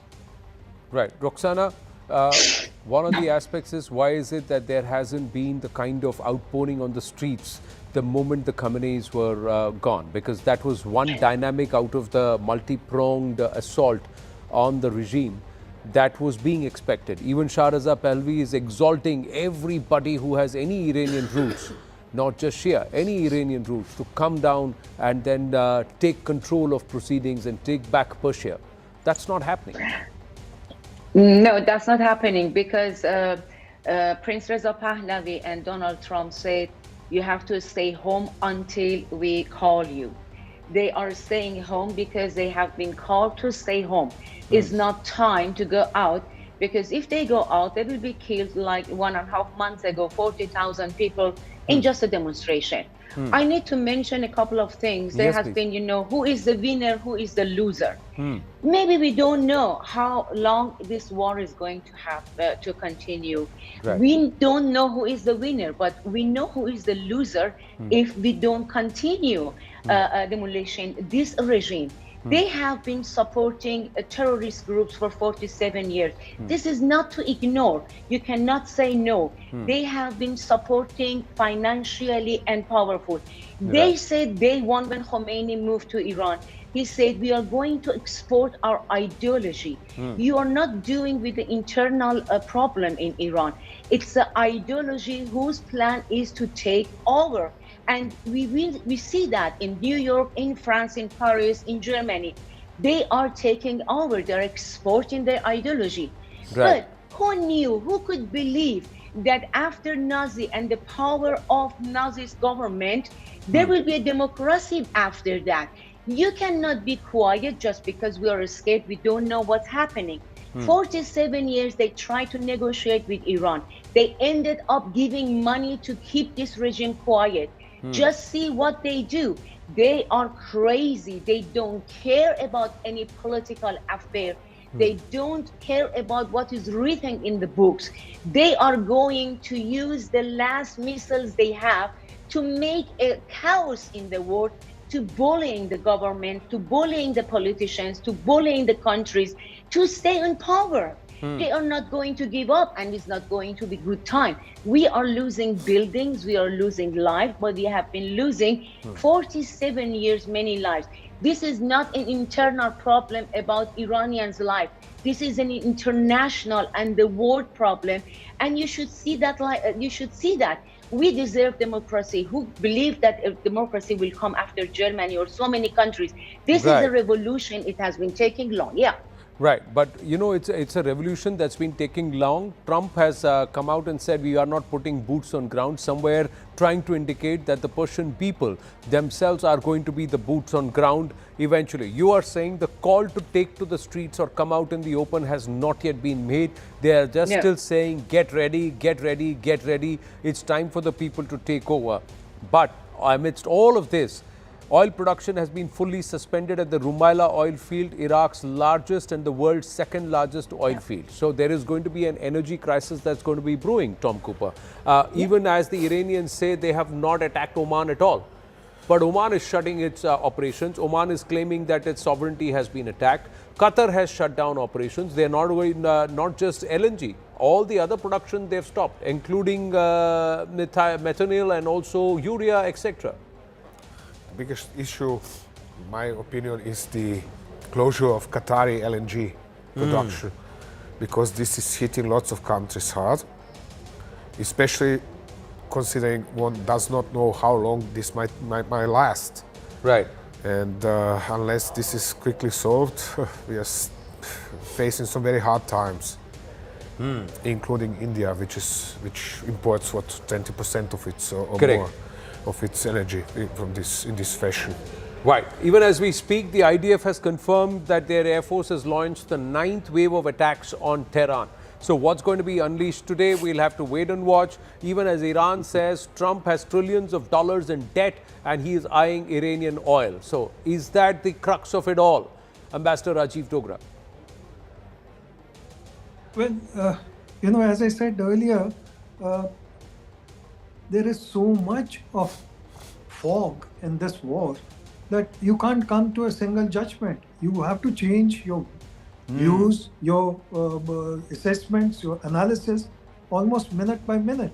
On the other hand, what we have to see is what is going to pinch us or what is coming at us. That is beyond the actors themselves, beyond Iran and beyond Israel and the United States. Because the game now is, for example, you've listed out that Qatar has shut its gas operations, Oman has shut its oil operations, Saudi Arabia has done that. Who does it hurt? It does not hurt Iran, it does not hurt Israel, or it does not hurt America. In fact, America profits out of it. Right. It hurts countries like India, it hurts countries in Europe, and that is why Europe is cautioning. In fact, some countries in Europe are saying that we are not with USA in its attack on Iran.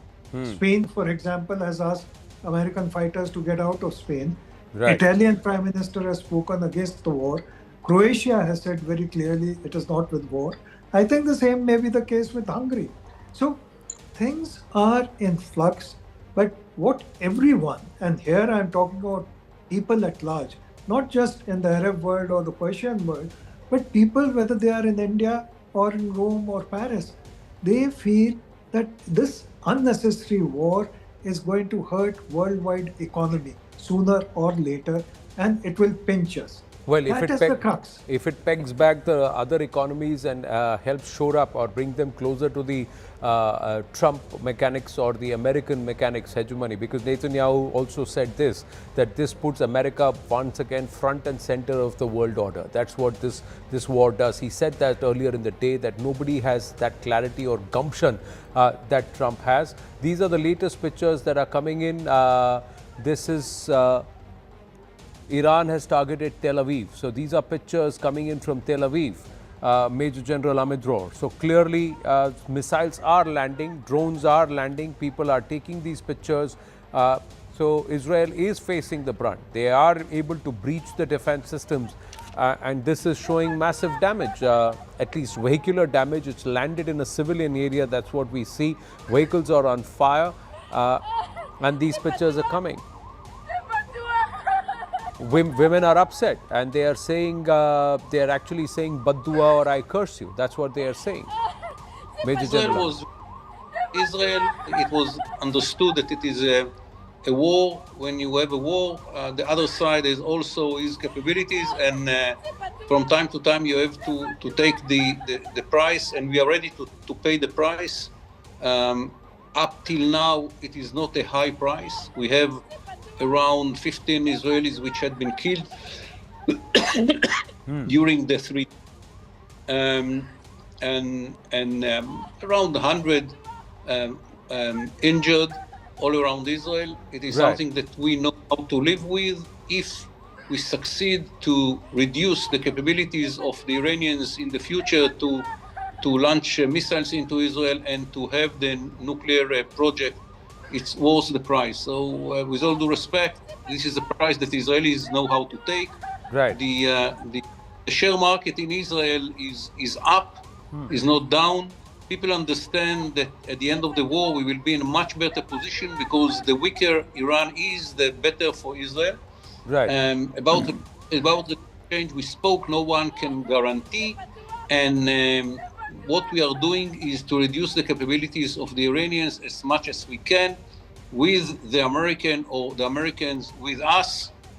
We achieve a lot up till now, and we will continue to bomb to bomb Iran regime, and to try that the regime will be even weaker in the future. And as I said, at the end, the decision if they want to continue with the same regime or not is the decision of the Iranians. Our job is to make the regime very, very weak, and we are slowly doing it.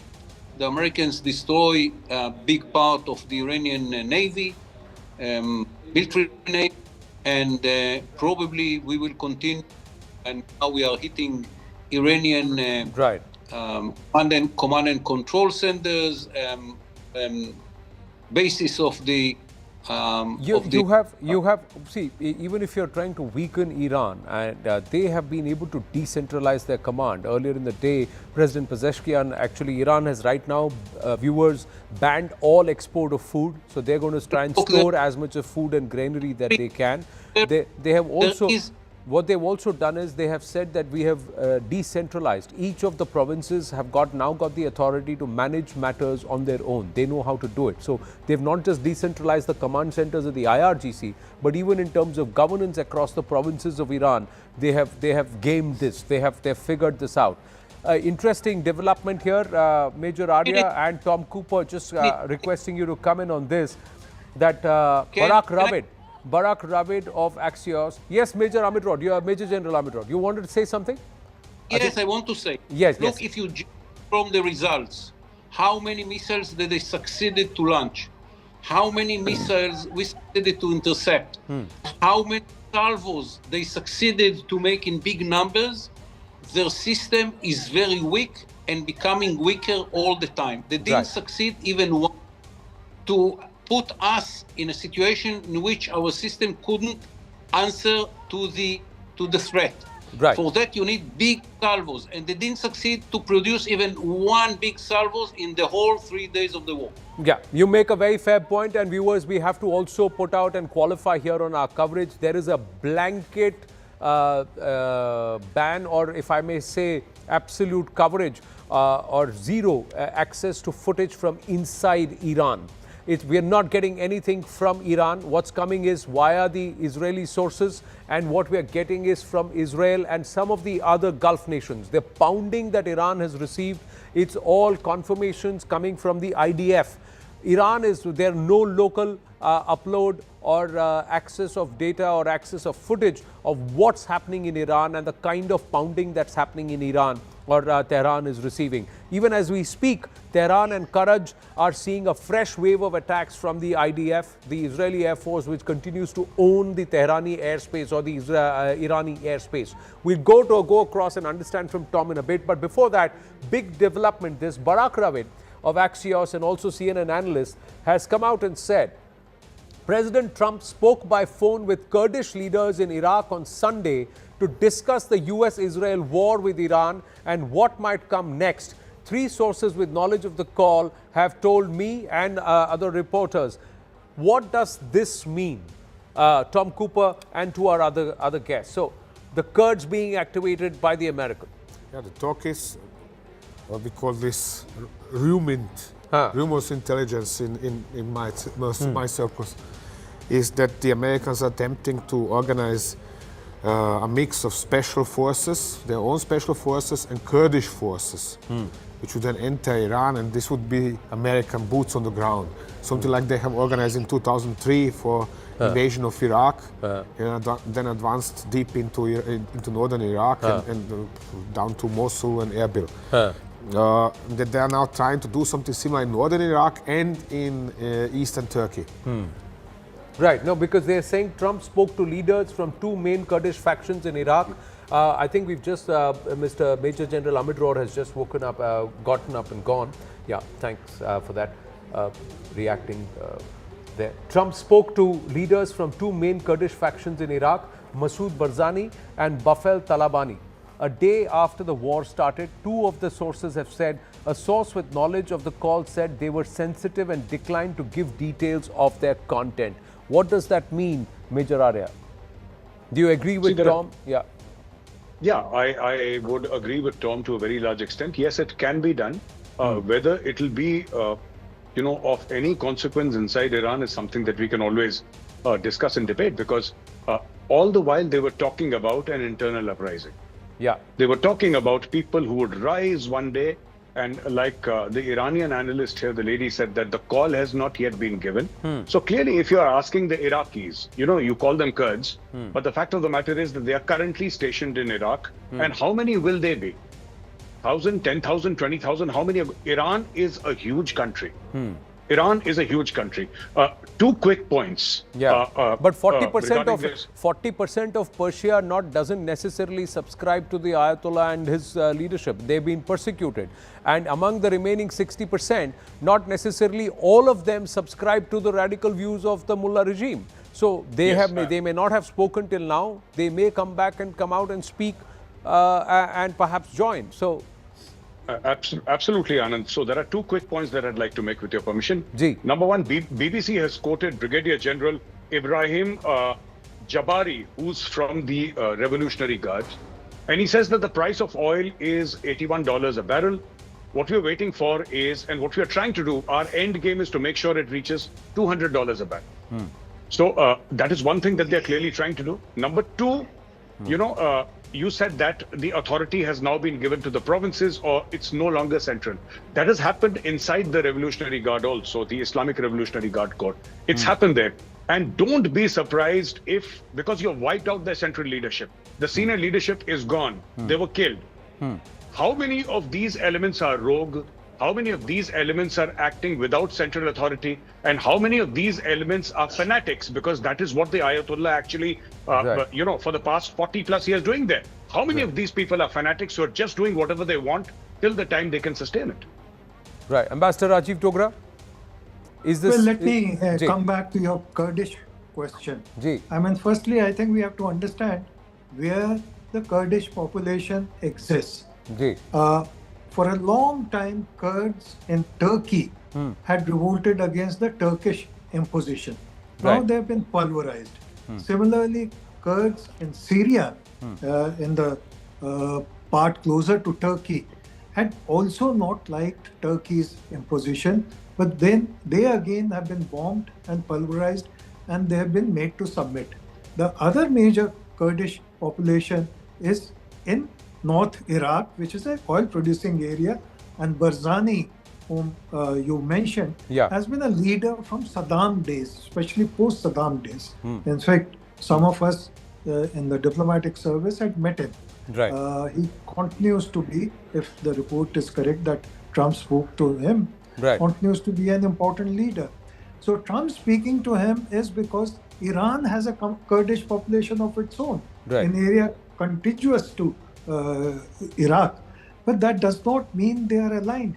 They also know that they've been made use of, whether it was by Saddam, whether it was by Turkey or America itself. So I don't know how far America would succeed in this effort, but I really doubt that they'll be able to make much more inroad beyond a little. All right, let's quickly understand here. I'm going to ask you to come and join me, Tom. If you can quickly understand, where are the Kurds? Where are the... Draw this for you, no problem. Okay, so... And also Tehran and Karaj. Why is it that the Israelis are bombing on the 9th wave also Tehran and Karaj? First the Kurds. First the Kurds. Okay, so there are Kurds in eastern Turkey. There are Kurds in Syria. There are Kurds in northern Iraq. And that is ironic. Iran is the only country that contains an area named Kurdistan. Yes. It is a province here in Iran. Of course, there are Kurds up here in Tabriz province as well. So, 1916, British promised the Kurds their own nation, or some say no, they didn't, and so on and so on. But the problem is, until today, the Kurds are foremost disunited between themselves. They are led by their tribal leaders, who usually command organizations that include in designation democratic, but have nothing with democracy to do. They were short of gaining autonomy in Turkey, but then started quarreling between each other, which of 47 different languages are they going to use as official Kurdish in Turkey. Now, what happened lately is that the PKK, which is a terrorist organization and considered as such in the United States, in all of Europe, has given up its pretensions to control all of northeastern Syria, all this entire area. So they have fled partially to Iraq. And it now seems, at least according to my contacts, that the Americans are gathering them somewhere here in Iraq and trying to figure out how to use them against Iran. The problem is this, the Iranian offshoot of PKK, the Pajak, is not particularly popular. It's finding no sympathies in Iran at all.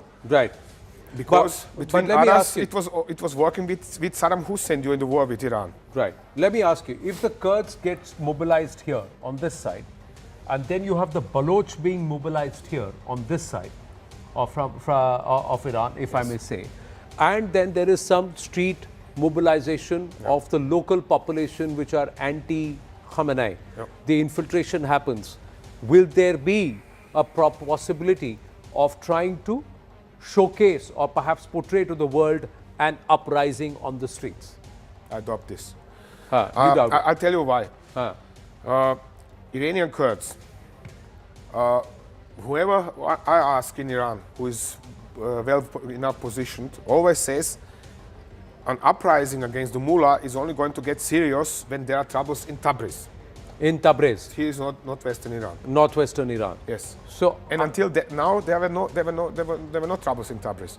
Even in January, when Mossad was so successful in boasting this protesting, increasing the number of protesters on the streets of Iran, there were no troubles in Tabriz. There were no troubles in Tabriz. So this means that Mossad was not successful with mobilizing Iranian Kurds. Okay, let's get Roxana Chagini to quickly react on this, that unless there is trouble in Tabriz or an uprising in Tabriz, there is not going to be an unseating of the mullahs from the seat of power. Agree, disagree, Roxana Chagini? I agree and disagree. Azaris and Tabriz is a very important part of Iran. They played a big role in the revolution in 1997, and we need their action. We need them to be alive. But good news is Prince Reza Pahlavi isn't speak with them. There is so many news that we receive from Iran that maybe is not coming to the agencies or news TV stations and radio. We know that the things are organized in Iran more than other people out of the country know. We know that we are 8-10 million Iranian out of the country. We know what we want. We want the democracy and we have a vision. There is a plan by Prince Reza Pahlavi. Nobody knows. God knows. Maybe it works, maybe it not works. But we cannot give up just because we are not sure. Tabriz is very important. I agree. We have Bakhtiari, we have Baluchi, we have Kurds, and there are very strong provenances that we need all allied together. Now, Mr. Trump and Israel and Prince Reza Pahlavi, they are having talk with them, and they're because everybody wants mullahs out. This is an Akhund cult, and just imagine. They have no ally. They are attacking all Arab countries. They have no religion, moral limitation. They are attacking Israel. They are attacking USA. And just imagine if they have nuclear weapons. They are going to attack the whole world. They are planning for that for 47 years. And they are very strong. I agree with the gentleman that we don't know because there is no leader anymore, but everybody can lead. Everybody can decide. We know that. There is a price to pay, and we are willing to pay the price. Iranian people are paying the price. Now it's time the whole world get together and stop this Nazi of 2026. They are Nazi. They are Hitler of the time. They have an ideology, and they want to take the world. I agree with that. We need Tabrizi. We need Azari. That's right. Right. I've got limited time. Can you just delete this and let's just zoom in on Tehran and Karaj? Why is it that Tehran and Karaj are being attacked right now? What is the target? Tehran and Karaj is not so far away. Karaj is not so far away from Tehran, is it? Yeah, Karaj there you go. Here. So there is Tehran and there is Karaj. So why are they being attacked? So let me mark this on the... use the pink because that's visual. It's readable. Blue? Yeah, blue backspec. Okay, then let's do it in blue. Okay. So Karaj is firstly a site of one of the major radar stations of the Iranian air defense. Okay. There, furthermore, there are several factories for manufacture of ammunition, missiles, and so on. So can we say here this is radar stations, and also munitions? Exactly. Okay. So that is why Karaj is being attacked by the Israelis. Essentially. Okay. if the Israelis and the Americans want to approach Tehran in order to bomb Tehran, they have to first neutralize air defenses in Karachi. So there is a concentration of air defenses in Karachi. And why bomb well. Tehran? Well, in order to hit, for example, the regime, as we have seen them reporting in their videos today. So that means, why is that important? Because when the Israelis come and launch their air-launched ballistic missiles, for example, at Tehran, or if they come over Sanandaj and then release their missiles like Icebreaker and similar, 300 kilometers range, the guys in Karachi are shooting this down. Okay. That means only a part of Israeli and American ammunition is actually reaching Tehran. So this is why they are bombing Karachi in order to neutralize the air defenses in Karachi. Right. Now what we see, viewers, is a lot of it is concentrated towards the western and western parts of Iran. Central Iran has not yet come into play, but if western Iran is where the command and control systems are and where from the radar systems are, and if this is bombed, then your Natanz and some of the other nuclear sites also are in this region. Now, if they are able to try and strike and neutralize this force and pummel even the remaining leadership that has stepped in place of Ayatollah Ali Khamenei, then what happens is there a vacuum. Is that time very close when Israel will and Bashar al-Pahlavi will urge the Iranians to take to the streets, and nearly 8 to 10 million Iranians who are spread across the world will also come back to Persia. We'll have to wait and watch. To all our guests, thank you very, very much. Have to wind up. We've run out of time, but the coverage continues. Brass Tacks with Zakir Jacob up next.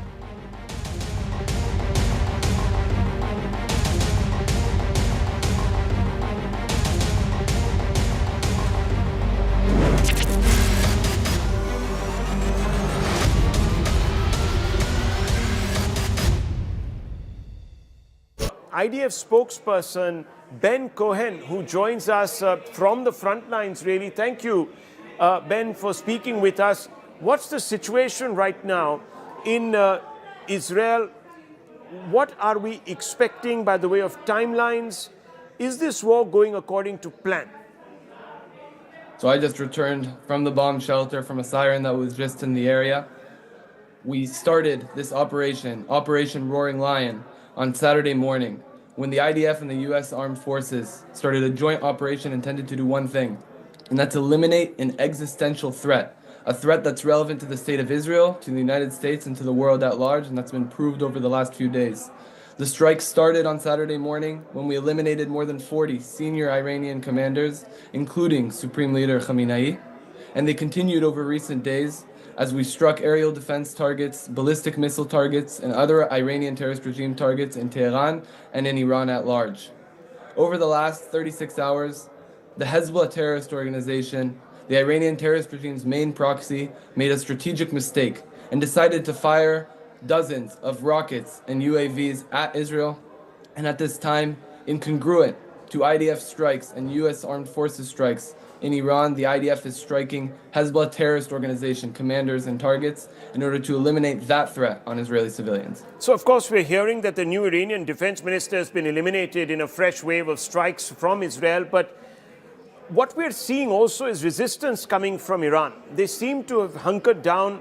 They're sending these drones. Many people are saying that this is a strategy where they are trying to exhaust your munitions, the Iron Dome, patience of the Gulf allies. Is this what Iran's game plan is, or are they actually not being able to react using some of their hypersonic weapons and other bigger weapons because of compulsion? What's exactly happening? From your perspective, how do you read this? So I can tell you that after 2.5 years of war, and after the 7th of October, the IDF has learned that we never underestimate our enemies. We understand the threat that the Iranian terrorist regime poses. And as far as it goes to their strategy, I can tell you one thing for certain, and that's that they have a strategy to target and hurt civilians specifically. This isn't just a message, it's concrete intelligence we have at hand. They're sending those ballistic missiles on their drones to civilian areas, not just in Israel, but in the entire Middle East. Okay, well, what we're also hearing is that the longer this war continues, and I'm going to ask you a little bit about timelines, but the longer this war is continuing, costs are also escalating, as we know. Right now, I'm hearing that oil is up by about 8 to 10%. Silver is up by 11%. The Strait of Hormuz is completely blocked. The new Iranian defense minister, of course, has been eliminated, and I just discussed that with you, and you're doing a fantastic job of trying to eliminate the top leadership. But is that really having an effect? Can bombs substitute for a ground invasion and affect regime change? So one is that question, and the longer we obviously stay in this war, there are these knock-on effects. So how do you react to that? So we operate in accordance to clear military objectives. And that military objective is to eliminate that existential threat, those ballistic missiles, the launchers, the infrastructure, to eliminate the ability of the Iranian terrorist regime to operate their proxies on our borders, as we see with Hezbollah, and to eliminate the ability of the Iranian terrorist regime to pose a military threat upon Israel and the Middle East. And we will continue to do that for as long as the political echelon asks of us. We have many targets at hand. We continue to strike all the time, and we'll do that for as long as need be. But I want to make clear our target is to eliminate that military threat. And the IDF, in contrast to the Iranian terror regime, strikes military targets. There are some experts who say that your stockpiles will fast deplete, and you will then have to sort of recalibrate. Is there a danger of that? The IDF has been at war for 2.5 years on more than 7 fronts. We've been prepared to operate on all of those fronts, and we've been able to continuously protect ourselves on all of those fronts. We have the capacity and the ability to keep operating for as long as we'll need to, even in multiple fronts at once, in order to protect Israeli civilians. Can you explain the reason behind crossing the border once again into Lebanon and launching what some people are saying is a ground offensive? What's the idea behind that? Of course. So on October 8th, when Hezbollah made the decision to start firing indiscriminately rockets and UAVs at Israeli civilians, Israel made a choice to evacuate tens of thousands of civilians from their homes in northern Israel. After October 7th, we understand that we can't allow for a reality where terrorist organizations on our borders move our civilians away. For that reason, overnight, IDF troops situated themselves in an enhanced forward defensive posture. And I want to emphasize, this isn't a ground invasion. We have IDF troops on the northern side of the border with Lebanon in order to protect ourselves from Hezbollah, because we understand that there are civilians in the north, and we need our IDF troops to be able to protect them from the terrorists who can get in their way. Explain to us a little bit about the strategy that has been employed, because what we're seeing is that there is a constant barrage of missiles that are coming out of Iran or drones that are coming out and somehow making it across the Strait of Hormuz or the Gulf and landing in the UAE and other geographies. How is that happening if you have aerial domination? So again, the IDF operates in coordination with the United States.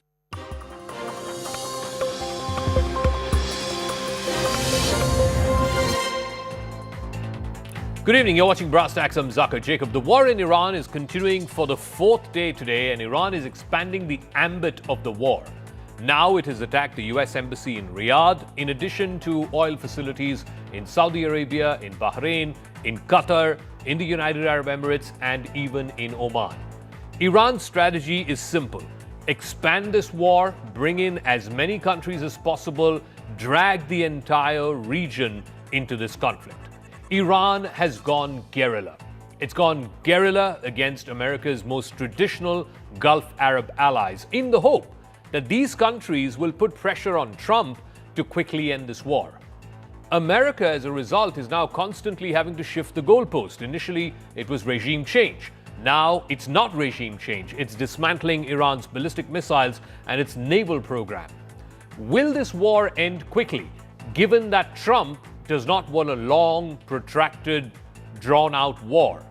Or the bigger question is, if this war has to end quickly, then what will be the off-ramp for Iran?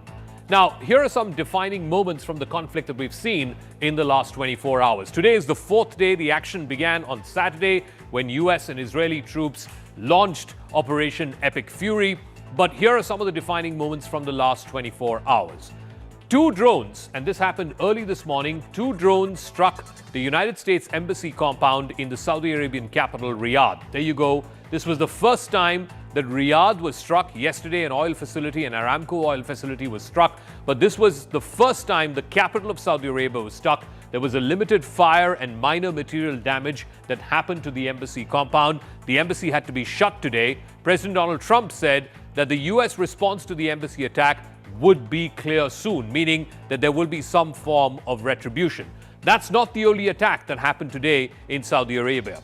A fire broke out at the Fujairah oil industry. This was in the UAE because of the falling debris from a drone interception. That happened again in the United Arab Emirates. They've had their hotels, their apartment buildings, their residential complexes targeted over the last 4 days. Now it was an oil facility there.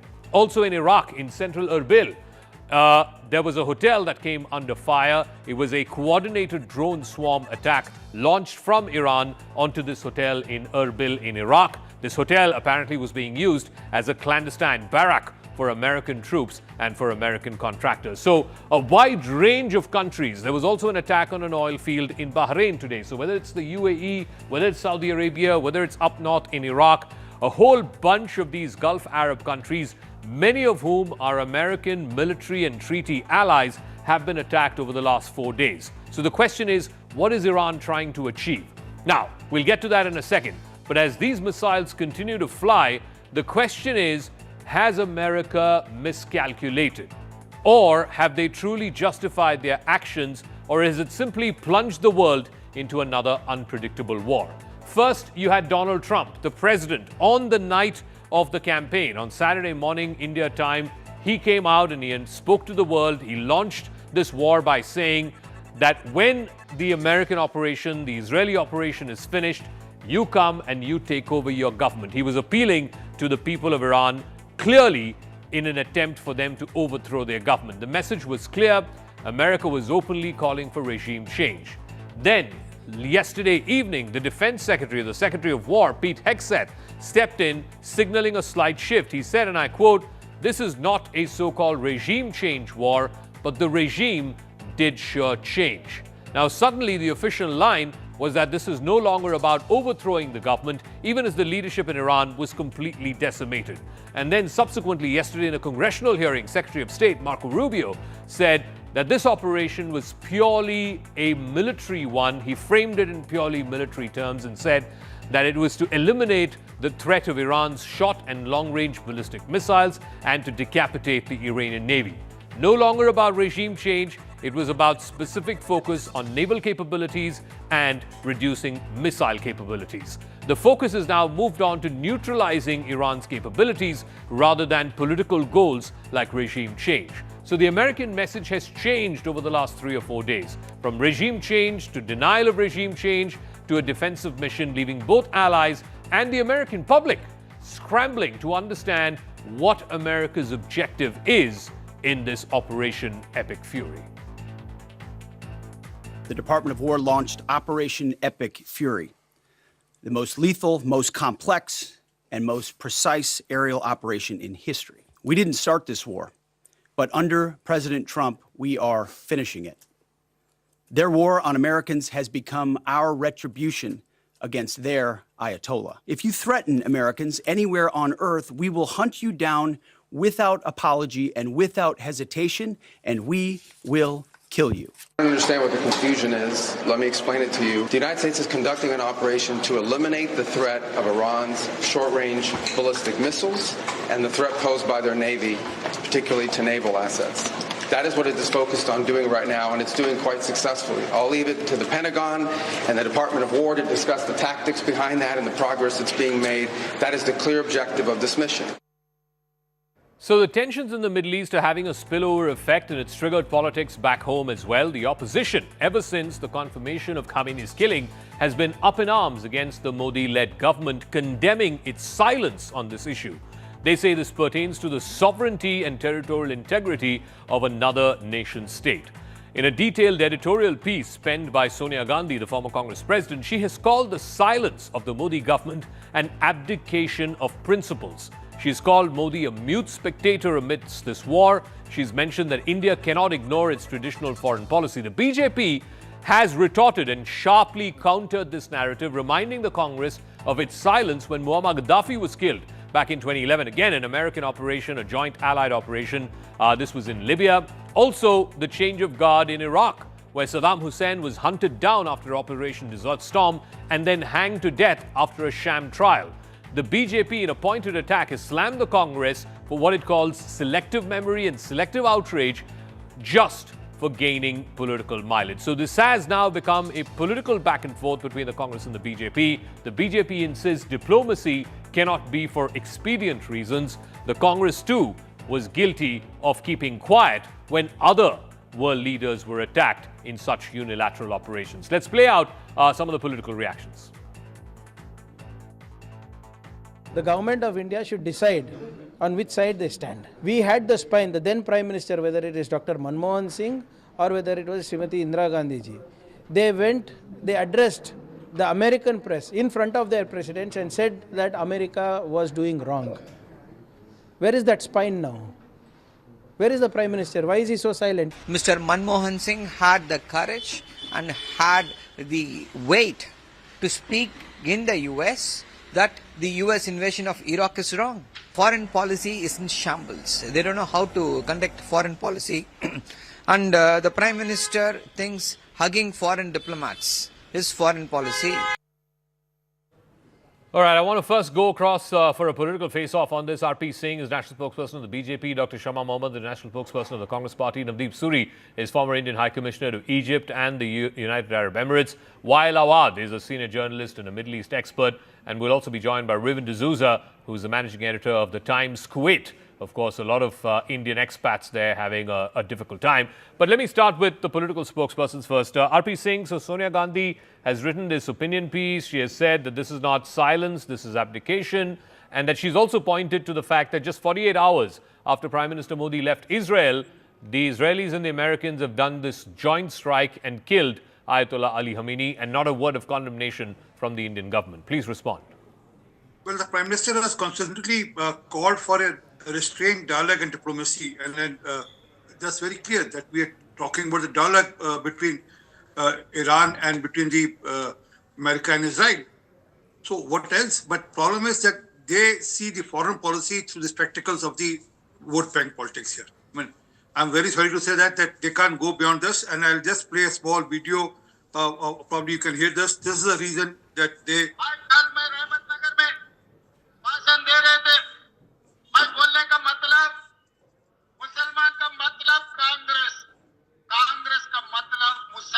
Well, that's the real reason. I mean, they can't think beyond the local politics and local vote bank politics here, and then for that regard, they will go to any extent. And let me remind them, they voted against Iran on behalf of America in 2005, 2006, 2009 when it was IAEA resolution. And not only that, I mean, remember they have launched a spy satellite. I mean, this is on record again. The spy satellite, here it is. I will show you the clipping here. India launches Israel satellite to spy Iran. I mean, this was there, and this I checked thrice with various other sources. And this is true that in 2008 they did that. So it is their suitability. And again, Prime Minister of the country is very clear that peace should be there and then negotiation should happen. Okay. Let me ask Dr. Shama Mohammed, diplomacy cannot be for politically expedient reasons. Even when the UPA was in power, there were killings of world leaders that happened and the UPA did not say a word. Muammar Gaddafi, longtime leader of Libya, was killed. UPA did not say a word. Saddam Hussein, longtime leader of Iraq, was killed. UPA did not say a word. So why are you holding Mr. Modi and his government to a different standard? Zaka, when the war in Iraq happened, we did not stand with it. Let's understand during that time, there was this story about weapons of mass destruction. It was going through the Congress in America to the United Nations. I remember the presentations. And then after 2 years of deliberation, 60 countries stood with America and they invaded Iraq. Even then, we were against it. When it came to Libya also, we have said that it is not right. We were not in agreement. We said there should be a ceasefire immediately. Now, let's understand what is happening here. Here in Operation Fury, there is nothing. They just do it all of a second. There has never been a discussion in the Congress in America. There was no involvement of the United Nations. The Pentagon has briefed the congressman that's saying that there is no intelligence which says that there is imminent threat by the Iranians to the Americans. Also, let's understand that the other side, the Omani foreign minister was negotiating with the Iranians. And the Iranians clearly said that they will not keep any of the stockpiles of the enriched uranium and they will not make a nuclear bomb. So these things were going side by side, and all of a sudden they attack, they kill the Ayatollah. It's not that I'm a fan of the Ayatollah or any of it, but I was coming to exactly that. Why are you seemingly defending a man who was the most brutal dictator that the world has seen? So that is why what are you I'm defending trying him? to Especially you being a woman. Especially you being the woman. What he did with the woman. Can I just speak? I did not interrupt you, Mr. RP Singh. Please give that respect. So sorry.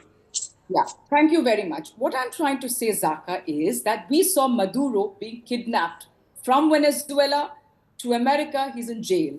What is happening in the world? You have somebody, it's a sovereign nation, you go and just kill. It's an unprovoked attack. It doesn't matter who it is. Tomorrow we might have somebody, or for that matter, any other country. You can't go in for an unprovoked attack without any discussion with your own Congress. That is the issue here. There is an unprovoked attack, and let's understand, along with it, what is the damage? 136 young children killed, and now many other civilians. And on the other side, Israel is attacking Lebanon, Beirut, and 56 people killed there. I mean, what is going on here? But Dr. Shama Mohammed, the same regime of the Ayatollah crushed to death 6,800 people, according to the Human Rights Watch, brutally crushed Iranians. Why don't you speak for them? Why can't, Raka, can I ask one thing? Can't we then go and attack tomorrow Pakistan? I do not like the regime there. I want Munir out. Let's go and attack Pakistan. That's going to be the future, isn't so it? may I ask you a question? One second, before I get this graphic on. Tomorrow, if the Americans launch an operation, once again, if they launch an operation against Asim Munir and decapitate the Pakistani leadership, are you saying the Congress party will not welcome it? What I'm trying to say is that, of course, we are against Pakistan, but there should be a world order, Zaka. You can't just go and keep attacking people. Tomorrow, it could be the Chinese attacking us. That could also happen, isn't it? The Chinese can tell Americans, you attacked, Iran. We want to finish off India's head or whatever. It can be that. RP Singh, please respond, and I'll go to this graphic about why India is also willy-nilly a player in this conflict. But RP Singh, this is about territorial integrity. This is about sovereignty of a country. Whether you like it or not, the Ayatollah was a complete, brutal dictator. But the fact is that he was chosen by the people of Iran, and that no other third country can come and just eliminate and think that there is no consequence to it. Well, Zaka, I'm sorry. Chosen, you said what? Chosen? No, chosen as in the people chose the Islamic Revolution, and he happened to be the leader of the Islamic Revolution. 50% of the population is against him. The women are against him. And then the way he has treated the woman there. I mean, Masa Amini, the way she was killed, and there are many more. I have pictures. I'll show you the pictures also, how women are being treated there. And then they're all celebrating there. What about Taliban? What about Taliban? What about Taliban? Tell me, why did we welcome the Taliban in India? I agree with you. You have welcomed the Taliban in India. You send them to Deoband in UP. You put the red carpet for them. Go and attack Afghanistan. Women can't go to school there. Women cannot go to hospitals there. I ask you, RP Singh, why don't we attack then Afghanistan? In the same breath. Tell me that. Okay. And why did India welcome one second. Let him respond. Yeah. We can't respond. Okay. No, let him respond. Let him respond. Yeah. Prime Minister Manmohan Singh, the people of India deeply love you, George Bush. Respond to what I asked you about the Taliban. Ma'am, 1 second. Let him please respond. See, this is not fair. I respect you, ma'am. Please. And I treat you as one of the very sensible spokesman of the Congress party. Please. Thank you very much. So, what exactly happened? I mean, he was appreciating. He was virtually giving hugs or giving his best to President George Bush. After the Iraq, what happened in Iraq? So it is all duplicacy of the Congress party. It's basically suitability because of the vote bank and nothing more than. And as for Afghanistan, please, what Afghanistan is doing to Pakistan is good enough. Okay. Now, one second. The reason why, I'll bring in Navdeep Suri and Dr. Wael Awad into this. The reason why India is willy-nilly a party to this conflict, or at least is certainly affected by this conflict, is because Iran has now threatened to shut down the Strait of Hormuz. Now, 20% of all of the world's oil supplies pass through the Strait of Hormuz, and any vessel, the Iranians have claimed that any vessel that attempts to pass will be targeted and will be set on fire. Already, I think about half a dozen oil tankers have been set on fire since this war began on Saturday morning. So why is this significant for India? Almost half of all of India's oil imports pass through the strategic Strait of Hormuz. India's crude oil import, the dependence of India's crude oil import is above 85%. In fact, 88% of all of India's crude is imported. A bulk of it comes from the Gulf countries, from the UAE, from Iraq, from Saudi Arabia. Oil flows can be rerouted, but it's going to be more expensive. There's going to be higher freight costs. There's going to be higher manpower costs. There's going to be sea charges. All kinds of costs are going to get added to this. LPG happens to be India's biggest vulnerability as far as the Strait of Hormuz and its disruption is concerned, because 80 to 85% of India's LPG demand comes through the Strait of Hormuz, which is bulk imported from countries in the Middle East. A majority of LPG cargo is sourced via the Strait of Hormuz. There's no strategic LPG reserves, unlike, let's say, crude, where we have thin structural buffers. So India has anywhere between 6 to 8 weeks of a structural buffer as far as crude oil is concerned. But LPG, there is no buffer. Around 60% of India's LNG, liquefied natural gas imports, transit through the Strait of Hormuz. Again, there is limited flexibility to replace LPG and LNG supplies quickly if the Iranians completely shut off and cut off the Strait of Hormuz. So that's one part of it, the oil trade. There's remittances as well. Remember, India imports 88% of its crude oil, and it's highly sensitive to any disruptions that happen in West Asia. Back in February, crude oil imports were the second highest ever at 5.22 million barrels per day. About 2.5 million barrels per day are imported by India via the Strait of Hormuz. So 50% dependency on the Strait of Hormuz. 10 million, almost 1 crore Indians, expats, live and work in the Gulf countries, the GCC countries, Saudi Arabia, Oman, Bahrain, Kuwait. They are employed in various sectors: construction, hospitality, healthcare services. This is a significant number of students as well who are there in the UAE, in Saudi Arabia. There are about 10,000 in Iran.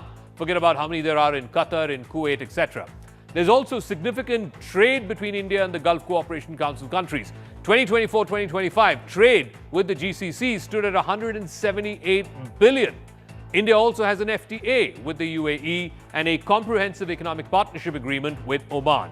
India's remittances, which were $55 billion in 2010-11, has gone up to $118 billion in 23-24. A bulk of it comes from the Gulf countries. And these disruptions could impact household incomes. It could impact foreign exchange. India's stock market has reacted as well. The Sensex slumped over 1,000 points. The Nifty went below 24,700.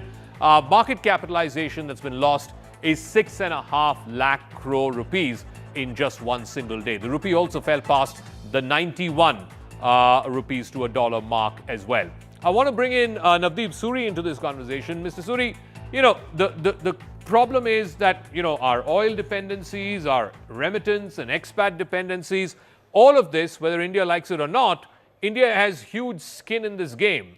And the contention being made by the opposition parties is because India is such an important stakeholder, the Prime Minister should have said something, or the Minister of External Affairs should have said something. They should have condemned the killing of a sitting spiritual, political, religious head of another sovereign country. And by not saying anything, it's abdication. How would you see it? Is it abdication or is it good diplomacy?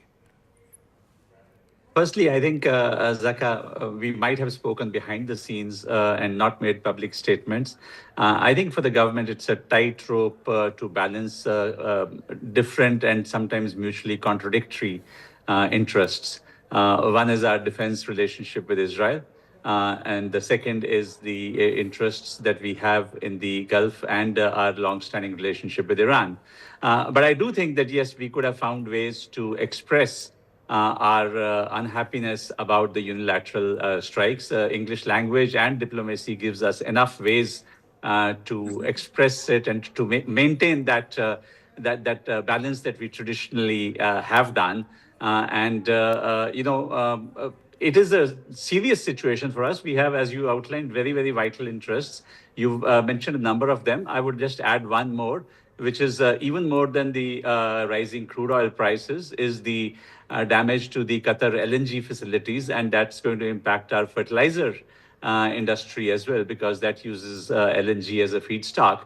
And I think the longer the Strait of Hormuz stays closed, the greater the impact will be on a lot of countries. So what are the Iranians trying to do? Are they trying to, go guerrilla on all these Gulf countries, draw them into this conflict and get them to put pressure on Trump? What are they? It seems like they're taking the whole house down with them. Yeah, I mean, if you are in a battle for survival, and as has been said before, I have no truck with the Khamenei regime and their repressive practices.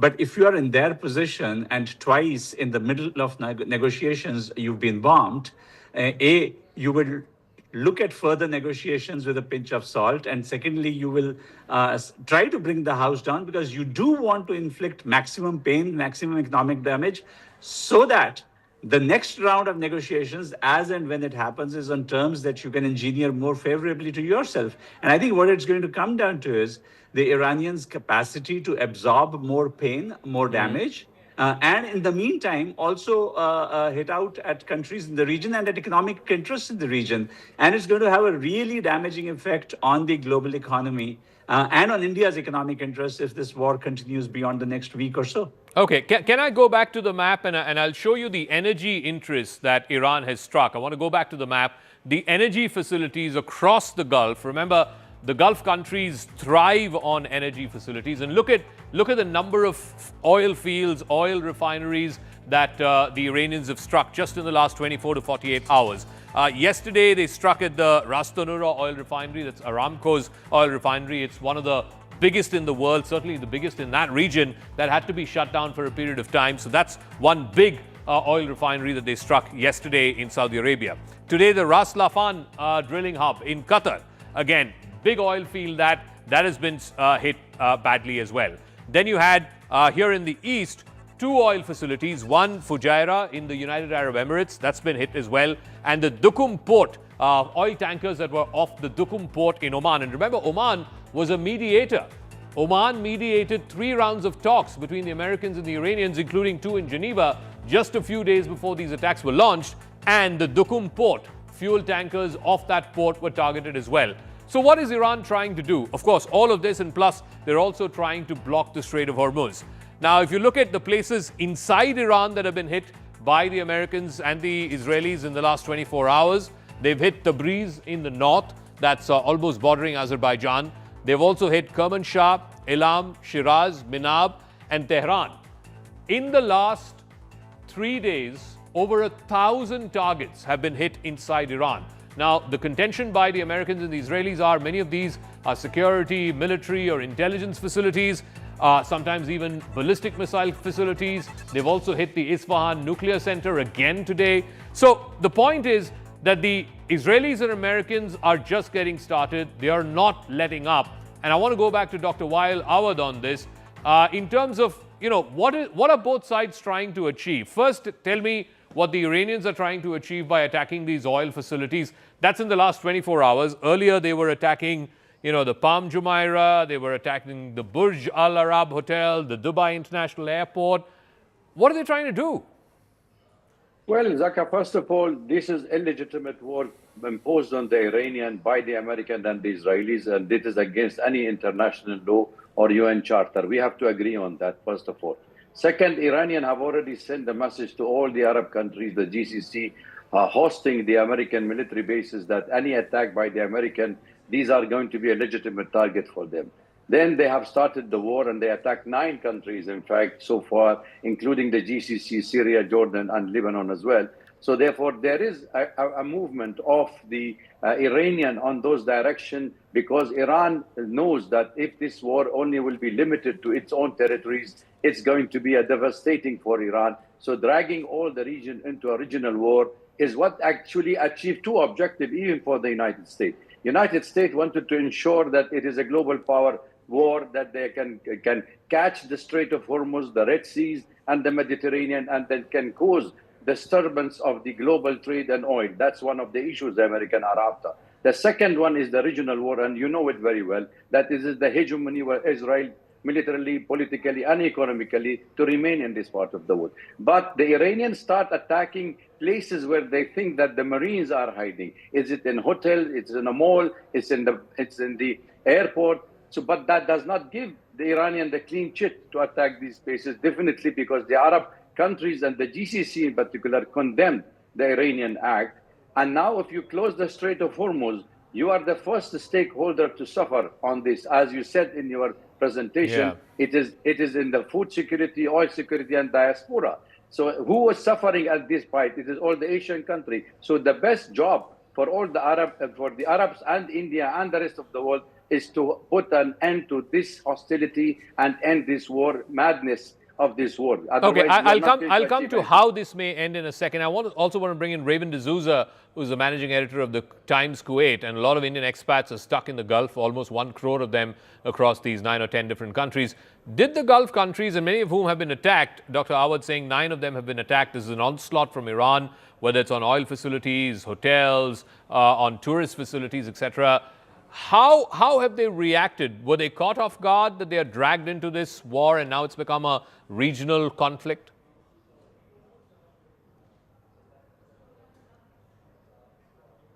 To be honest, I don't think they expected this retaliation from the Iranians, because this is the second time that the Israelis have attacked Iran.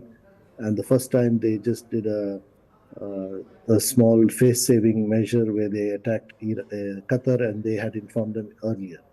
But this time it's much more serious. Nobody was prepared, even though the Iranians promised or vowed to retaliate if Israel and America attacked.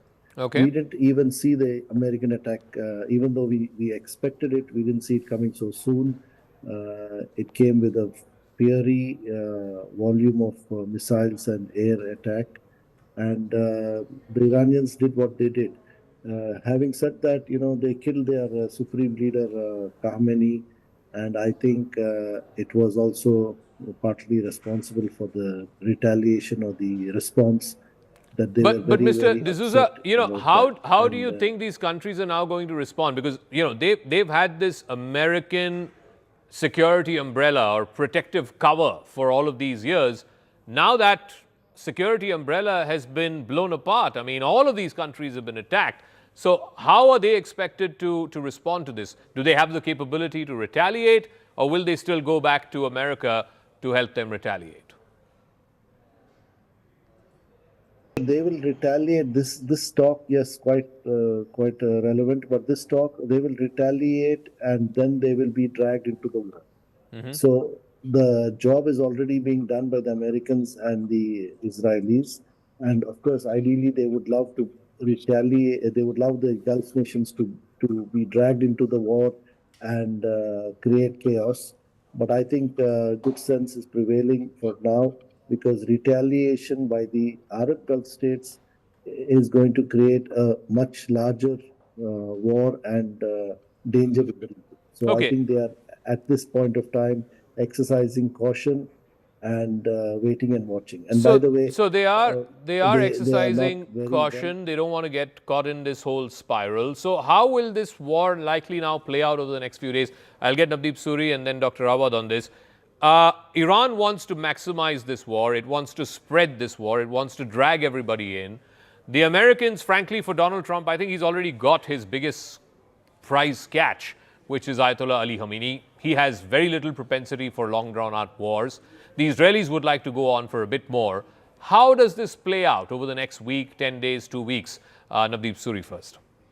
When you start a war without clearly defined objectives, then you end up in this kind of situation where the exit route is not clear.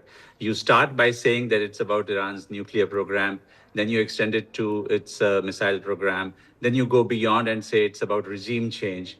And I think what you're beginning to see is the first signs of divergence between the Israeli objectives. I mean, Prime Minister Netanyahu has gone on record to say that this is what he wanted for the last 40 years, the destruction of the Iranian regime. That may not be the Americans' objective. And for the Americans, I think the threshold of taking pain and casualties is far lower, particularly in a year with midterm elections coming up, than for the Israelis. So you're going to see that that divergence of objectives. And I am afraid that there isn't a clear exit route at this point of time, unless the Americans were to unilaterally say that we've achieved our objective of killing Khamenei and that's the end of it. Dr. Awad, I'll give you the final word in a minute. Yesterday, President Trump was asked, how long does he envision this operation? He said about 4 weeks. Do you think this will last beyond 4 weeks? Absolutely, it will go beyond 4 weeks. When you're targeting an innocent supreme leaders of a religious leader of a country without no reason, that's not the end of the war, by the way. You saw the people pouring in the street, showing sympathy for him. And that is a clear indication that still he had popularity among the Iranian. So therefore, you cannot kill a person and you say you are going to end this war. The war will not end. Iranian have put the 3 leaders, alternative to every leader, have been killed by the Israelis and the American, and this war will drag on for a longer period. And the more coffins goes to the United States, the faster this war will stop. Okay, we'll leave it at that. Dr. Awad, Navdeep Suri, Dr. Shama Mohammad, R.P. Singh, and Mr. Ruben D'Souza, thank you very much for joining us. We'll see how this plays out. But one direction in which it's moving is Iran clearly wants to expand this throughout the entire region. Like I said, it's gone guerrilla over the entire Gulf countries. It wants to drag the entire house down. America wants the exact opposite, not least because America has been the security guarantor for many of these Gulf Arab countries. Iran has dramatically widened its retaliation against American interests across the Gulf, even as tensions between Iran and the United States escalates into a broader regional confrontation. With Donald Trump warning that the most intense phase of American airstrikes is still yet to come, the conflict has spilled beyond Israel and beyond Iran. U.S. embassies and military bases have been attacked, global oil supplies have been threatened, Gulf Arab countries are facing their biggest security nightmare in decades. As missile barrages, drone attacks, and airstrikes ripple across the region, fears are mounting that this crisis could spiral into a much more prolonged and far more dangerous Middle East war. I dig a little deeper.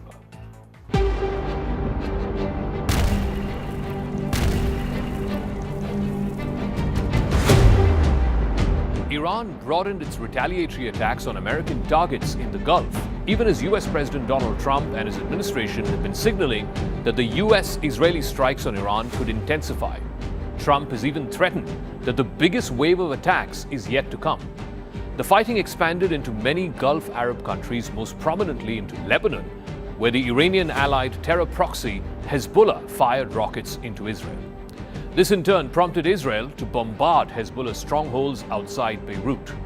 Early Tuesday, the Israeli military said it was attacking again in Iran and in Lebanon, targeting Hezbollah command centers and weapon storage facilities. Around the same time, the United Arab Emirates and their defense ministry put out a press release saying that their air defenses were dealing with a barrage of ballistic missiles from Iran. And within hours, the Saudi Defense Ministry said that the American embassy in Riyadh had been attacked by 2 drones. They said it resulted in a limited fire and a minor damage, but the embassy was closed Tuesday. No casualties were reported, but this is the biggest attack on an American facility in the Middle East since this war began. In Washington, President Trump offered an open-ended time frame for the U.S. military campaign. He said it could last up to 4 weeks, if not longer. He also seemed to change the goalposts from regime change to hitting Iran's ballistic missiles program to downing Iran's naval fleet. We will easily prevail. We're already substantially ahead of our time projections, but whatever the time is, it's okay. Whatever it takes, we will always And we have, right from the beginning, we projected 4 to 5 weeks. But we have capability to go far longer than that. We'll do it. Later on in the day, on Capitol Hill, U.S. Secretary of State Marco Rubio told reporters that the hardest hits are yet to come from the U.S. military. The Pentagon confirmed that the number of American service personnel killed in the Iranian strikes had now risen to 6. And 3 American fighter jets were shot down by Kuwaiti air defenses in what the U.S. military called apparent friendly fire. All 6 crew members from these F-15s ejected safely and they were recovered. Early in the morning, the United States Embassy in Riyadh, in Saudi Arabia, said that it was attacked by 2 drones, according to initial estimates from the Saudi Ministry of Defense. The ministry said that there was limited fire and minor damage to the building. However, the embassy did warn people to avoid the location, saying there had been an attack on the facility. They also put out a security alert and a shelter-in-place notification, not just for Riyadh, but also for Jeddah and Tehran. These are cities in Saudi Arabia which have massive US missions. The embassy's announcement came even as countries across the Middle East, some of which host American military bases, were facing Iran's revenge. Riyadh has so far been spared of the spate of attacks that had rocked other Gulf cities, including Dubai in the United Arab Emirates and Manama, the capital of Bahrain. Iran has fired hundreds of missiles and drones at these Gulf states in retaliation after the barrage of American and Israeli strikes over the past 3 days. The majority of Iranian attacks were intercepted, according to governments in the Gulf countries. But from Bahrain to Oman to Saudi Arabia and the Emirates, all Gulf countries which are under an American security umbrella have been hit hard. At least 4 people were killed and more than 100 others injured in these attacks across the UAE, Kuwait, Qatar, Bahrain and Oman. While the casualty count may not be much, the safe haven image of these countries has been completely blown to smithereens.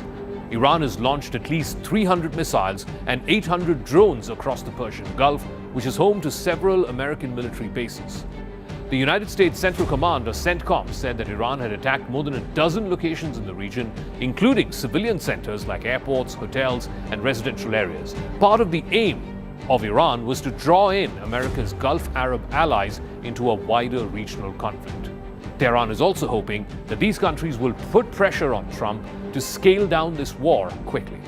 That is what they were trying to do, is put themselves in a place of immunity where the damage they could inflict on the region would be so high that no one can do anything about their nuclear program or their nuclear ambitions. Early on Tuesday, the United Arab Emirates and their Ministry of Defense put out on social media that the Emirates' air defenses were dealing with a barrage of ballistic missiles coming in from Iran. Similarly, the Defense Ministry in Bahrain too said its air defense systems had successfully destroyed and downed about 70 missiles and more than 75 drones from Iran since this conflict began. But the Emirates in particular had started to resume flights on a limited basis.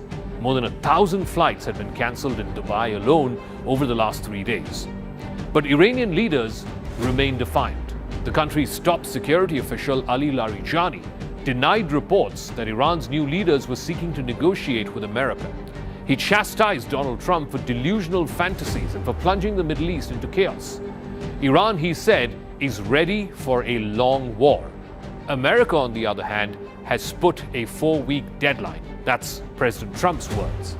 A senior Islamic Revolutionary Guard Corps official also warned that not a single drop of oil would pass through the Strait of Hormuz, which is a passageway for about 1/5 of the world's oil supply. An advisor to the Revolutionary Guards commander said on Iranian state TV that Iran would set on fire any ship that's trying to transit through the Strait of Hormuz. Traffic is already slowed down to a trickle. The Revolutionary Guards have been warning ships away from the straits over the last few days, but Iran had not directly attacked any of these tankers. More than half a dozen ships were already set on fire. This war is far from getting over anytime soon. Iran will have to be given an off-ramp quickly, or America will also have to find a pliable successor to the Supreme Leader Khamenei. Either option is not going to be easy to execute. So the big question is, how will this war in the Gulf end? It's no longer just America and Israel on the one side and Iran on the other. The entire Middle East, America's Gulf Arab allies from Saudi Arabia, UAE, Bahrain, Oman, have all been dragged into this wider regional conflict. How may this possibly move towards some kind of cessation or culmination? I'm now joined by a very special guest. Professor Jeffrey Sachs is a leading economist with the Columbia University. Thank you very much, Professor, for speaking with us. First of all, what is your assessment of what has happened over these last 3 days? This joint American-Israeli airstrikes on Iran, the taking out of Ayatollah Ali Khamenei, the supreme leader of Iran. What do you make of what's happened over these last 3 days? This is a reckless, illegal, and very dangerous action. This is a blatant violation of the UN Charter, and it is leading to regional war, obviously. It has to stop. The way for this fighting to end is for the United States and Israel to leave, because they started this. This is why it happened. There was no motivation for it other than basically the hegemonic aspirations of Israel to control the Middle East and the United States to control the world. And other than that, there was no imminent threat. There was no reason for this. Killing the religious leader as well as the head of state of Iran was a poisonous action. The U.S. and Israel made a terrible mistake, and they have to stop the fighting. President Trump's motivations, I'll get to Israel in 1 second, but President Trump's motivations in this war was to eliminate Ayatollah Ali Khamenei, the supreme leader of Iran. He's done that. He's achieved that already within the first 24 hours of this war. Why is he still continuing this war then? How can a president of the United States have as a goal the murder of the head of state of another country? It's barbaric. If that's his goal, it's barbaric, it's illegal, it's vulgar, it's dangerous. Having said that, the United States should stop any further attacks and just leave. Do you believe that Trump really cares about regime change? I mean, look at what he did in Venezuela. There was no regime change. He replaced one man with a woman. He can do the same thing in Iran. He can't do anything other than commit murder or kidnap presidents, so everything is delusional. You are correct, though. He can just go home, which he should do. Leave the rest of us in peace. This is a move completely against the interests of the United States of America and against the opinion of the American people, who are 3-1, that is 75% to 25% against this action.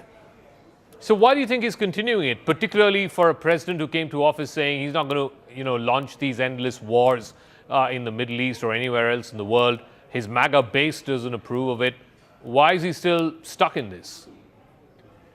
I think that there are two reasons. One, the U.S. deep state, which is led by the CIA, has global hegemonic aspirations. Those continue.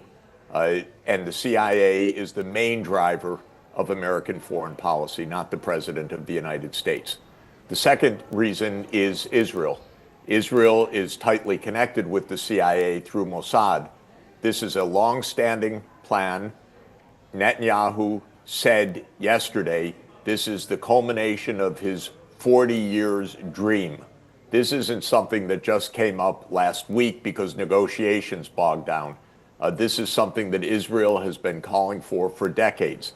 Israel has a very unusual stranglehold on the United States, including the CIA, which is in very close partnership with Mossad. So this is a deep state operation. It is also a part of a broader U.S.-Israeli hegemonic approach. It's not disconnected from what happened in Venezuela, because that's also part of the idea. The U.S. wants to control the Americas. It wants to control the Middle East. It wants to have the lever over oil. It wants to tell India whether to get oil or not to get oil, and at what price to get oil, and at what price not to get oil, and whether to trade with Russia. Now it wants to say whether to trade with Iran. Who's going to get control? So this is a matter of control. It's absolutely reckless and completely in violation of every international standard. The Prime Minister of India was there in Israel 2 days before Israel and America launched this operation against Iran, and many are saying that that's not a coincidence. What do you make of that? I hope it is a coincidence. This action by Israel is a criminal action, in my view, and a very dangerous one. And I hope that India, as president of the BRICS this year, upholds the UN Charter. The United States and Israel have blatantly, vulgarly, and dangerously threatened the UN Charter with this action. The UN Charter, Article 2, Paragraph 4, says that no nation may threaten the use of force or use force against another sovereign state. That's straightforward. So this is absolutely a vulgar and dangerous violation. And Netanyahu explained it, as I said, clearly. He's been dreaming of this for decades. I've been making that very point for years and years and years. And then Netanyahu came out and confirmed it. This is his lifelong ambition, to bring the United States into a civilizational war with Iran. How reckless is that?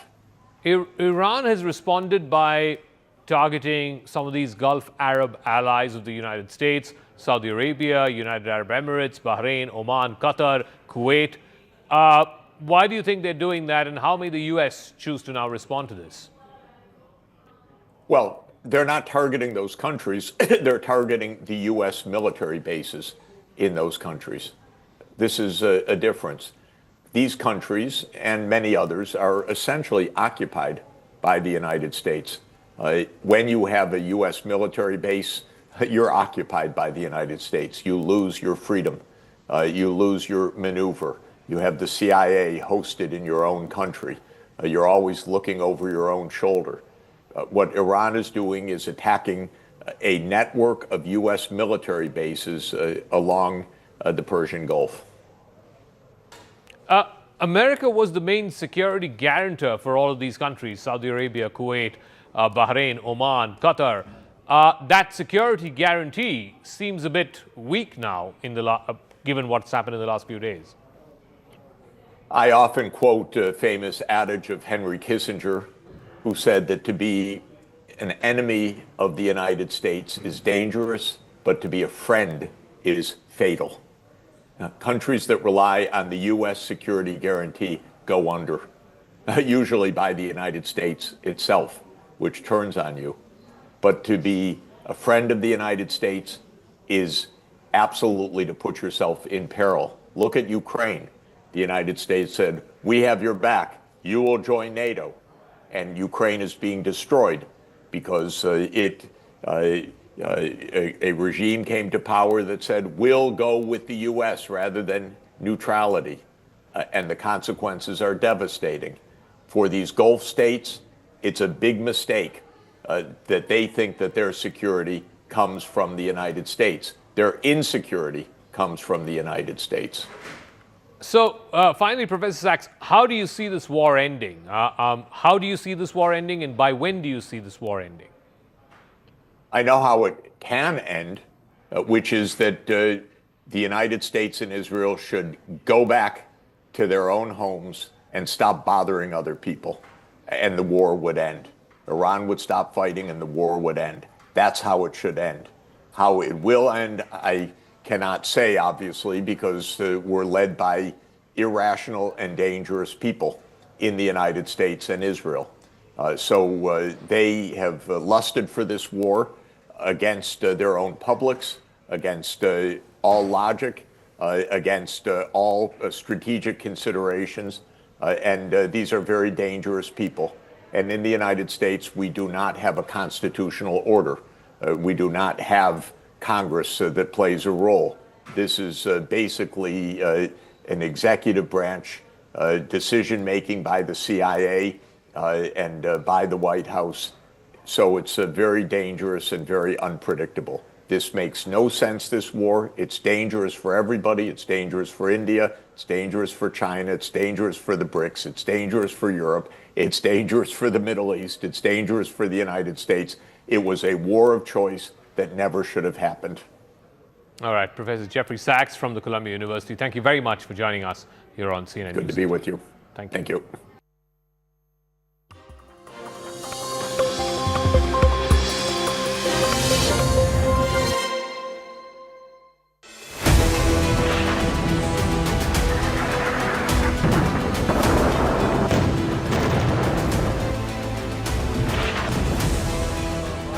Devastation, a direct hit by a missile. Picture is that the US is not able to defend.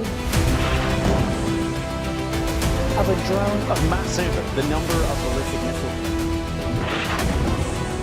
Where is it that Iran is actually placing its resources right now? Tabriz, Sanandaj, Kermanshah. And this is now what they are doing since yesterday. They are conducting more or less an organized. US bases have been targeted. Drone has been shot down now. Iran can then threaten or attack enemy nationals. A massive missile and drone attack over here. Iran now has been completely, in some ways, dominated. With ballistic missile attack. It means the Kuwaiti air defense was under big strain.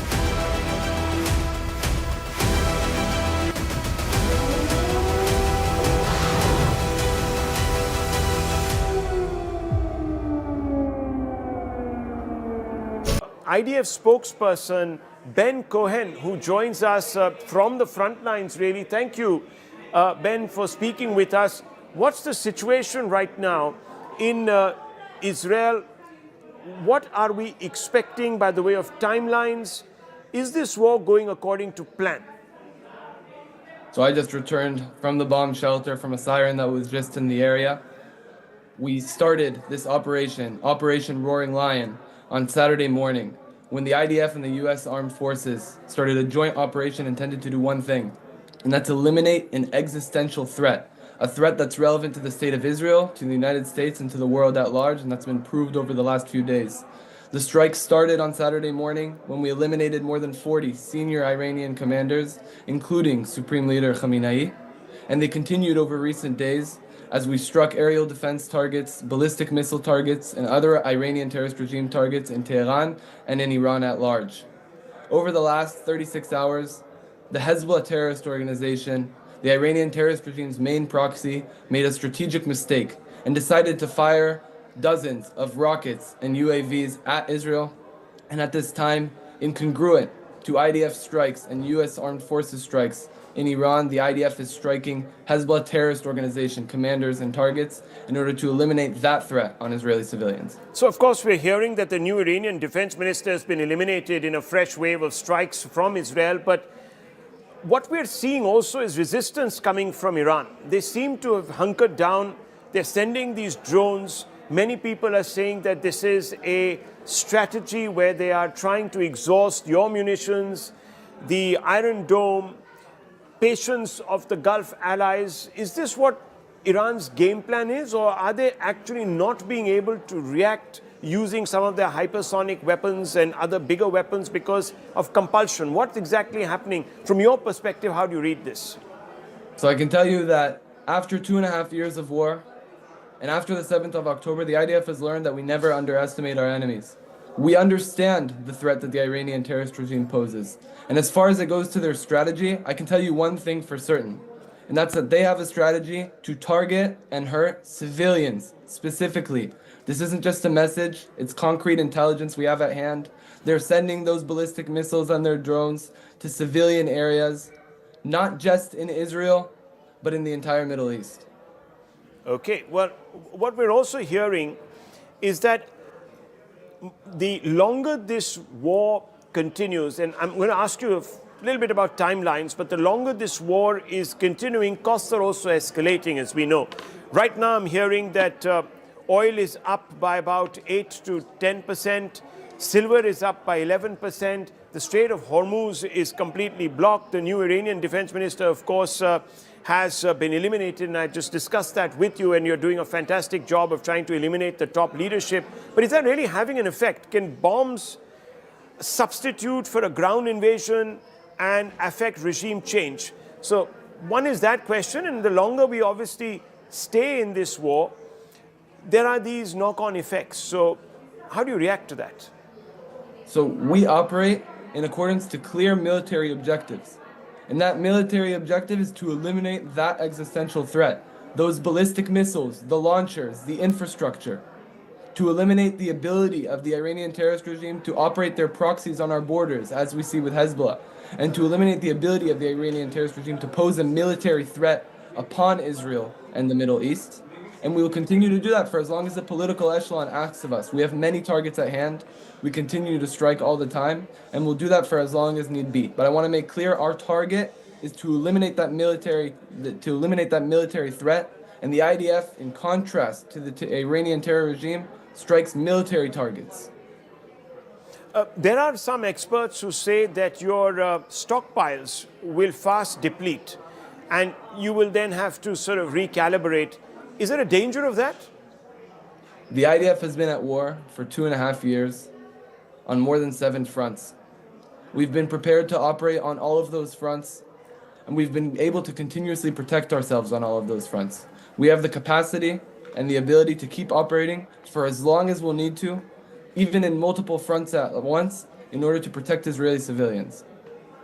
Can you explain the reason behind crossing the border once again into Lebanon and launching what some people are saying is a ground offensive?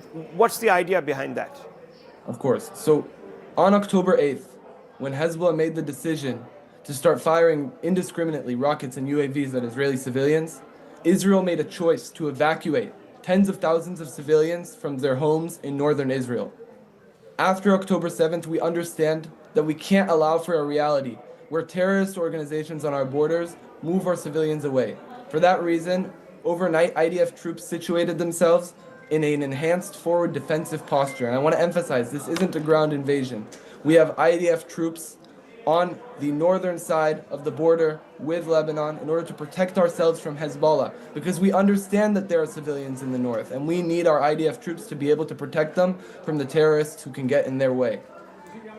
Explain to us a little bit about the strategy that has been employed, because what we're seeing is that there is a constant barrage of missiles that are coming out of Iran or drones that are coming out and somehow making it across the Strait of Hormuz or the Gulf and landing in the UAE and other geographies. How is that happening if you have aerial domination? So again, the IDF operates in coordination with the United States Armed Forces and other allies in order to do aerial defense as effectively as possible. The Iranian terrorist regime has very clearly proved over recent days that they are not just a threat to Israel and to the United States, but to the region at large. They're firing ballistic missiles in every direction. We do the best within our operational capacity to defend ourselves, but we understand that there are risks. There are risks involved when you have a terrorist regime with hundreds of and thousands of ballistic missiles that they want to fire on civilians. I want to come back to that original question. The Americans have now come out and said that regime change was not the objective. Trump has come out and said it. Hegseth has come out and said it. Rubio seems to be suggesting it. Do you share that? So again, as said, the objective is very clear. It's to eliminate that existential threat that we have on the state of Israel and at large, and that's a military threat. It's the fact that the Iranian regime, since Rising Lion, which is the operation the IDF conducted last year in June, have set out a goal for themselves to manufacture 8,000 ballistic missiles by 2027. Now imagine for yourself for a moment, there was a hit a few days ago in Bet Shemesh in Israel, a synagogue in Israel that gets a direct...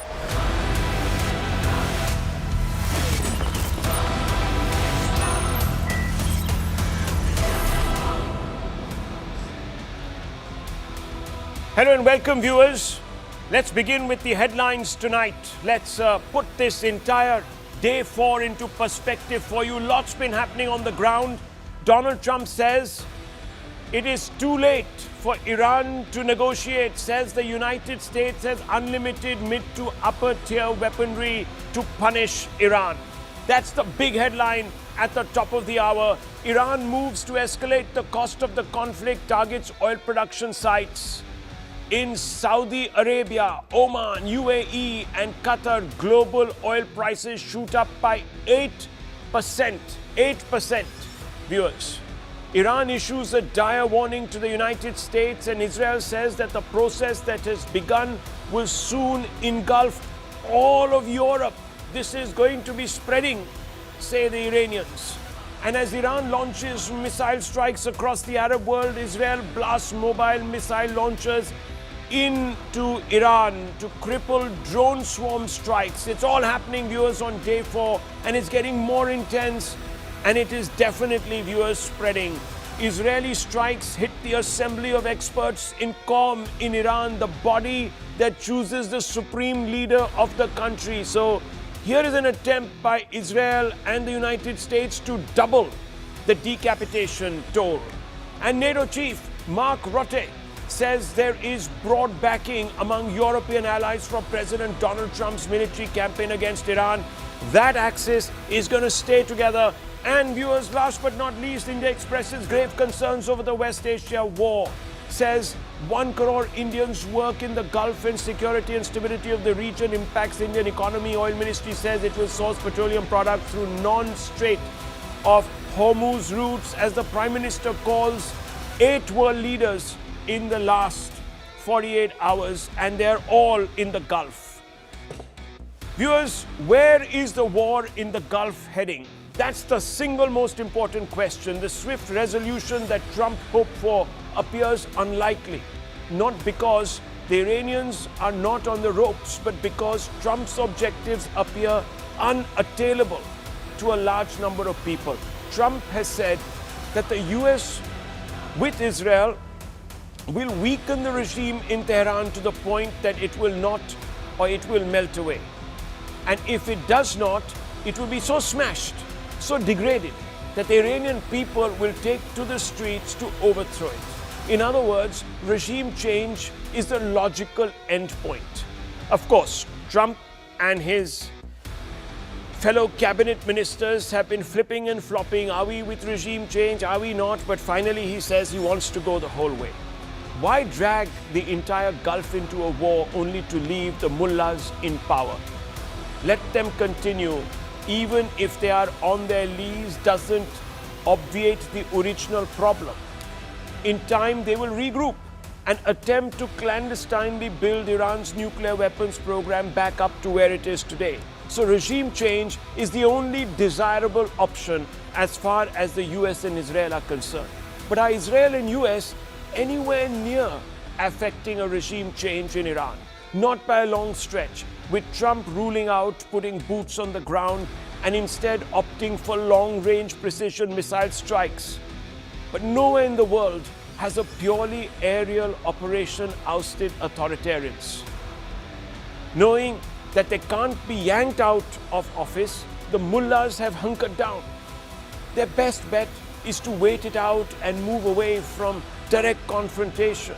Tehran is framing the conflict as a war of endurance, not immediate victory. Figures such as Ali Larijani have cast it as a test of staying power, betting that Iran can sustain between 60 to 90 days of high-intensity confrontation and gradually shift Washington's cost-benefit calculus. Tactically, not unlike Ukraine, that was also fighting a Goliath in the shape of Russia, Iran too appears to be taking an asymmetrical, layered approach, targeting enemy radar first, exhausting their air defenses with drones and low-cost missiles. This tactic allows the Iranians to preserve advanced systems for later phases. Iran is activating proxy partners gradually, pressuring energy infrastructure and maritime routes to stretch enemy defenses. The tactic is creating chaos. The Strait of Hormuz is shut. Energy supplies are disrupted. Countries are sweating money, cash. Investors are fidgety. Expats, the backbone of the US states, are wanting to go home. It has turned into a war of attrition. Does another potential war without end loom? Fundamental question, is Iran Trump's Ukraine, viewers? It's a question that I'm going to pose tonight to all our guests. Tom Cooper, the world's #1 military analyst, is with me on the table. And he's been here with us, gaming this entire war from day one. Major General G.D. Bakshi, defense expert, is here with us. Dr. Anand Ranganathan, author. Mehek Cook, Republican strategist, also here with us. And Tatiana Kukareva, Russian journalist, who we have had on the show many a times, is here with us. So I want to first bring in the two military experts. And I want to first begin with General Bakshi. General Bakshi, we salute you. You've always been at the forefront of expressing the sharpest opinion in this country. So I'm going to ask you a very straightforward question tonight. As a man who has been in combat, taken a bullet for the country, I want to ask you, from your experience, looking at this war very closely, is Ukraine trap emerging for Trump? Is Iran going to become Trump's Ukraine? Could that be a possibility? It could be. It is already actualizing. Look, there has been overreach on the part of the United States, Israel. They thought that a very effective first strike on 28 February that decapacitated 48 top leaders of Iran would bring Iran to its knees, and they could do a Venezuela redux. Wow. Nothing of that sort has happened, because before the Americans struck, the Iranians had already worked out their counter strategy, which was to decentralize their command and control, to delegate to the 31 Iranian Revolutionary Guard Corps districts. Don't forget, the Iranian missiles are all over the country. They are not focused in any one particular area. They are deep underground. Their whole cities underground, with multiple exit tunnels from which the launchers can go out, fire and come back. They could sustain this from their mountain hideouts for months. And therefore it was no surprise. Within 1 hour of this so-called decapacitating strike, the Iranian had started hitting back. 70 missiles on the first day on American targets, on Israeli targets. Primarily they were hitting the radars. They were trying to blind them, right? Then very night they fired about 200 plus missiles again. They had started initially with 6 Gulf countries where there were American bases. They have widened it to 9. They have launched 2 attacks on the Abraham Lincoln. Don't forget, the Abraham Lincoln was first within the Hormuz, Gulf of Hormuz. When the Americans got very worried about this being sunk, they took it out of the Gulf of Hormuz and into the Gulf of Oman. And yesterday, when it was hit by 4 ballistic missiles, they say that they were able to shoot them all down. To my mind, the Iranians were now just zeroing in. They were just zeroing in. They were trying to gauge reaction, record all that telemetry so that they could perfect the strike. Look, Rahul, one proper full-scale hit on an American aircraft carrier, that means 5,000 sailors down, right? Even if they don't get an aircraft carrier, there are 3 destroyers, right, Aegis class, Arleigh Burke class, in the Gulf of Hormuz. One goes down, 250 to 300 American sailors down. This is a midterm election years. Body bags in this year can cost Donald Trump very dear. Okay. Very extremely costly it would be. There are various... The Gulf of Hormuz is already blocked. Already blocked. The price of oil is going to hit $100 a barrel. It is going to hit the economies of Europe, of America itself, of India, Japan, China, South Korea. We all have a stake that this nonsense stops at the earliest. Yeah. We must focus on our national interest. We are not the fan club of Donald Trump. Yes. Right? And even though we are very friendly with Israel, there is a state at which we have to count the costs to our national security. I think you put it so wonderfully. We have friendly ties with both. we cannot we have afford... friendly ties with both. Yes. India should take the lead We in should getting take the this to stop. We have to, because we can't afford a long, protracted fight, just as the US and Israel can't. Let's be very honest, viewers. And I want to turn to this camera, and I want to take my friend here, Tom Cooper, to that big wall, because what we're going to show you, viewers, is something that you haven't seen till now. And I'm going to show you a map that's going to tell you what really is happening. Tom, what are we seeing? These big red dots, how are they? What are they? How have they been captured? What do they tell us? This is a map that was eventually published by Israeli think tank ENSS, based on, between others, satellite photographs of areas where there were, in the last 4 days, there were bigger fires registered. So you're saying that these are special satellites that capture areas where there are big fires? Yeah, for example, this is Israel, bush fires. This is Israel, yes. I mean, this looks as if it's completely burning. And Israel and southern Lebanon. So Israel and southern Lebanon, Beirut, viewers, for example, is up here. These are the boundaries of Israel. No, of Lebanon. Of here, Lebanon. Here, and that's Israel. That's Israel, yes. And so you have a situation where there are some big fires in both areas. Yes. Up here and in then both in central, areas. this is Tel Aviv. This is Tel Aviv. This looks as if it's not a one-way street. This is a fight that is also being fought in Israel itself. Yeah. And now you look at Iran, and you look at Kuwait, and you look at Riyadh. These are lesser intensity fires. The red ones are really big, that have raged for 24 hours, or maybe even longer, right? I'm not sure how long, but yes. It's interesting to see. We have Bahrain here, Qatar. We have United Arab Emirates and the tip of Oman up here, also heavily hit. And this red area? Yeah. This is Dubai. This is Dubai. This is Abu Dhabi, and this is the Hormuz Strait. The Hormuz Strait. And then along the coast, several objects have been hit, obviously. And this is, of course, Iran. We expect to see heavy fires in Iran because of the bombardment. But what we didn't expect was this picture, and we didn't expect this whole picture, because this tells us this whole picture. This tells us that there has been a fair amount of Iranian strike back. Yes, for example, indeed, we can follow Bushehr. This is one of the biggest ports in northern Persian Gulf. We can follow, for example, Bandar Abbas in this area, and obviously the Americans striking Iranian missile sites around the coast, which are firing at Bahrain and Qatar. Plus, here, Chabahar. Chabahar, yes.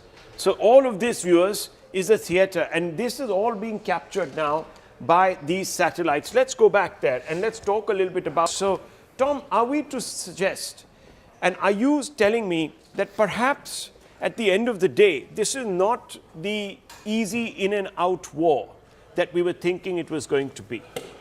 This is obvious from the start. The Iranians are firing many more missiles than they used to fire, for example, in June last year. In June last year, maximum was something like 50 a day at Israel. In this case, they are firing so many that Israel is not even reporting exactly how many missiles are fired at Israel and striking Israel. But how many missiles does Iran have? We believe they have a limited stockpile. So can they just carry on? And what happens when they run out of missiles? That's the end of them, isn't it? Last year, they didn't run out of ballistic missiles that could hit or that could reach Israel even after 12 days of war. But the Israelis were out of anti-ballistic missiles, not only the Israelis, the Americans were out of anti-ballistic missiles after 7 or 8 days of war. And the Americans have spent a quarter of their stocks of anti-ballistic missiles just to defend Israel last year in June. Therefore, things are not looking good for a specific side in this case. Well, we'll get into whether regime change is possible just with aerial strikes a little later with Tom and another top military expert. We're going to bring that conversation onto the table in about 10 to 12 minutes. But I want to go across to Mehek Cook, who joins me from America.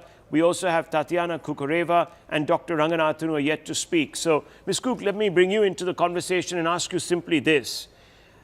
Are the Americans a little lost? The direct answer is no. I mean, we have been very clear. For 5 decades, we have watched Iran wage a terror war, not only against their allies in the Gulf that are no longer allies today, against every single country, including the United States of America. We have lost thousands of American citizen lives, troops, and then there was an assassination attempt on President Trump. Let's not forget that. So as we look at this, we have been very clear. This is not about a regime change. Look at the way we targeted attacks. Hello. We took out the supreme leader. We took out over 49 top military officials. And then on top of that, we have been targeted in not only the airways, but in U.S., in some of the port areas as well. The Strait of Hormuz is extremely important for us to protect. And when you talk about oil prices today, this is how India can protect itself. If we actually have a strategic alliance and peace, then we won't see the fluctuations of oil prices that, by the way, have been occurring since 1979. It has been consistent. And the only way to achieve peace, not only for the United States, but for the geopolitical sphere that we're talking about today, is to make sure that we don't have nuclear weapons in Iran. They have been stockpiling nuclear weapons. They did not come to Geneva in good faith. They refused to work with the United States, and we have to draw a very clear line in the sand. And for anybody who thinks that we're not actually succeeding, I mean, this is day 4. Look at what we accomplished in 24 hours. I think every ally, including India, should be on board and supporting us so we can actually achieve peace in the Middle East and economic prosperity for all of us. Well, let me tell you that the Indian government is supporting Israel and the United States in this endeavor. That has pretty much been made clear because we haven't come out and condemned, like some other countries have, the killing of Khamenei. So, and there's a lot of pressure on the Indian Prime Minister to do that. So the Indian Prime Minister is not doing that, which should be, and nor should he. I mean, that's up to us to decide. Thank you very much. I mean, I understand where you're coming from, but that's up to us for us to decide. But I just want to ask you this: if it's not going to be regime change, then these mullahs are not going anywhere. They'll regroup. They'll be back. They might, for the sake of it, for optics, sit across the table, have a perfunctory conversation with you. But they'll be back to doing what they do best, which is terrorizing their public, jailing their women and young youth activists, killing Kurds, and sponsoring terror, and also developing a nuclear weapon. Let me tell you that, because they are driven by something greater than just the need for power. This is an ideological fight against the West, and they've said it in as many ways and as many words. So I want to ask you, why are you going to give them this opportunity to regroup? Put troops on the ground. Take them out, like you did in Iraq and Afghanistan. Well, we don't need to put troops on the ground today. I mean, the fact is that we have our capabilities between Israel, ballistic missiles, and all of our defense. No, is the United States scared? American troops is on the the U.S. ground scared today. of putting troops on the ground? I'll tell you why. Because about 5 or 6 months ago, you waged a 12-day war against Iran.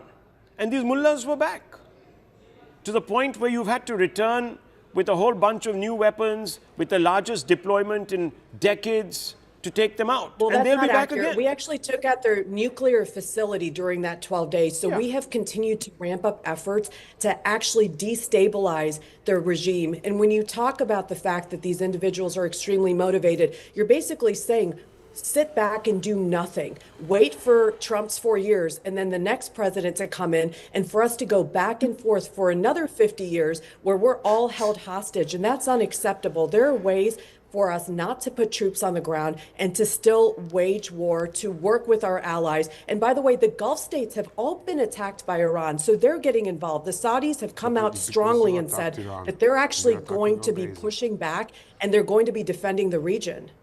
Wow. So viewers, this entire area that prided itself in being relatively stable now is plunged in chaos. Oil prices are shooting through the roof. Oil prices are shooting through the roof. City-states like Kuwait and Abu Dhabi that promised that there would be an oasis of tranquility and peace and built their new economies by attracting capital and moving away from fossil fuels to the tune of about 70% of their GDP, are today very worried because the moment a drone passes by, everyone freezes and work stops. Viewers, their economies splutter to a halt and investors look for the exit door. That's what's going to happen, viewers. All these Gulf nations with their towering, shimmering, glitzy skyscrapers are going to find that those office spaces will be wide open. There'll be nobody working there. And that miracle will collapse, and it will collapse, viewers, into abjectness and instability. So we'll create another problem. That's what many people think. It's not my opinion. This is what many people think. And I'm just going to bring in Tatiana Kukureva. Tatiana Kukureva, Ms. Cook says, look, we're doing what the world wants us to do. We're doing the best by the people of Iran. We're taking out this horrible regime, which it is. It's a horrible regime. And one is glad that it's happening. But was this operation not thought through? And why isn't Russia helping the West in also sorting this out? Well, first of all, Rahul, I love that you brought up Afghanistan. You know, and this is a perfect example, really, of America putting boots on the ground in an effort to try and take out a fundamentalist hardline regime. Those 20 years and thousands of American troops lost in that battle, reversed in 1 year. Might I remind you who's in power in Afghanistan right now? It's the same Taliban that the US spent 20 years on trying to combat. And this is the reality right here, right now. We can talk the big talk about trying to topple a fundamentalist government. But the fact of the matter is, when you take out the head of a state in a targeted killing, you don't topple a regime. You kill a person. You give the nation, you give every single supporter of that regime an enemy, two enemies, in fact. You completely confirm the philosophy behind it. And I said it a couple of days ago to an Israeli speaker, and I will say it again. The fact that the Iranian regime was saying, look, we need to eliminate Israel because it is a threat to Iran, well, now you have actual proof that Israel, along with the US, can come in and kill the leader of a state. This is not about the fact that, you know, whether Khamenei was good or bad. This is, again, as you said, rightfully so, this is not our place to decide. It is for Iranians to decide whether he's good or bad. He is the supreme leader of a country. The fact is that there is already a replacement. There will be a permanent replacement. You do not achieve a regime change, and this is spectacular hypocrisy, astonishing when we talk about an actual regime change.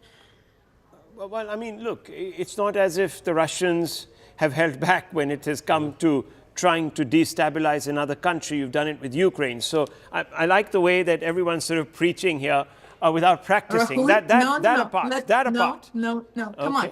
This is a different story, though. Look, Right. we did not Depends fly on who's in, writing it. airlift. Vladimir Zelensky is alive and well, first and foremost. It's been 4 years, he's alive and well. Yeah, after 5 Well, assassination That is attempts. a very different scenario. Look, I mean, you know, that's because you guys messed up in the first 48 hours of the war. You could have got Zelensky in a body bag. No, we just don't do things in an American way. Okay. You know, there's not one way to do Okay. things. This is exactly the problem. Look, we've been down that Cold War chute earlier. So look, hang on. No, okay, look. I mean, we're talking about this particular instance right now, and I want to bring Ms. Cook back for a quick response. Meg Cook, you want to respond to Tatiana Kukureva, and then I want to bring in the doctor. Yeah, the good doctor, I might add. Yes.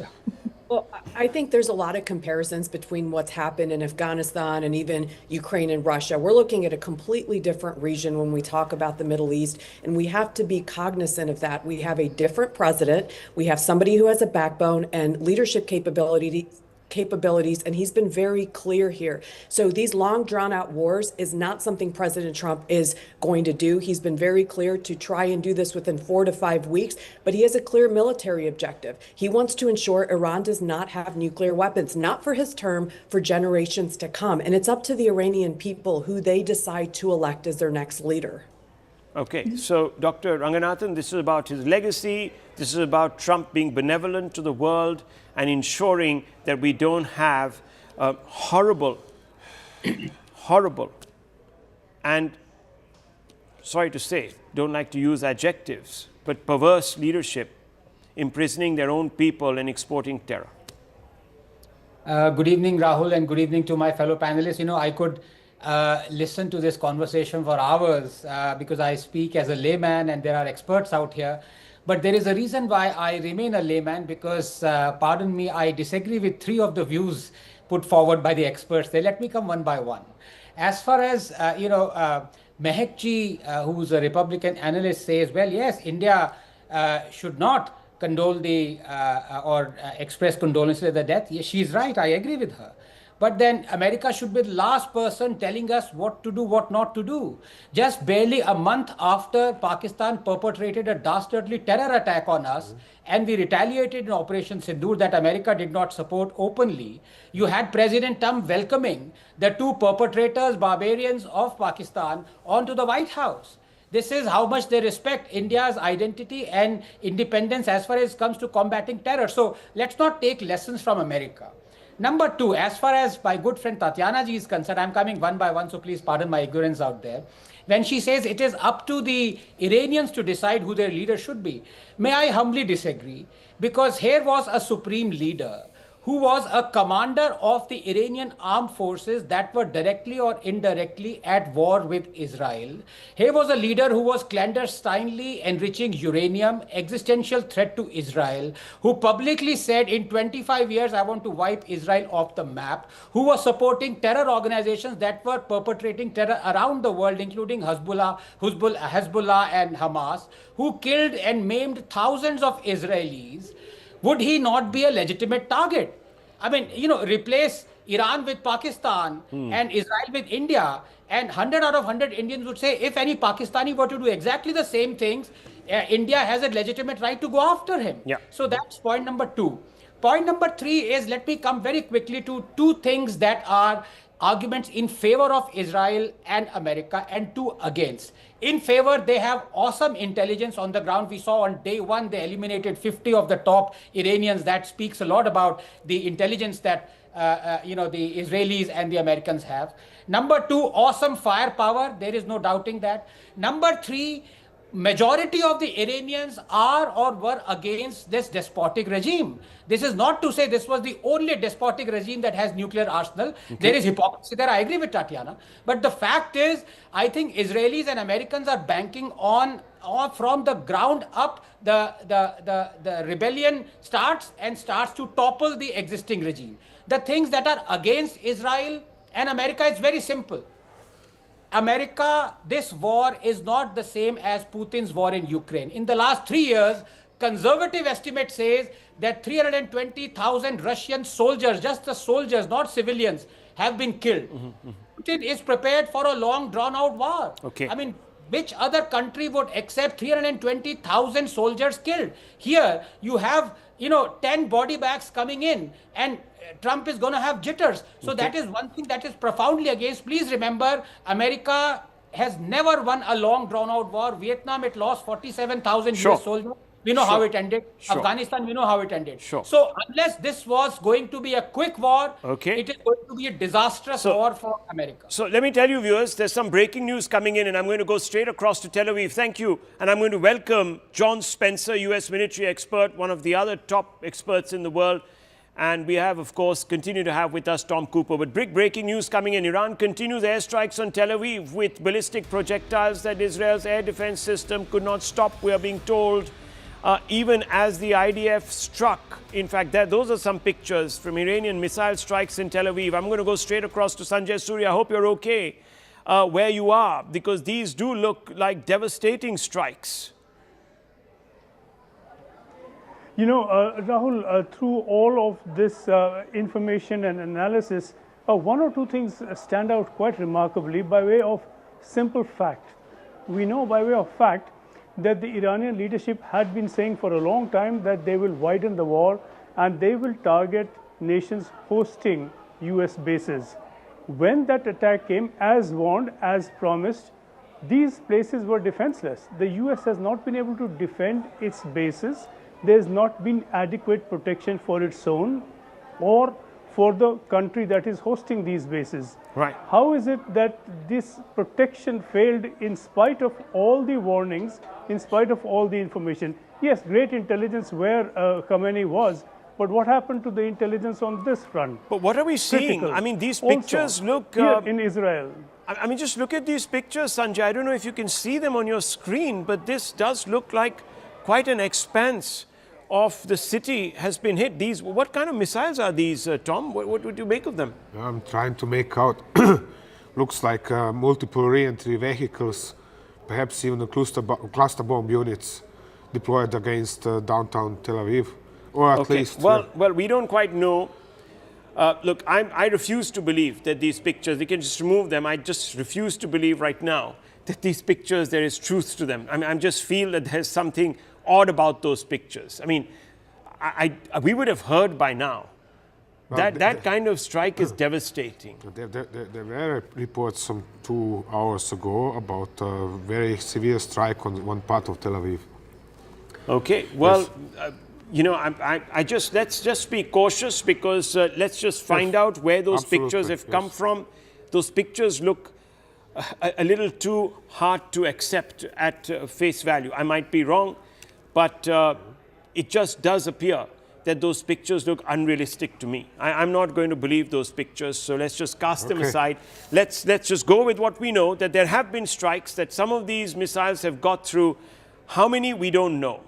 How many, we don't know. What the situation on the ground is, we don't know. But I just want to go straight across to John Spencer, U.S. military expert. Tom Cooper is also here with us. Thank you, John Spencer, for taking out the time and being a little more patient than we would expected you to be, because it is about 6 minutes into your time. So I'm just going to ask you fundamentally this.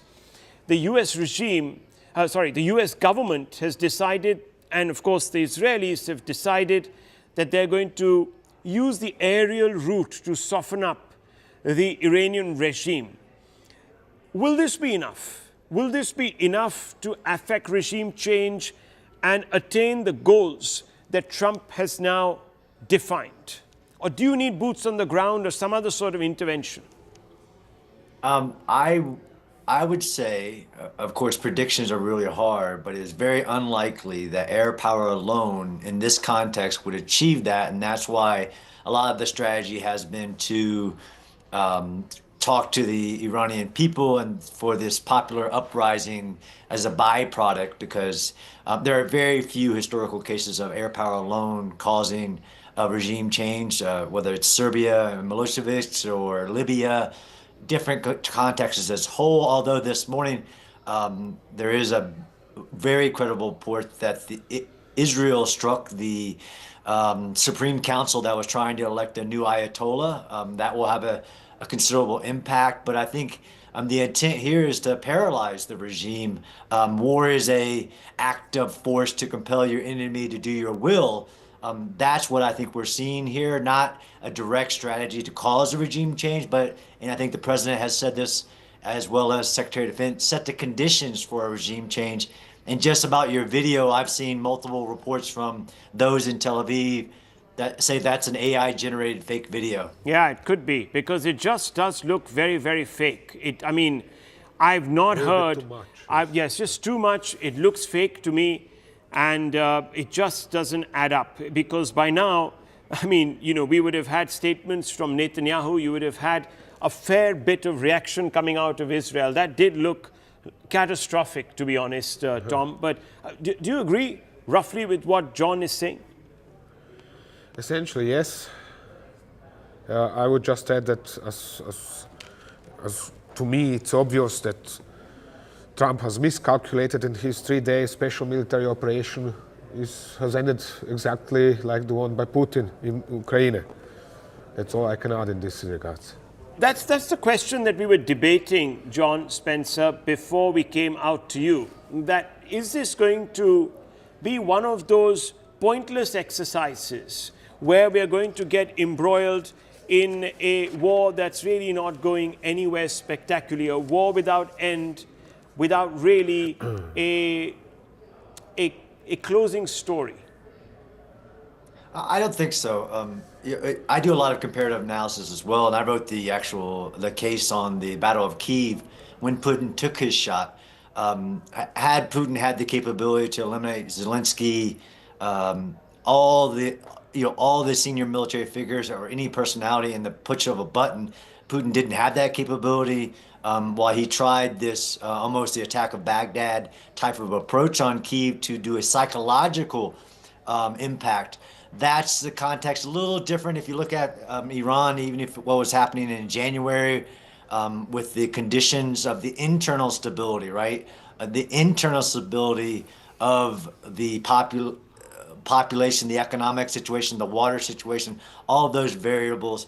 Now, whether, again, I don't think it'll be a forever war. I think this is actually trying to end a forever war and change the behavior of the Islamic regime. Of course, take away capabilities of the nuclear program, the ballistic missile program, of the Navy's threat to the Strait of Hormuz. Every war has to look at its context. Whether this is a futile effort, I don't think so. Even if it's, if anything, you have set the conditions for a different paradigm to be in place, one that Israel and the United States will strike any threat coming from the regime going forward. I think that's a decades-long paradigm that is being broken.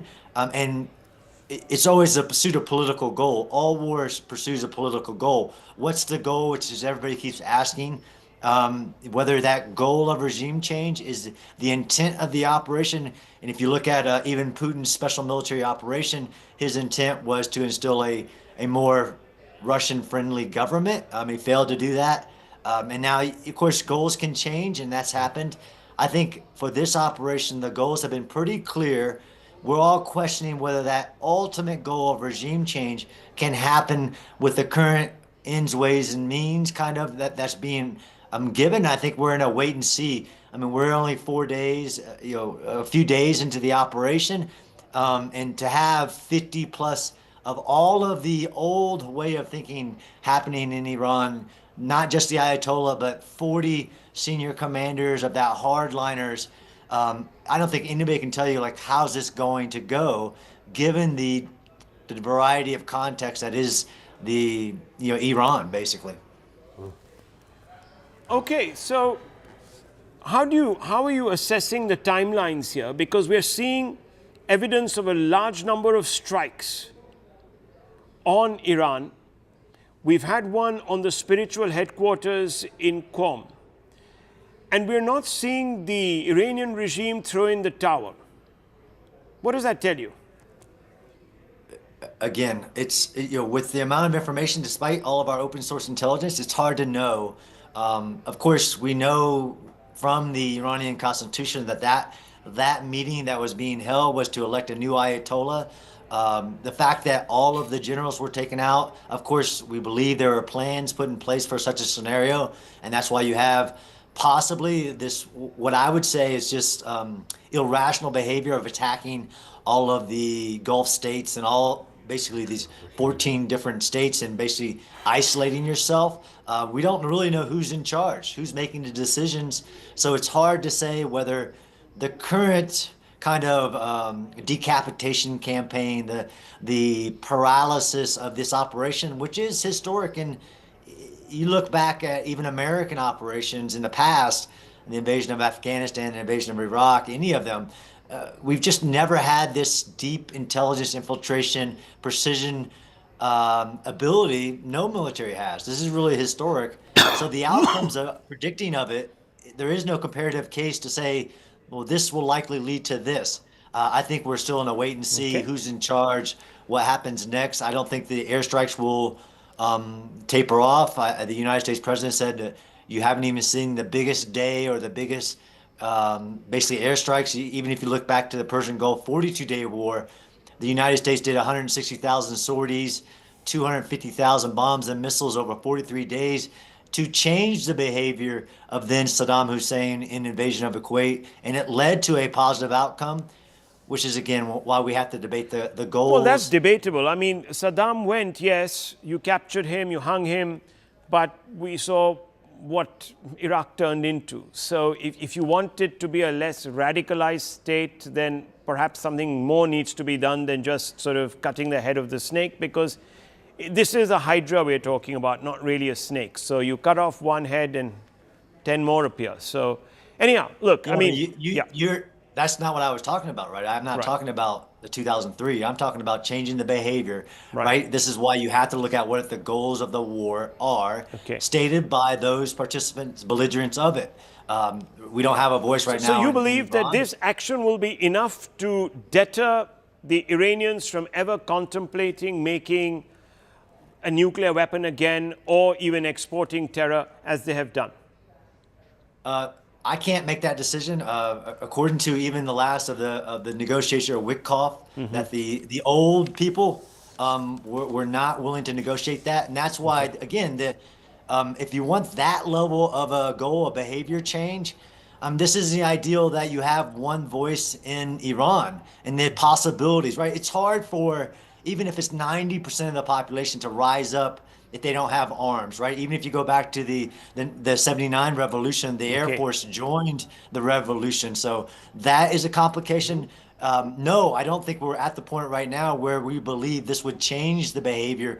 And that's why you keep eliminating the leadership and the hardliners, to where is this going to create the byproduct of a regime change to really get them to changing that behavior, or would they come to the negotiation table, which the president said, I'm willing to negotiate again, but it's going back to kind of like the Ukraine-Russia. What is negotiation?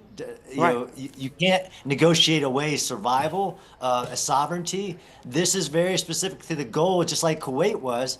Stop invading other countries. In this case would be to give up that nuclear program. I would not say we're there yet. No. Well, don't forget, viewers, that the Iranians, by some accounts, offered, in fact, to give up their program. And they said that we accept all sorts of inspections. So, look, I mean, all of this now doesn't really matter. What matters is, where are we going to go with this war? What is the end point? And I think we're getting some views on that. Thank you very much, gentlemen. Thank you very much. I just want to move on to the politics, because here in India, viewers, as you know, and let's move on to that story, the Congress party has been slamming India's silence, diplomatic silence, on what? On the killing of Khamenei. And Sonia Gandhi has written an article today that has appeared in some newspapers accusing the Prime Minister of abdication. She has come out and said, government silence over Khamenei is not equal to neutrality. Silence is an abdication of principles, in a sense of morality. India cannot remain a mute spectator. Traditional foreign policy values have been ignored.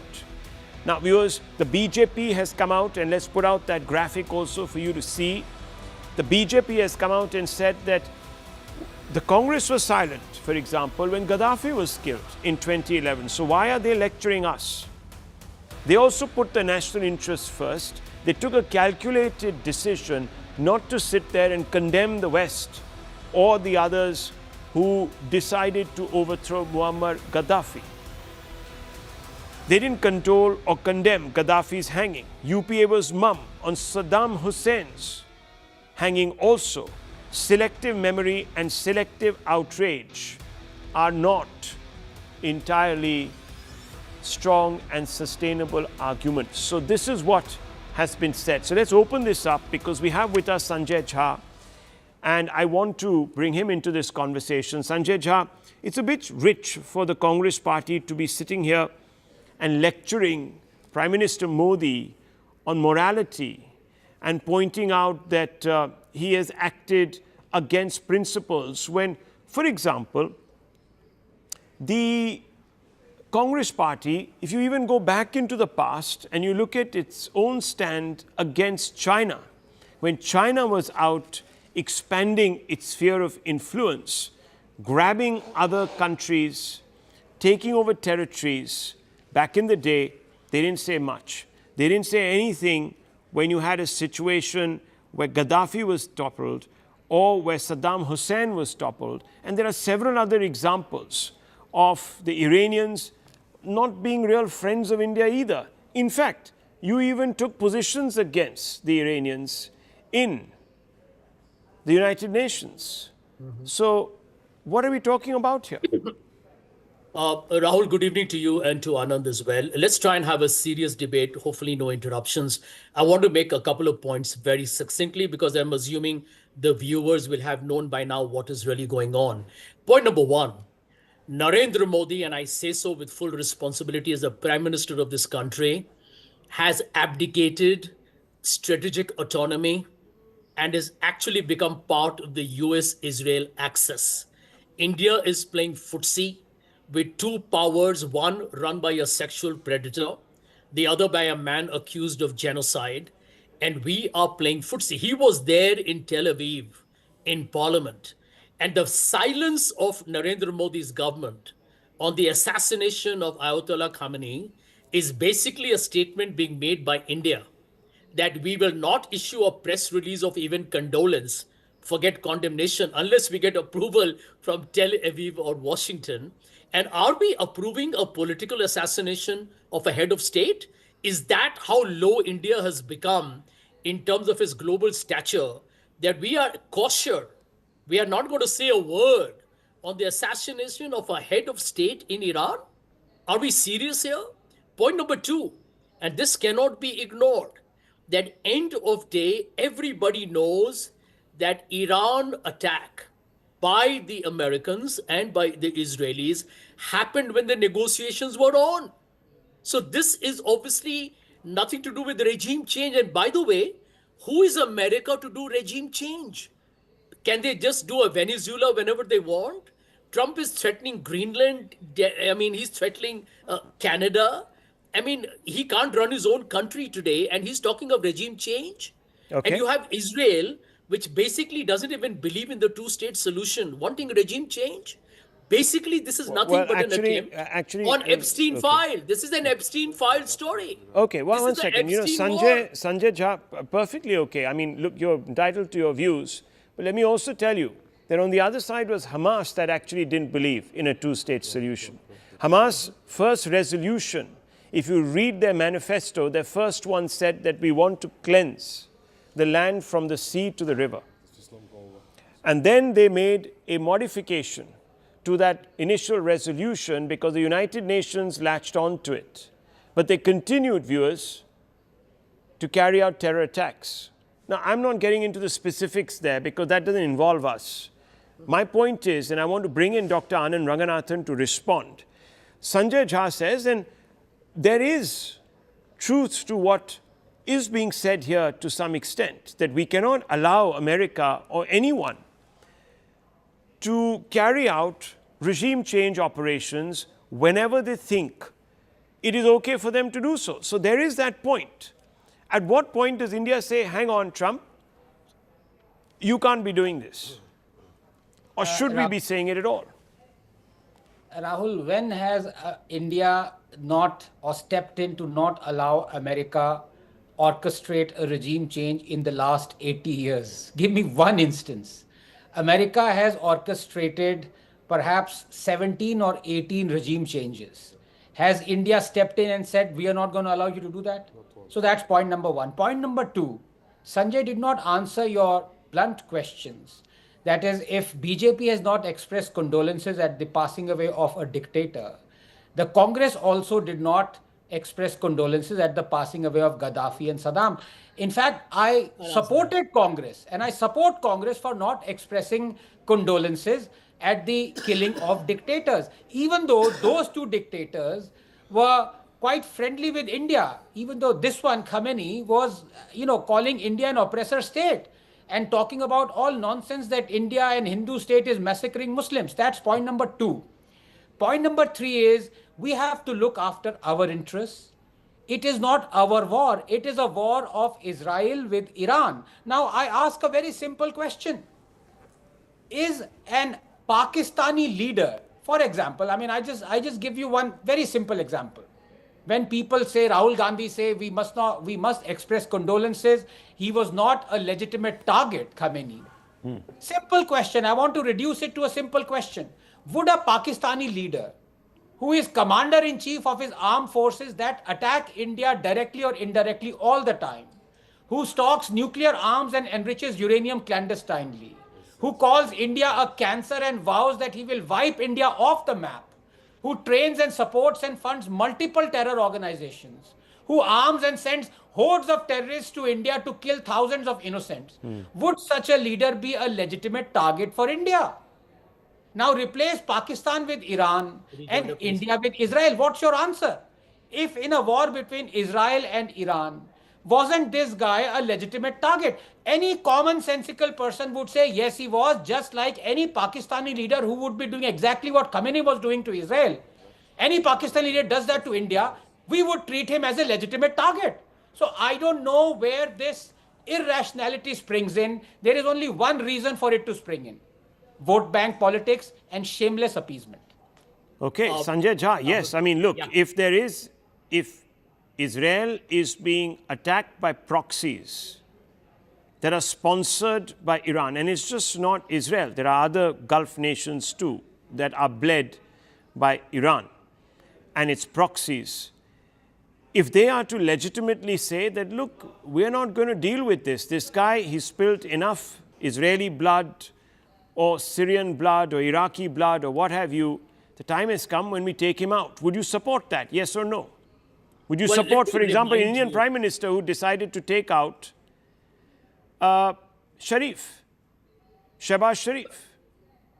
Well, let me tell you one thing, Rahul, that it is a tragedy that Narendra Modi has become so weak. But you're not answering the question. You can attack Modi as much as you want, but please answer the question. I want to ask you, where was the Congress's high principle when Gaddafi was pulled out of a pipe and beaten and toppled? Where was the Congress when Saddam Hussein was plucked out of a hole in the ground and hung within days?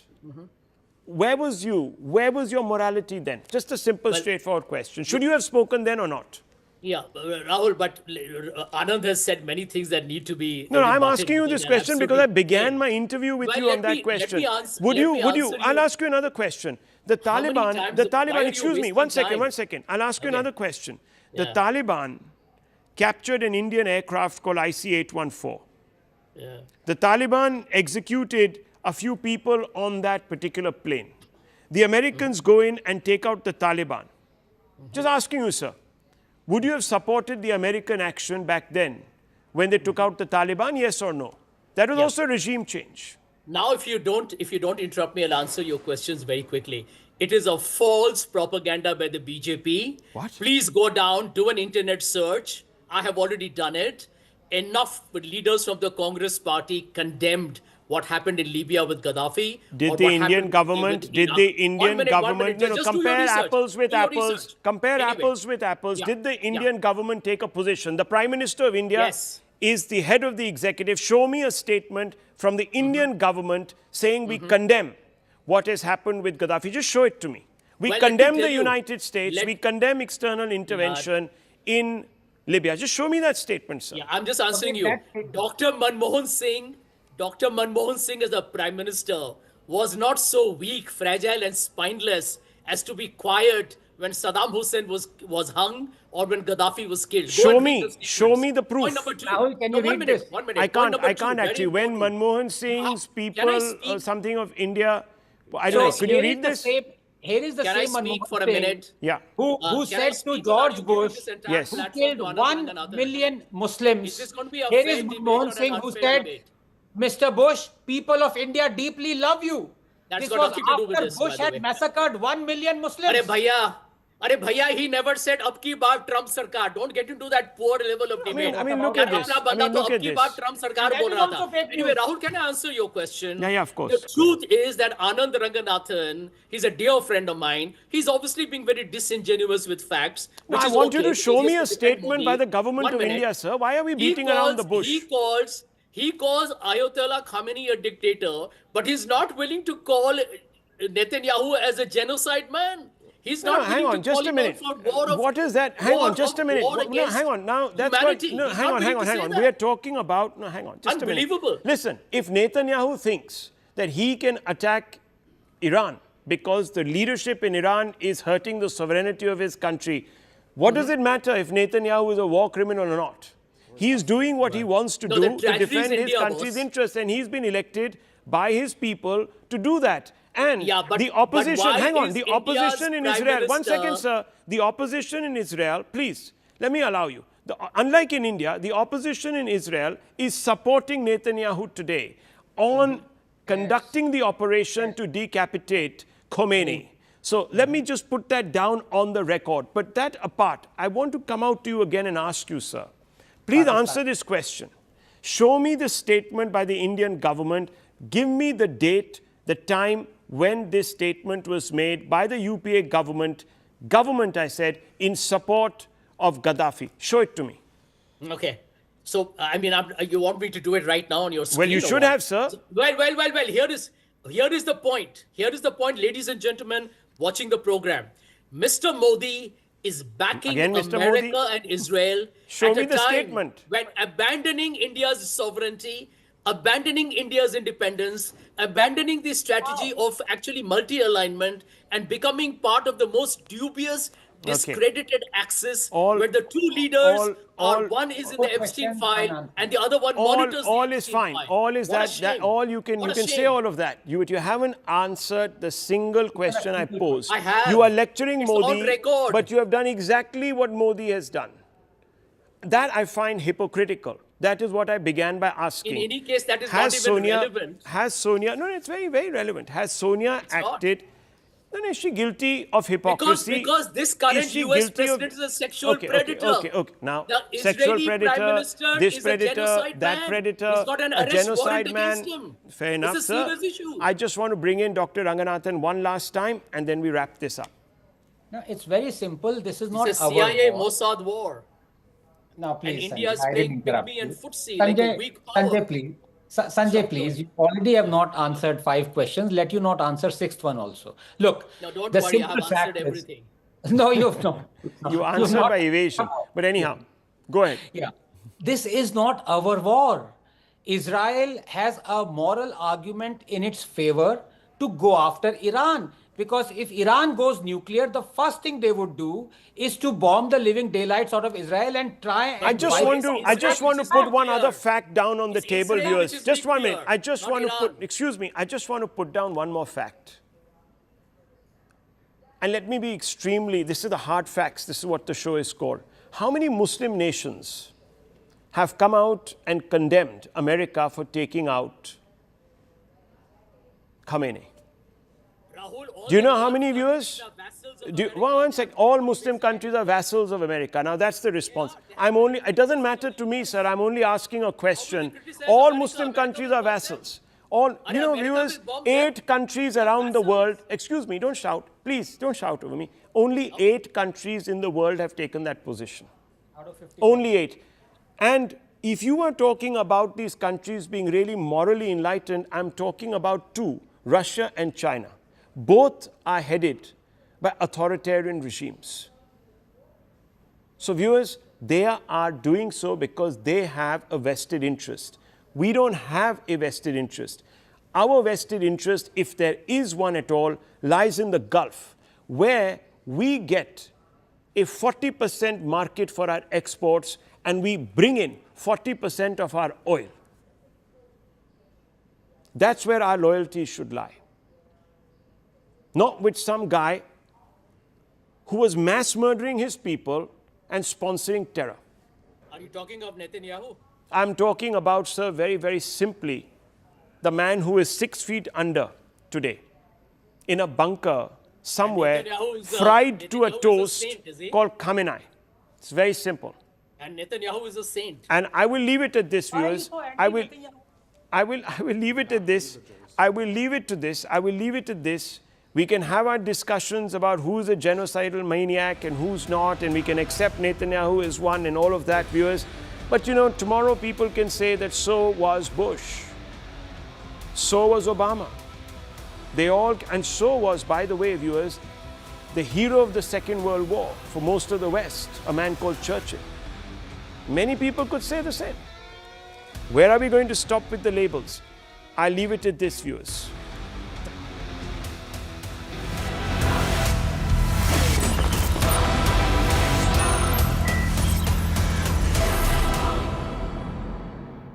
IDF spokesperson Ben Cohen, who joins us from the front lines, really. Thank you, Ben, for speaking with us. What's the situation right now in Israel? What are we expecting by the way of timelines? Is this war going according to plan? So I just returned from the bomb shelter from a siren that was just in the area. We started this Operation Roaring Lion, on Saturday morning, when the IDF and the U.S. Armed Forces started a joint operation intended to do one thing, and that's eliminate an existential threat, a threat that's relevant to the state of Israel, to the United States, and to the world at large, and that's been proved over the last few days. The strike started on Saturday morning when we eliminated more than 40 senior Iranian commanders, including Supreme Leader Khamenei, and they continued over recent days as we struck aerial defense targets, ballistic missile targets, and other Iranian terrorist regime targets in Tehran and in Iran at large. Over the last 36 hours, the Hezbollah terrorist organization, the Iranian terrorist regime's main proxy, made a strategic mistake and decided to fire dozens of rockets and UAVs at Israel, and at this time, incongruent to IDF strikes and US Armed Forces strikes, in Iran, the IDF is striking Hezbollah terrorist organization commanders and targets in order to eliminate that threat on Israeli civilians. So, of course, we're hearing that the new Iranian defense minister has been eliminated in a fresh wave of strikes from Israel. But what we're seeing also is resistance coming from Iran. They seem to have hunkered down. They're sending these drones. Many people are saying that this is a strategy where they are trying to exhaust your munitions, the Iron Dome, patience of the Gulf allies. Is this what Iran's game plan is, or are they actually not being able to react using some of their hypersonic weapons and other bigger weapons because of compulsion? What's exactly happening? From your perspective, how do you read this? So I can tell you that after 2.5 years of war, and after the 7th of October, the IDF has learned that we never underestimate our enemies. We understand the threat that the Iranian terrorist regime poses. And as far as it goes to their strategy, I can tell you one thing for certain, and that's that they have a strategy to target and hurt civilians specifically. This isn't just a message, it's concrete intelligence we have at hand. They're sending those ballistic missiles on their drones to civilian areas, not just in Israel, but in the entire Middle East. Okay, well, what we're also hearing is that the longer this war continues, and I'm going to ask you a little bit about timelines, but the longer this war is continuing, costs are also escalating, as we know. Right now, I'm hearing that oil is up by about 8 to 10%, silver is up by 11%, the Strait of Hormuz is completely blocked. The new Iranian defense minister.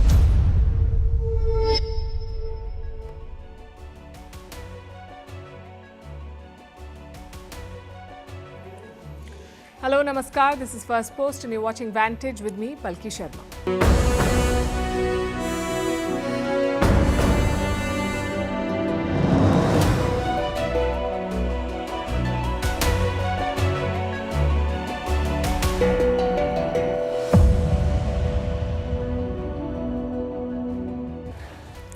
Day 4 of the war, it's expanding and dragging in more players. Iran says the gates of hell are open. Israel says it will respond with force. Meanwhile, missiles continue to fly in all directions. We'll bring you the latest updates tonight and the videos that sum up this war.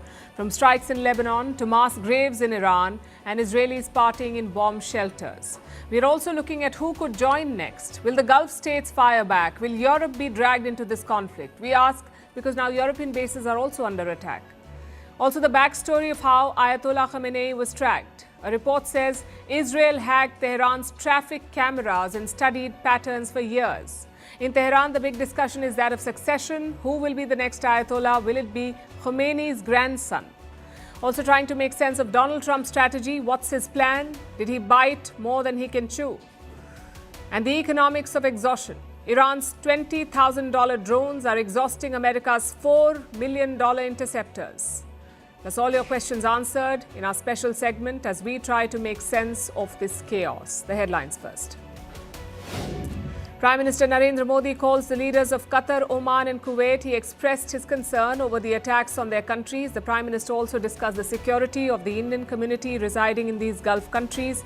Around 10 million Indians live in the region. Italy summons the Iranian ambassador to protest a drone attack on a UK base in Cyprus. The country's deputy prime minister said he reiterated Rome's stand that Italy is not part of the US and Israel's war against Iran. Reports say the British base could have been hit by drones launched by Hezbollah from nearby Lebanon. Donald Trump says the historical relationship between the US and Britain is not like it used to be.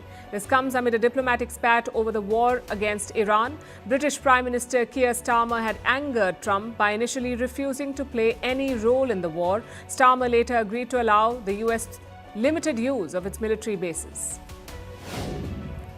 Russia's central bank sues the European Union over indefinitely freezing its assets. Around $230 billion of Moscow's reserves have been frozen by the bloc over the Ukraine war. Russia cannot access the assets till it ends the war and provides reparations to Ukraine. And the Sudan's government says drone attacks on its territory are coming from Ethiopia. For nearly 3 years, a civil war has been raging in the Sudan. But this is the first time that Ethiopia has been officially accused of interference.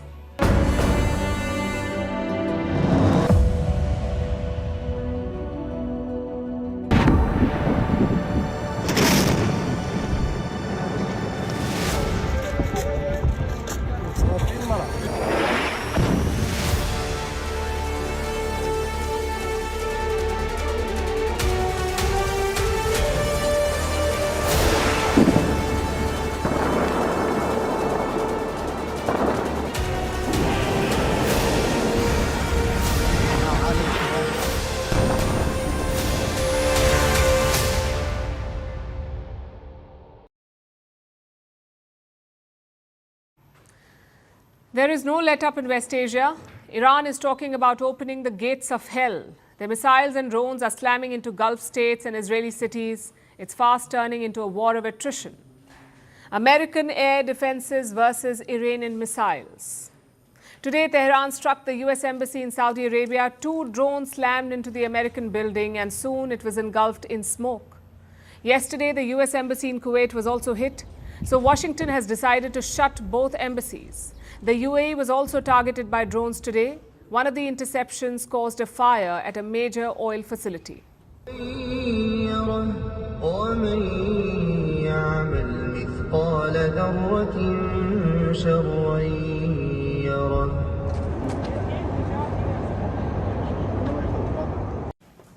Missiles also targeted Israeli cities. A large wave was fired early in the morning. Some of them were shot down by Israeli and US air defenses, but a few missiles did find their target.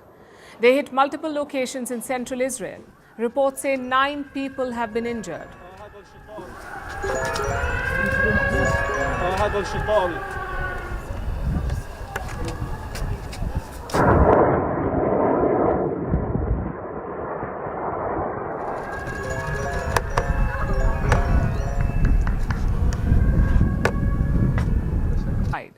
Well, Israel has opened a second front against Lebanon. Their fighter jets are bombing targets deep in Beirut. As of now, 40 people have been killed and 246 have been wounded in Lebanon. And it's not just an aerial onslaught. Israel has ordered a ground invasion as well. They plan to create a buffer zone in southern Lebanon. Meanwhile, the Hezbollah is trying to fight back. They're firing rockets at northern Israel, leading to mid-air interceptions by the Iron Dome.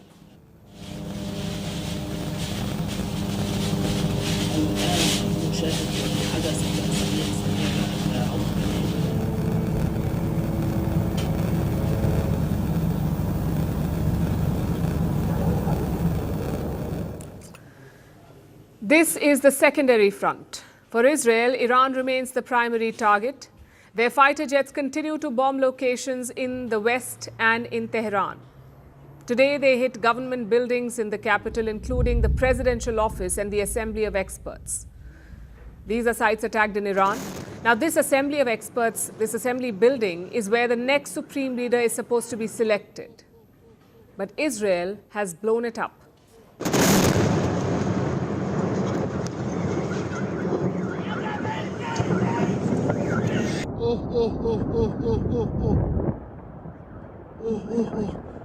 مرزارانی وای وای دوباره زد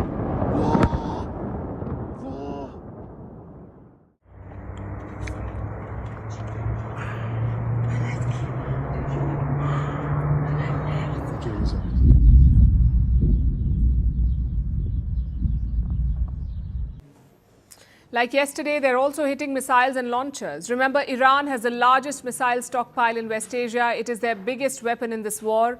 Israeli jets are flying multiple sorties into Iran. They're taking out more and more launching sites.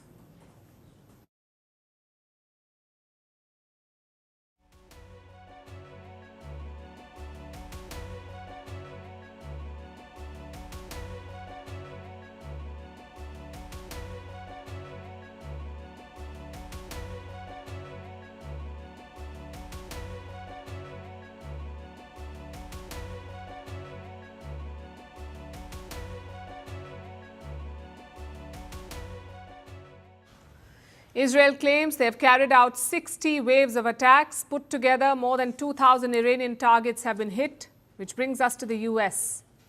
What is the American military up to? The US has deployed its B-2 and B-1 bombers. They're using these planes to strike underground silos and launching sites, locations that cannot be breached easily. In addition, the US is also bombing internal security targets. Things like police stations, detention centers, intelligence offices. The Americans are going after all of this in Iran. And these facilities are used by the regime to crack down on dissent. By attacking them, the US is hoping to weaken the regime's grip on power. Basically, they're setting the stage for massive protests in Iran. And that sums up the battlefield updates. What about diplomacy? Is anyone interested in an off-ramp? Well, look at Donald Trump's latest message, and I'm quoting. Their air defense, Air Force, Navy, and leadership is gone. They want to talk. I said, too late. And just to be clear, until yesterday, Trump did want to talk to the Iranians. He said the new Iranian leadership had reached out to him. But then Iran's security chief rebuffed him. He said there would be no negotiations with the Americans. So now, 24 hours later, Trump has also made a U-turn. He says there will be no talks. But here's the problem. Wars are not just fought with resolve. You need weapons to keep fighting them. Multiple US media reports say the Pentagon is worried. That's the US Defense Ministry. They're worried. They fear a long war will deplete American stockpile. So once again, Trump came out with a long social media post. And let me quote again from what he said. The United States munition stockpiles have, at the medium and upper medium grade, never been higher or better. As was stated to me today, we have a virtually unlimited supply of these weapons. Wars can be fought forever and very successfully using just these supplies. At the highest end, we have a good supply, but are not where we want to be. Well, that's a half admission by Donald Trump. He says the high-end stockpile is not where he wants to be, and yet he's not de-escalating. Trump actually says a bigger wave of attacks is coming. So it's not clear what he's trying to say. Like I said, more than 2,000 Iranian targets have already been hit, more than 2,000 targets. So what would a bigger wave look like? That's the question. Israel's Prime Minister Benjamin Netanyahu is betting on quick success. He says this will not be an endless war.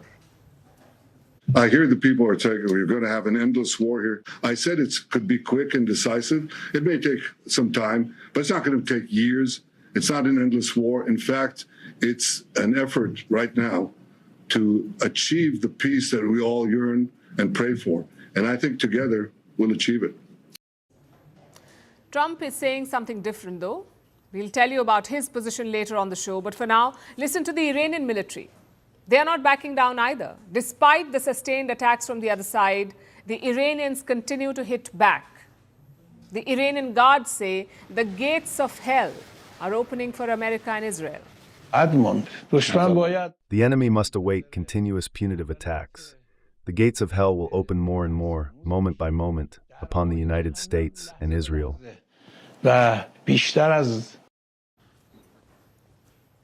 It's basically a race against time. Iran wants to grind out the enemy air defenses, much like they did in last year's 12-day war. Meanwhile, Israel is betting on a blitzkrieg. They want to defang Iran's missiles before their air defenses run out. It's a question of what will happen first.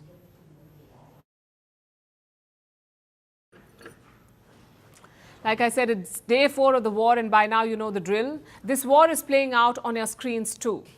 Your feed is flooded. Every hour, thousands of videos are pouring in. So every day, we try to cut through the noise. We bring you the most important videos from the last 24 hours because, as we keep saying, misinformation is flying faster than missiles. And with artificial intelligence in the mix, it's harder than ever to tell what is real. So let's bring you our top videos. The top videos that you need to see today. Video number 1 is from Beirut. Beirut is the capital of Lebanon. As you know, the war is spreading across the region. Multiple countries are coming under fire. And last night, it was Lebanon that took the hit. Lebanon is home to the Hezbollah. It's a Shia militant group and a regional proxy of Iran. Now, Israel says Hezbollah has joined the war, which is why they're hitting Hezbollah bases in Lebanon. The Israelis are hitting these bases. As you can see on your screens, there are visuals on the blasts. They show Israeli strikes on multiple Hezbollah targets.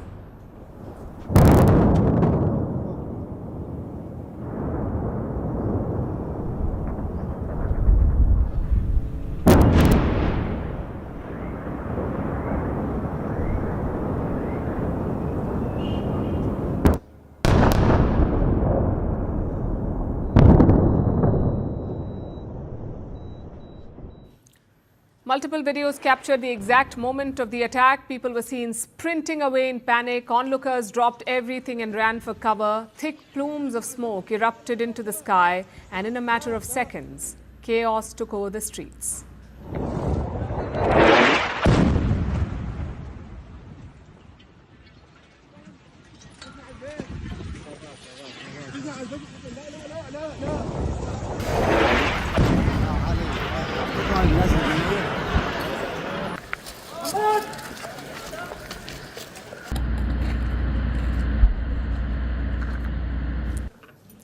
Video number 3 is from Iran. It is a disturbing video, so we advise viewer discretion. These are images from a city called Minab in the south of the country. A US-Israeli strike hit a school in the city. It killed 160 schoolgirls. Now, the US and Israel insist that they were not behind the strike, but Iran has been slamming them.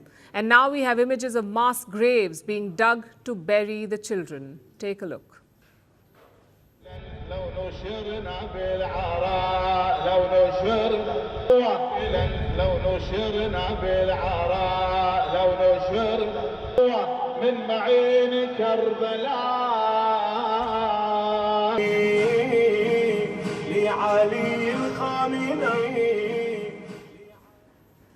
Multiple funerals were held in Minab. Thousands also gathered to mourn these schoolgirls.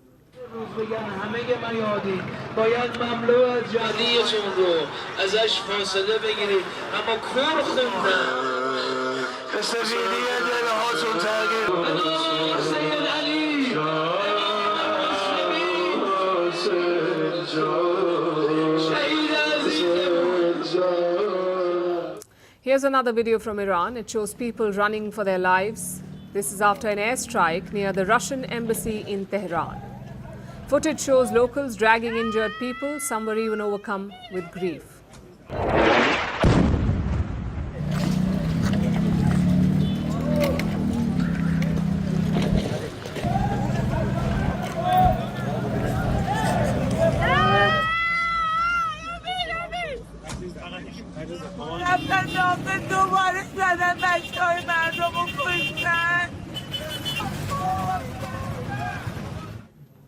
It's not just Iran. Israel, too, is coming under fire. Yesterday, Israeli Prime Minister Benjamin Netanyahu visited West Jerusalem. He toured a site that was struck by Iranian missiles.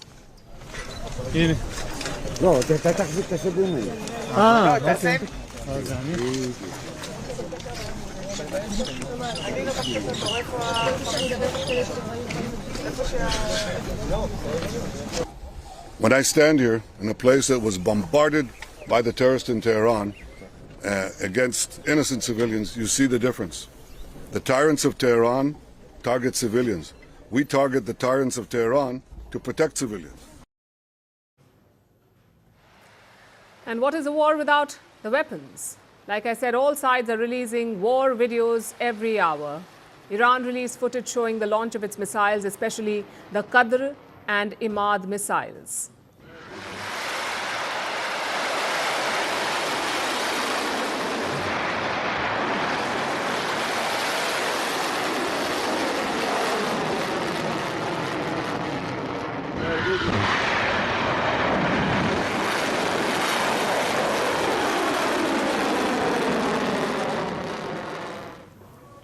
Meanwhile, America's Central Command showed off U.S. firepower, including the B-2 bomber.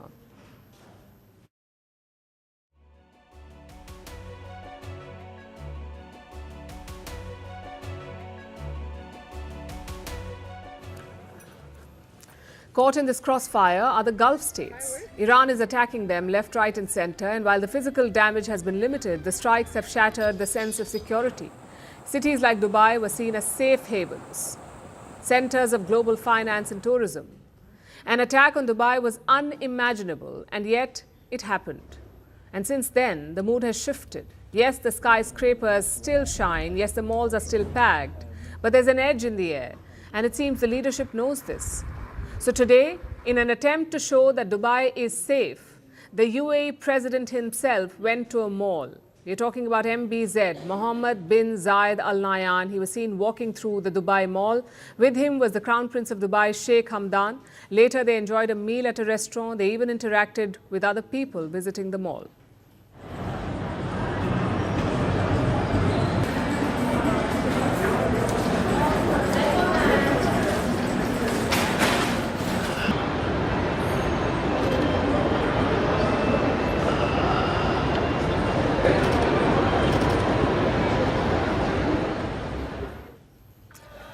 If Dubai is out shopping amid falling missiles, Israel is one step ahead. It is partying. They have a Jewish holiday called Purim, but the government has banned public gatherings, so Israelis have moved the party underground. They're celebrating in garages and bomb shelters.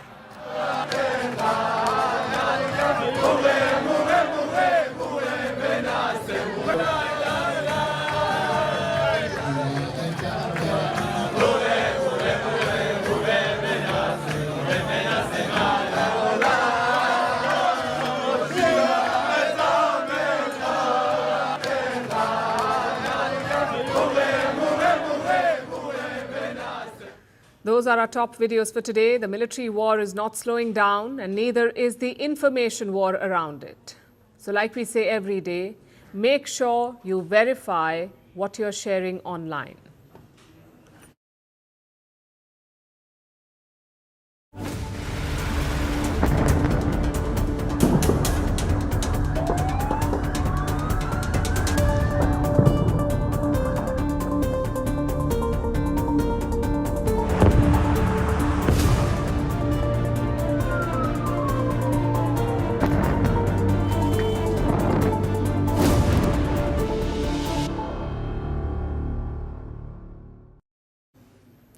Iran's strategy is clear.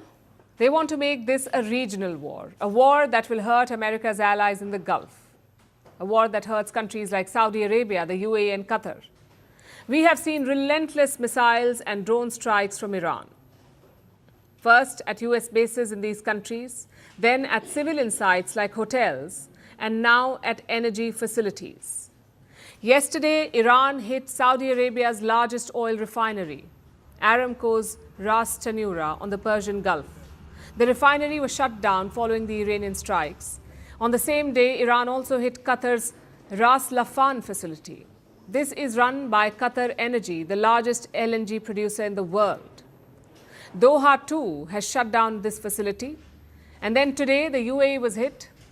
Their oil facility in Fujairah was struck by drone debris. Also today, the Iranians have shut the Strait of Hormuz. This waterway carries 20% of global oil trade. It's a key export route for the Gulf states, and Iran has shut it. Of course, Iran is doing this on purpose. They know that that energy is the lifeline of the Gulf economy. If you cut that off, you can choke them, you can make them desperate. You can make the Gulf states desperate. The question is, what happens after that? Well, there are three possibilities. One, the Gulf states continue holding a defensive posture.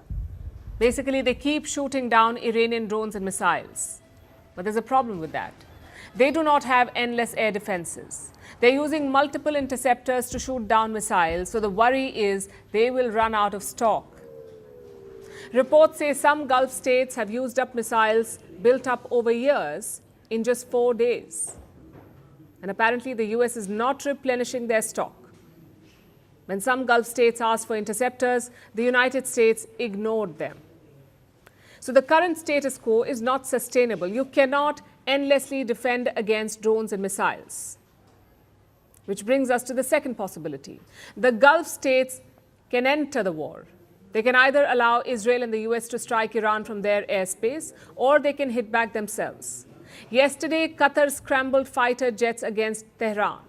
They shot down 2 Iranian warplanes. In Saudi Arabia too, patience is wearing thin. The Saudi kingdom has placed their military on a state of high alert. The question is, will they take the plunge? Will they join the war? Let's look at their firepower first. Saudi Arabia has around 280 fighter aircraft. This includes the F-15 and the Eurofighter Typhoon. The UAE has around 100 fighters. This includes the F-16s and the French Mirage 2000s. Qatar has also has more than 100 aircraft. This includes the Rafale, the Eurofighter, and the Mirage. Now, politically, it makes more sense for the Gulf states to join the fighting, to attack Iran themselves. Because if they open the airspace to Israel, the locals may not like it. The Arab population, as you know, is overwhelmingly anti-Israel. Having said that, an attack carries its own risks. For starters, you could be crowding the airspace. We saw what happened in Kuwait. 3 American jets were shot down by Kuwait's own air defenses. So that's a real risk.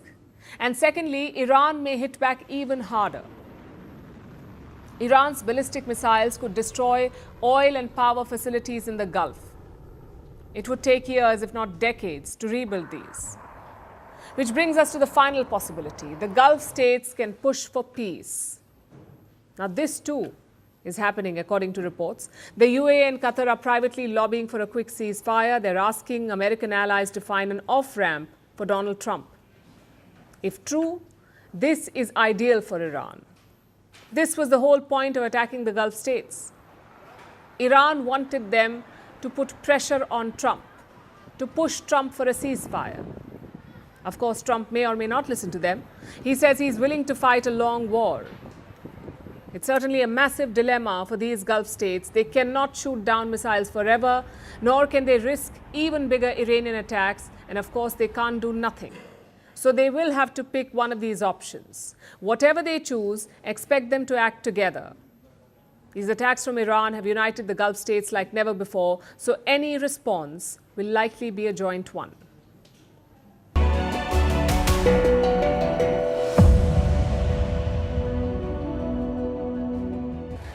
IDF spokesperson Ben Cohen, who joins us from the front lines, really. Thank you, Ben, for speaking with us. What's the situation right now in Israel? What are we expecting by the way of timelines? Is this war going according to plan? So I just returned from the bomb shelter from a siren that was just in the area.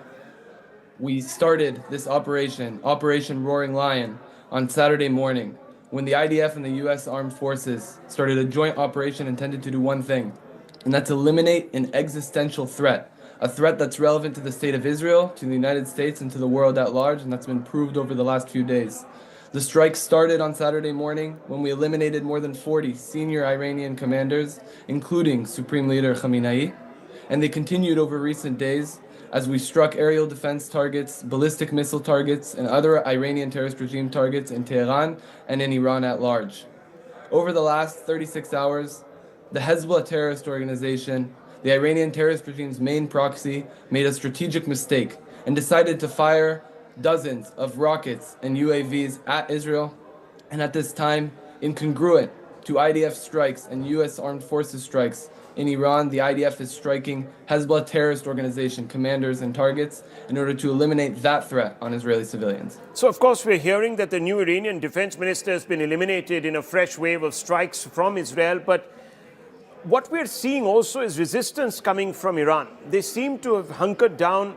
They're sending these drones. Many people are saying that this is a strategy where they are trying to exhaust your munitions, the Iron Dome, patience of the Gulf allies. Is this what Iran's game plan is, or are they actually not being able to react using some of their hypersonic weapons and other bigger weapons because of compulsion? What's exactly happening? From your perspective, how do you read this? So I can tell you that after 2.5 years of war, and after the 7th of October, the IDF has learned that we never underestimate our enemies. We understand the threat that the Iranian terrorist regime poses. And as far as it goes to their strategy, I can tell you one thing for certain, and that's that they have a strategy to target and hurt civilians specifically. This isn't just a message, it's concrete intelligence we have at hand. They're sending those ballistic missiles on their drones to civilian areas, not just in Israel, but in the entire Middle East. Okay, well, what we're also hearing is that the longer this war continues, and I'm going to ask you a little bit about timelines, but the longer this war is continuing, costs are also escalating, as we know. Right now, I'm hearing that oil is up by about 8 to 10%, silver is up by 11%, the Strait of Hormuz is completely blocked. The new Iranian defense minister, of course, has been eliminated, and I just discussed that with you, and you're doing a fantastic... Having an effect, can bombs substitute for...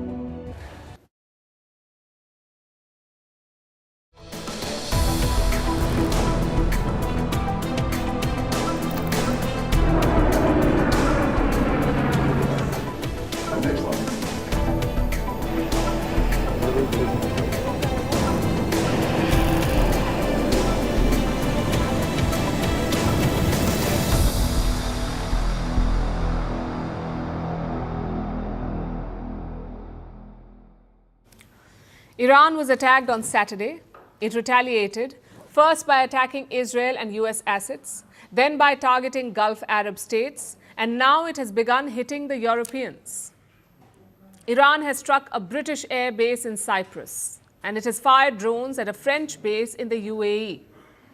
Plus, air defense systems have been activated at multiple European facilities in the region.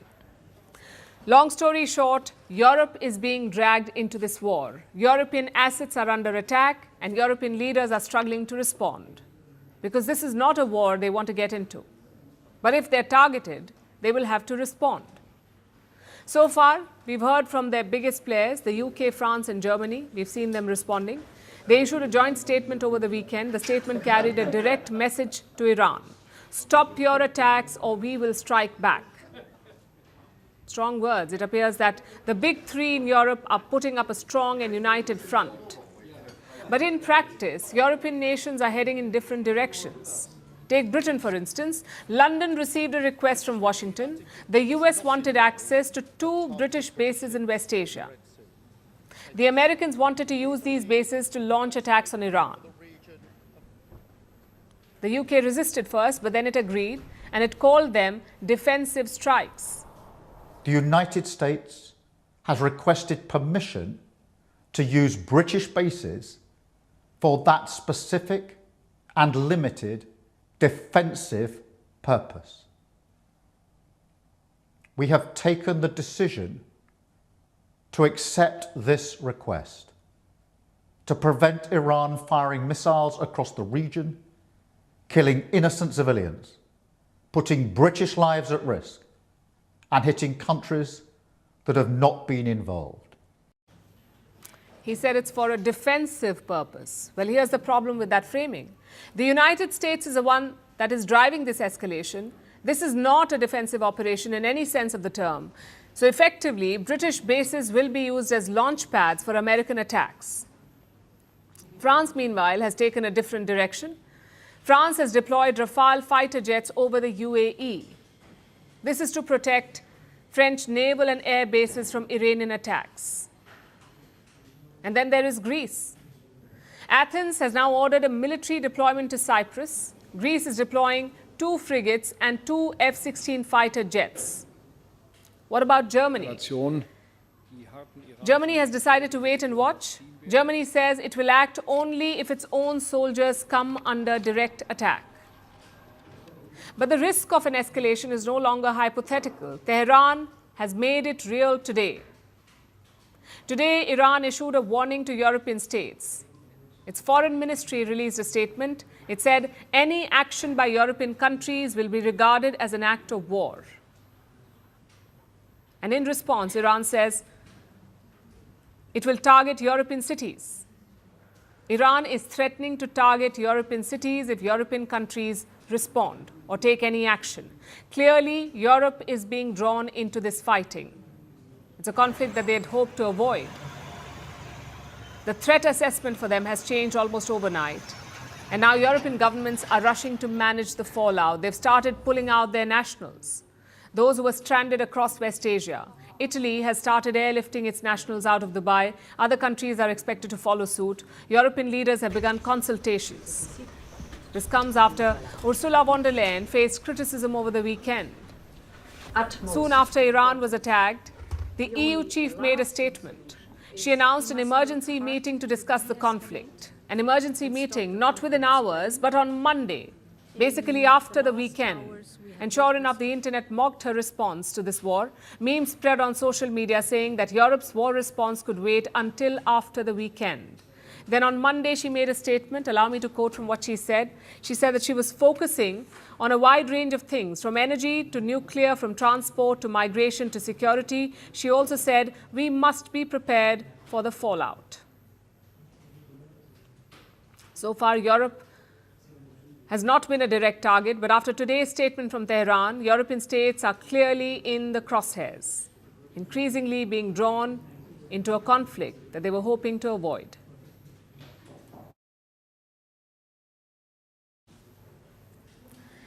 It was a quiet Saturday morning in Tehran. Iran's supreme leader walked into what was supposed to be another meeting. And minutes later, he was dead. Ayatollah Khamenei was killed in a joint strike by the US and Israel. But you already know this. Our story tonight is not the strike. Our story is the run-up to the strike and how it came about. It begins with surveillance that went on for years. This is according to a new report by the Financial Times. It talks about surveillance so thorough that Israel knew Iran like the back of their hand. We're not talking about a spying operation limited to a few officials. We are talking about hacking a city's entire traffic network. You heard that right. Apparently, Israel hacked into Tehran's traffic network, and that meant access to cameras. You see, Iran has built a very extensive internal surveillance system. It had installed cameras to spy on its own people, to monitor protesters and dissenters. Unfortunately for them, the same cameras were used by the enemy to spy on the regime. One camera placed at just the right angle reportedly showed something small, but something very, very critical. It showed the place where Ayatollah Khamenei's security detail parked their cars. So Israel started analyzing this footage. They started analyzing the patterns. When do the guards arrive? Where do they park their cars? Who drives which official? Who protects whom? Who swaps shifts? Israel gathered all these details by hacking Tehran's traffic cameras. And it proved to be a game changer. Because you don't kill a leader by watching him. Leaders are hard to track anyway. You kill a leader by watching the people around him. And that's what Israel did. Over time, the Israeli intelligence built data files. They call these pattern of life files. That's what they built. They gathered home addresses, commuting routes, and duty hours of these guards. It's like building a Google Maps timeline, but for a regime's inner circle. And Israel did this for years. Leading the project was Unit 8200. This is Israel's elite signals intelligence unit. The report says Unit 8200 fed mountains of data into AI-driven systems. I'm talking about billions of data points, phone signals, camera feeds, movement patterns, relationship maps. They use something called network analysis. What does that mean? It's basically mapping who talks to whom and who influences whom. You try to make sense of a network. And with this, they built a whole picture of Ayatollah Khamenei's daily life.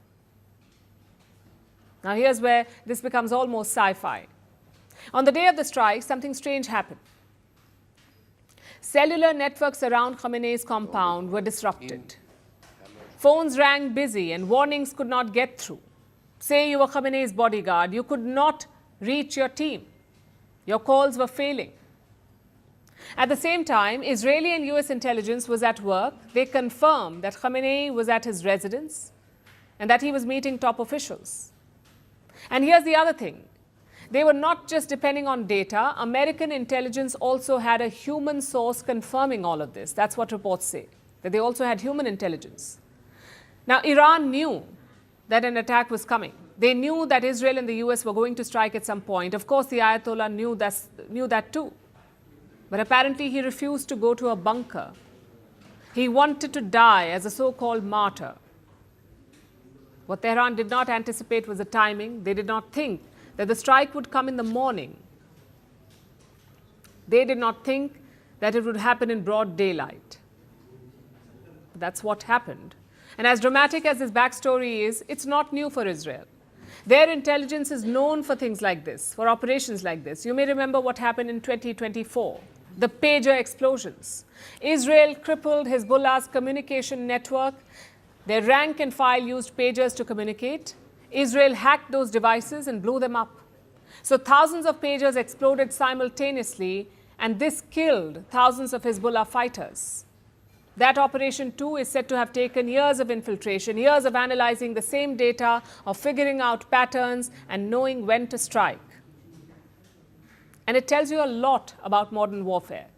Wars today are not fought with just missiles and jets. They're fought with data, with years of invisible surveillance and algorithms. And it's something that Israel has mastered, the long game in a world of fast-moving conflicts.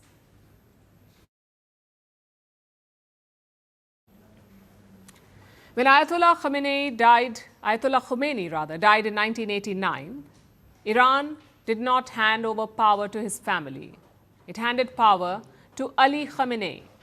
He was a cleric, a loyalist, and a safe pick for the regime. For 35 years, Ali Khamenei held the line. Now he's gone. A new name is doing the rounds as his possible replacement, and that's Hassan Khomeini. He is the grandson of Ayatollah Khomeini, the founder of the Islamic Republic.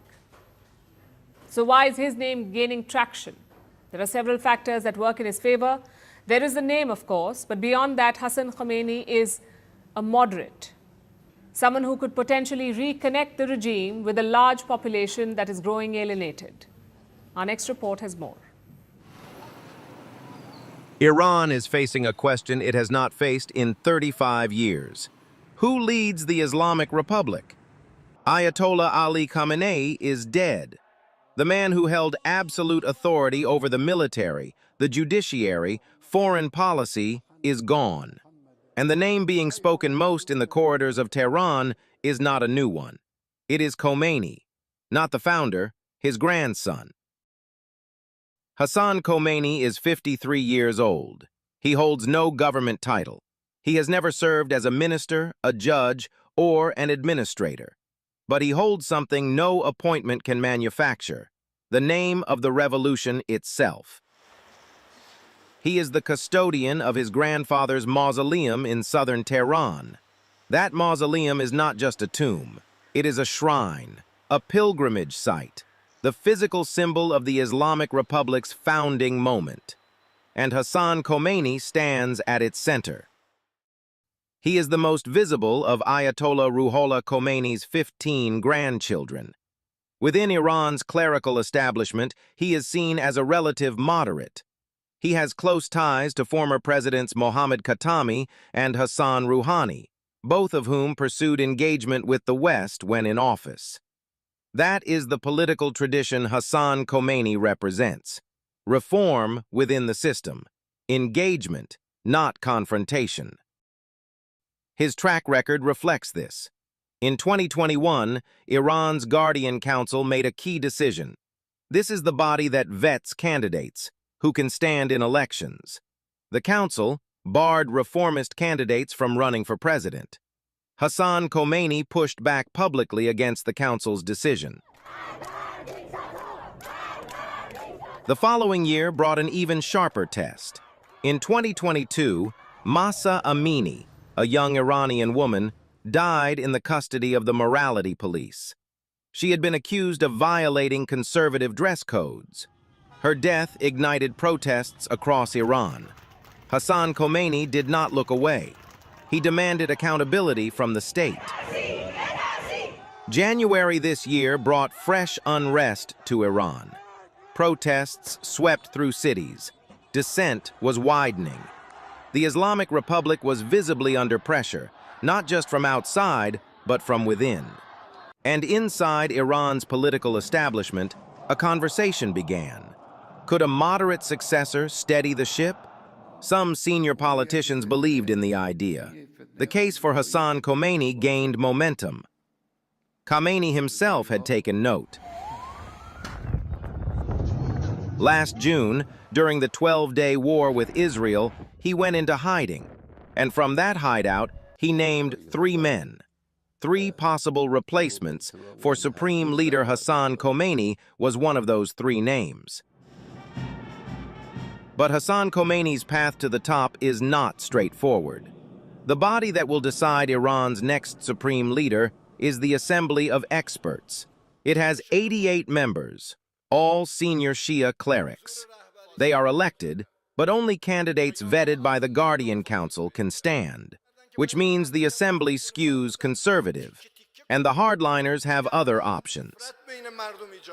Khomeini's shortlist included 2 other names. The first, Ali Asghar Hejazi, Khomeini's chief of staff. He may no longer be a factor. The Israeli military says he was killed in the strikes on Tehran. The second, Gholam Hossein Mohseni Ejeye, head of Iran's judiciary. Again, he is a hardliner. There is a 4th name circulating too, Mojtaba Khomeini, the supreme leader's own son. He is powerful. He has operated in the shadows for years. Certain factions want him. But Khomeini himself made his position clear. He did not want the post of supreme leader to become hereditary. So the choice narrows.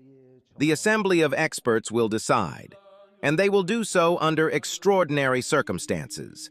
A country at war, cities under attack, and a younger population that is watching closely.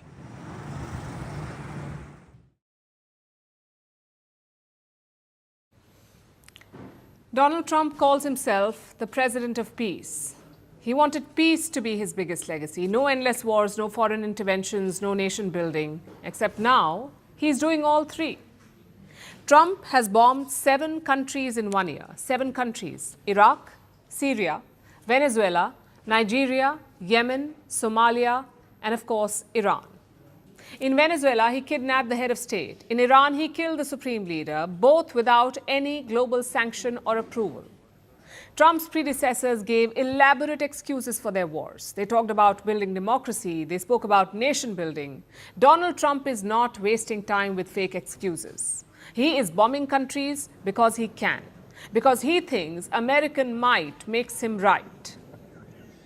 Of course, we don't expect anything less from a US president. The only difference is that this one promised to be different. He built his career around opposing foreign wars. Unlike other candidates for the presidency, War and aggression will not be my first instinct. You cannot have a foreign policy without diplomacy. A superpower understands that caution and restraint are really, truly signs of strength. But actually, my personality is what kept us out of war. I was the only president in nearly 4 decades who did not get America into any new conflicts. Instead, I brought our troops and our wonderful children back home. I brought them back home where they belong. Proudest legacy will be that of a peacemaker and unifier. That's what I want to be, a peacemaker and a unifier. I guess Trump lied. Shocking, isn't it? This is a man who openly coveted the Nobel Peace Prize. He shamelessly took the Nobel medal from last year's winner, Venezuela's Maria Corina Machado. And weeks later, he went ahead and bombed Iran.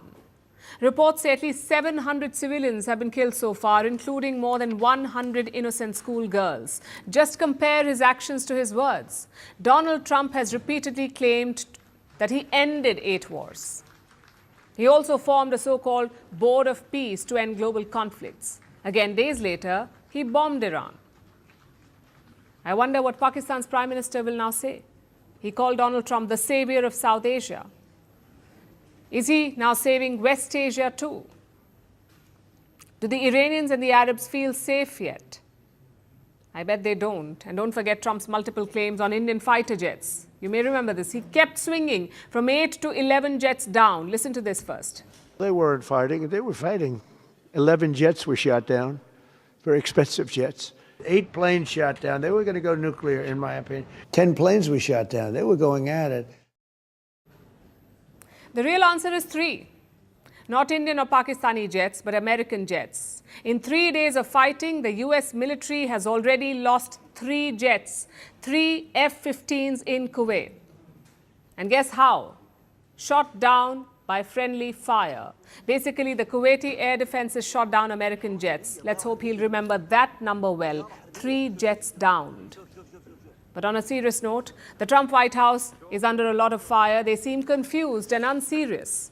Consider what happened yesterday. Trump attended a medal ceremony for soldiers. He also paid tributes to the troops killed in the ongoing war. And then out of nowhere, he made this detour. We have a lot of great service members here with us, too, in this beautiful building. Isn't it beautiful? We're adding on to the building a little bit. We're improving the building. See that nice drape? When that comes down, right now you see a very, very deep hole. But in about a year and a half from now, you're going to see a very, very beautiful building. And there's your entrance to it right there. In fact, it looks so nice, I think I'll save money on the doors because it can't get more beautiful than that. I picked those drapes in my first term.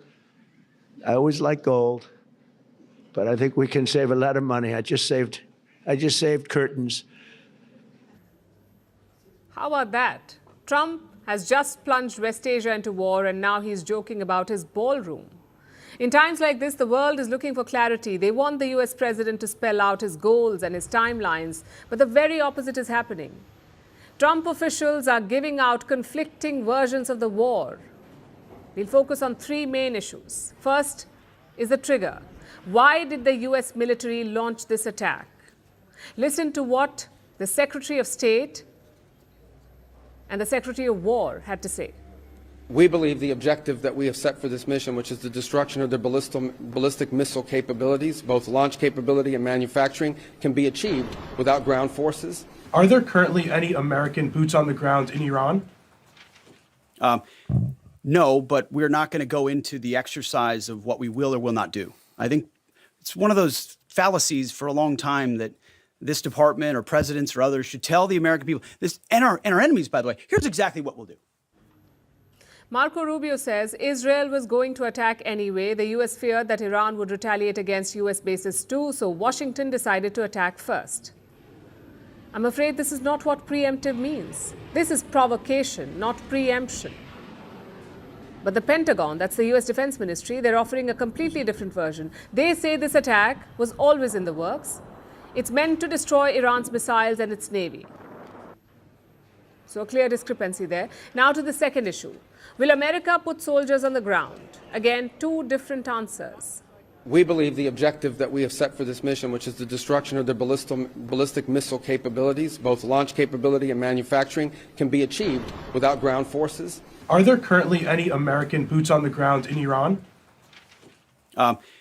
No, but we're not going to go into the exercise of what we will or will not do. I think it's one of those fallacies for a long time that this department or presidents or others should tell the American people this, and our enemies, by the way, here's exactly what we'll do. Now the third issue. How long will this campaign last? The Pentagon chief says this will not be an endless war, but Donald Trump says it'll last for as long as it takes. This is not Iraq. This is not endless. I was there for both. Our generation knows better, and so does this president. He called the last 20 years of nation-building wars dumb, and he's right. We're already substantially ahead of our time projections, but whatever the time is, it's okay. Whatever it takes, we will always, and we have right from the beginning, we projected 4 to 5 weeks, but we have capability to go far longer than that. At first, Trump said the war could last 4 to 5 weeks. Now he says as long as it takes. So which one is it? Trump officials also appear confused about their end goal. The president himself had openly called for regime change in Iran, but his Secretary of War says this is not a regime change war. I call upon all Iranian patriots who yearn for freedom to seize this moment, to be brave, be bold, be heroic, and take back your country. America is with you. I made a promise to you, and I fulfilled that promise. The rest will be up to you, but we'll be there to help. This is not a so-called regime change war, but the regime sure did change, and the world is better off for it. No stupid rules of engagement, no nation-building quagmire, no democracy-building exercise, no politically correct wars. We fight to win, and we don't waste time or lives. Again, which one is it? Trump is treating this war like a school project, something that he can make up along the way. But the fact is, he's playing with the lives of millions of people. War is not a real estate deal or a TV show. It's as real as it gets.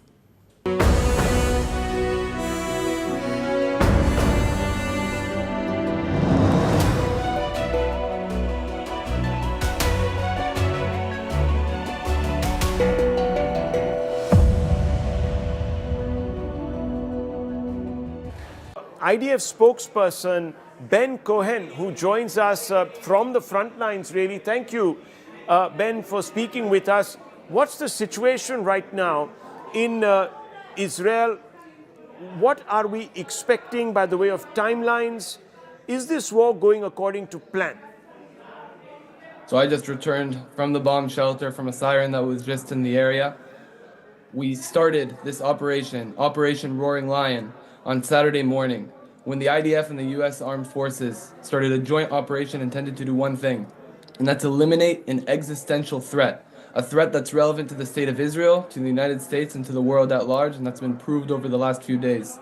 The strike started on Saturday morning when we eliminated more than 40 senior Iranian commanders, including Supreme Leader Khamenei, and they continued over recent days as we struck aerial defense targets, ballistic missile targets, and other Iranian terrorist regime targets in Tehran and in Iran at large. Over the last 36 hours, the Hezbollah terrorist organization, the Iranian terrorist regime's main proxy, made a strategic mistake and decided to fire dozens of rockets and UAVs at Israel, and at this time, incongruent to IDF strikes and U.S. Armed Forces strikes, in Iran, the IDF is striking Hezbollah terrorist organization commanders and targets in order to eliminate that threat on Israeli civilians. So, of course, we're hearing that the new Iranian defense minister has been eliminated in a fresh wave of strikes from Israel. But what we're seeing also is resistance coming from Iran. They seem to have hunkered down. They're sending these drones. Many people are saying that this is a strategy where they are trying to exhaust your munitions, the Iron Dome, patience of the Gulf allies. Is this what Iran's game plan is, or are they actually not being able to react using some of their hypersonic weapons and other bigger weapons because of compulsion? What's exactly happening? From your perspective, how do you read this? So I can tell you that after 2.5 years of war, and after the 7th of October, the IDF has learned that we never underestimate our enemies. We understand the threat that the Iranian terrorist regime poses. And as far as it goes to their strategy, I can tell you one thing for certain, and that's that they have a strategy to target and hurt civilians specifically. This isn't just a message, it's concrete intelligence we have at hand. They're sending those ballistic missiles on their drones to civilian areas, not just in Israel, but in the entire Middle East. Okay, well, what we're also hearing is that the longer this war continues, and I'm going to ask you a little bit about timelines, but the longer this war is continuing, costs are also escalating, as we know. Right now, I'm hearing that oil is up by about 8 to 10%. Silver is up by 11%. The Strait of Hormuz is completely blocked. The new Iranian defense minister, of course, has been eliminated, and I just discussed that with you, and you're doing a fantastic job of trying to eliminate the top leadership. But is that really having an effect? Can bombs substitute for a ground invasion and affect regime change? So one is that question, and the longer we obviously stay in this war, there are these knock-on effects. So how do you react to that? So we operate in accordance to clear military objectives. And that military objective is to eliminate that existential threat, those ballistic missiles, the launchers, the infrastructure, to eliminate the ability of the Iranian terrorist regime to operate their proxies on our borders, as we see with Hezbollah, and to eliminate the ability of the Iranian terrorist regime to pose a military threat upon Israel and the Middle East.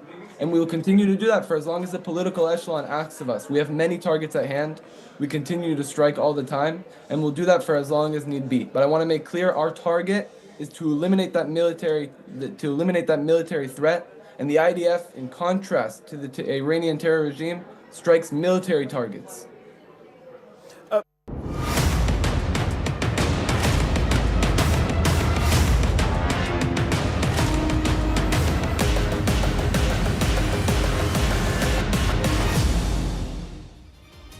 The battle lines are getting deeper in the Middle East. Hello and welcome. I'm Ayushman Singh Jamwal, and you are watching CNN News 18's rolling coverage of the conflict in the Middle East. As West Asia enters its 4th day of conflict, we bring you the latest updates. Iran is expanding the ambit of the conflict, going guerrilla against America's traditional Gulf Arab allies in the hope that these countries will put pressure on Donald Trump to quickly end the war. America, as a result, is now constantly shifting the goalpost. We get you the big updates. Donald Trump now makes it extremely clear regime change is the aim of the entire conflict, also hitting out at Spain as well as the United Kingdom when it comes to supporting the American efforts in the Middle East. Moreover, Iran moves to escalate the cost of the conflict, targets oil production sites in Saudi Arabia, Oman, the UAE and Qatar. Global oil prices shoot by a whopping 8%, sending shockwaves across the energy markets across the globe. Iran now issues a dire warning to the United States, and Israel says that the process that has begun will soon engulf Europe. This also comes as Donald Trump has criticized his European allies for not fully supporting his war efforts in the Middle East. And as Iran launches missile strikes across the Arab world, Israel blasts mobile missile units in Iran to cripple Iran's drone swarm strikes that have crippled the energy markets across the globe by hitting those oil sites in the Arab world. Moreover, Israeli strikes hit the assembly of experts in Qom in Iran, the body that chooses the supreme leader of the country. Meanwhile, NATO chief Mark Rutte says that there is broad backing among European allies for President Donald Trump's military campaign, even as Donald Trump is giving a different sentiment to his European allies. So is this conflict in the Middle East going to turn into another diplomatic row between the European allies as well as the United States? Has Trump now soured the NATO allies when it comes to the conflict in the Middle East? We'll have to wait and see how that plays out, even though Donald Trump is adamant that regime change will be the mission of the United States and Israel. And back home, India expresses grave concerns over the West Asia war, says 1 crore Indians work in the Gulf and security and stability of the region impacts in the Indian economy. Oil Ministry says it will source petroleum products through non-Strait of Hormuz routes. So new routes being analyzed by the Indian administration to ensure that the energy security remains intact and oil prices don't shoot up back home. But getting a big piece of breaking news that's coming in, where US President Donald Trump held a press briefing just a short while back and made it extremely clear that America's aim in the Middle East is regime change. In Iran, talking about the Ayatollah regime. Now, that is the pitch that's coming in from the US President, saying that while his subordinates are moving the goalpost time and time again, Donald Trump has said in just a short while back in a press briefing that his aim is regime change in the nation of Iran. He reiterated that the United States has unlimited middle and upper ammunition to destroy the terrorist regime, also making it extremely clear that Iran will have to cow down to US military pressure, claiming that Iran has no option but to negotiate. Even when it comes to negotiation, Donald Trump has said that it's too late for them to negotiate and the Iranian regime has to fall. There has to be a new set of leaders to take over the country and to protect the democratic principles when it comes to the movement calling for an end to dictatorship in Iran. That is what Donald Trump has said. He also said that if the United States did not intervene, Iran would have been armed with a nuclear weapon. Listen in to what the US President had to say as he justifies the cause for war, in effect trying to rein in the NATO allies to continue the efforts in the Middle East. You see, we were having negotiations with these lunatics, and it was my opinion that they were going to attack first. They were going to attack. If we didn't do it, they were going to attack first. I felt strongly about that. And we have great negotiators, great people, people that do this very successfully and have done it all their lives very successful. And based on the way the negotiation was going, I think they were going to attack first. And I didn't want that to happen. So if anything, I might have forced Israel's hand. But Israel was ready and we were ready, and we've had a very, very powerful impact. Spain has been terrible. In fact, I told Scott to cut off all dealings with Spain. Spain, first of all, it started when every European nation, at my request, paid 5%, which they should be doing. And everybody was enthusiastic about it, Germany, everybody. And Spain didn't do it. And now Spain actually said that we can't use their bases, and that's all right. We could use their base if we want. We could just fly in and use it. Nobody's going to tell us not to use it, but we don't have to. But they were unfriendly, and so I told him we don't want to. Spain has absolutely nothing that we need other than great people. They have great people, and I'm not. By the way, I'm not happy with the UK either. That island that you read about, the lease, okay, he made it for whatever reason, he made a lease of the island. Somebody came and took it away from him. And it's taken 3-4 days for us to work out where we can land there. It would have been much more convenient landing there as opposed to flying many extra hours. So we are very surprised. We're hitting them very hard. And the big scale hitting goes now. They no longer have air protection. They no longer have any detection facilities at all left, and so they're gonna be in for a lot of hurt. These are bad people. These are people that killed. I guess it's 35,000. It's coming out 35,000 over the last 3 weeks. Protesters, 35,000 violently killed. So these are bad people, and the leader of the pack is gone. And as you know, 49 people were taken out in the first hit. And I guess there was another hit today on the new leadership. And it looks like that was pretty substantial also. And let's get to our guests as the developments come in thick and fast from the Middle East. I'm joined by Lieutenant Colonel Doron Avital, former commander of the Special Forces of the IDF. Thank you, sir, for joining us on the broadcast, as well as Ashok Sajjanar, former diplomat. Also joining us is Yasmin Madar, Iranian scholar as well as political activist. Thank you so much for joining us, ladies and gentlemen. Lieutenant Colonel Avital, I'll come to you first. The fourth day of Operation Roaring Lion, Netanyahu very confident about the action that has been taken against the Iranian regime. Donald Trump also full support behind the Israeli government. But given the fact that the energy corridor in the Arab world is now under constant pressure and threat, given the fact that even oil prices have shot up, has there been some level of miscalculation from the Americans as well as the Israelis? It's yet to be seen, looking forward, what will be the consequences. In terms of tactical achievements and the objective that were set, the objective was set very fast, very quickly in the first few days. Elimination of the leadership, the whole infrastructure of air defense systems. So basically, Iran is completely open, eliminating the Navy, the Iranian Navy. But still, of course, we have to look at the long run.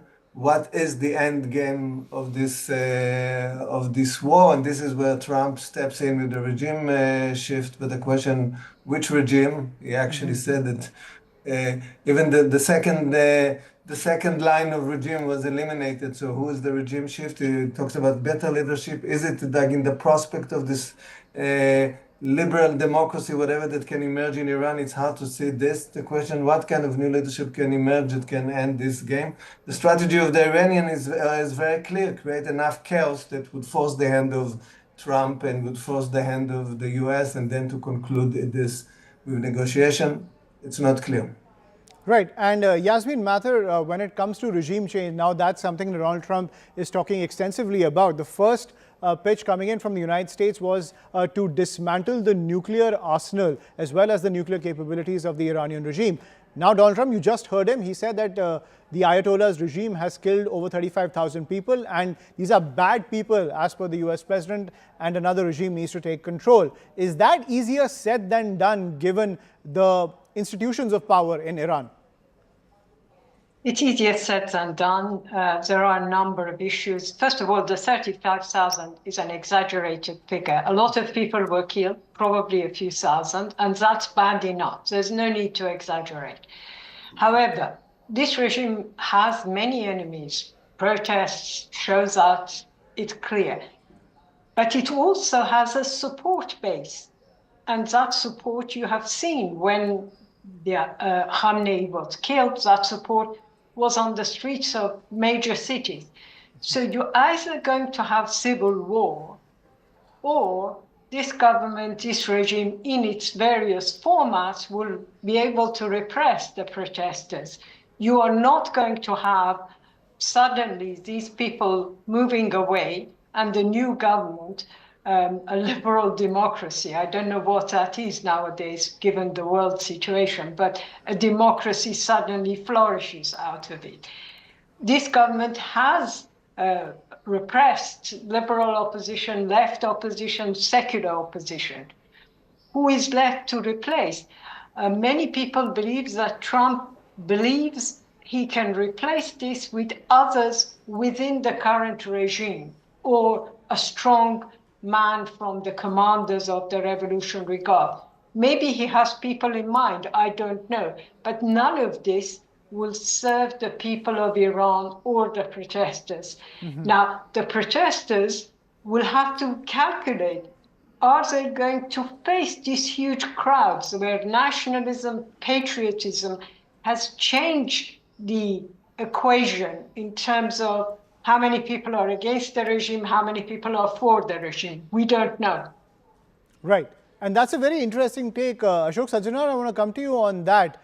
Could we see the resurgence of a new wave of Iranian nationalism? Of course, there's a lot of anger against the Ayatollah's regime. But given the fact that this is all-out war against Iran, so many people are dying in these strikes, and at the same time, this notion of regime change, as Yasmin is also pointing out, is easier said than done.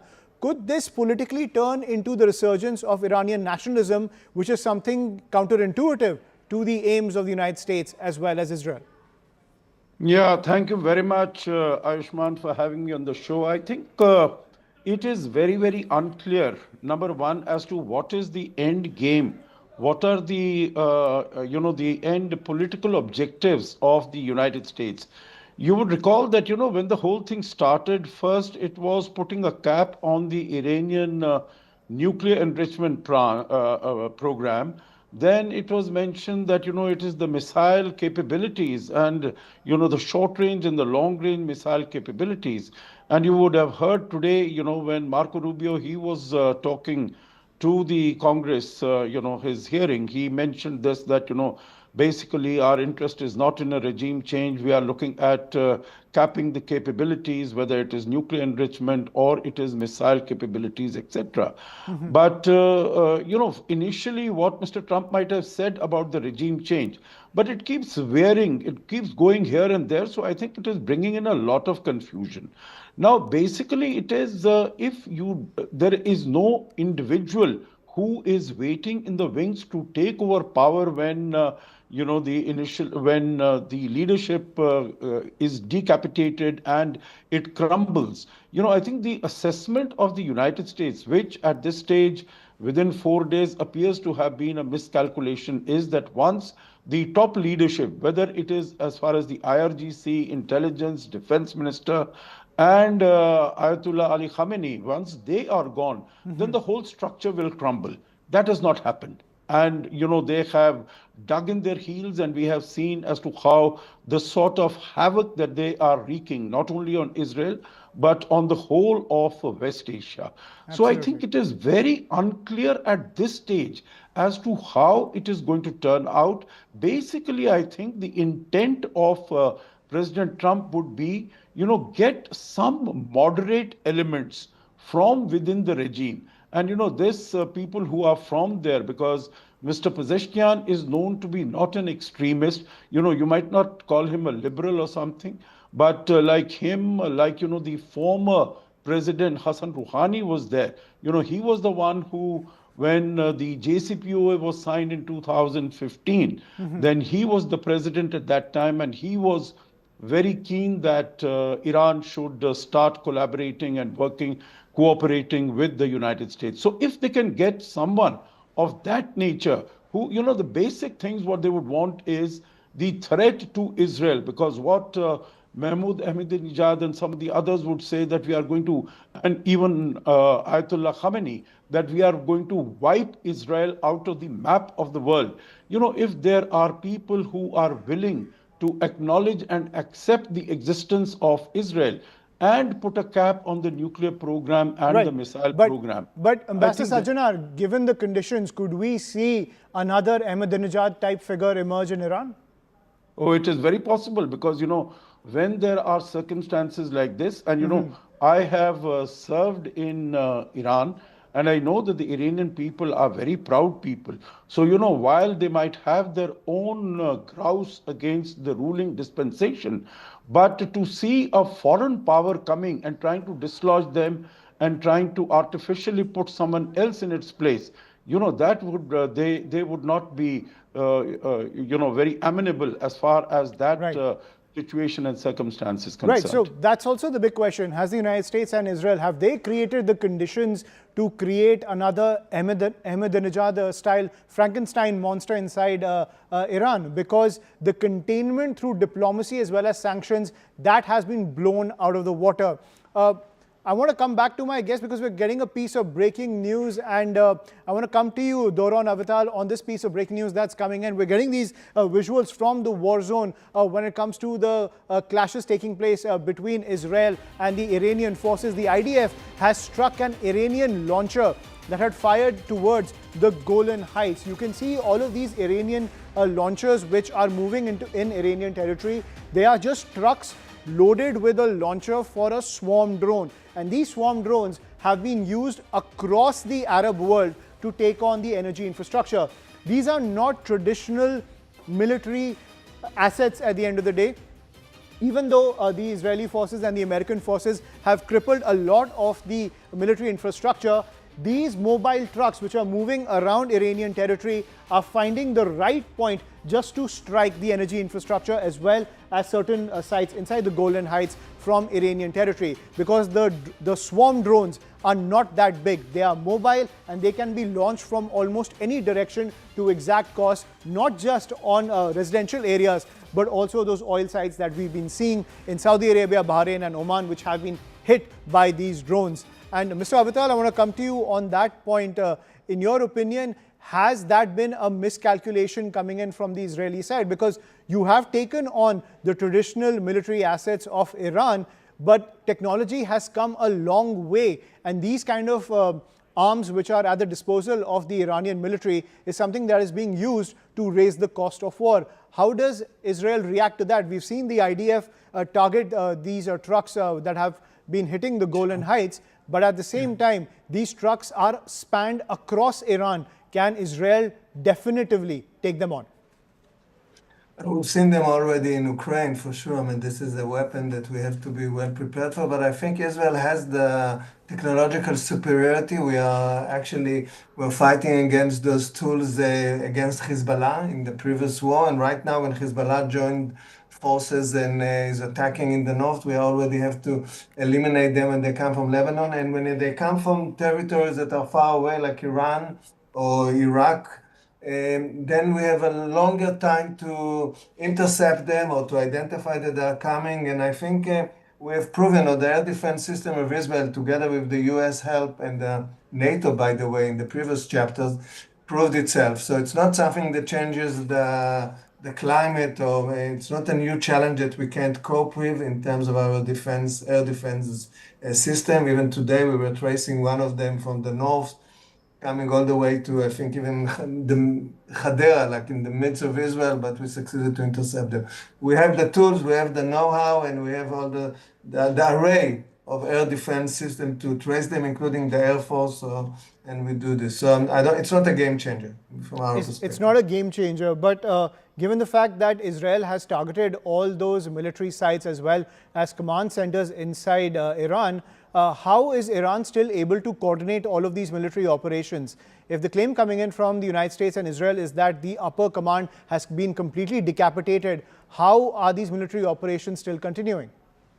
It's interesting. I would think they decentralized from the beginning. I think they were expecting, in this respect, they were prepared, because there was the previous chapter in which we attacked Iran, and I think though they turned out to be a lot of deficiency in terms of the defense system, in terms of the coordination. They must have decentralized it down the line so people can make autonomous decision in the different layers of the system. This is for sure, because we really hit hard their command and control in the higher level. So we are still tracing them and hitting them on the ground. And we have shown, in terms of technological superiority, it should be very clear, and I say to the Iranian, in many respects, they were very celebrative about their technological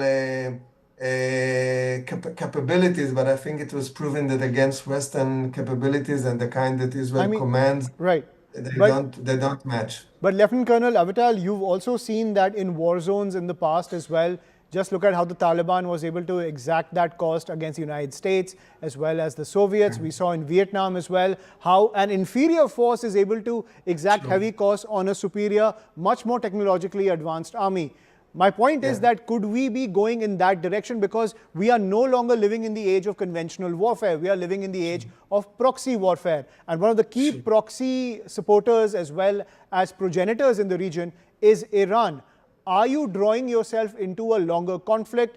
I completely agree that Israel is ready. Israel has been war ready since 1948. But will the United States have the stomach to continue it? Sure. I mean, things have changed since the inception since the 7th of October, and we succeeded in many respects to weaken Hezbollah, and of course, Syria right now is not under Iranian control. So we succeeded in many respects, to have the Iranian away from our borders. So the geopolitics has changed. What you're right about is when boots on the ground, when forces invade territories like Iran, then the story changes. Then the people that have to defend themselves, they can cause troubles. And I think this is why this is a campaign, and this is an attempt to create something that was not done before, a campaign without boots on the ground, and to to create a regime change. So whether this would work, many experts think this can't work. It's yet to be seen, because once you enter the territory, you have to fight the Iranian army or the Revolutionary Guard. This is a different story, and this can turn messy. Even in Lebanon, we were very careful with Hezbollah. We succeeded to push them and to dismantle their capabilities without really actually entering Lebanon, and we have the old lesson of the 82 war. So we are very careful not to find ourselves in this kind of terrains fighting with this kind of forces on their own grounds. Right. And Yasmin Mathur talking about Iran, and as per all the reports which are coming in and the extension of the conflict that we are seeing, it seems that the Iranian regime has the stomach to bear the brunt of this conflict. At least that's what they've shown initially. What is your analysis? You think the Iranian regime, which pretty much is now operating from its underground nexus, it has the stomach to just bear the brunt of this conflict, take this war through the proxy routes, through the swarm drones, raise the cost of war, but from the shadows or even under the wreckage of Iran? Do they have the stomach to just continue to wait it out till Israel and the United States don't have the stomach to continue? Very difficult to say, because inevitably the price they are paying is very heavy, both in terms of civilian lives, but also losing missiles. They have lost a very large number of missiles. So, and today the nuclear plants were attacked.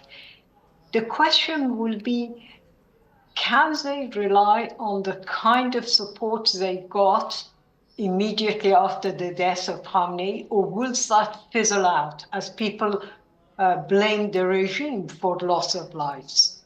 A war has many aspects, so as the war goes on, in some ways, some in Iran will say the fact that they've survived 3 days is a miracle. Imagine you're fighting a superpower and the second largest military in the Middle East. It's not a simple issue. So in some ways, they might think that they are doing very well because they have survived. But it's a very dangerous situation in that this could turn ugly very quickly. And I assume Trump and Israel are hoping that there will be a situation where the people will be against this regime. We are not seeing it now. I have watched videos, I have seen funerals, for example, for the school kids in south of Iran. You don't see a distance between ordinary people and the government. On the contrary, I think the war has consolidated the regime, but you never know how this will develop as the price becomes heavier and heavier. Right, but as Ambassador Sajjanar was pointing out, could a new Ayatollah from the cleric class emerge as a symbol of Iranian nationalism? Yasmin Mathur? Yes, that's possible. And there are many figures who have in the past and even in the last few weeks advocated a softer approach regarding the nuclear issue, regarding missiles. They would want better relations with the West. But remember that within the same regime, there are people who are far more hard lines than Khamenei, who do want Iran to be much closer to China and Russia. Absolutely. And want a military response to all of this.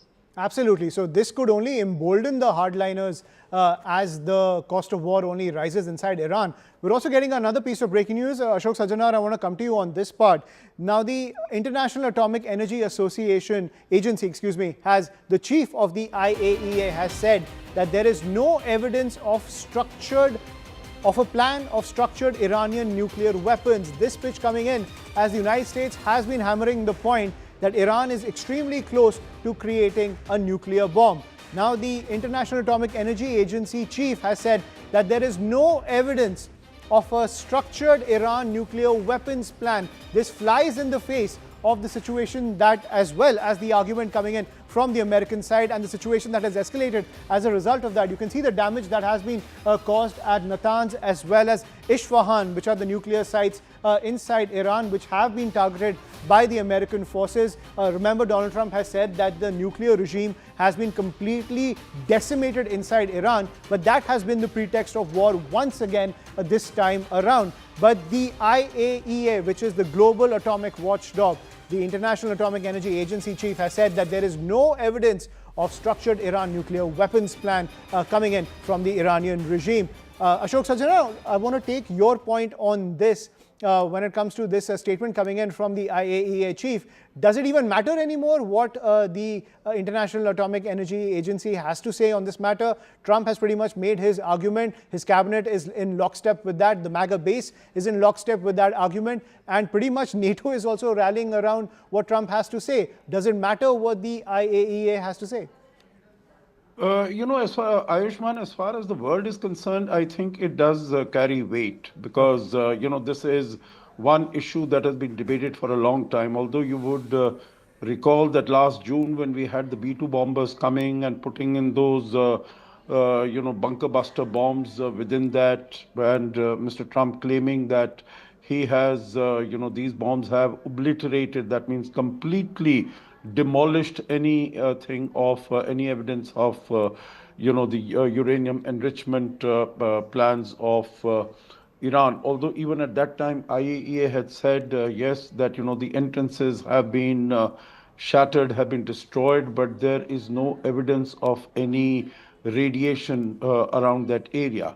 And you would recall that even around that time, the US intelligence had stated that, what the president had been saying, that they had been completely destroyed and demolished, that was not the case. And, there would have been some damage that was caused to the doors, the entrance of this, nuclear enrichment, or where, all the centrifuges were placed and where, it was stored.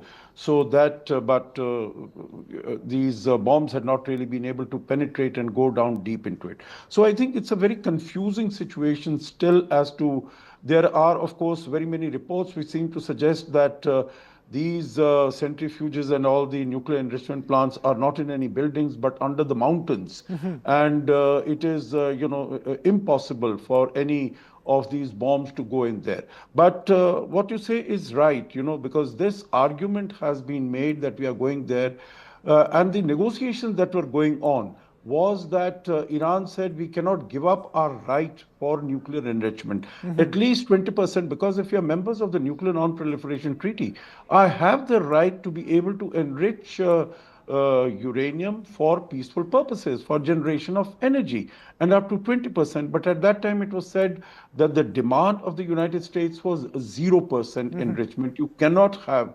But so I think that is going one way or the other, because either you are a part of the NPT, then you should get all the rights under the NPT. That having been said, Ayushman, if you permit, two comments, if I could make that. First is that even after these 3-4 days, we have not seen any protests. What was happening from 28 December till middle of January, all those who were on the streets, who were protesting against the economic hardships that they had been subjected to, the Riyal coming down, depreciation, inflation, unemployment. We don't see any of those. We don't see any of the women protesters on the roads.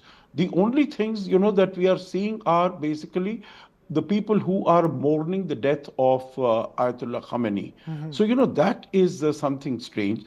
Second is maybe, Iran over these last 2-3 days has had all these many successes in the Gulf area, in West Asia, because no one really expected that Iran is going to come back and start hitting the residential complexes, commercial centers, airports, etc. And they were quite unprepared. So they've had these initial successes, but maybe going forward, as has been mentioned, Israel and the United States will be able to deal with the launchers and the missile arsenal and the stockpiles. Right, but can they deal with the political consequences of the assassination of Ayatollah Khamenei? That's also the big question. Lieutenant Colonel Doron Avital, that question to you. In the assassination of Ayatollah Khamenei, have you created a political martyr that jeopardizes any long-term strategy with Iran? and at the same time talking about what the International Atomic Energy Agency has to say. I've always seen that the IAEA and the Israeli government are at odds with each other when it comes to talking about the nuclear capabilities of Iran. Once again, that discrepancy has come up. But clearly, have you disregarded what the IAEA has to say time and time again? Because Israel has mandated the point that its intelligence has told it time and time again that Iran is very close to a nuclear bomb. Yeah. The question, what does it mean close? I mean, there's the issue of the enrichment, but there's also the issue of the capability to launch an atomic bomb, which always takes, it's longer, even if you have the enriched material, and we have this enriched material that it's not clear where they are. So the question of, I would agree that politicians in both sides are using the facts in order to support their position or their pretext for doing what they do. So the facts would be when the dust will settle, we'll know the facts for sure. In terms of your first question, clearly this is a big step. And I don't think Israel would have taken a step like this, the elimination of leadership of a sovereign state, if it wasn't for the fact that it's under the American umbrella. Because, I mean, when you hit, for example, Nasrallah, the head of Hezbollah, this is the head of a terror organization. I think it's within the rules of the game.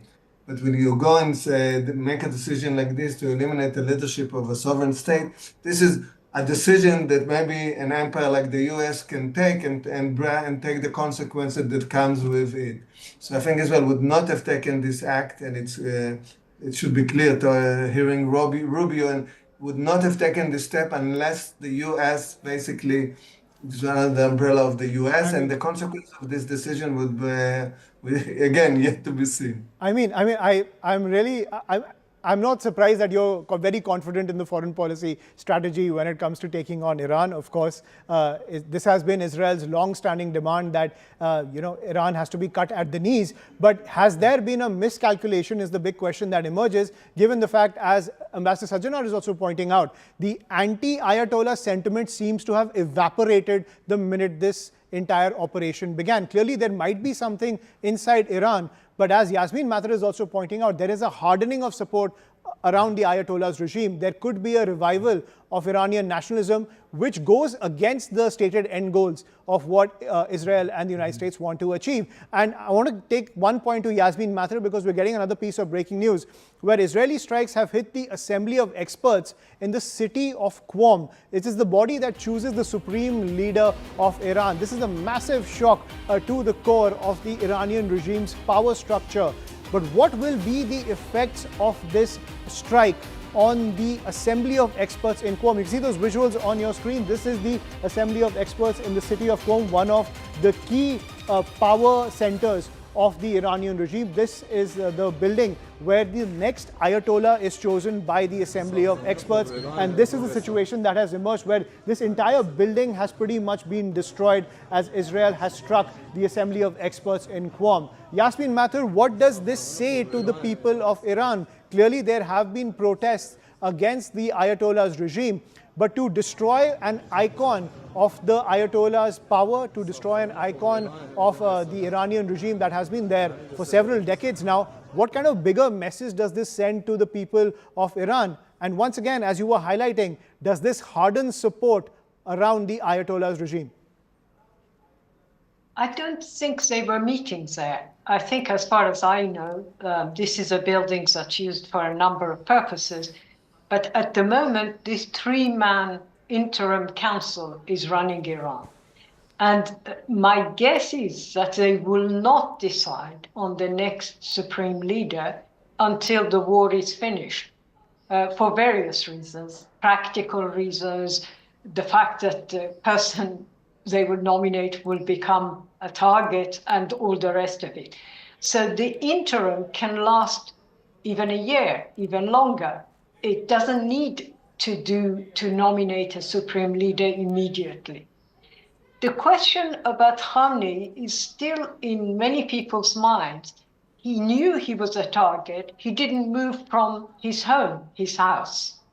It's not a magic Secret Service information that gave him away. He refused to move from his house.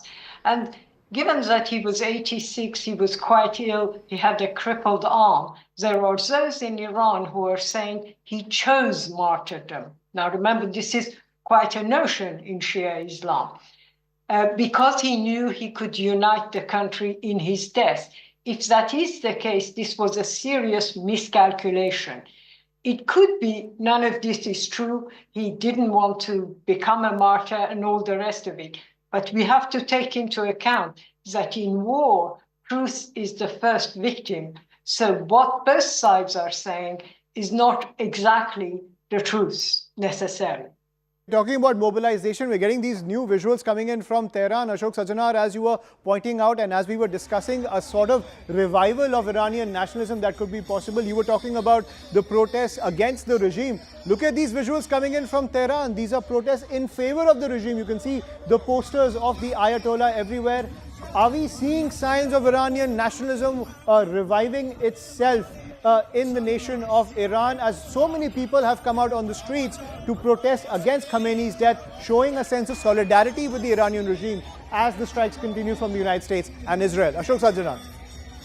No, you're absolutely right. I think this is I think the powers that be in Iran also would be trying their very best to whip up, opposition to the United States and also to Israel. And that's not very difficult. That's easy. The people have been fed on anti-US, anti-Israel sentiments since 1979. I remember I used to be in Iran in the 1980s. And even at that time, it used to be, the chants used to be Marg Bar America, death to America, death to Israel. That is the sort of chants. And these are the sort of chants that I heard this, a few years ago also when I went there. So, nothing has changed as far as portraying these two countries as the inveterate enemies as far as Iran is concerned. So, and after this, so to say, martyrdom of Ali Khamenei, I'm sure it is not very difficult for them. But what is surprising for me is that there is on the first day, 28th night, first morning, there was some body of people who were running around, who were celebrating and all. But they are not visible there at all. And that is, something very surprising. But, if I could just add to what, your other panelist, she said, and that is that Mr. Khamenei might have chosen martyrdom. But, along with him, about 20, 30, 40 senior generals were also killed in the same venue. It is not... So they at least could have been more careful, the head of the IRGC, head of intelligence, defense minister, etc., etc.